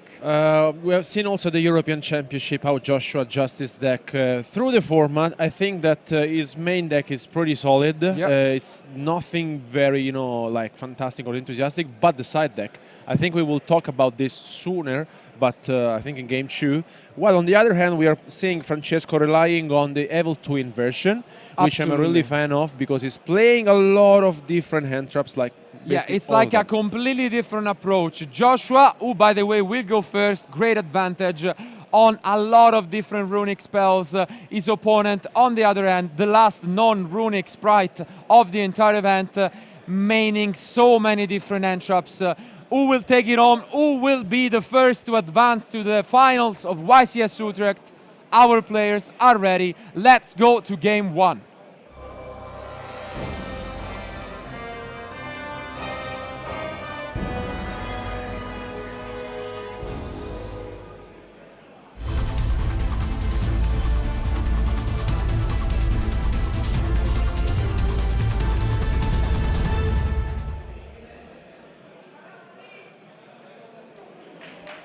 And here they are, so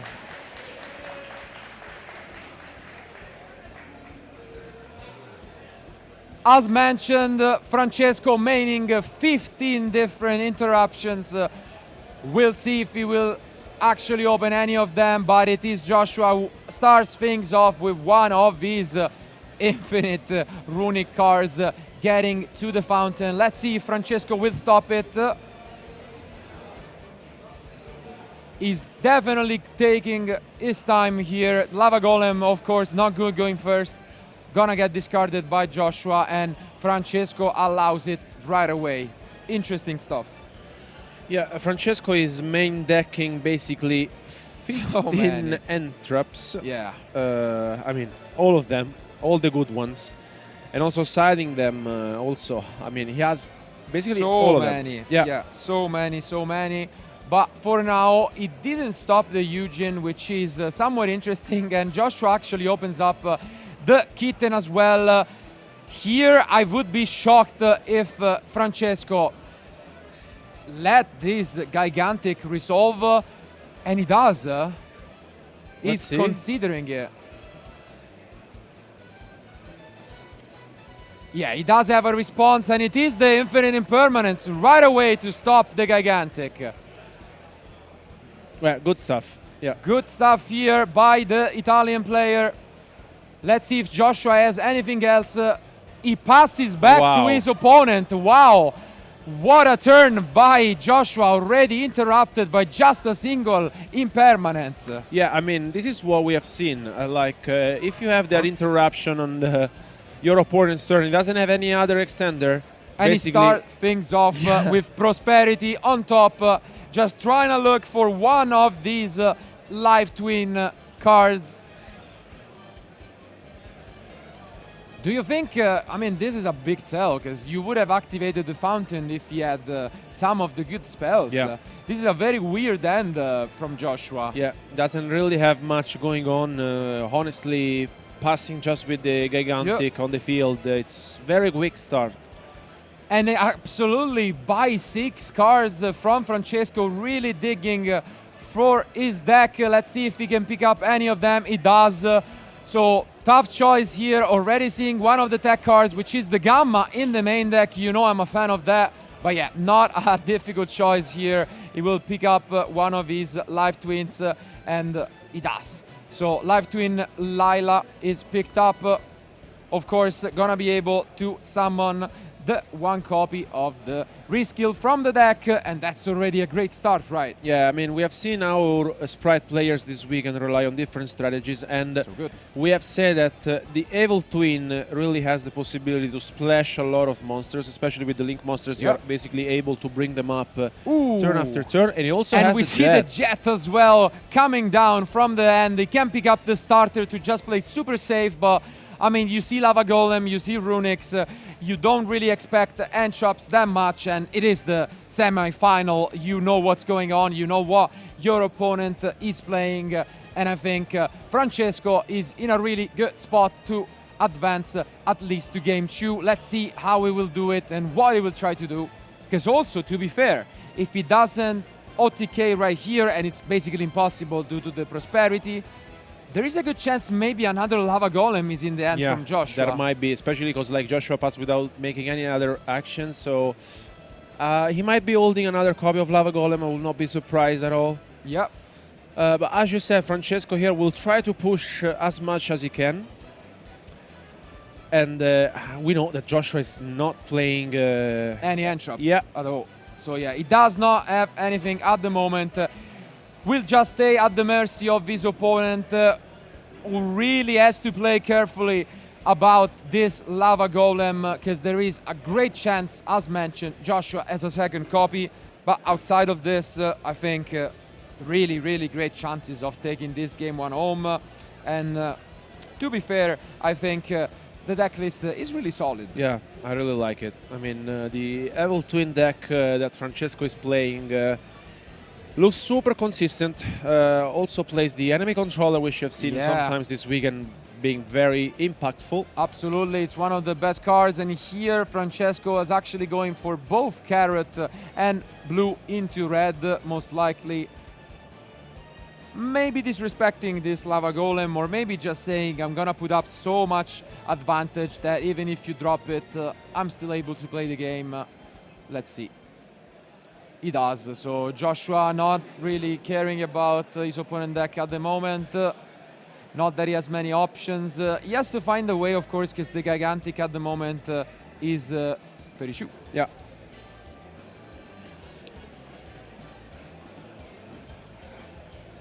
But I don't think there is a world in which Francesco forgets about the double attack from Gigantic. And here we might see either the elf or some of these live twins. It is the elf indeed.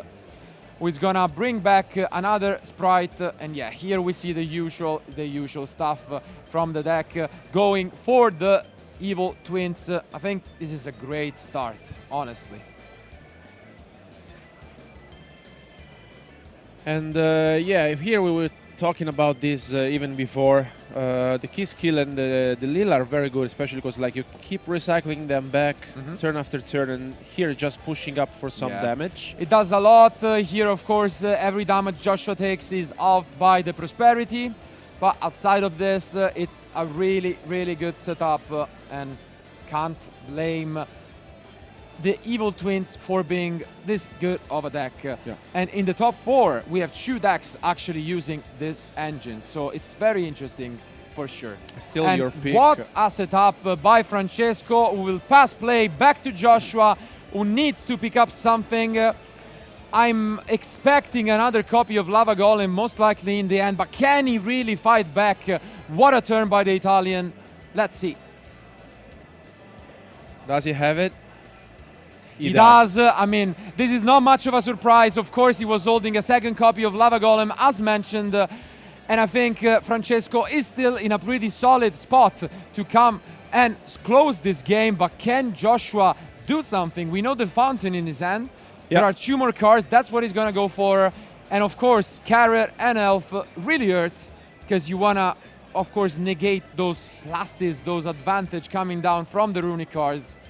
And here already starting things off, maybe Destruction. Yeah, with Destruction. Which is really, really annoying. And this is still far from over. Joshua can definitely fight back and get a lot of advantage going on.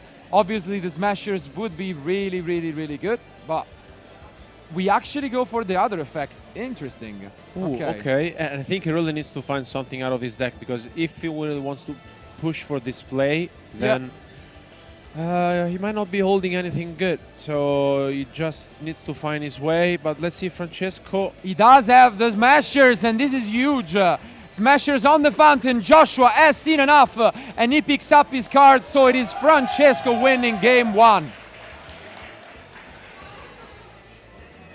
What a game, honestly. Joshua going first, opening probably a below average hand, trying to get to his Fountain and Runics, but all it took was 1 infinite impermanence for Francesco to stop him. Wow, we definitely didn't see that coming. Double Lava Golem going first. That's gotta be one of those deck building decisions that worked out all the way to the top 4, but maybe could cost him the game, and it did. So now let's look at the side decks. I saw that Joshua sometimes throughout the event actually decided to go second against his opponents, trying to catch them off guard, and that is because on top of the 3 Lava Golem in the main deck, he's siding 3 copies of Sphere Mode. So that's a lot of going second cards. What do you think? Yeah, I mean, also by going second, like, you also have Forbidden Droplets, which is very powerful as well. We also see Joshua playing the Thunder King Rayo. Yeah. Which he also seen previously, which I think is very good card. And also has the Cold by the Grave if he really wants to side them in. If he wants to go first, I think it's one of these cards you really want to find. That's going to be the interesting aspect. As mentioned, when going second, Joshua has so many cards for this. But going first, his main strategy seems to be the Mannequin. With the Mannequin essentially cat, he has a few targets, which are Thunder King Rayo, Chaos Hunter, and then one card which was hyped a lot on Friday, which is Testudo Erat Numen, a card, I'm not going crazy speaking Latin, it's actually the name of the card, which is essentially an 1800 defense monster, which says your opponent, or in general, you cannot special summon monsters with 1800 or more attack. That's scary against a lot of matchups. Yeah. So I'm really interested to see, first of all, is Joshua gonna go first? Is Joshua gonna go second? His opponent, on the other hand, we know he's already maining 15 hand shops, siding even more. Let's see who will be the winner of game 2. What do you think he's siding in when it comes to Lorenzo? I mean, he has a lot of different options, but he's playing the Artifact Sampton. I know you are a big fan of it. Yeah, absolutely. And also has the second smasher, which I think could be very impactful. We have seen players sending him in just in case, you know, for like running games. And Cosmic is also great against Runic. But as you mentioned, Artifact Sanctum, such a strong card, one of my favorite cards of all time, not being played this weekend by many because Runic, you skip the battle phase, you cannot put the pressure, but in this deck, you absolutely can, and that's why the card is a staple as a free off in the side deck. Our players are almost ready. Let's go back to the game 2 of the top 4.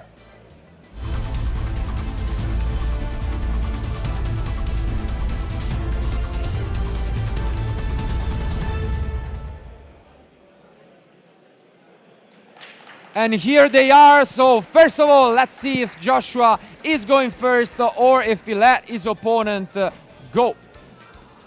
I think he might be the one to start things off, and he does with the starter already much better than game 1. And we see the Ash Blossom. Ooh, and we see Ash Blossom coming down from Francesco. Is it gonna be a quick one as game 1? Obviously, Joshua's fan out there hoping that's not the case. And he goes for the fountain and he follows it up. Okay, not gonna be as bad as game 1. He has a pretty sick opening this time. Wow, and another Ash Blossom was actually banished off the top. That's a good news from Francesco. Yeah, for sure. Now Joshua, I think, will try to Yeah, get it just back. moves to either getting a second copy of Fountain or getting 2 draws from the deck. Makes sense. And is there gonna be a response? There are hardly any cards that could do it, so it's gonna allow Joshua to draw 2 cards, obviously looking for any sprite monster. Is he gonna be able to combo through? Let's see.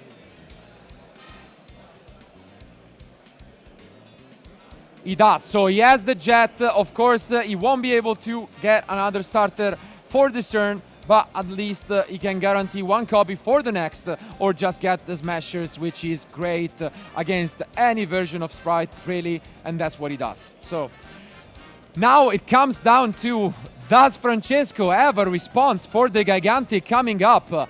Gamma would be insane. Does he have it? He does not, so it seems as if it will resolve. So Francesco opening only the Ash Blossom, it seems. Great news for Joshua.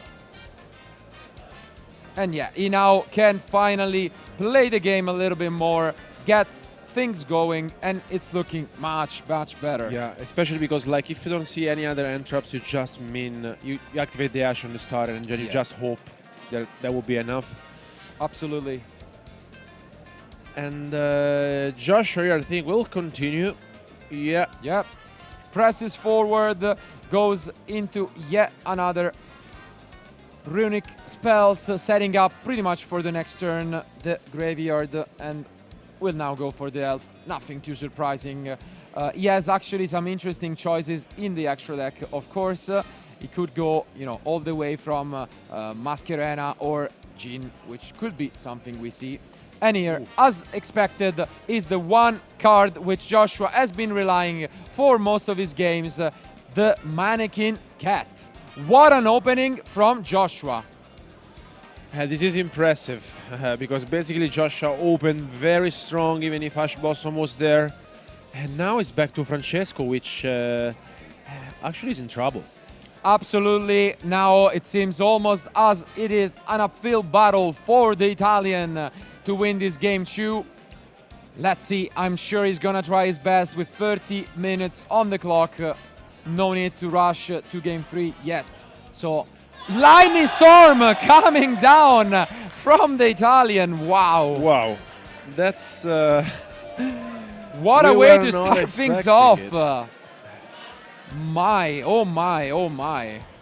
And here from the end, a tip from Joshua, which is gonna get actually the destruction chained. Is there gonna be another chain link from Joshua?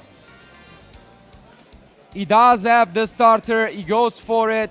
So still not over yet, but what a way to start things off. Yeah, I mean, for sure you put pressure on Joshua, which is now forced to activate all his effects. He brings the red on the field. Yeah, so he brings the red on the field. He still has the Mannequin Cat, which can give him one or two different really good target at the moment, being the Testudo or the Thunder King Rayo. But let's see how he keeps banishing cards from the top. Okay, banishing a few starters, which is never nice, but yeah. Nothing too important right now, and he gets rid of everything else from the German player. Now, the question is, can Francesco push through? Does he have enough to clear this? It's not an easy thing to do. We could see either a Thunder King Rayo, as mentioned, or multiple options from this Mannequin Cat, depending what Joshua thought was the best option. Does Francesco have any other sort of interruption could cause problems to Joshua? Yes. Because honestly, I was worried when I saw he only had the Ash Blossom with like 18 hand drops between main and side. We thought we was gonna draw at least 2. Yeah. And that's honestly math talking, not me. But here we already see Francesco committing. He will activate the effect. Let's see if he decides to go for the effect in the first place. Yeah, he's considering it. It's the Lila once again. This is a tough spot, honestly. Yeah, it's still, honestly, the Lightning Storm obviously got us hyped and the crowd as well, but it's not obvious that it will be enough to fight back. And it's actually not going to use it. Interesting. Instead, decides to go for the spell. Let's see where he goes from here. Yeah, he doesn't want to be under the red. Because the Mannequin is the problem. Yeah, as well. that's the main problem. Yeah. This is still really tough, I think. Because the Mannequin is 2000 attack, as mentioned, multiple and multiple times. And I think it's a really solid choice for this event. Okay, so he goes and pushes forward. He did not commit the Lila.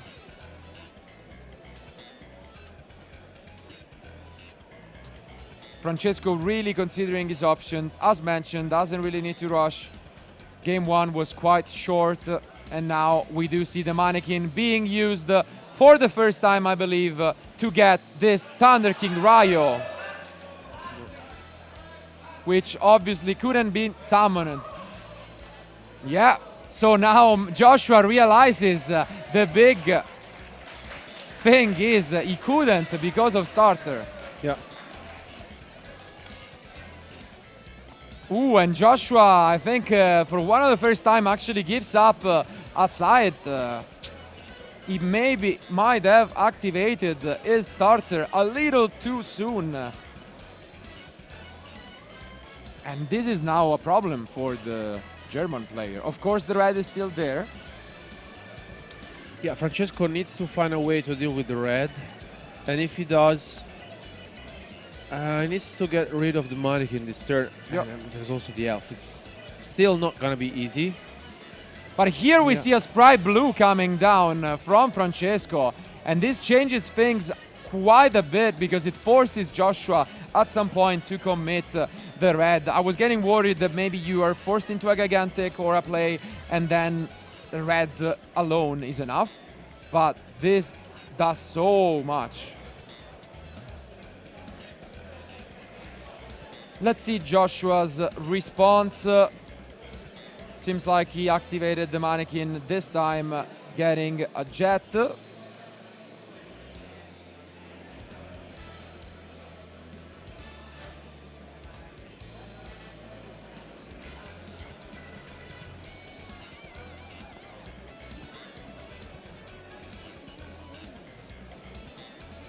I think he might be searching for the red. Yeah. Yeah, he does. He searches for the red, try and unlock his opponent's own copy of the card. Francesco really not feeling this pressure so much for now. We know Joshua has pretty much played on stream thousands of times, so it doesn't really matter for him anymore. But here, Francesco, really the odds, I would say, against him, but in a really, really solid spot. And I don't mind this version of the deck, honestly. I mentioned it, and you all know it's my pick, and now we see his own mannequin, so it was like, you want to go for mannequin? Sure, we can play this game. And what I was saying is, some of the runic advantages are obvious, but the lack of sight and of Zeus are actually nothing to be laughed at. These are huge cards that wins you a lot of games. And I think you always have to keep that into consideration when using this deck. Let's see. Is he gonna move to the battle phase? He does, attacking over the red.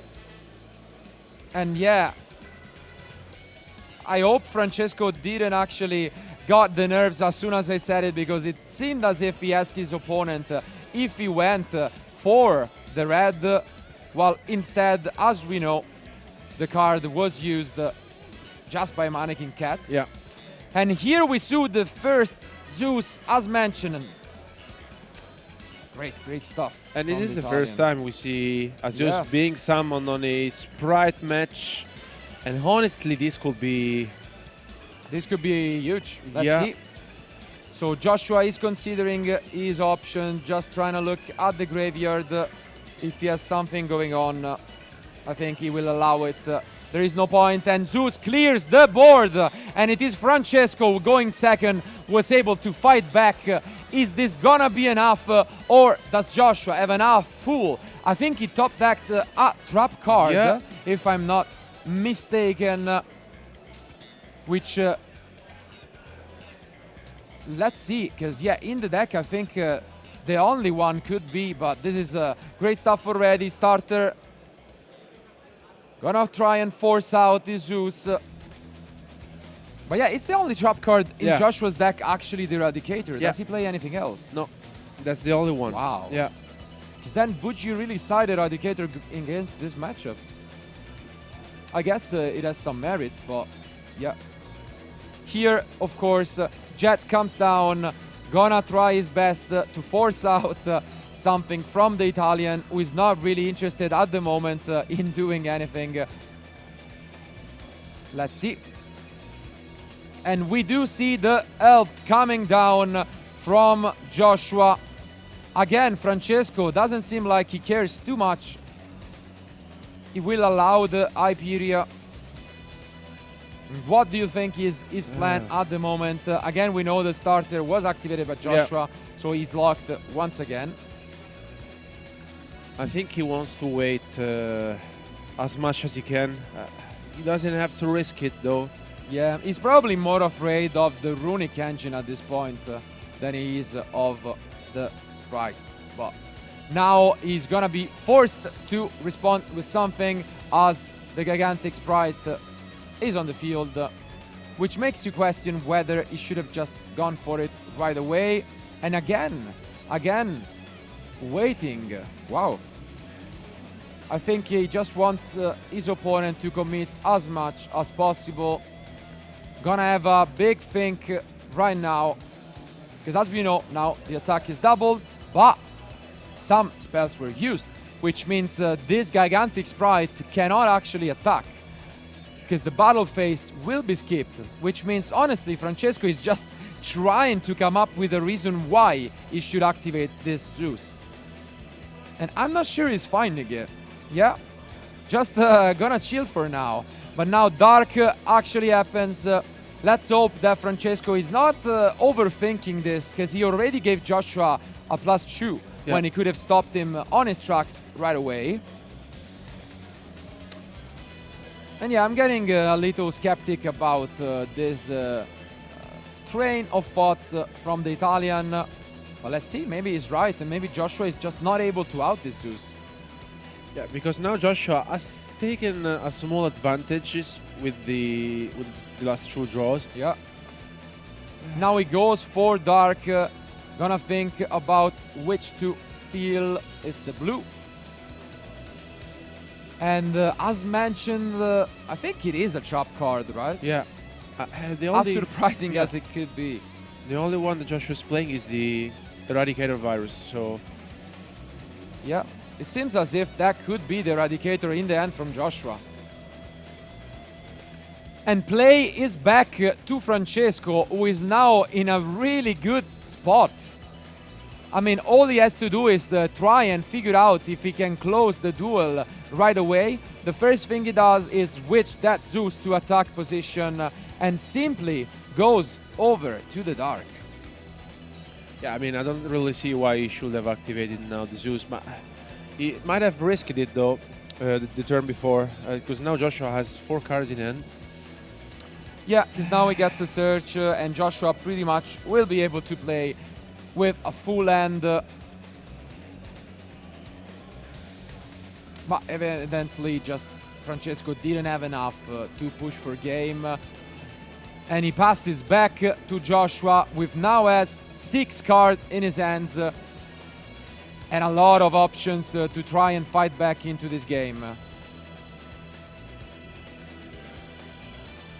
Yeah, just thinking on when he could have activated the Zeus, and maybe Joshua didn't have this many cards and it would have been easier to fight back. Because now this is tough, because Joshua, I don't think, used a runic card. That's for his battle phase is active once again. Can we actually check some of the cards he might be running?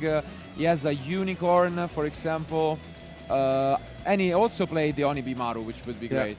But he asked right away for one of the runics, I think, with the fountain. So let's see how long can you wait, I guess.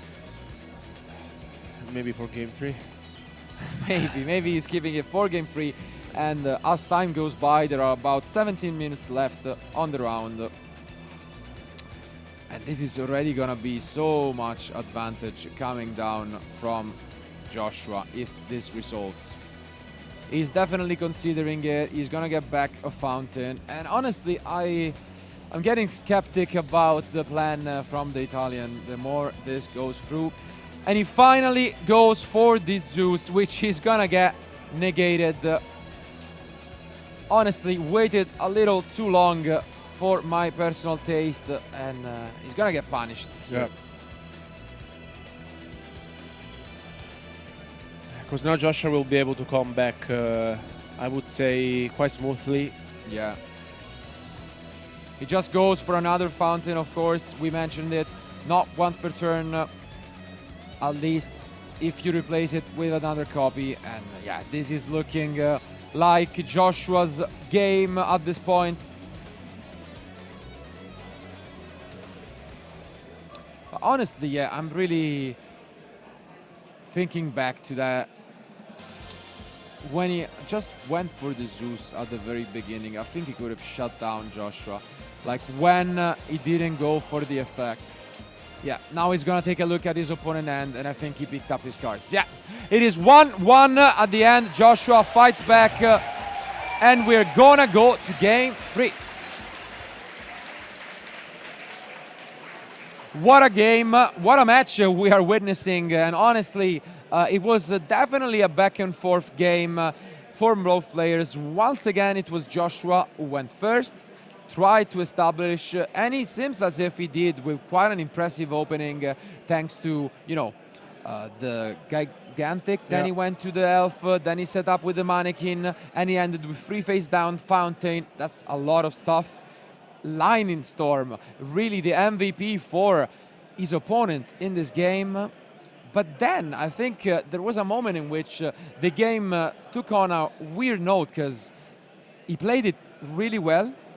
I was doing, my opinion saying that it was impressive how he was playing so calmly on top 4 on future match with thousands of people watching at home and a huge crowd here live cheering for them. But maybe I think that's what got him, because at the very end, after he cleared everything with the Zeus, Joshua was left with 2 cards after the starter. He did not use the Jet because he was out of sprites. So at that time, if he would have gone for the Zeus, he would have left Joshua with 2 cards in hand, one of which was the Eradicator. Joshua would have lost the game on the spot, I believe. Unfortunately, it seems as if he was waiting a little too much, and in the end, it was the German who tied the score. So now, what do you think is going to happen? Because the side decks changed significantly. Yeah, I mean, we have said this before. Francesco is relying on the Artifact Sanctum, which we haven't seen so far this weekend. We also might be seeing if he really feels like this is going to be a very grind game, the Red Resonator. That's what I'm also interested in. I mean, there are about 15 minutes left. This is a weird time, because usually when it's around the 10 minutes, you always side it in. But then I heard a different opinion on the card. You could side it in with 15 minutes remaining. I gotta say, though, maybe it is on Joshua that really needs to put it in, because they are both using it. I want to see a Sanctum. I'm not even gonna lie. Like, I want to see this Artifact Sanctum coming down. At the same time, I think it will be interesting whether Joshua's opponent knows about Sphere Mode. He already knows about Lava Golem, so can he really play around those cards? Will he be able to? I think we're gonna find out. Regardless, one of these guys is gonna go home, or at least go to his 3rd and 4th match to claim his super rare copy of another Verse Dragon. Wow, one of these guys advancing to the finals. We have one more game on our hands. Let's find out who the first finalist for YCS Utrecht will be. Let's go to game 3.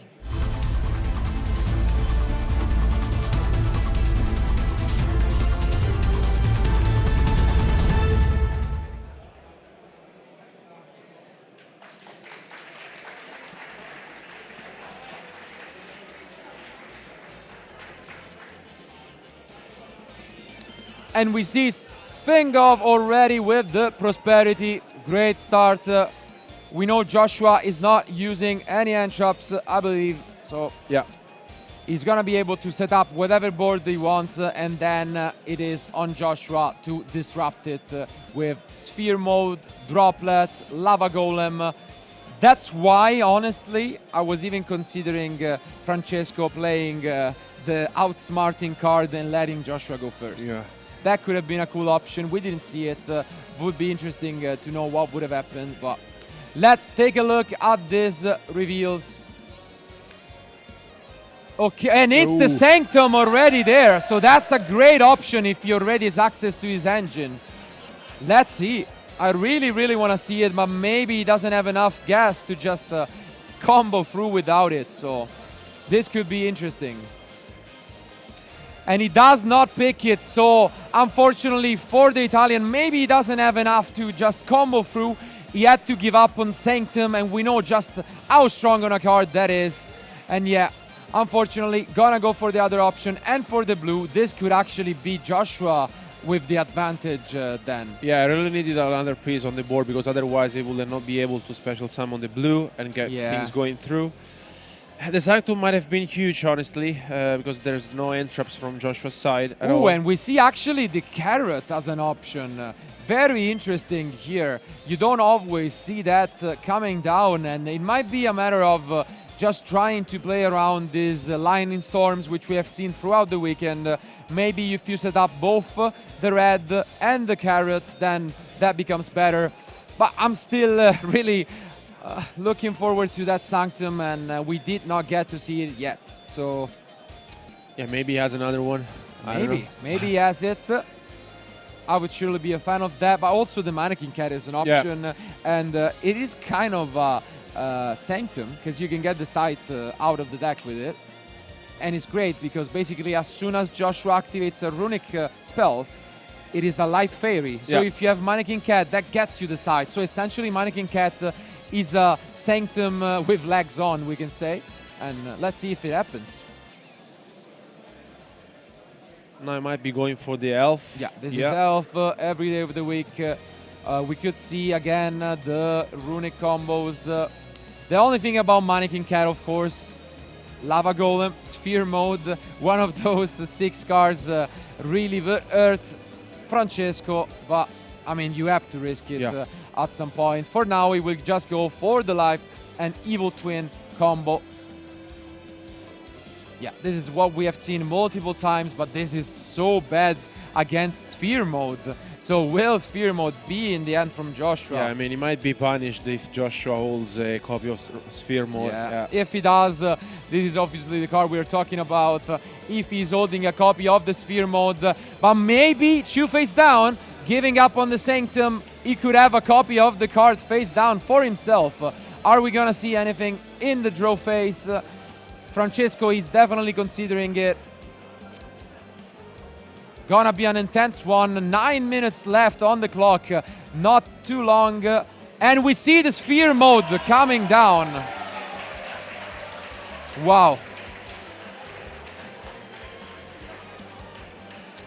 Huge start from Joshua. This already takes away so much for the Italian.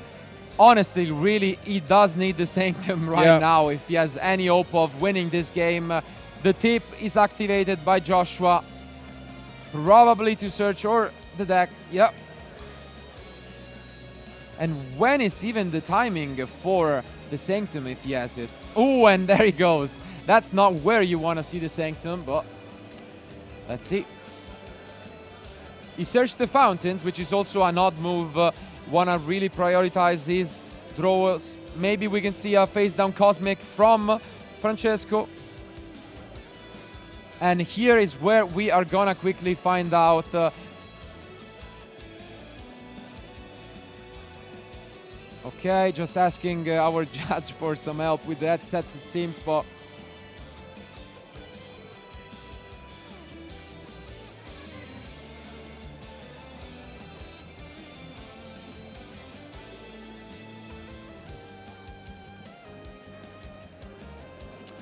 as they go through it, as mentioned, now we already know some of the cards which are being kept by Francesco.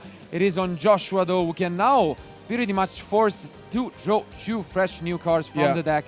He does not have access to the battle phase, though. Let's keep that in mind, because with 8 minutes remaining on the clock, we might actually get to a sudden death game.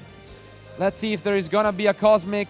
And the red Resonator was sided in by Joshua, which actually is a huge deal coming into the match. He's gonna use the Eugene. Is there gonna be a response from the Italian?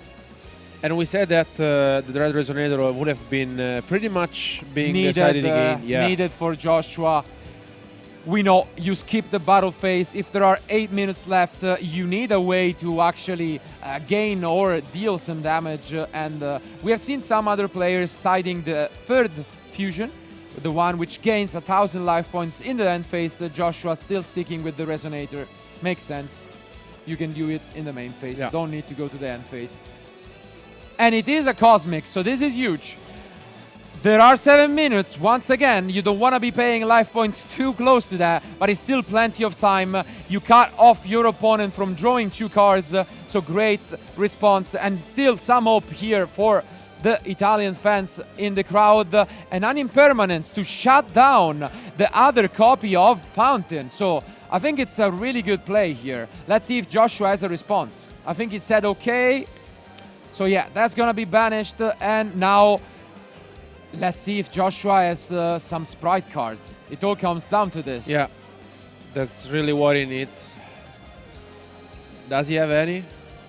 Also, let's keep in mind that Impermanence was in the central column. I don't think Joshua is one who would make such a mistake, but let's see it. Oh my god. Oh.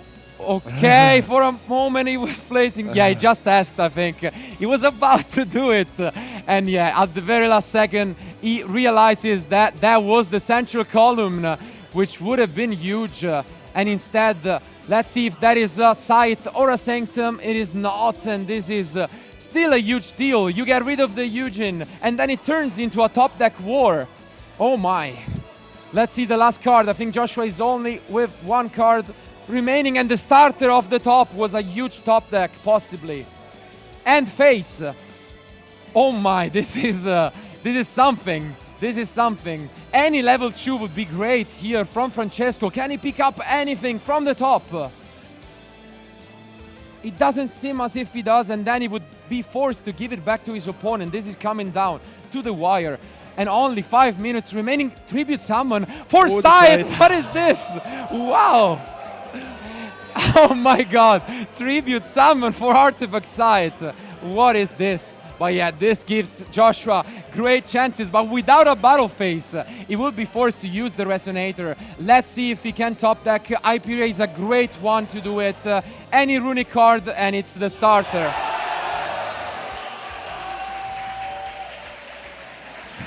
And now we will come back into the game. Absolutely, absolutely. The Scythe was obviously a great one, but this is just heartbreaking for Francesco. I think he takes it any day of the week, and Joshua, outside of time, doesn't really have anything to worry about. And I think actually an honorable handshake by Francesco. Great match.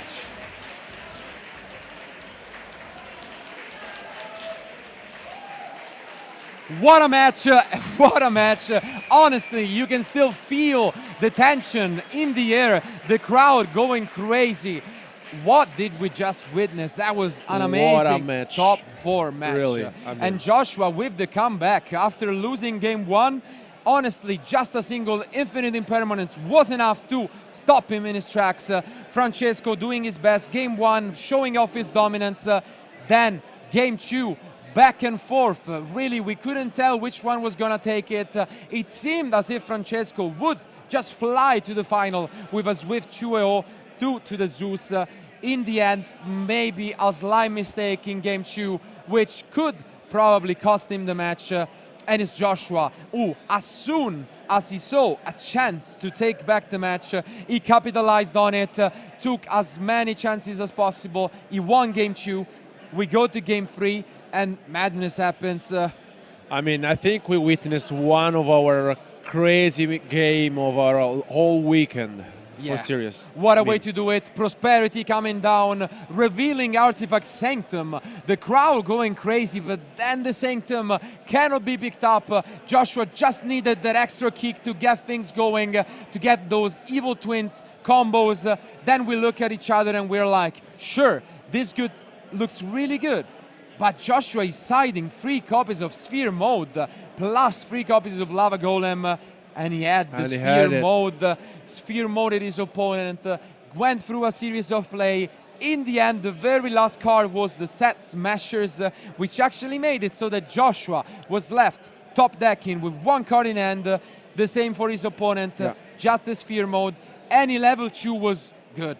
Any level 2 was enough, so you gotta feel bad for Francesco. So many different top decks, but in the end, it was the worst of the deck. The Artifact Scythe, which for a moment just looked as if it could have been enough in time to push those 2200 damage. Let's be real, the starter was one of the best top decks for Joshua, who came back into the match, claimed it, and is now walking into the finals. Just 1 match remaining. Who will be the winner of YCS Utrecht? We're gonna find out soon. But before doing that, thank you guys for being with us throughout the whole weekend. This was the last match being commentated by the Italian team. Our lovely German pair of commentators will handle the finals. So now we'll get you to Ed and Joshua for the winner interview. Thank you, Marcello Alberto. We salute your service over this weekend. Thank you for commentating this amazing top 4 round. And speaking of that top 4 round, I'm joined by Joshua Schmidt, the winner of that round. And you had an amazing audience for all of that. How does it feel to be having that level of energy shouted at you when you're making great plays? You don't hear all of it because you have the headphones, but the fact that you can hear it through the headphones, I guess, speaks for itself. Yeah, no, it feels pretty good. So there were some great moments in there. So going through each play, so game 1, you were going first, but you started with possibly a below average hand. There was the imperm from Francesco, double Lava Golem, the smashes on Fountain, so you scooped. And then we go into game 2. Francesco, Ashes your first play, but then basically everything went pretty good from there for you. It seemed like it could have been a wobbly moment, but you played around it. Talk about what was happening in your head at that point, because at this point you're in basically the semi-final, you're getting ashed. What's going through your mind? I mean, in game 1, I was really praying for no hand trap because, like, I mean, my hand was awful for going first, and I got hand trapped, and that's why I couldn't play. Game 2, my hand, I wasn't too worried about it because I knew with the cards that I had, I could easily play through 2 or 3 hand traps even. I was fine. The Lightning Storm hurt a bit more than the hand traps, but luckily the follow-up ended up not taking me out, and then yeah, we had a pretty good nail biter in game 3, I think. You certainly did. Going through all this, there was the sphere mode. Everyone went nuts for the sphere mode. There was the cosmic cyclone that popped your fountain, so people got a little bit worried at that moment. But then there was the tributing sphere, the sphere for Scythe, which was then another moment. But then you got straight into that Sprite starter, and you have never heard a crowd go more nuts than when that Sprite starter came out. Just got you straight into all of your good options on the deck, and that's when the handshake came out. So was that a big relief for you there? The biggest relief was, first of all, when he chained the Smasher to get rid of his last level 2 monster, because I knew if that's going to stick around, he's going to win the game either way. He doesn't need to draw a good card. And I think if I chain the Destruction, he has to chain the Smashers simply because he gets rid of my last level 2. And if the last card in my hand is a Sprite monster, he prevents my turn that way. He couldn't know that the last card in my hand was another normal summon, so I think it was well played by him to chain that Smashers, and that meant it came down to him either drawing a level 2 monster or not, and he ended up not finding one, which ended up giving me the win, so that was very fortunate. Very fortunate. And now here you are, a finalist at YCS Utrecht 2022. Very, very exciting. Wish you all the luck in that final. I'm sure it's going to be amazing. Guys, don't go anywhere. We're going to give the players a few minutes just to get ready for that final round. But before then, we have a final of our own to get over with. So don't go anywhere. We'll be literally right back.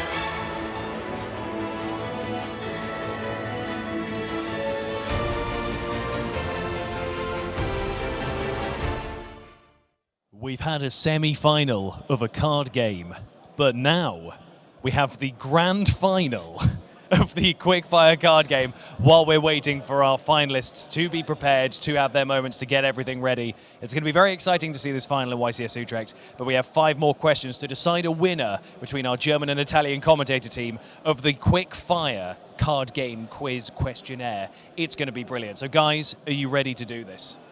We're going to have to do a rock, paper, scissors to see who gets to start, and then I go back and forth. Right, ready? Best of 3. Ready? 1, 2, 3, go. The Italians have done rock every time. Yep. You guys are starting to adapt. Okay, right. Remember how this works? I'm going to name a category, and it goes back and forth like a game of Yu-Gi-Oh! Tennis. There's the handshake. We're ready to start. Right. Name dinosaur monsters. Ultimate Conductor Tyranno. Cabazols. Babysaurus. Sabersaurus. Oviraptor. Giant Rex. Sabersaurus. Baby Cerosaurus. I said that already. Oh dear, okay, right, we're off the dinos. That means the Germans are one up here. So, it's time for the next one. Rotate, gentlemen, we've got our next one. So, here's your second category.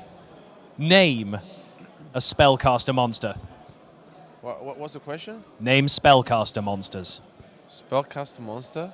Yeah, spellcasters. Spellcaster, oh my god, it's 7:30. You have to understand me. That's okay, that's fine. Dark Magician. Effect Veiler.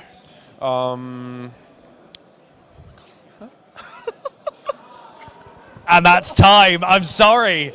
The Germans are very happy with this. It's amazing. You guys think this is easy, but when you've been casting all day, shouting about Yu-Gi-Oh, and you're put on the spot in front of lights, your brain turns off. This is always what happens. Well, that is 2-0 to you guys. So you guys could still claw this back. But if you guys get one more, you win. So no pressure. But here is the third question. Name equip spells. Premature Burial. Living Fossil. Snatch Steel. Exo Despair. DDR, Reincarnation from a Different Dimension. Oh my god, Metamorph. Yeah. Phoenix Blade. Broken Bamboo Shot. Gladiator Beast Shield. Cursed Bamboo Sword. Did I say Snatch Steel? I think you did. Okay, well. Okay, that means you guys have got yourself a point there because they've double said one of their answers. Equip spells. It's amazing how quickly you rattle through those. Right, we've got 2 more questions. If you guys get this, it's down to a tiebreaker, and we get to engineer some tension before we go into this final. Right. Do you start this time? Yeah. No, it's my turn. It's your guys. Okay, right, you're starting this time. Name rank 4 Xyz monsters. Number 39, Utopia. Gaga Cowboy. Exorcist, Caspital. Abyss Dweller. Castel, the Musketeer. Chidori. Tornado Dragon.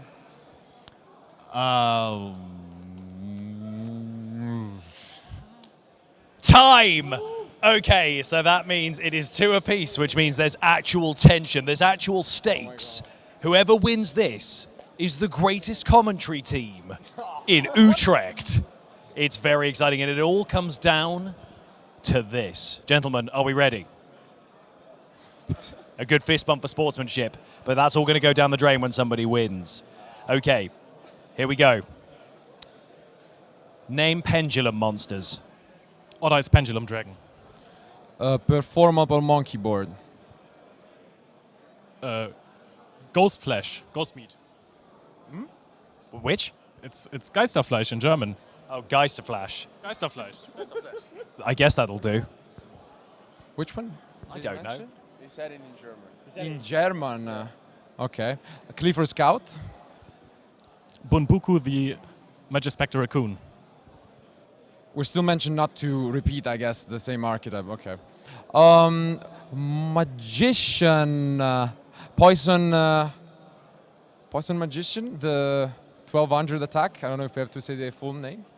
We're getting a nod from the adjudicator. Hallo. Wow. Okay. Arxivan Eccentric.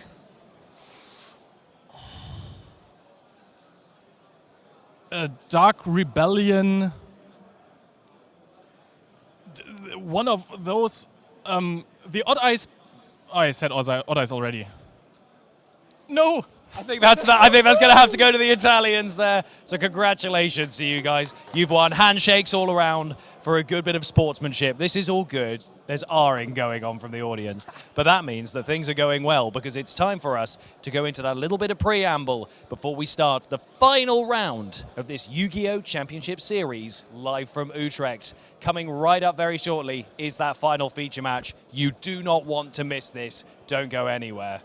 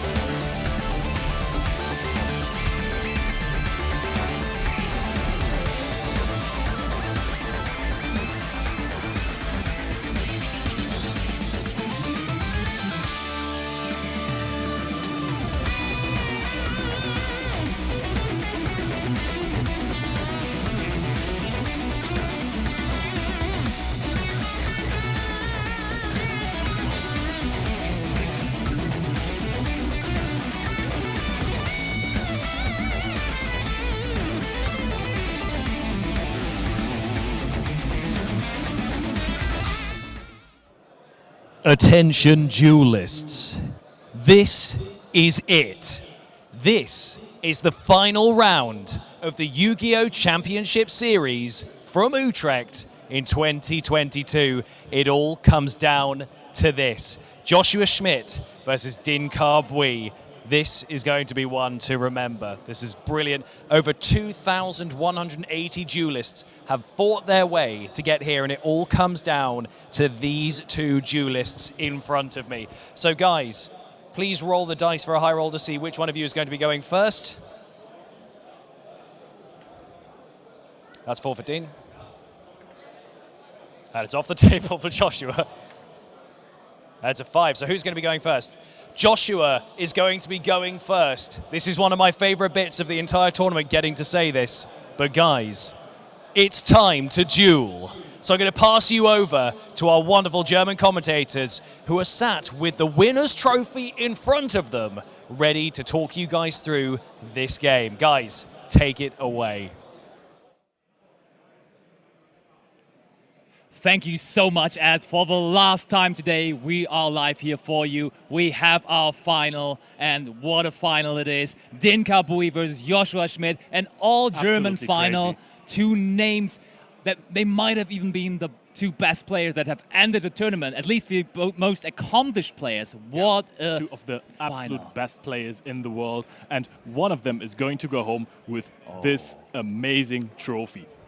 Wonderful. They both have been YCS winners before, so they would actually not be a first-time YCS winner, but rather a two-time YCS winner in the shoes of Dinkar Bui. And Joshua Schmidt, actually... I think he even won 2 YCSs already, so Yes. this could be his third, and this is absolutely massive. I think that both players are more than ready to start the game. So one last time, crowd, give it up for Joshua Schmidt and Dinkar Bui.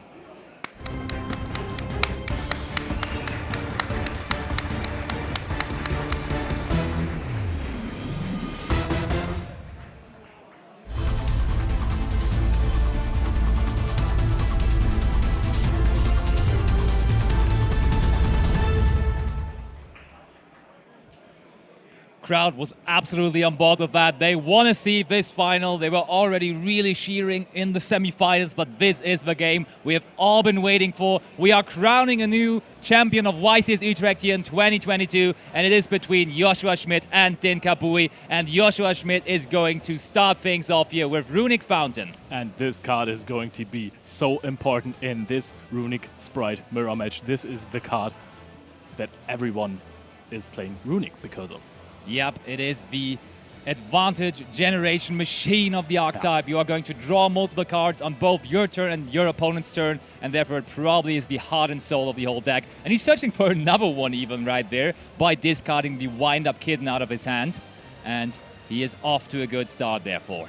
Yeah, and this means that he could actually draw so many more cards, other than just the one that he already got, if he activates the next fountain as well. And he special summons Sprite Blue from hand, so this is already everything he wants to have. This is fantastic, because sometimes we saw Joshua struggle to actually get the combination of both Runic and Sprite cards, but here he already instantly has access to Sprite Blue as well, and therefore is off to the start that deck wants to have, and he is definitely going to draw cards with Runic Fountain later on as well, so he definitely is going where he wants to go.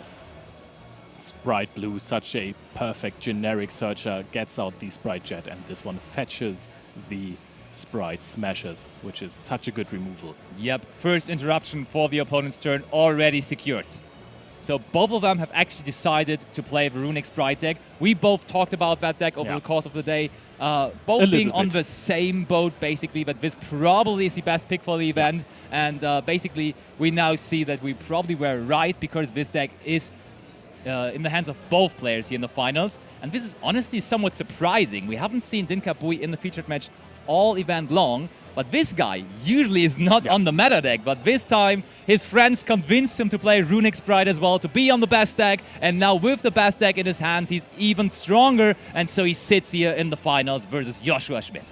Joshua, however, has oftentimes been seen playing meta decks, and he does so perfectly. One of the truly best players there are in the world, and now he is already opening with a great hand. He has Sprite Elf, he has a target protected Djinn Buster, and he's just setting one more card. As soon as he activates the Djinn Buster, he gets to draw one more card from Capshell, and this is a really good start for Joshua. Yeah, the inclusion of Capshell is really, really cool. At first, nobody was really paying attention to this, similar to Iperia, but now Iperia and Capshell both being pretty much staples in the deck all of a sudden, and both players, both Dinkabui and Joshua Schmidt, are on both cards.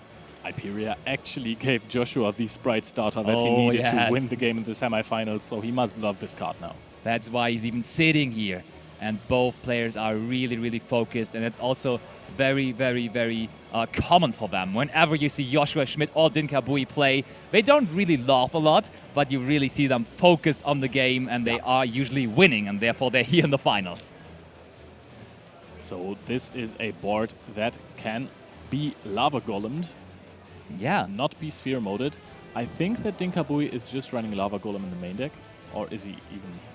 Yep, indeed. Yeah. He is only running the Lava Golem in the main deck. That's a little difference between their lists, because Dinkabui is only playing that and siding the Sphere modes.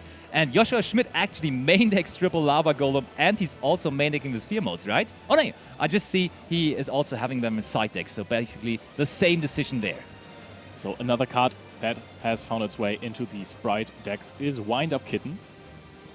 This card is used as a tool to break the opponent's field, remove monsters from field, because most of the time you don't have a battle phase when playing runic spells.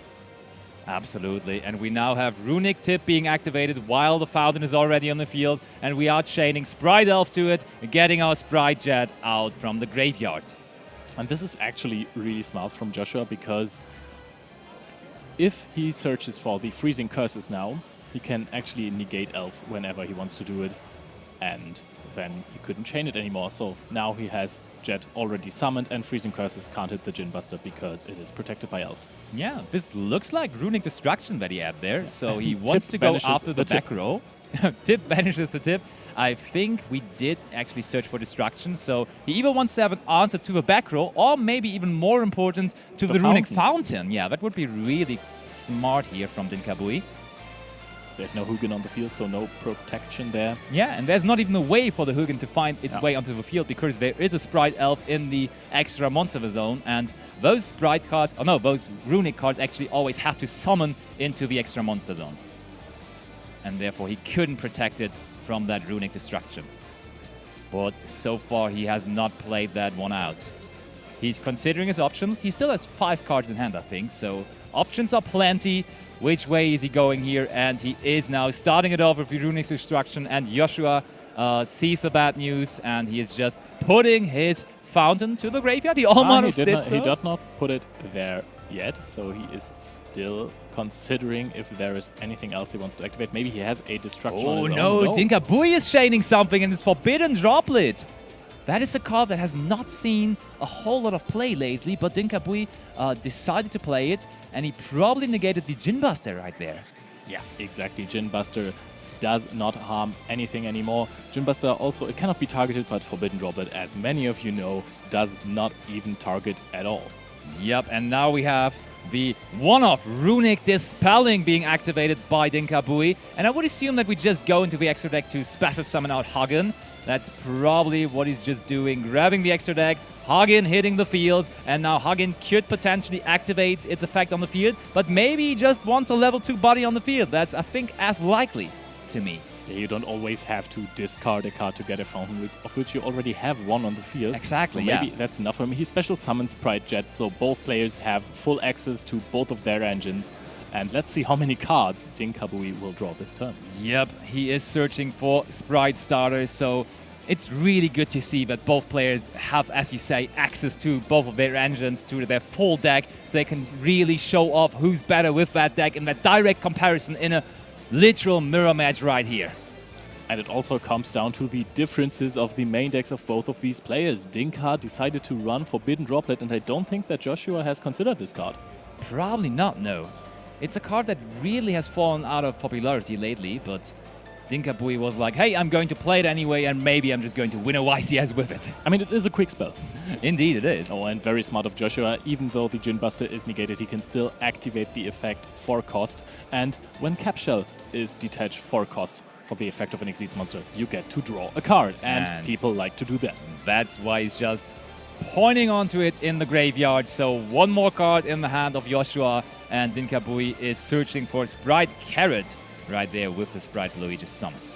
So I think he is at 6 cards in hand. He has 1 back row, 3 monsters on the field, and there is no better face for Dinka in this turn.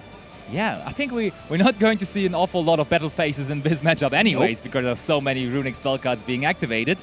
And Dinkabui is not done yet. He now wants to go into what should be Gigantic Sprite right there. Yes, Yeah. it is Gigantic Sprite indeed. The big boy of the Sprite archetype.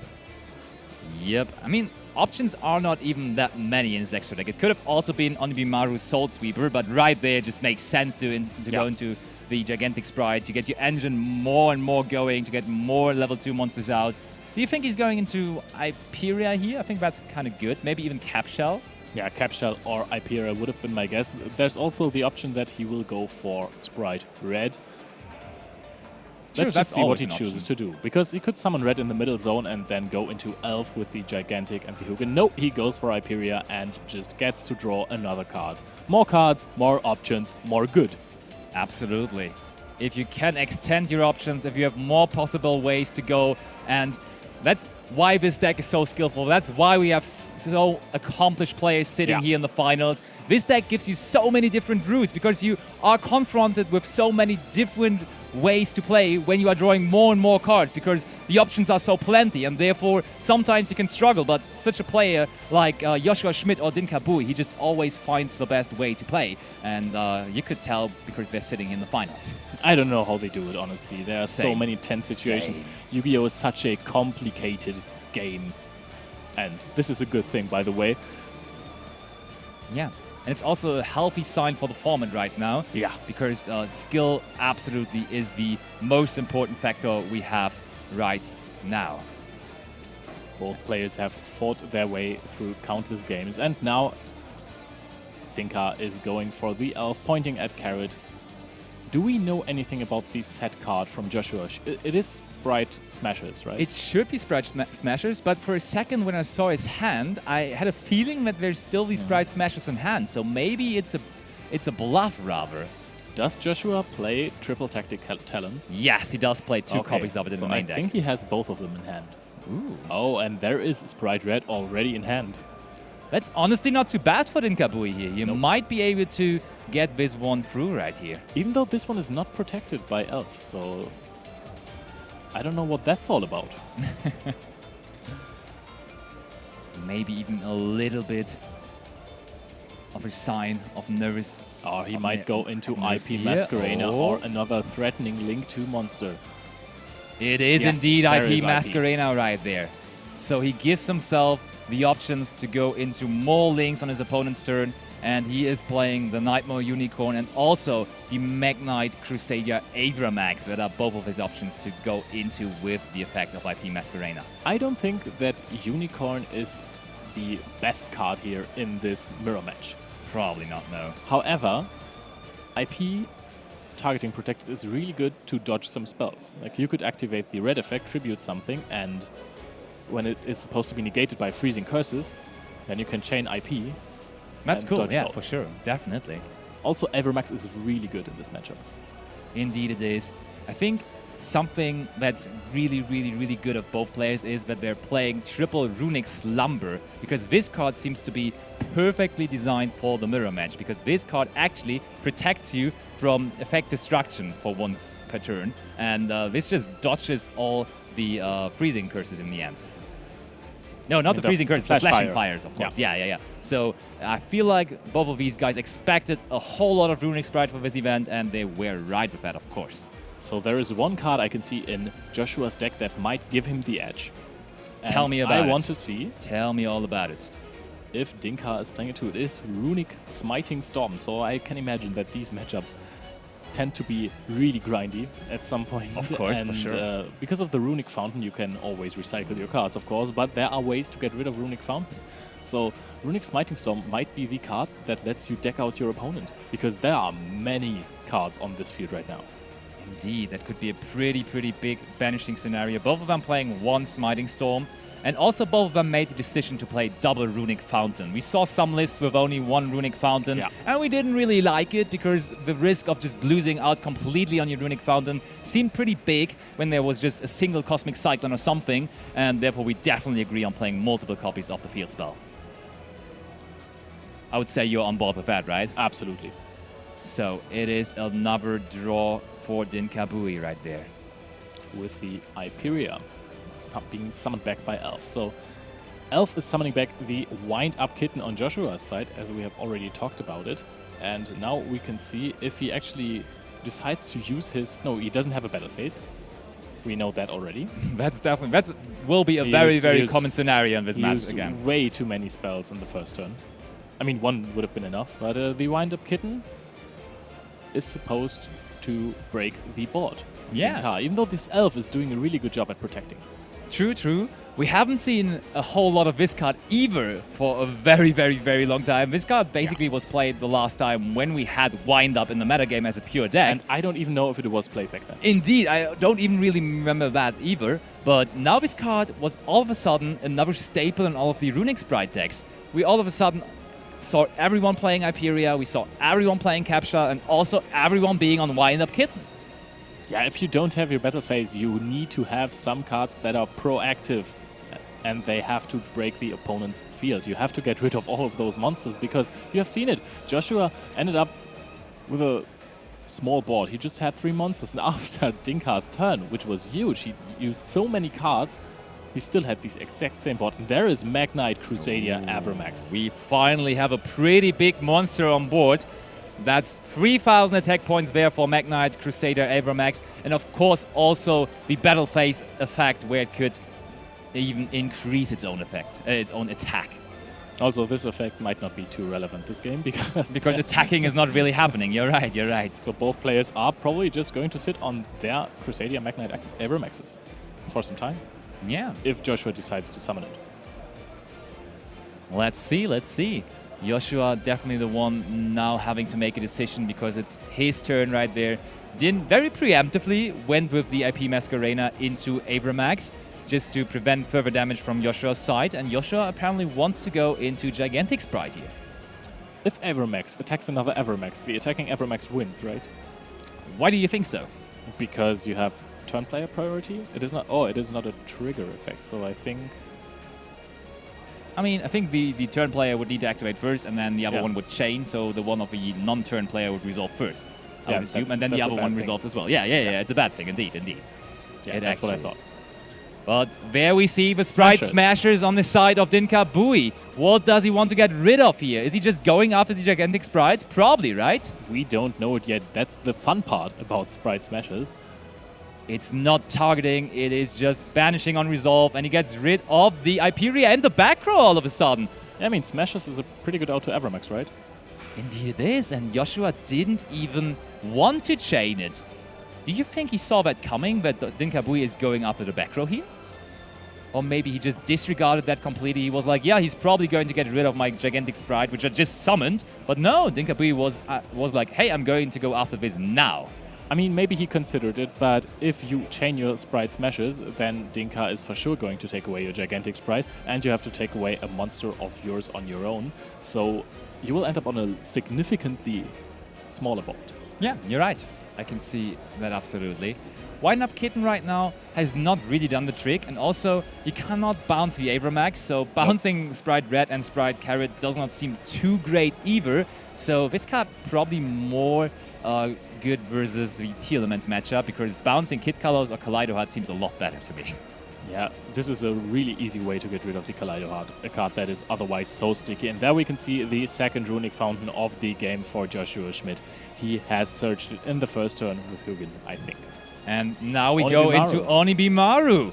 Joshua really going into every single XYZ he can find in his extra deck. And what are we going to banish with Onibimaru there? Or trying to banish, rather. Onibimaru also has a float effect, right? If this card in its owner control is destroyed by an opponent's card, you can target banished monsters up to the number of materials this card had, shuffle them into the deck. Ooh. Okay. And he is using the first effect of Onibimaru now. What are we trying to banish? Looks like we're going after Sprite Red, and yes, indeed it is banished now. He does not want to give up this carrot just yet, so he just lets the red go for this and the next turn. So again, a gigantic board for Joshua, but does it really help him in this situation? But there now is the Runic Engine again. I think Joshua wants to start drawing cards again with his Runic Fountain. And he is going after the Sprite Carrot right there with the freezing curses. Oh, he banished a Lava Golem there with the banishing effect of freezing curses. So one last thing to worry about for Joshua.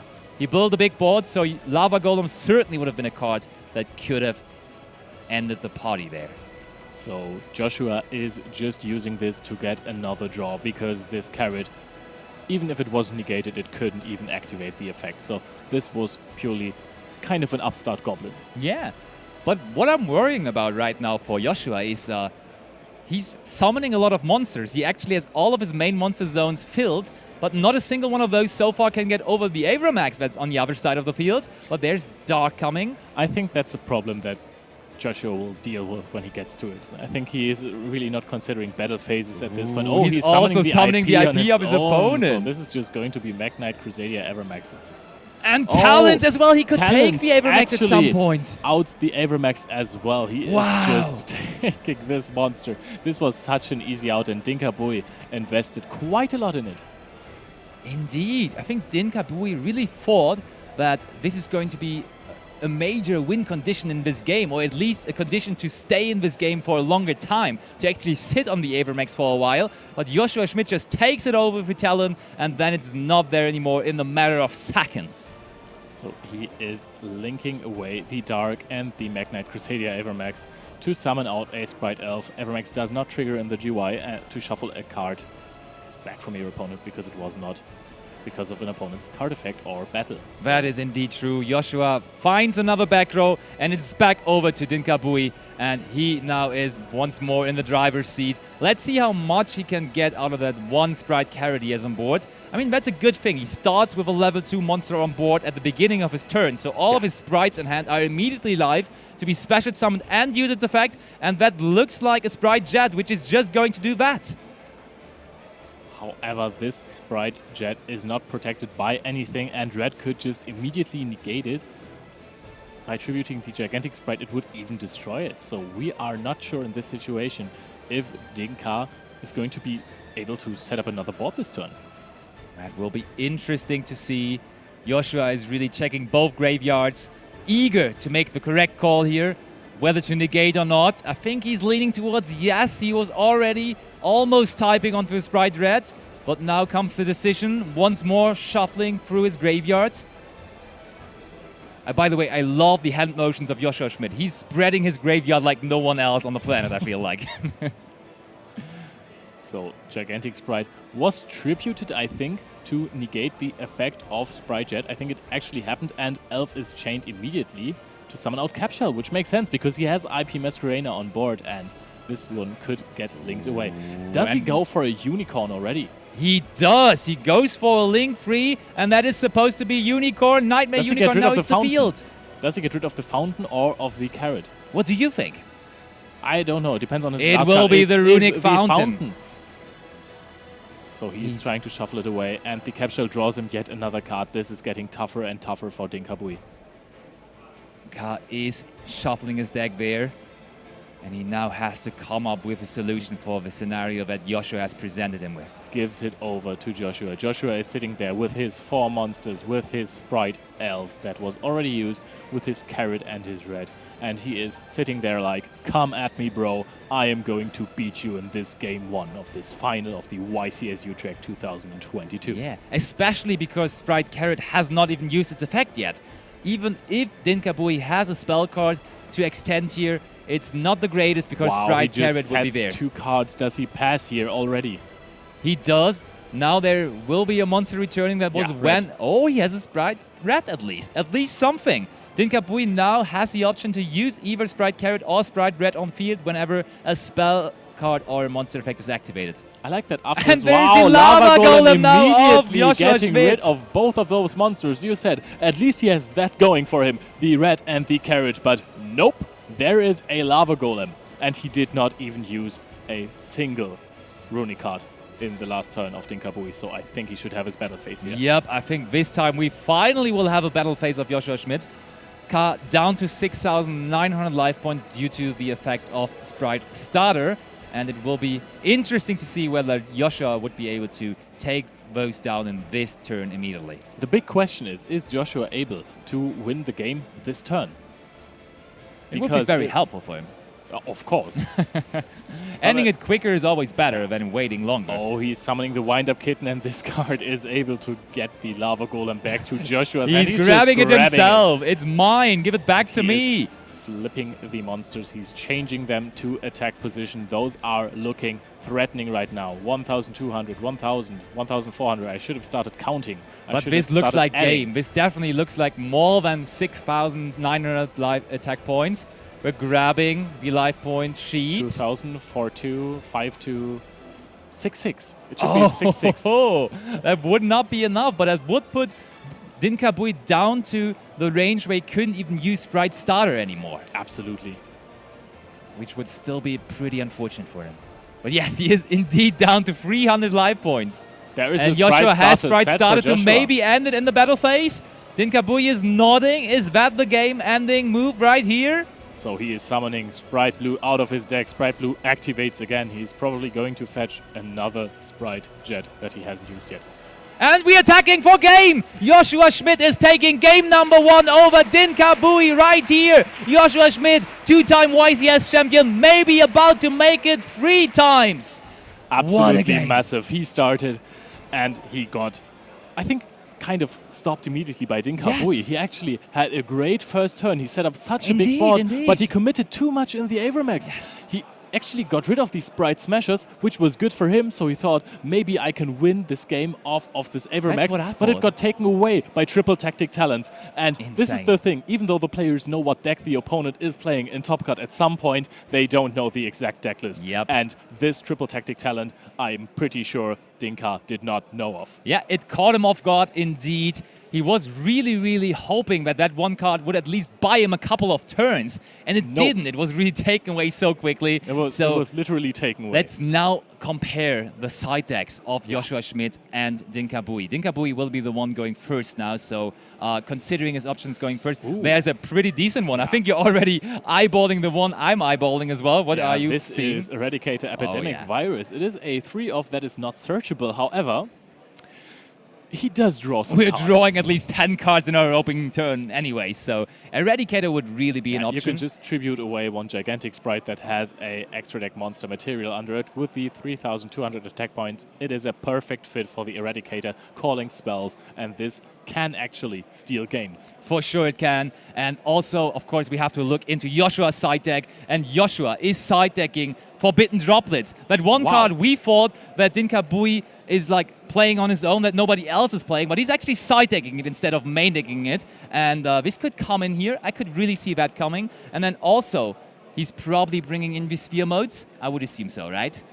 Yeah, I think Sphere Mode is really good. We have seen that Lava Golem was really strong. Oh, yeah. And this game is really all about the spells. They are both playing Lava Golem, they are both playing Ra Sphere Mode, so you definitely can't win by putting up threatening fields with big monsters. They don't even play big monsters, let's be honest, except for Avermax.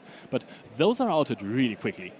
It's great to see Lava Golem and Sphere Mode rising in popularity so much because they have similar effects. They're both tributing the opponent's field without activating an effect, but just summon itself. And this is really getting popular because you're also playing around so much stuff.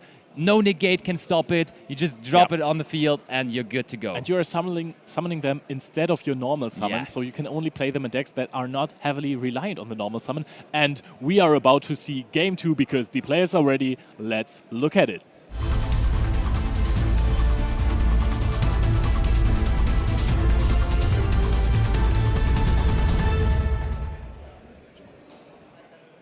Can Dinkabui fight back here after losing game number 1 to Joshua Schmidt? It is on him, starting it off here, and well, he's hoping for a good hand, maybe hoping for an Eradicator Epidemic Virus, which we just talked about, because all those spell cards, when they get hit by Eradicator, it's pretty tough. But we're starting things off with Runic Fountain and the Smiting Storm right there. Oh, this card is of course going to be Summon Hugin, because you cannot banish cards from Joshua's deck just now because he does not control any.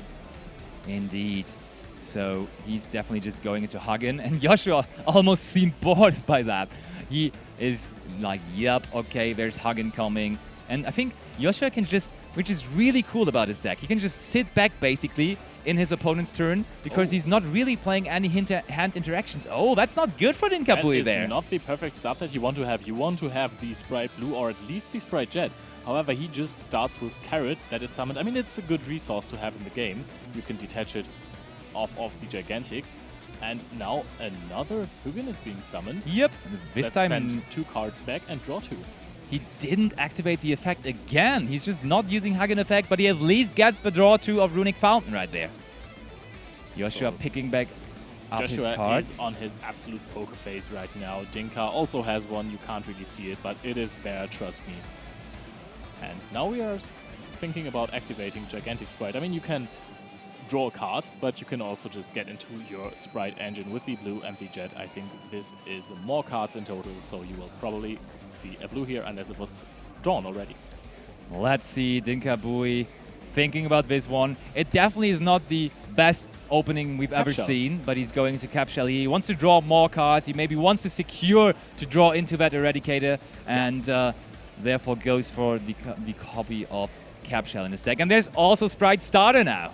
Yeah, and the Gigantic Sprite is already at 3,200 attack points, so this one is ready to be tributed for this so important side deck card. And now comes the Sprite Starter, which probably is going to bring out either Sprite Jet or Sprite Red. Okay. Talking about Sprite Starter, time is going to be a factor in this game. I can tell you that. We took a long time for the first game. We are only down to 16 minutes, so Sprite Starter is a card that can already hurt you now.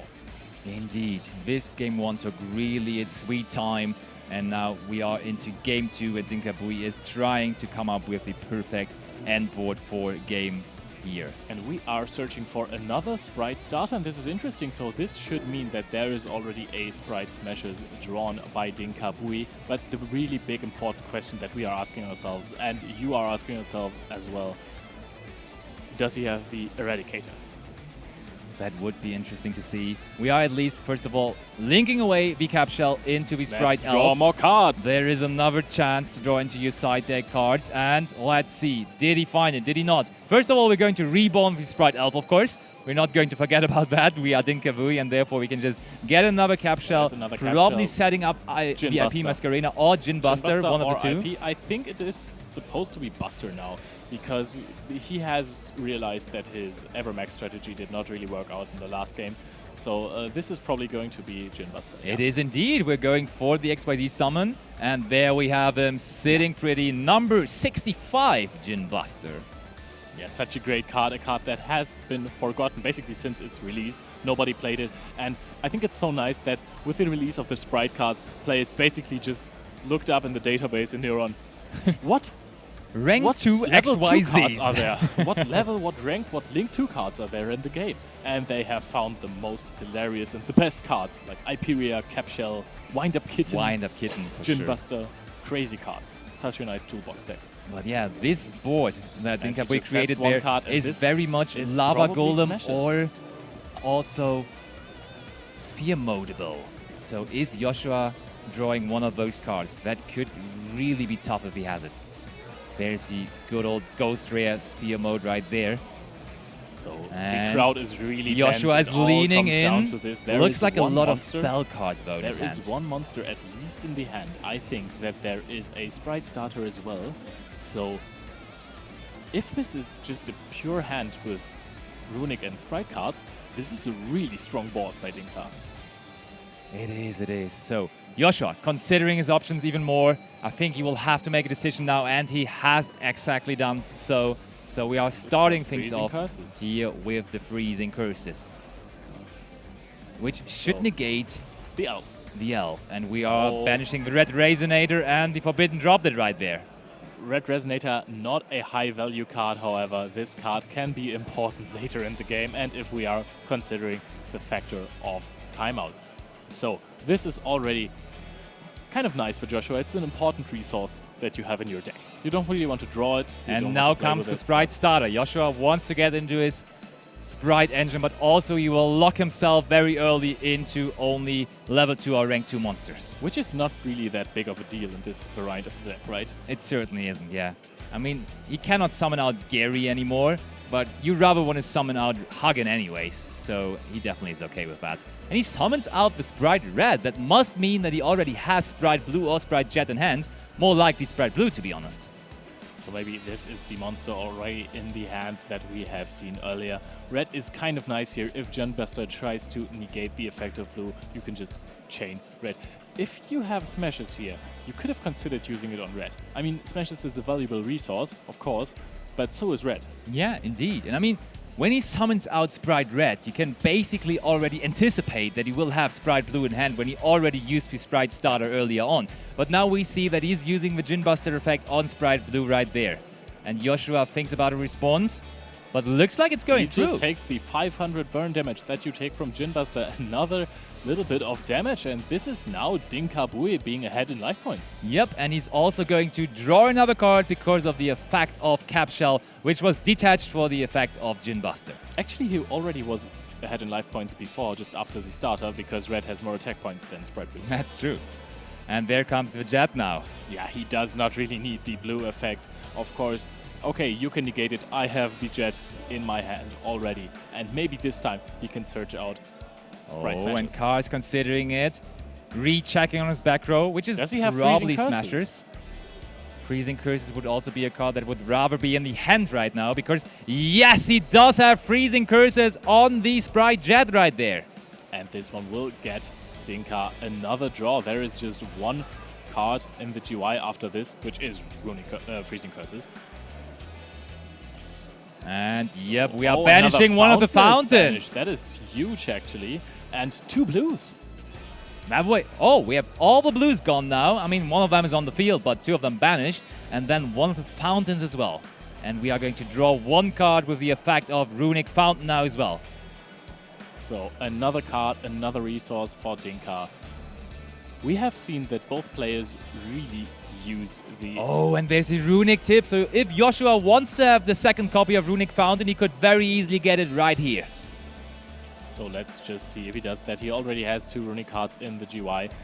Now I think that Dinka is maybe just waiting for the Runic card with Smashes. So I think Joshua has to come up with a strategy to protect this card, or to at least get rid of the Smashes. And Dinkabui, it's always interesting to see that all the different resources get banished, and therefore the scenario gets different and more different. Now you know your opponent does not have the option to go into Sprite Red anymore, because that is crazy. The one that you are playing was actually just banished with the effect of Sprite Tip. Or not Sprite Tip, so Runic Tip. Actually activates the fountain. So if that is a Smashers, this could be tough for him.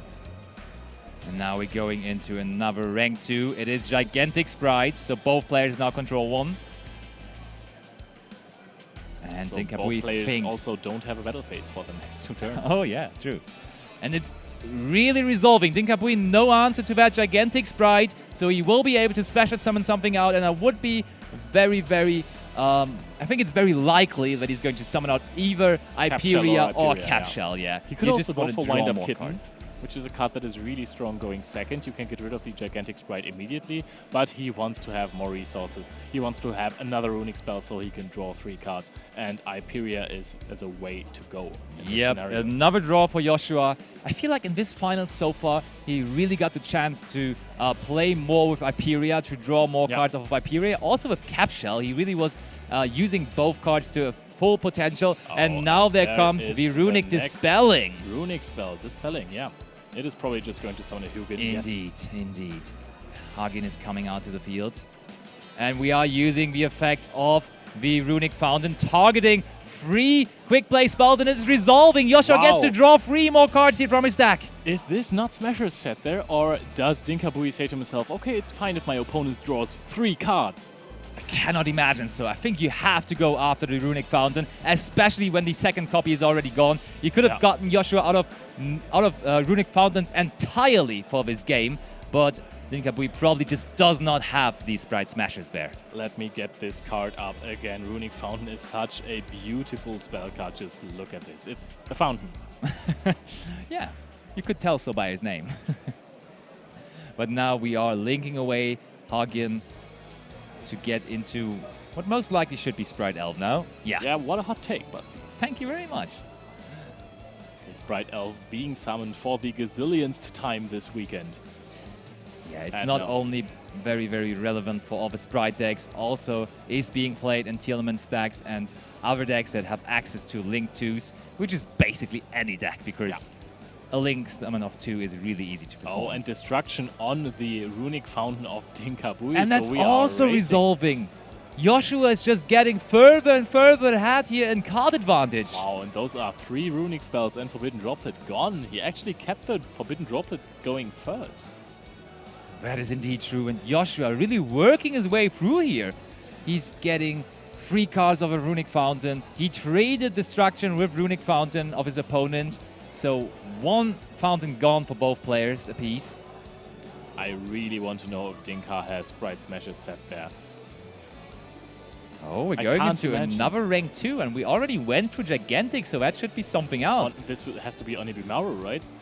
Oh, it's Mannequin Cat. We have number 29 Mannequin Cat hitting the field, and this card usually gets summoned on your first turn to have an option to summon out stuff from your deck, because that effect is usually the most important one of the cards. And you would summon out versus Sprite most likely the Thunder King Ryo, which Joshua Schmidt is siding in, but I don't believe that he's siding this in going second, to be honest. No, but what I believe he's going to side going second is probably a Chaos Hunter. That could be true. Chaos Hunter is also a very, very neat option. And that is also a dark monster. And Mannequin Cat needs the attribute or the type of a card. Therefore, Thunder or Dark both work when your opponent summons out the good old Sprite Blue. So, and Chaos Hunter is a really strong card. Oh, he's summoning out Red Resonator. Ooh. He actually wants to start gaining life points. We are going for the Red Resonator. And Joshua is still not done with his turn, I can tell you that. He's still locked into rank, level, and Link 2s, but as you said at the beginning of the turn, he probably doesn't care that much about it, and he has summoned plenty of them after that. So this might become a race. I think Joshua realizes that in the next 5 minutes he's not going to get OTK'd or anything, and he can just target the Gigantic Sprite and gain so many life points. He's up to 9,500, so there's quite a gap between the life points of Joshua Schmidt and Dinkabui now. Interestingly enough, he went for the life points gain effect there of Red Resonator. IP Masquerade is being summoned, and this is looking really good for Joshua, because you know what? Dinkabui can't try to go for the same strategy, because the Red Resonator was banished earlier. Indeed, indeed. So Dinkabui has to come up with another way to deal a whole lot of damage, which will be hard. And there's the Sprite Smashers now in hand. So he did not have it set, but it is in hand, rather. What are we going after here? We're banishing our own Jet and the Sprite Elf.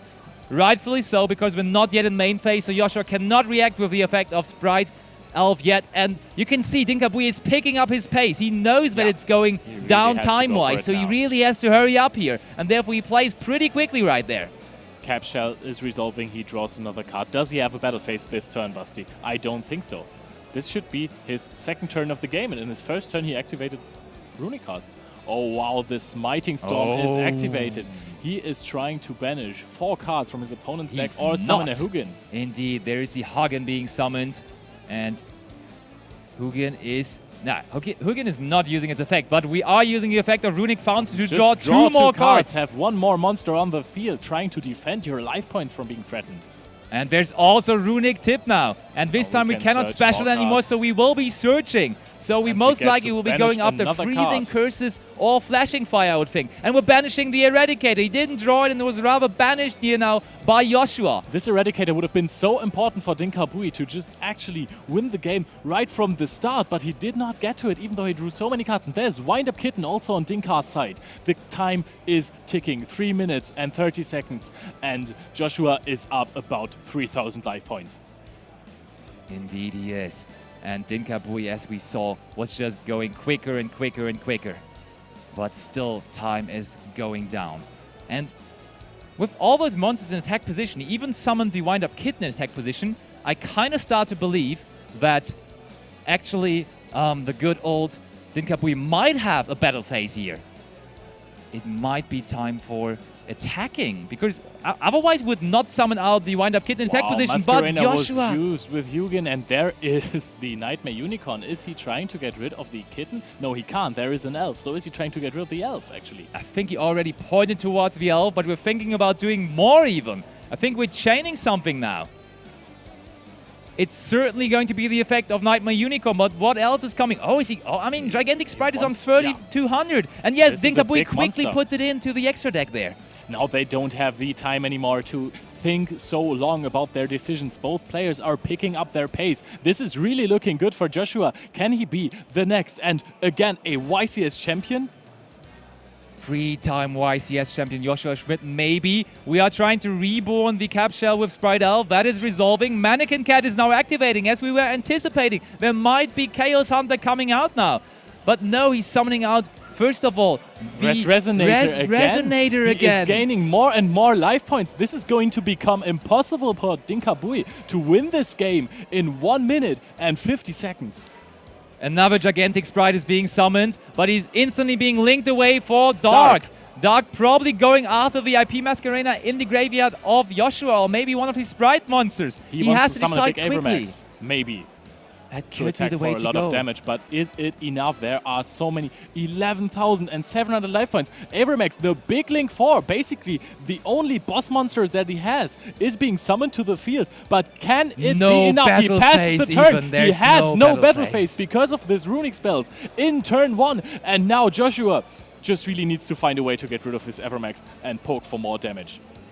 I don't even know whether he needs to do that, because he can actually just chill for now, because he is in the leading spot. I don't even know when I saw 11,700 life points for the last time, to be honest. He's probably going for an elf or another Avermax on his own. He linked away those two monsters, checking the opponent's GY. Do I go into a dark? Are there any good targets? He barely has any blues anymore. So he goes into the Dark, the Gloomy Charmer, and he is going to summon out the Sprite Blue from his opponent's GY. Blue is summoned to the field. It is going to get the Sprite Jet. Yes. When you do not have any Sprite Blues anymore because you banished them with Sprite cards or with the Runic cards, then you can just go after the opponents with your Dark. Just summon it out, and he's getting the Sprite Carrot from his deck right there, and it's looking great for Joshua, summoning out Carrot. Defense position. This is another card that can block a spell or trap. He does not really need anything more. He is going to probably summon out an elf, just gaining more and more resources, making this field more and more unbreakable for Dinka. And I want to see if there is a way that Dinka can turn the 7, 6, 5 seconds until the next YCS champion could be crowned. Impermanence on the Sprite Elf. Carrot negates it. Elf was tributed. Elf can resolve. And there is the timeout. So, is there any chance? Red Resonator is summoned. And Joshua Schmidt is the next YCS champion of Utrecht. Impossible. This man wins it all. This guy, he was top 8 in Antwerpen, and now he got further. He gets to win this whole event, our YCS Utrecht champion of 2022, as you just said. What a fantastic player. What a fantastic final. Both players really, really did their thing there. But he is actually the one that takes it down. Beating Dinkabui in a heartbeat final, 2-0. What an intense game. I think we have seen one battle phase in the entire finals of the YCS. That was insanity. It really showed us how strong this Runic Sprite deck is, and it's so great to see that Joshua Schmidt is now a YCS champion for 3 times. And Basti, honestly, I gotta give you credit. You predicted it all the time. You said it's going to be Runic Sprite. Sure. This deck is going to win the entire event. So, you were right about that. And honestly, I can't stress it enough. Joshua Schmidt and Dinka Bui, two of the definitely best players in the entire world. Oh, what an amazing final. Seriously. As I said earlier, those might have been the two most decorated players that have even entered the event. I mean, let's just break it down. Joshua, as we said, two-time YCS champion and also countless YCS tops. But let's not disregard... Really? I have no idea how many. I don't know either. He's just topping everything, He's basically. also topped worlds. Yeah, indeed, he has. And Dinka Bui, on the other hand, of course, let's not disregard him. That one season he played, he won YCS Milan, got second at another YCS. It was YCS Utrecht even. It was Utrecht. And then he got second also twice at YCS Utrecht. Indeed, and then also the third place finish at YCS Düsseldorf as well. Yeah, this guy is absolutely crazy. Indeed. He is so good at playing Yu-Gi-Oh! It's insane. Now he got second place. So, we guys are saying goodbye to you. We have a ceremony for the players, for Joshua Schmidt, who won the event. So we are going to go right over. Bye from us. I am joined by an elated Joshua Schmidt, who just won the final round of the Yu-Gi-Oh! Championship Series here in Utrecht in that mirror matchup. And what a tournament it was. What a final it was. Joshua, you are in disbelief. You stood up from your chair. Your head was in your hands. How do you feel? It's, I can't really describe it. It's amazing. It's insane. Yeah, I mean, you get all the way here and you play against Dinka Bui, who's like a very good player, and like he played very, very well. And like, yeah, no, I was fortunate enough to take it. I'm so happy. You must be so happy. It was such a grind to watch you guys going through each of those plays, moment by moment, seeing you take 2 games in a row. And then here you are, the champion of YCS Utrecht. So we are going to present you with your trophy. Guys, please give it up for your Yu-Gi-Oh! Championship Series champion, Joshua Schmidt! Congratulations, Joshua. That is going to be the end of our coverage from this Utrecht tournament. It's been absolutely amazing. I'm being joined on stage by all of our wonderful commentary team. This has been so wonderful. Thank you so much to everyone who's watched it. Thank you to Konami for putting this on. Thank you to my wonderful team here. And also, be sure to join us on Saturday, 12th of November for the next Yu-Gi-Oh! Championship Series tournament in Dortmund in Germany. It's going to be amazing. You guys do not want to miss it. But one more time, give it up for your new champion of YCS Utrecht. It's Joshua Schmidt, everybody! That's it from us. Good night, everyone.